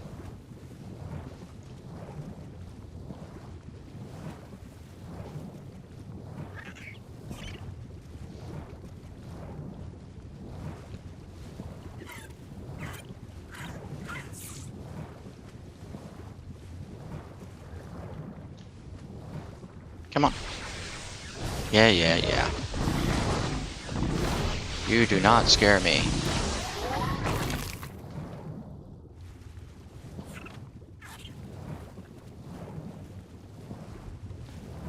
Alright. Oh, now I need to turn.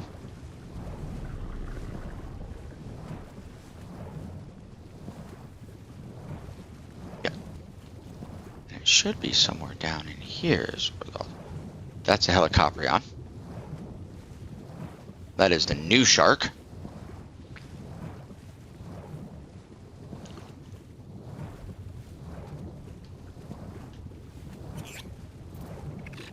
So with the new shark, you can put equipment into it. You can feed it equipment, and it might turn it into a blueprint.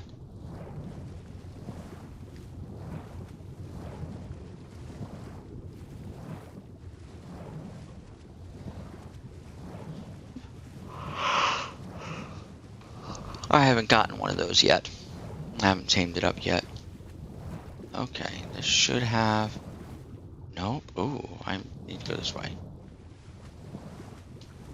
I need to be on this side of the island. And somewhere around here...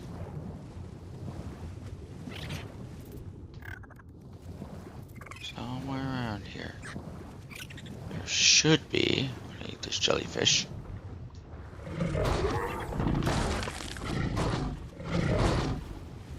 That's a shark. That's that helicoprion again. Okay.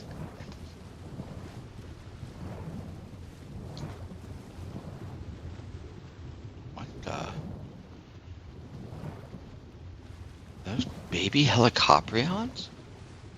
Is that why they're following? I don't know. Oh, that's a bazzy, and these are mantas, I think, maybe. I don't know, can't tell. Too blurry in the water. Yep, those are mantos. No. No, they're fishy looking things. I don't know. I just need to find some silica pearls. So I can make electronics. So I can make more auto turrets. It should be out here someplace. Oh. On the land. I'll regain some stamina here.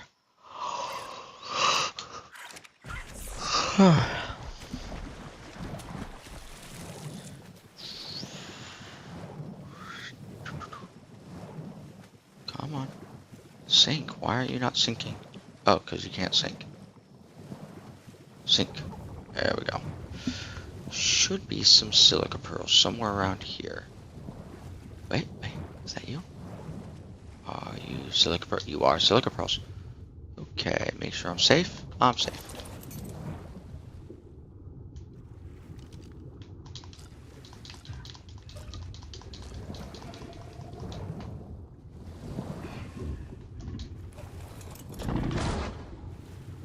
Okay.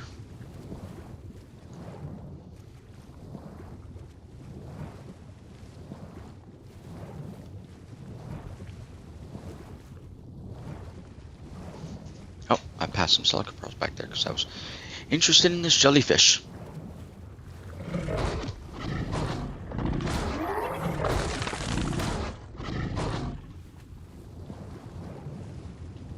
Okay, we have silica pearls right in this area.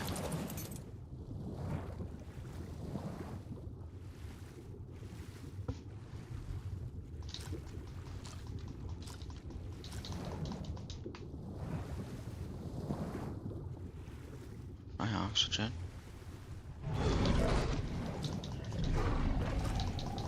That sounds like a shark is chewing on my turtle.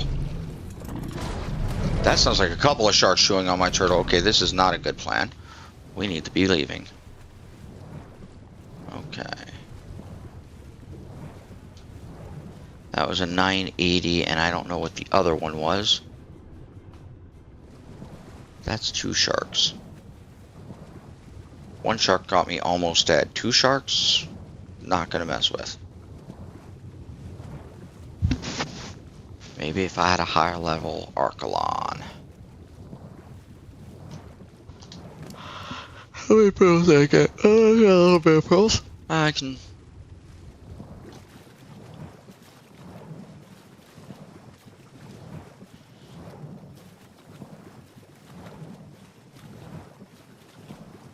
Dang, have I been streaming for like 6 hours or something? Or 5 hours or something? I don't know. Oh my gosh. Been at this for a while though. Been at it. I've been streaming 8 hours? Holy. Okay, this is, yeah, definitely feeling like the old days. When I first started streaming, there were days where, you know, on my regular days, I'd get off of work and stream for like 4 hours. And then on my weekends, I would like stream for like 12, 18, 20 hours. Yeah.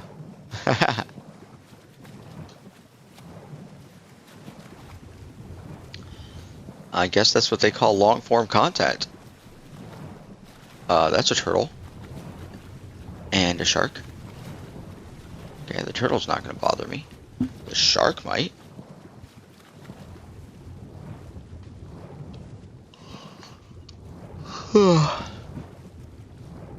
Let's see if there's any silica pearls down here. Is the shark The shark is following me. Never mind.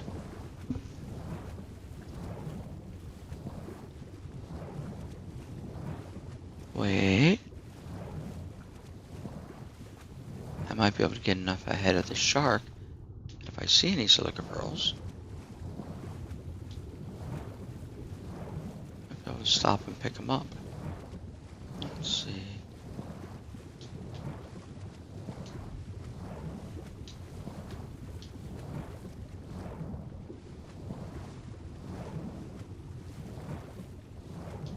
Oh, there's jellyfish. Shark's still following me. Blurry vision. Yes, the shark is still following me.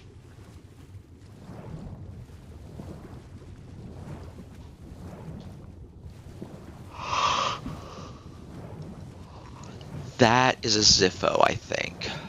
And Ziffos are not nice.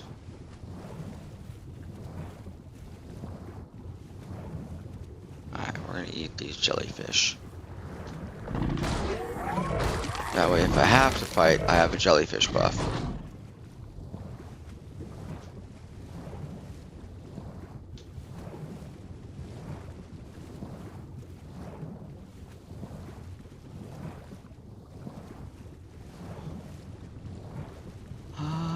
Silica pearls, where are you?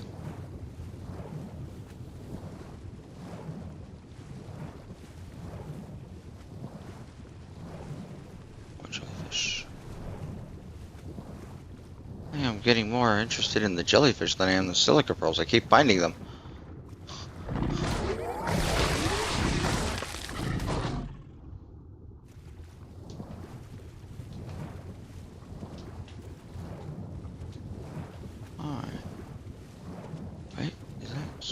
Over there, maybe? Maybe. Let's grab this jellyfish and we'll find out.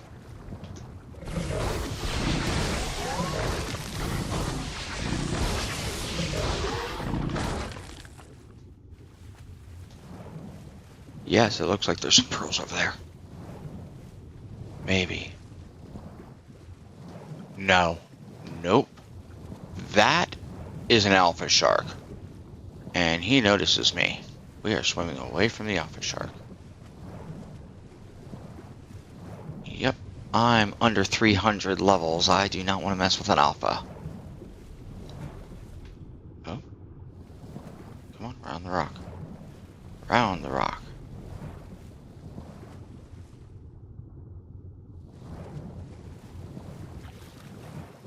Alright, up on the shore.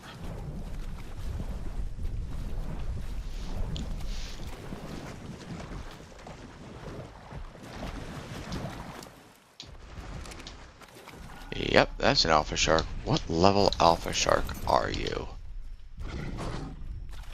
That's just almost 600 alpha shark. Yeah, that is not a fair fight for me. We are leaving that guy alone. He will eat me alive. Even with my saddle.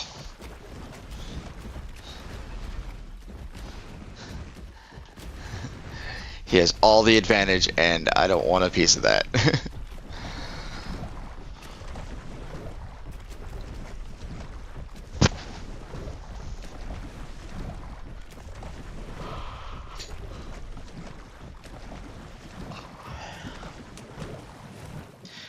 Oh, the other nice advantage is because of the saddle, if you're riding on this turtle, it doesn't matter even if you're in the water and underwater, you can still eat and drink. I mean, obviously, since you're underwater, you don't need to drink, but, like, my food is low right now, but I can. Whereas if you're normally in the water, you can't eat. But the saddle allows you to.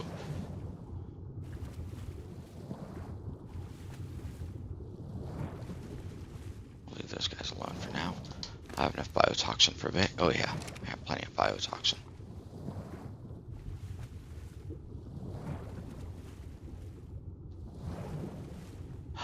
Did I lose my...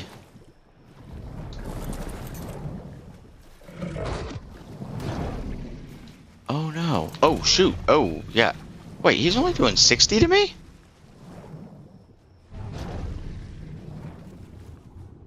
I mean, how much can I do to him?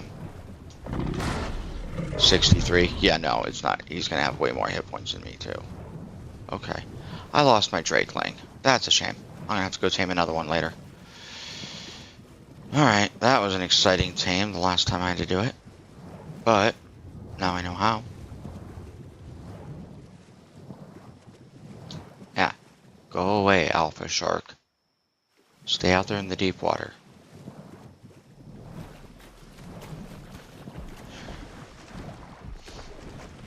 It is funny that he was only doing 60 to me. That 980 shark was doing 68 to me.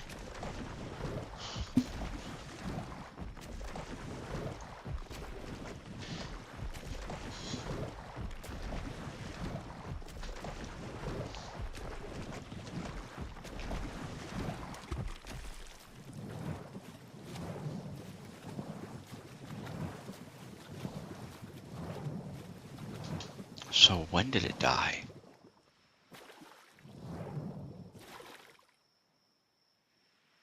When did it die? It hasn't died, so where is it? Oh, it didn't die. That's interesting. But it's not on my shoulder. Okay, we're gonna track it.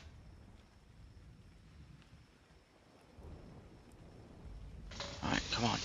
Update so I can track my Drakeling.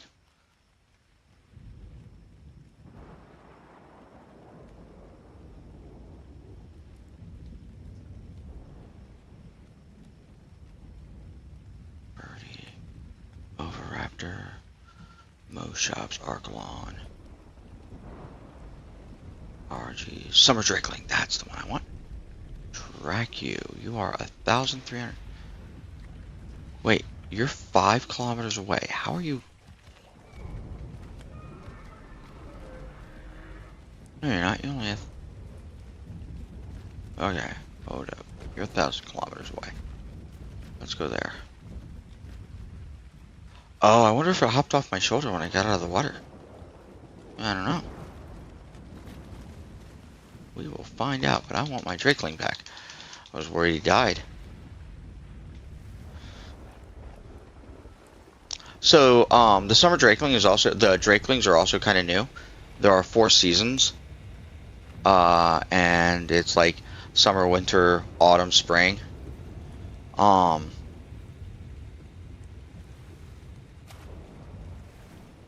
And each one does a little bit different. All Drakelings provide you with a little bit of a slow fall effect.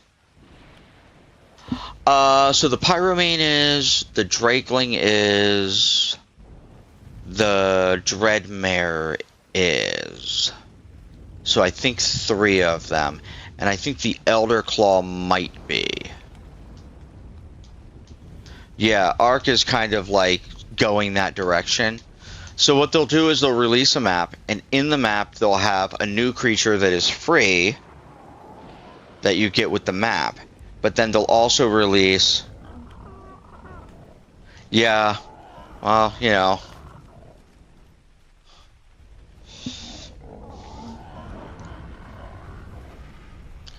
It's kind of the way they're doing it now, and as long as they continue to optimize the game and make it run smoother, I don't mind paying a little bit. You don't have to buy the creatures, you just you can't tame them if you don't. So, for example, I can tame a Pyromane because I bought the Pyromane. I can tame the Drakelings because I bought that, and I can tame a Dreadmare because I bought that. But before I bought the Pyromane, they'd still be on the map. I could still kill them, but I couldn't tame them.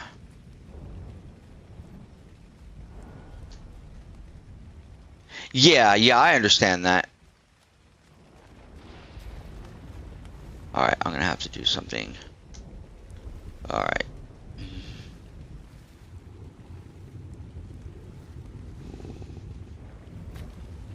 Alright, what am I thinking? Why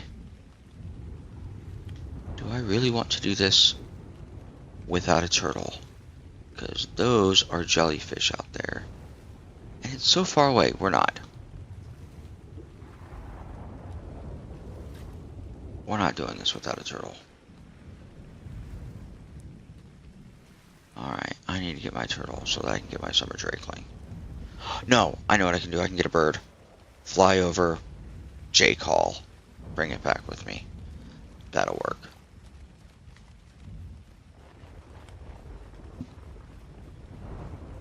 But I remember before I got Bob's Tall Tales, I saw one of those big flying oasisaurs in the desert, and I'm like, that's kind of cool looking. But I couldn't tame it. I could kill it, but I couldn't tame it. But once I got the oasisaur, then I would be able to tame it. Same thing with all these other guys. And I guess in PvP, yes, and I guess that's what they intend. That's very fully intentional, is that they make these purchasable creatures, you know, built so it's important that you get them. That way they can encourage you to spend your money and they can take your money. And as I said before, to me it's okay as long as they are continuing to yeah, I mean, for PvP it is definitely pay to win, and that's why I mentioned that they were pay to win creatures, and a lot of people don't like pay to win creatures. In PvE it's less so, because your motivators are different. Your motivator in PvE is build a very cool looking base, or breed really cool looking dinos, or hang out with friends and explore. Those are the kind of motivators that you have in PvE. In PvP it is destroy all your enemies. Which, okay. And I've been there. I wasn't very good at being there, but I mean, I've been there. Do I have another RG? Yes. We will use you. There we go. I do not have an RG saddle for you. Okay, do I have an RNG with a saddle, or can I just make a saddle? I think I might have a spare RNG saddle in here. Yes. Yeah, but definitely in PvP, I definitely see the argument of it pay to win. Just like when they would like nerf creatures in PvP, they were doing it for PvP balance, but it was, you know, really unnecessary for them to do it, you know, for PvE. It was like, why not just nerf it in PvP servers? But they're like, we can only do either a total nerf or no nerf. And I get that too. So, I mean, it's like both sides of the coin I can kind of really understand. You know, I hate it when they nerf a creature because in PvP it's too good. Yeah, yeah, and it's going to continue to be bad. But no matter what you do in a game, I think balance is one of the hardest things to reach, because there will always be some sort of exploit that somebody's overlooked.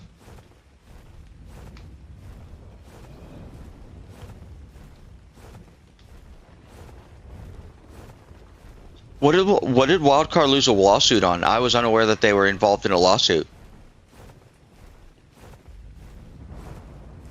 Yeah, but I agree with you. Snail Games definitely releases creatures because they want it to be pay to win. They want to make money. Over Ark? They lost a lawsuit over Ark? I don't understand. Ark is their game, isn't it?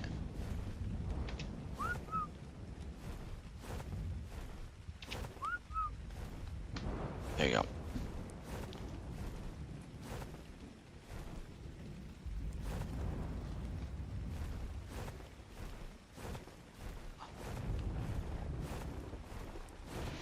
Wasn't Ark Wildcard's game?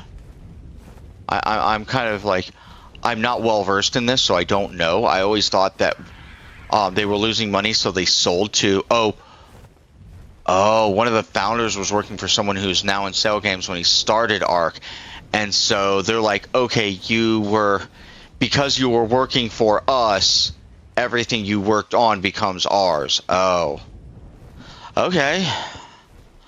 I mean, rough, but a lot of, you know, companies have those kind of rules, and if you're aware of those rules, then you don't work on it at work. I mean, yeah, I completely understand that Snail Games is bad at doing Ark, and that Wildcard was much better at doing Ark. But at the same time, I also understand that if you're working for a company that says everything you work on here is ours, then if you want to work on something that you don't want to be theirs, you don't work it on at work. You know, it's just while the rules may suck, you follow the rules so you can keep your stuff.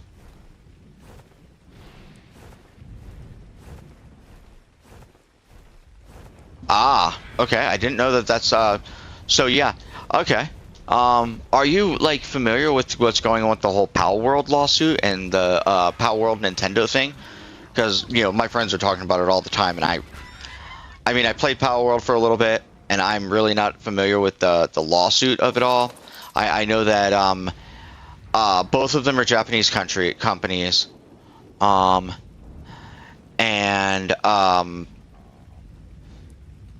okay, yeah, I played a little Pal World.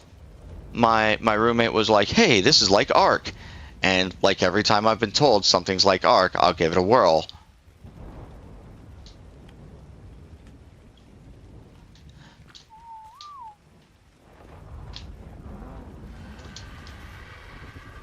Come on, Drakeling.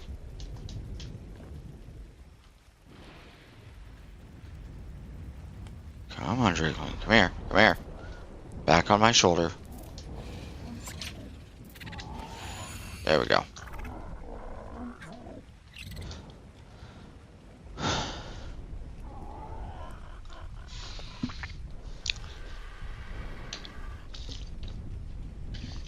It could be that, like, in Japan,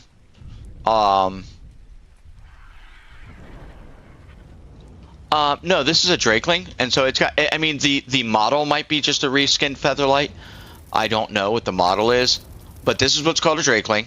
There are 4 seasons, like I was saying before. This is a summer one. It will cook. Oh, okay, yeah, it's probably very similar to. Yeah, it's probably very much like, or maybe a reskinned Dimorphodon, or maybe a reskinned Featherlight. It could be either. But you'll notice that I have in the middle of those 3 icons on my on the bottom of my screen, you'll see like the books and a number. As I gain XP with the Drakeling on my shoulder, it also gains special XP, and when that total hits, it's 5,000, 10,000, and 30,000, I think it is, or maybe it's 10,000, 20,000, 30,000. I'm not sure again. I wait for it to hit 30,000, but I can take it off my shoulder and give that 30,000 experience points to another dino. And when I do that, it gives me a what they call a Dragon Horde key, and I follow that to a spot on the map, and it pops out like a special loot drop for me. And then the other symbols are one is a biome buff. So I think the summer one, what does the summer one do? The winter one gives you a little bit of insulation to keep you warm. The autumn one gives you a percentage bonus on harvesting. The spring one helps you heal faster a little bit. And I'm trying to remember what the summer one does. The summer one has a bonus too, but they all have little bonuses. They all have little breath weapons. And then they all have like this little passive thing that they do. Like the summer one can cook food. The winter one acts like a preserving bin, even though you don't need to put spark powder in it. The spring one can turn, I think, seeds into rare flowers. And the fall one, what does the fall one do? Fall one does something. I can't remember what that one does either. But yeah, they all have like little special abilities, and it's kind of a neat concept. To tame them, you might notice I have a torch in my inventory. To tame them, you have to find them. They are aggressive to everything. It doesn't matter if you're a Rex or if you're a human or if you're a dodo. They are aggressive to everything. However, if you are near them and you have a torch out and they aren't currently fighting anything, they will hover around you for a little bit and then land on your shoulder. And then it will say, Drakeling wants you to get crafting XP. And so you make some stuff. You craft things. When you've crafted enough to gain enough crafting XP, you feed them prime meat or I think it's exceptional kibble. And then they'll be like, Drakeling wants you to get kill XP. And then you have to go and kill dinosaurs, and when you get enough kill XP, then you can feed it again. And then it'll be Drakeling wants you to get harvest XP. And it does that. And so you have to run around with this thing. You can't use a dinosaur. If you hop on a dinosaur, he hops off your shoulder. If he aggroes on something, he flies away. And you have a 2-minute timer for each time he tells you he wants some kind of XP to get that XP. Otherwise, he flies off your shoulder again. So it's kind of like a bit annoying taming them. On official, where it's like 150, level 150, it's not so bad. But on this server, I'm lucky that I do have taming boosted by 5 because dinosaurs are like level 1000.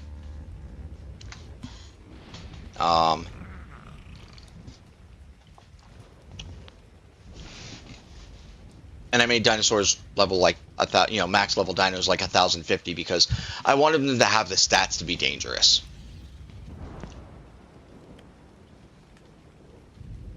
That way I have to run away from dinosaurs instead of standing and trying to punch a T-Rex to death, like I've seen people do. It's ridiculous when you can watch somebody go and punch a T-Rex to death. It's like, that's not what would happen. What would happen is the T-Rex would bite you and you'd be dead. I want dangerous dinosaurs. And so that's why I made my dinosaurs super high level. I might cryo up these babies. Go hunting some more meat.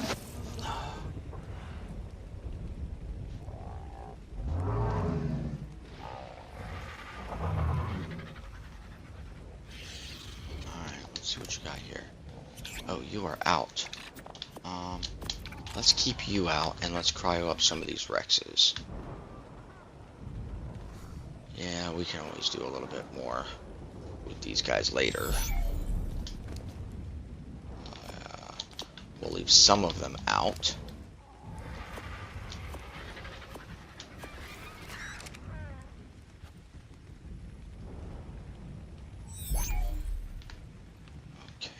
Maybe leave 2 of them. Okay, definitely not you. You are...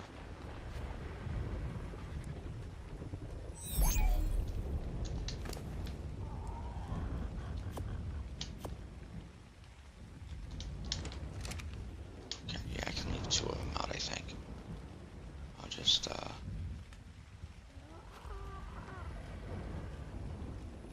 My plan with these guys is just raise them up, and then, okay, so we're gonna split you, put you there.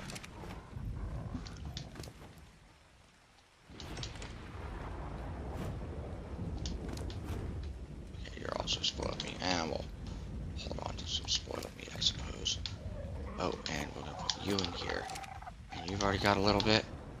Yeah, you'll live for a while. All right, now I need to go do some meat harvesting.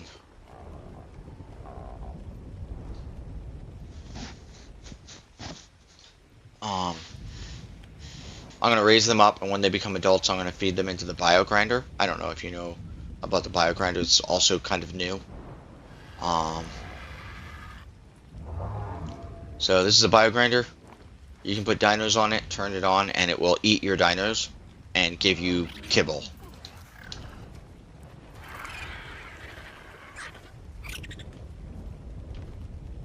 So if I throw a Rex on there, it'll give me like the kibble that I can use to tame Rexes.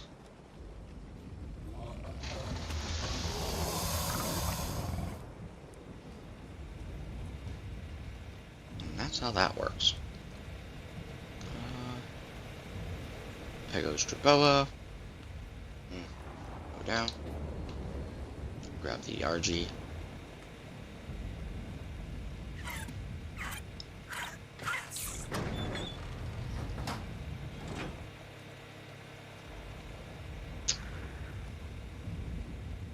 A buddy of mine was supposed to be joining. He was supposed to be streaming on his channel and joining me on the Ark. Apparently that's not happening. It's alright. He's working on something else, I guess.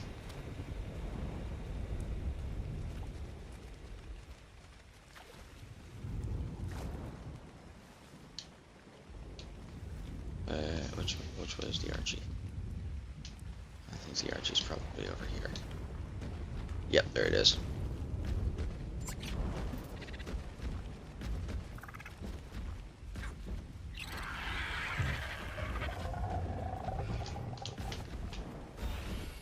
Alright. And let's see. Oh.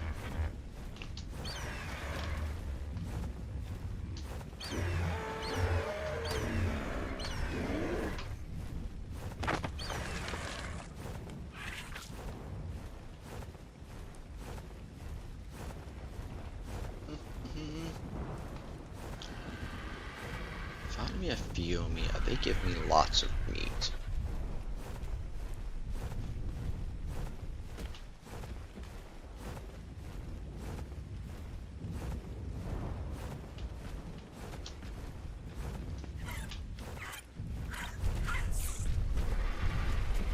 No Fiomias here. A bunch of Stegos and Brontos and things I can't pick up.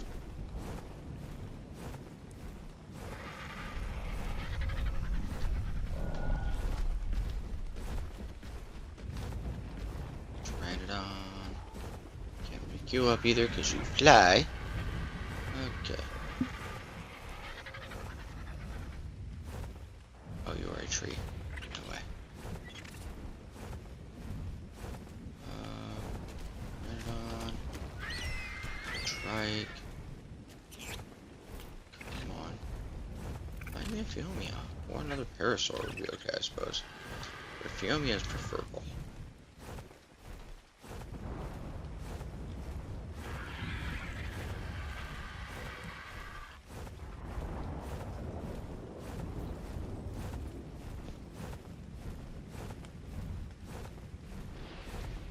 More trikes.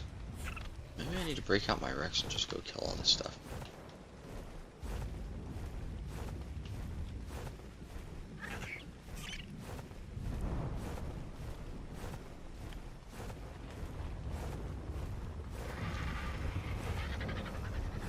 Yeah, if I make the full circuit, I don't see anything interesting. You're a trike. You're a trike.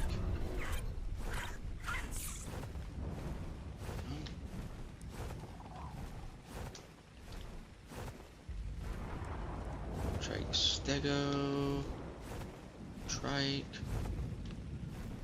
Alright, Bronto. Yeah. I'm gonna grab my Rex.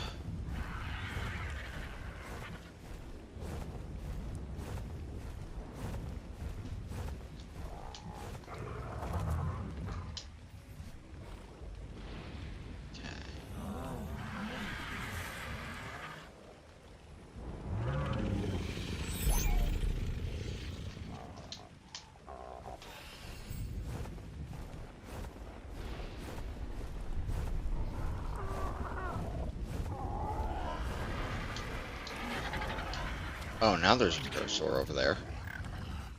Okay, 719 Rex, good.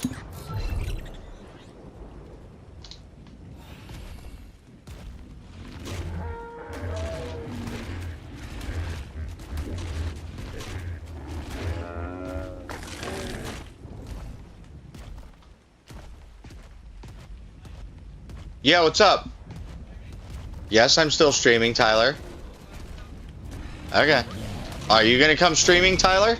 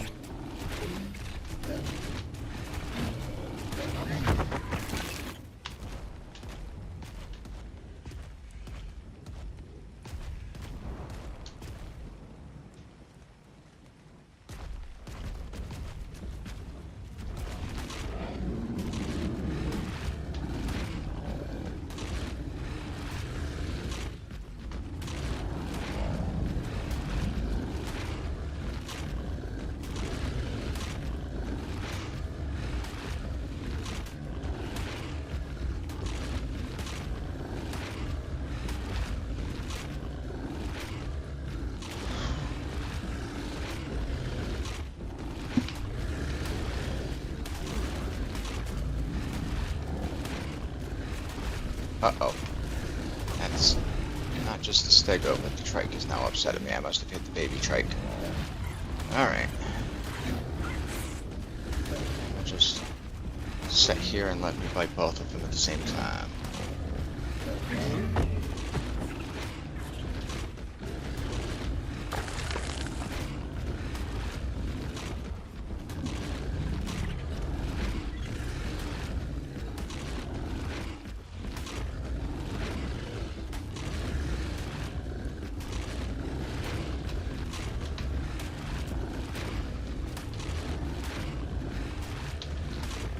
Come on, go down.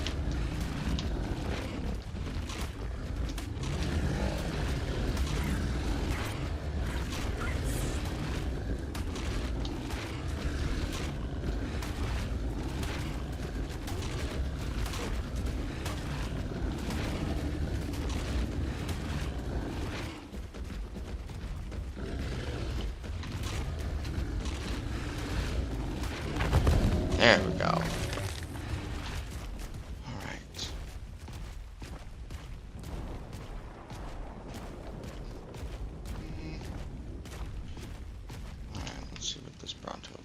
He is a level 595. We can take him.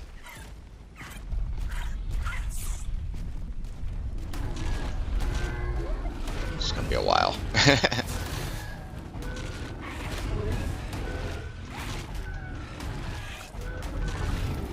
Oh yeah, he's gonna be easy to take.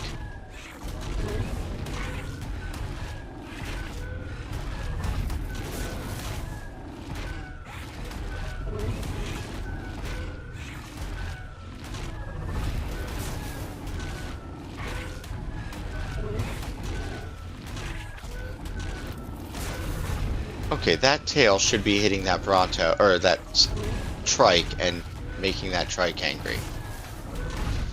The collision says so. It should be hitting it.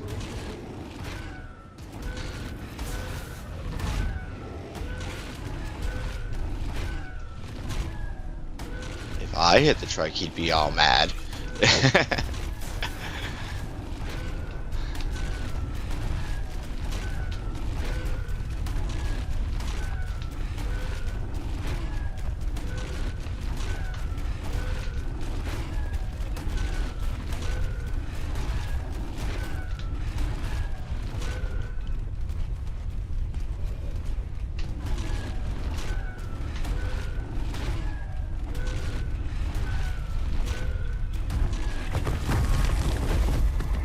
Oh, okay, now you're angry too, huh? Alright, I can kill you too. You're a 910, but, you know, you're doing how much damage? You're doing 315 to me. Okay. Let's get behind you and see if you do. Yeah, you still do 315. That's okay. Should be able to take it. I'm biting you twice as often.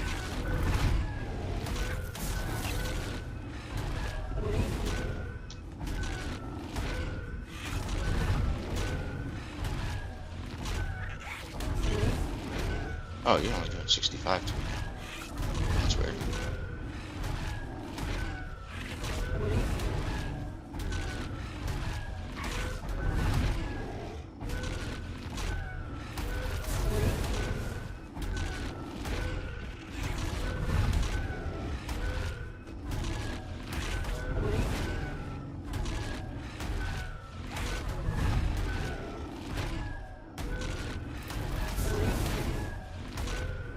Bloody? Yeah, you're starting to get bloody.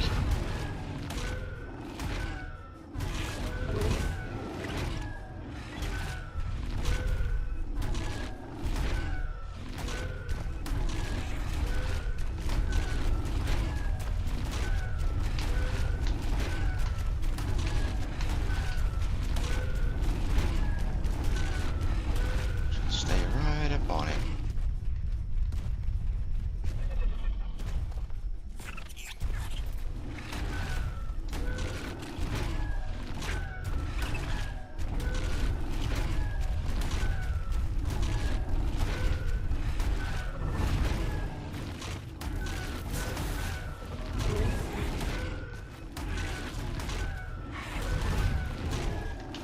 Come on.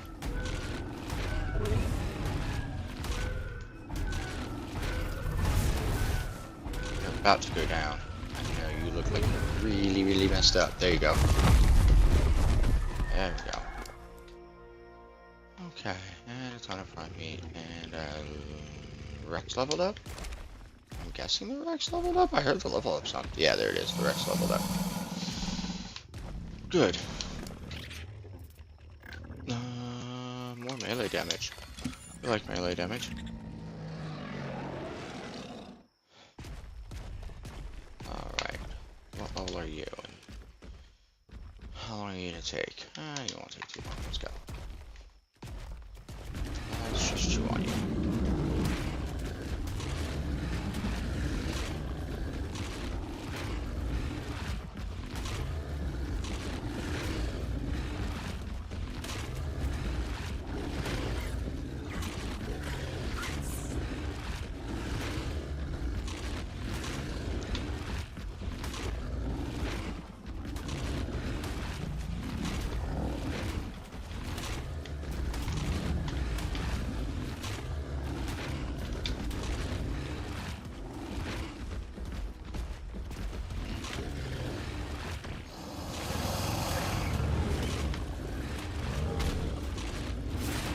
Okay, that hurt. I don't like that. That was his, hold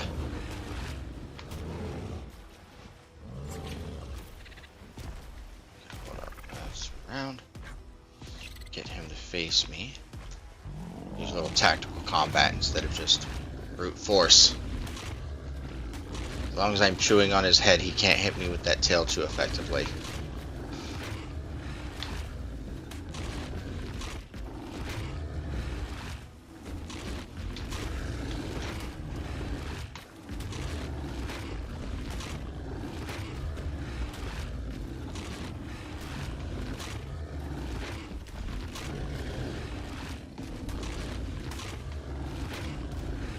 Yeah, they did a TLC with the Stego where they gave it a tail whip, where it grabs a hold of your dino or you, and it constantly deals damage, which is actually pretty powerful. And then they gave it 3 types of plates for its little spines on its back. Hardened plate gives the Stego more DR. Sharpened plate. Oh, and hardened plate also gathers wood better. Then there's sharpened plate. Gathers berries better and penetrates armor better. And then there's what's known as heavy plate. And heavy plate is good at gathering thatch. Oh, hey.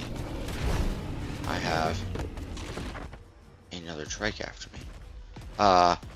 And it does a slow effect when you hit him with the tail. So I like it. I like the new TLC for this Stego. You also can't be dismounted off of Stegos now. So that's always fun.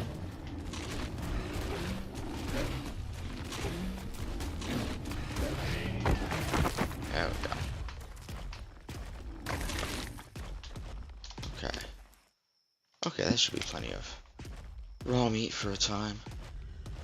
Circle around. See if there's anything else.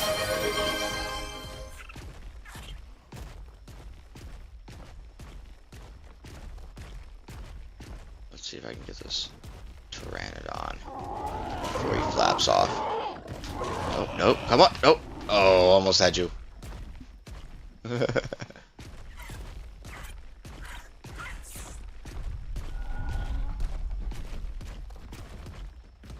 what about you? Nope. Ooh, there's a Parasaur. Or a Phiomia, not a Parasaur. And a Parasaur. Well, Phiomia and a Parasaur.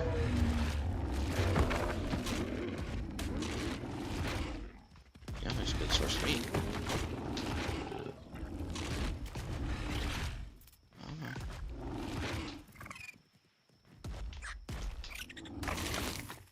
There we go. Let's see. What do I got? 4, 7, almost 8 stacks, plus a bunch of prime. Even if all that prime goes away, 8 stacks, almost 8 stacks is good.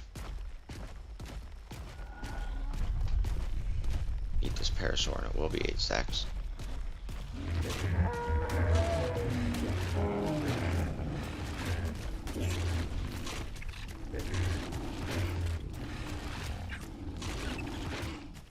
Really? Seriously. Turn around, you big dumb brute. There. Now eat the Parasaur. There you go. Good job.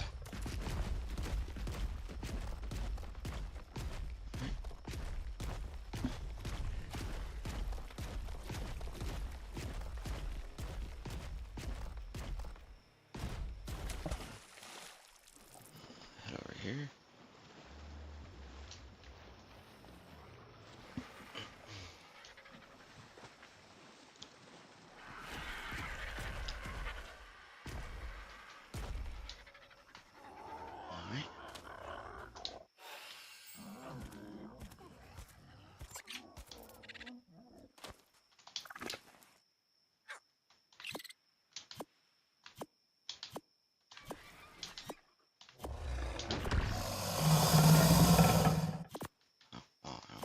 time. I just want the regular for the moment, because that's going to go into a fridge.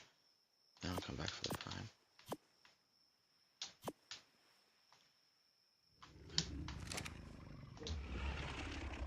Oh, come on. Let me get onto you. Alright, fine.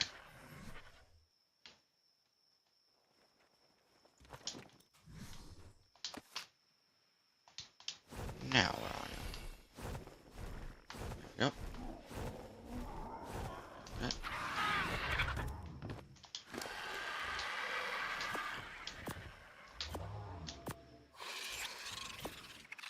That's not what I wanted. There we go. Actually, you know what?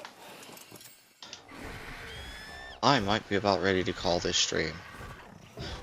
And that I've streamed for so long. I've got an interview tomorrow.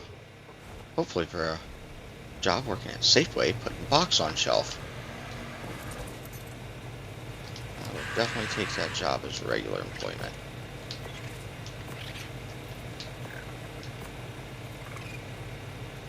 Yeah, this is, I am just starting my YouTube channel. I am not a full-time professional YouTuber.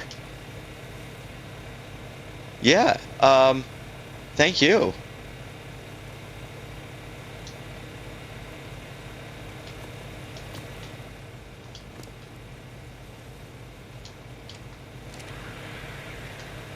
I'm gonna put away all this meat, cryo up some dinos, and then log off. And, turn my computer off for a while.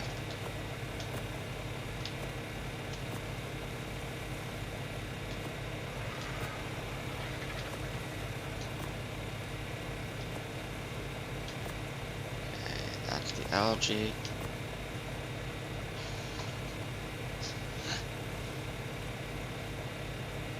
I need more emotes. Okay. I will mention that to my tech guru. I will see what he can do to help me with that.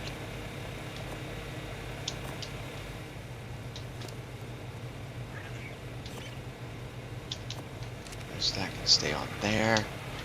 I'll leave that on the bird. It's not super important.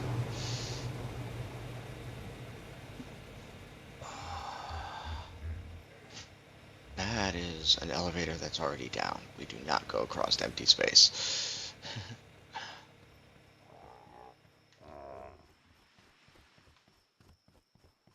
Alright. Oh, you want to go on a walk. Okay, fine. First, we will take you on a walk.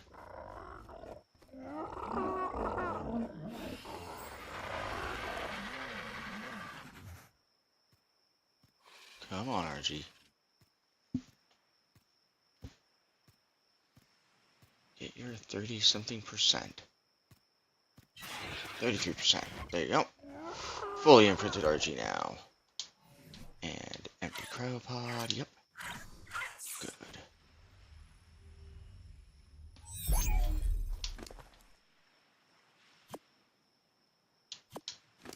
I will leave that.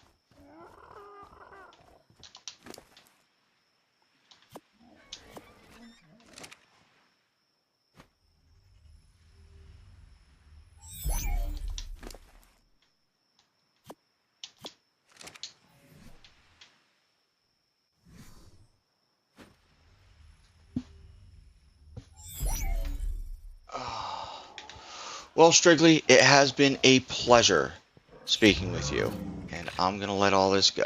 How do I stop the stream?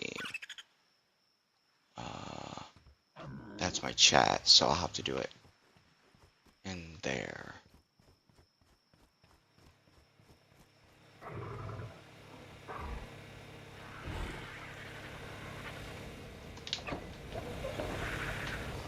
First, fridge. You too, man. You have a good one.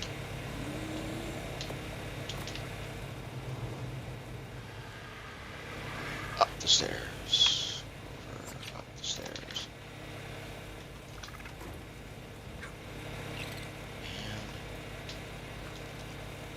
And alright. Tab to see where my Twitch which I think that's that. Oops. And where's my end stream button?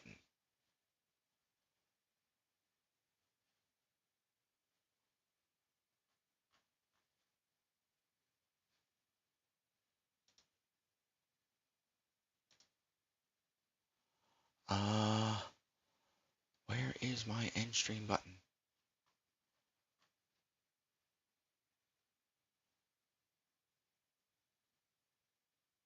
Hey, Tyler?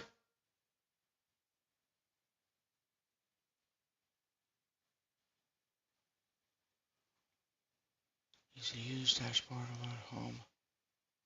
Home? You're live. Manage stream. Got it. How do I want to end it? How to stop my stream?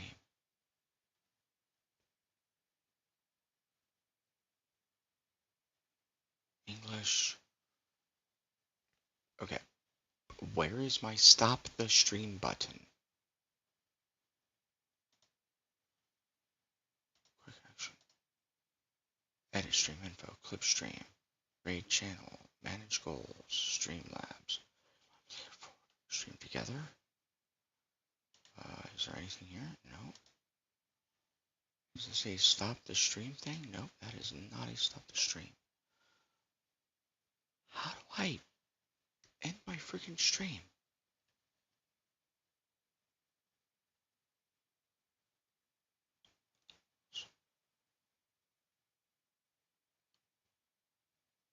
Oh my gosh.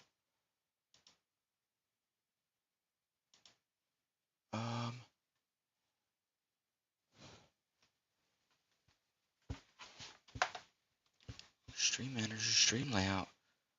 Nope, don't want that. Alright, that's it. I have to go find Tyler and see how I end my stream.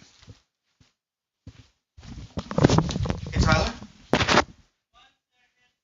How do I end my stream? That's all I need to know. How do I end the stream? I can't find the end stream button. Oh, you literally stop streaming on OBS. How do I do that? Oh, do I just close the window?